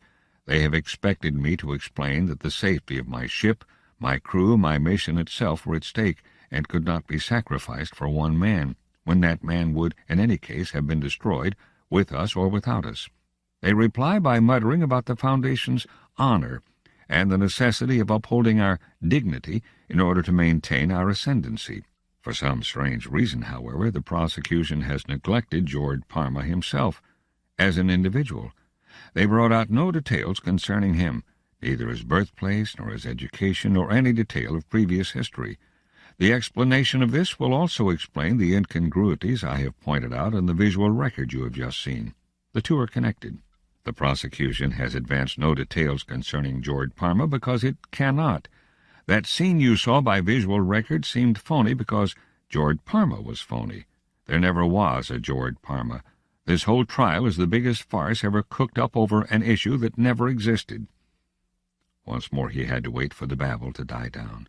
He said slowly, "I'm going to show you the enlargement of a single still from the visual record. It will speak for itself. Lights again, Jael." The chamber dimmed, and the empty air filled again with frozen figures in ghostly waxen illusion. The officers of the Far Star struck their stiff, impossible attitudes. A gun pointed from Mallow's rigid hand. At his left, the revered George Parma, caught in mid-shriek, stretched his claws upward, while the falling sleeves hung halfway. And from the missionary's hand there was that little gleam that in the previous showing had flashed and gone. It was a permanent glow now. "Keep your eye on that light in his hand," called Mallow from the shadows. "Enlarge that scene, Jael." The tableau bloated, quickly. Outer portions fell away as the missionary drew toward the center and became a giant. Then there was only a hand and an arm, and then only a hand, which filled everything and remained there in immense, hazy tautness. The light had become a set of fuzzy, glowing letters. K.S.P. "That," Mallow's voice boomed out, "is a sample of tattooing, gentlemen. Under ordinary light it is invisible, but under ultraviolet light, with which I flooded the room in taking this visual record, it stands out in high relief. I'll admit it is a naive method of secret identification, but it works on Corel, where UV light is not to be found on street corners. Even in our ship, detection was accidental. Perhaps some of you have already guessed what KSP stands for. George Parma knew his priestly lingo well and did his job magnificently. Where he had learned it and how, I cannot say, but KSP stands for Corellian Secret Police." Mallow shouted over the tumult, roaring against the noise. "I have collateral proof in the form of documents brought from Corel, which I can present to the council if required. And now, where is the prosecution's case? They have already made and remade the monstrous suggestion that I should have fought for the missionary in defiance of the law and sacrificed my mission, my ship, and myself to the honor of the Foundation. But to do it for an impostor? Should I have done it then for a Corellian secret agent, tricked out in the robes and verbal gymnastics probably borrowed of an Anacreonian exile? Would Geraint Sutt and Publius Manlio have had me fall into a stupid, odious trap?" His hoarsened voice faded into the featureless background of a shouting mob. He was being lifted onto shoulders and carried to the mayor's bench. Out the windows he could see a torrent of madmen swarming into the square to add to the thousands there already. Mallow looked about for Angkor jail, but it was impossible to find any single face in the incoherence of the mass. Slowly he became aware of a rhythmic, repeated shout that was spreading from a small beginning and pulsing into insanity. "Long live Mallow! Long live Mallow! Long live Mallow!" 15. Angkor jail blinked at Mallow out of a haggard face. The last 2 days had been mad, sleepless ones. "Mallow, you've put on a beautiful show, so don't spoil it by jumping too high. You can't seriously consider running for mayor. Mob enthusiasm is a powerful thing, but it's notoriously fickle." "Exactly," said Mallow grimly. "So we must coddle it, and the best way to do that is to continue the show." "Now what?" "You're to have Publius Manlio and Geraint Sutt arrested." "What?" "Just what you hear. Have the mayor arrest them. I don't care what threats you use. I control the mob, for today at any rate. He won't dare face them." "But on what charge, man?" "On the obvious one. They've been inciting the priesthood of the outer planets to take sides in the factional quarrels of the Foundation. That's illegal by Seldon. Charge them with endangering the state. And I don't care about a conviction any more than they did in my case. Just get them out of circulation until I'm mayor." "It's half a year till election." "Not too long." Mallow was on his feet, and his sudden grip of Jael's arm was tight. "Listen, I'd seize the government by force if I had to, the way Salvor Hardin did 100 years ago. There's still that Seldon crisis coming up, and when it comes I have to be mayor and high priest. Both." Jael's brow furrowed. He said quietly, "What's it going to be? Corel, after all?" Mallow nodded. "Of course. They'll declare war eventually, though I'm betting it'll take another pair of years." "With nuclear ships?" "What do you think? Those 3 merchant ships we lost in their space sector weren't knocked over with compressed air pistols. Jael, they're getting ships from the Empire itself. Don't open your mouth like a fool. I said the Empire. It's still there, you know. It may be gone here in the periphery, but in the galactic center it's still very much alive, and one false move means that it itself may be on our neck. That's why I must be mayor and high priest. I'm the only man who knows how to fight the crisis." Jael swallowed dryly. "How? What are you going to do?" "Nothing." Jael smiled uncertainly. "Really? All of that?" But Mallow's answer was incisive. "When I'm boss of this foundation, I'm going to do nothing. 100% of nothing. And that is the secret of this crisis." 16. As per Argo, the well-beloved, Commodore of the Corellian Republic, greeted his wife's entry by a hangdog lowering of his scanty eyebrows. To her, at least, his self-adopted epithet did not apply. Even he knew that. She said, in a voice as sleek as her hair and as cold as her eyes, "My gracious lord, I understand, has finally come to a decision upon the fate of the Foundation upstarts." "Indeed," said the Commodore sourly. "And what more does your versatile understanding embrace?" "Enough, my very noble husband. You had another of your vacillating consultations with your counselors. Fine advisers," with infinite scorn. "A herd of palsied, purblind idiots hugging their sterile prophets close to their sunken chests in the face of my father's displeasure." "And who, my dear," was the mild response, "is the excellent source from which your understanding understands all this?" The Commodore laughed shortly. "If I told you, my source would be more corpse than source." "Well, you'll have your own way, as always." The Commodore shrugged and turned away. "And as for your father's displeasure, I much fear me it extends to a niggardly refusal to supply more ships." "More ships!" She blazed away hotly. "And haven't you 5? Don't deny it. I know you have 5, and a 6th is promised. Promised for the last year. But one, just one, can blast that foundation into stinking rubble. Just one. One to sweep their little pygmy boats out of space. I couldn't attack their planet even with a dozen. And how long would their planet hold out with their trade ruined and their cargoes of toys and trash destroyed?" "Those toys and trash mean money," he sighed. "A good deal of money. But if you had the foundation itself, would you not have all it contained? And if you had my father's respect and gratitude, would you not have more than even the foundation could give you? It's been 3 years more since that barbarian came with his magic sideshow. It's long enough." "My dear," the Commodore turned and faced her, "I am growing old. I am weary. I lack the resilience to withstand your rattling mouth. You say you know that I have decided. Well, I have. It is over, and there is war between Corel and the Foundation." "Well," the Commodore's figure expanded and her eyes sparkled, "you learned wisdom at last, though in your dotage. And now, when you are master of this hinterland, you may be sufficiently respectable to be of some weight and importance in the Empire. For one thing, we might leave this barbarous world and attend the Viceroy's court. Indeed, we might."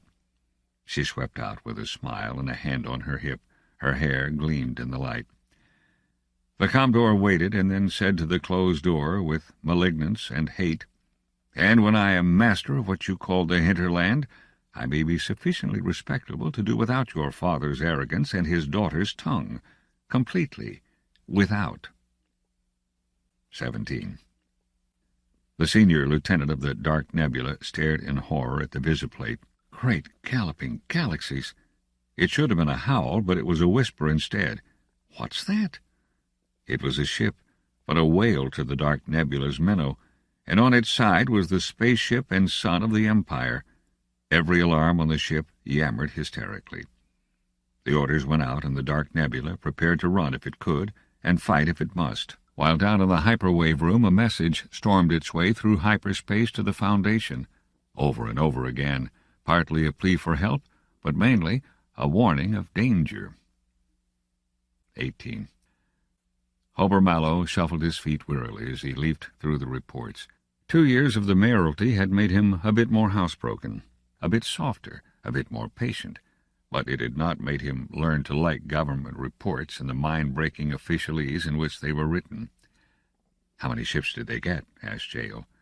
4 trapped on the ground, 2 unreported, all others accounted for and safe. Mallow grunted. "We should have done better, but it's just a scratch."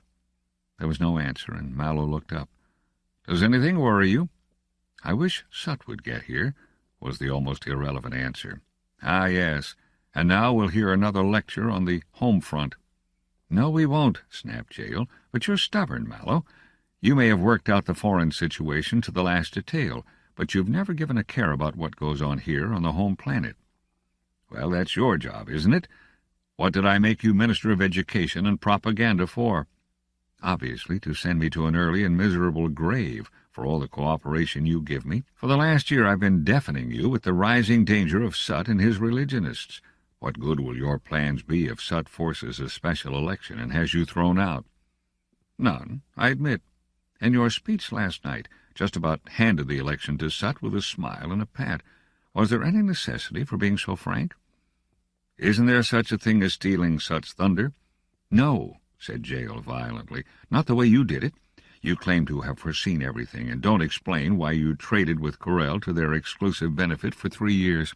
Your only plan of battle is to retire without a battle. You abandon all trade with the sectors of space near Corel. You openly proclaim a stalemate. You promise no offensive, even in the future. Galaxy, Mallow, what am I supposed to do with such a mess?" "It lacks glamour. It lacks mob emotion appeal." "Same thing." "Mallow, wake up. You have 2 alternatives. Either you present the people with a dynamic foreign policy, whatever your private plans are, or you make some sort of compromise with Sut." Mallow said, "All right. If I fail the first, let's try the second. Sut's just arrived." Sut and Mallow had not met personally since the day of the trial 2 years back. Neither detected any change in the other, except for that subtle atmosphere about each which made it quite evident that the roles of ruler and defier had changed. Sut took his seat without shaking hands. Mallow offered a cigar and said, "Mind if Jael stays? He wants a compromise earnestly. He can act as a mediator if tempers rise." Sut shrugged. "A compromise will be well for you. Upon another occasion I once asked you to state your terms. I presume the positions are reversed now." "You presume correctly. Then these are my terms. You must abandon your blundering policy of economic bribery and trade in gadgetry, and return to the tested foreign policy of our fathers." "You mean conquest by missionary?" "Exactly. No compromise short of that?" "None." Mallow lit up very slowly and inhaled the tip of his cigar into a bright glow. "In Hardin's time, when conquest by missionary was new and radical, men like yourself opposed it. Now it is tried, tested, hallowed, everything a Geraint Sut would find well. But tell me, how would you get us out of our present mess?" "Your present mess. I had nothing to do with it." "Consider the question suitably modified." "A strong offensive is indicated. The stalemate you seem to be satisfied with is fatal. It would be a confession of weakness to all the worlds of the periphery, where the appearance of strength is all important, and there's not one vulture among them that wouldn't join the assault for its share of the corpse. You ought to understand that. You're from Smyrna, aren't you?" Mallow passed over the significance of the remark. He said, "And if you beat Corel, what of the Empire? That is the real enemy."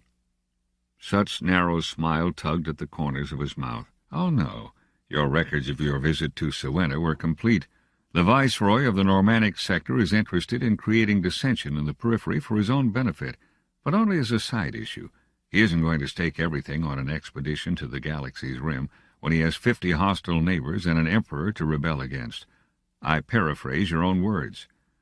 "Oh, yes, he might, Sut, if he thinks we're strong enough to be dangerous. And he might think so if we destroy Corel by the main force of frontal attack. We'd have to be considerably more subtle." "As for instance?" Mallow leaned back. "Sut, I'll give you your chance. I don't need you, but I can use you. So I'll tell you what it's all about, and then you can either join me and receive a place in a coalition cabinet, or you can play the martyr and rot in jail. Once before you tried that last trick. Not very hard, Sut. The right time has only just come. Now listen. Mallow's eyes narrowed. When I first landed on Corel, he began, I bribed the Commodore with the trinkets and gadgets that formed the trader's usual stock. At the start, that was meant only to get us entrance into a steel foundry. I had no plan further than that. But in that I succeeded. I got what I wanted. But it was only after my visit to the Empire that I first realized exactly what a weapon I could build that trade into. This is a Seldon crisis we're facing, Sut, and Seldon crises are not solved by individuals, but by historic forces. Hari Seldon, when he planned our course of future history, did not count on brilliant heroics, but on the broad sweeps of economics and sociology. So the solutions to the various crises must be achieved by the forces that become available to us at the time. In this case, trade. Sut raised his eyebrows skeptically and took advantage of the pause. I hope I am not of subnormal intelligence, but the fact is that your vague lecture isn't very illuminating. It will become so, said Mallow. Consider that until now the power of trade has been underestimated. It has been thought that it took a priesthood under our control to make it a powerful weapon. That is not so, and this is my contribution to the galactic situation. Trade without priests, trade alone. It is strong enough. Let us become very simple and specific. Corel is now at war with us. Consequently, our trade with her has stopped. But, notice that I am making this as simple as a problem in addition, in the past 3 years she has based her economy more and more upon the nuclear techniques which we have introduced, and which only we can continue to supply. Now what do you suppose will happen once the tiny nuclear generators begin failing, and one gadget after another goes out of commission? The small household appliances go first. After half a year of this stalemate that you abhor, a woman's nuclear knife won't work any more. Her stove begins failing. Her washer doesn't do a good job. The temperature-humidity control in her house dies on a hot summer day. What happens? He paused for an answer, and Sut said calmly, Nothing. People endure a good deal in war. Very true, they do. They'll send their sons out in unlimited numbers to die horribly on broken spaceships. They'll bear up under enemy bombardment, if it means they have to live on stale bread and foul water in caves half a mile deep. But it's very hard to bear up under little things when the patriotic uplift of imminent danger is not present. It's going to be a stalemate. There will be no casualties, no bombardments, no battles. There will just be a knife that won't cut, and a stove that won't cook, and a house that freezes in the winter. It will be annoying, and people will grumble. Sut said slowly, wonderingly, Is that what you're setting your hopes on, man? What do you expect? A housewives' rebellion? A jacquerie? A sudden uprising of butchers and grocers with their cleavers and bread knives shouting, Give us back our automatic super-clino-nuclear washing machines. No, sir, said Mallow impatiently, I do not. I expect, however, a general background of grumbling and dissatisfaction which will be seized on by more important figures later on. And what more important figures are these? The manufacturers, the factory owners, the industrialists of Corel. When 2 years of the stalemate have gone, the machines in the factories will, one by one, begin to fail. Those industries which we have changed from first to last with our new nuclear gadgets will find themselves very suddenly ruined. The heavy industries will find themselves, en masse and at a stroke, the owners of nothing but scrap machinery that won't work. The factories ran well enough before you came there, Mallow. Yes, Sut, so they did. At about 1/20th the profits, even if you leave out of consideration the cost of reconversion to the original pre-nuclear state. With the industrialist and the financier and the average man all against him, how long will the Commodore hold out? As long as he pleases, as soon as it occurs to him to get new nuclear generators from the Empire. And Mallow laughed joyously. You've missed, Sut, missed as badly as the Commodore himself. You've missed everything and understood nothing. Look, man, the Empire can replace nothing. The Empire has always been a realm of colossal resources. They've calculated everything in planets, in stellar systems, in whole sectors of the galaxy. Their generators are gigantic because they thought in gigantic fashion. But we, our little foundation, our single world, almost without metallic resources, have had to work with brute economy. Our generators have had to be the size of our thumb, because it was all the metal we could afford. We had to develop new techniques and new methods. Techniques and methods the Empire can't follow because they have degenerated past the stage where they can make any really vital scientific advance. With all their nuclear shields, large enough to protect a ship, a city, an entire world, they could never build one to protect a single man. To supply light and heat to a city, they have motors 6 stories high. I saw them, where ours could fit into this room. And when I told one of their nuclear specialists that a lead container the size of a walnut contained a nuclear generator, he almost choked with indignation on the spot. Why, they don't even understand their own colossi any longer. The machines work from generation to generation automatically, and the caretakers are a hereditary caste who would be helpless if a single D-tube in all that vast structure burnt out. The whole war is a battle between those two systems, between the Empire and the Foundation, between the big and the little. To seize control of a world, they bribe with immense ships that can make war, but lack all economic significance. We, on the other hand, bribe with little things, useless in war, but vital to prosperity and profits. A king, or a condor, will take the ships and even make war. Arbitrary rulers throughout history have bartered their subjects' welfare for what they consider honor and glory and conquest. But it's still the little things in life that count, and Asper Argo won't stand up against the economic depression that will sweep all Corel in 2 or 3 years. Sut was at the window, his back to Mallow and jail. It was early evening now, and the few stars that struggled feebly here at the very rim of the galaxy sparked against the background of the misty, wispy lens that included the remnants of that empire, still vast, that fought against them. Sut said, "No, you are not the man. You don't believe me? I mean, I don't trust you. You're smooth-tongued. You befooled me properly when I thought I had you under proper care on your first trip to Corel. When I thought I had you cornered at the trial, you wormed your way out of it and into the mayor's chair by demagoguery.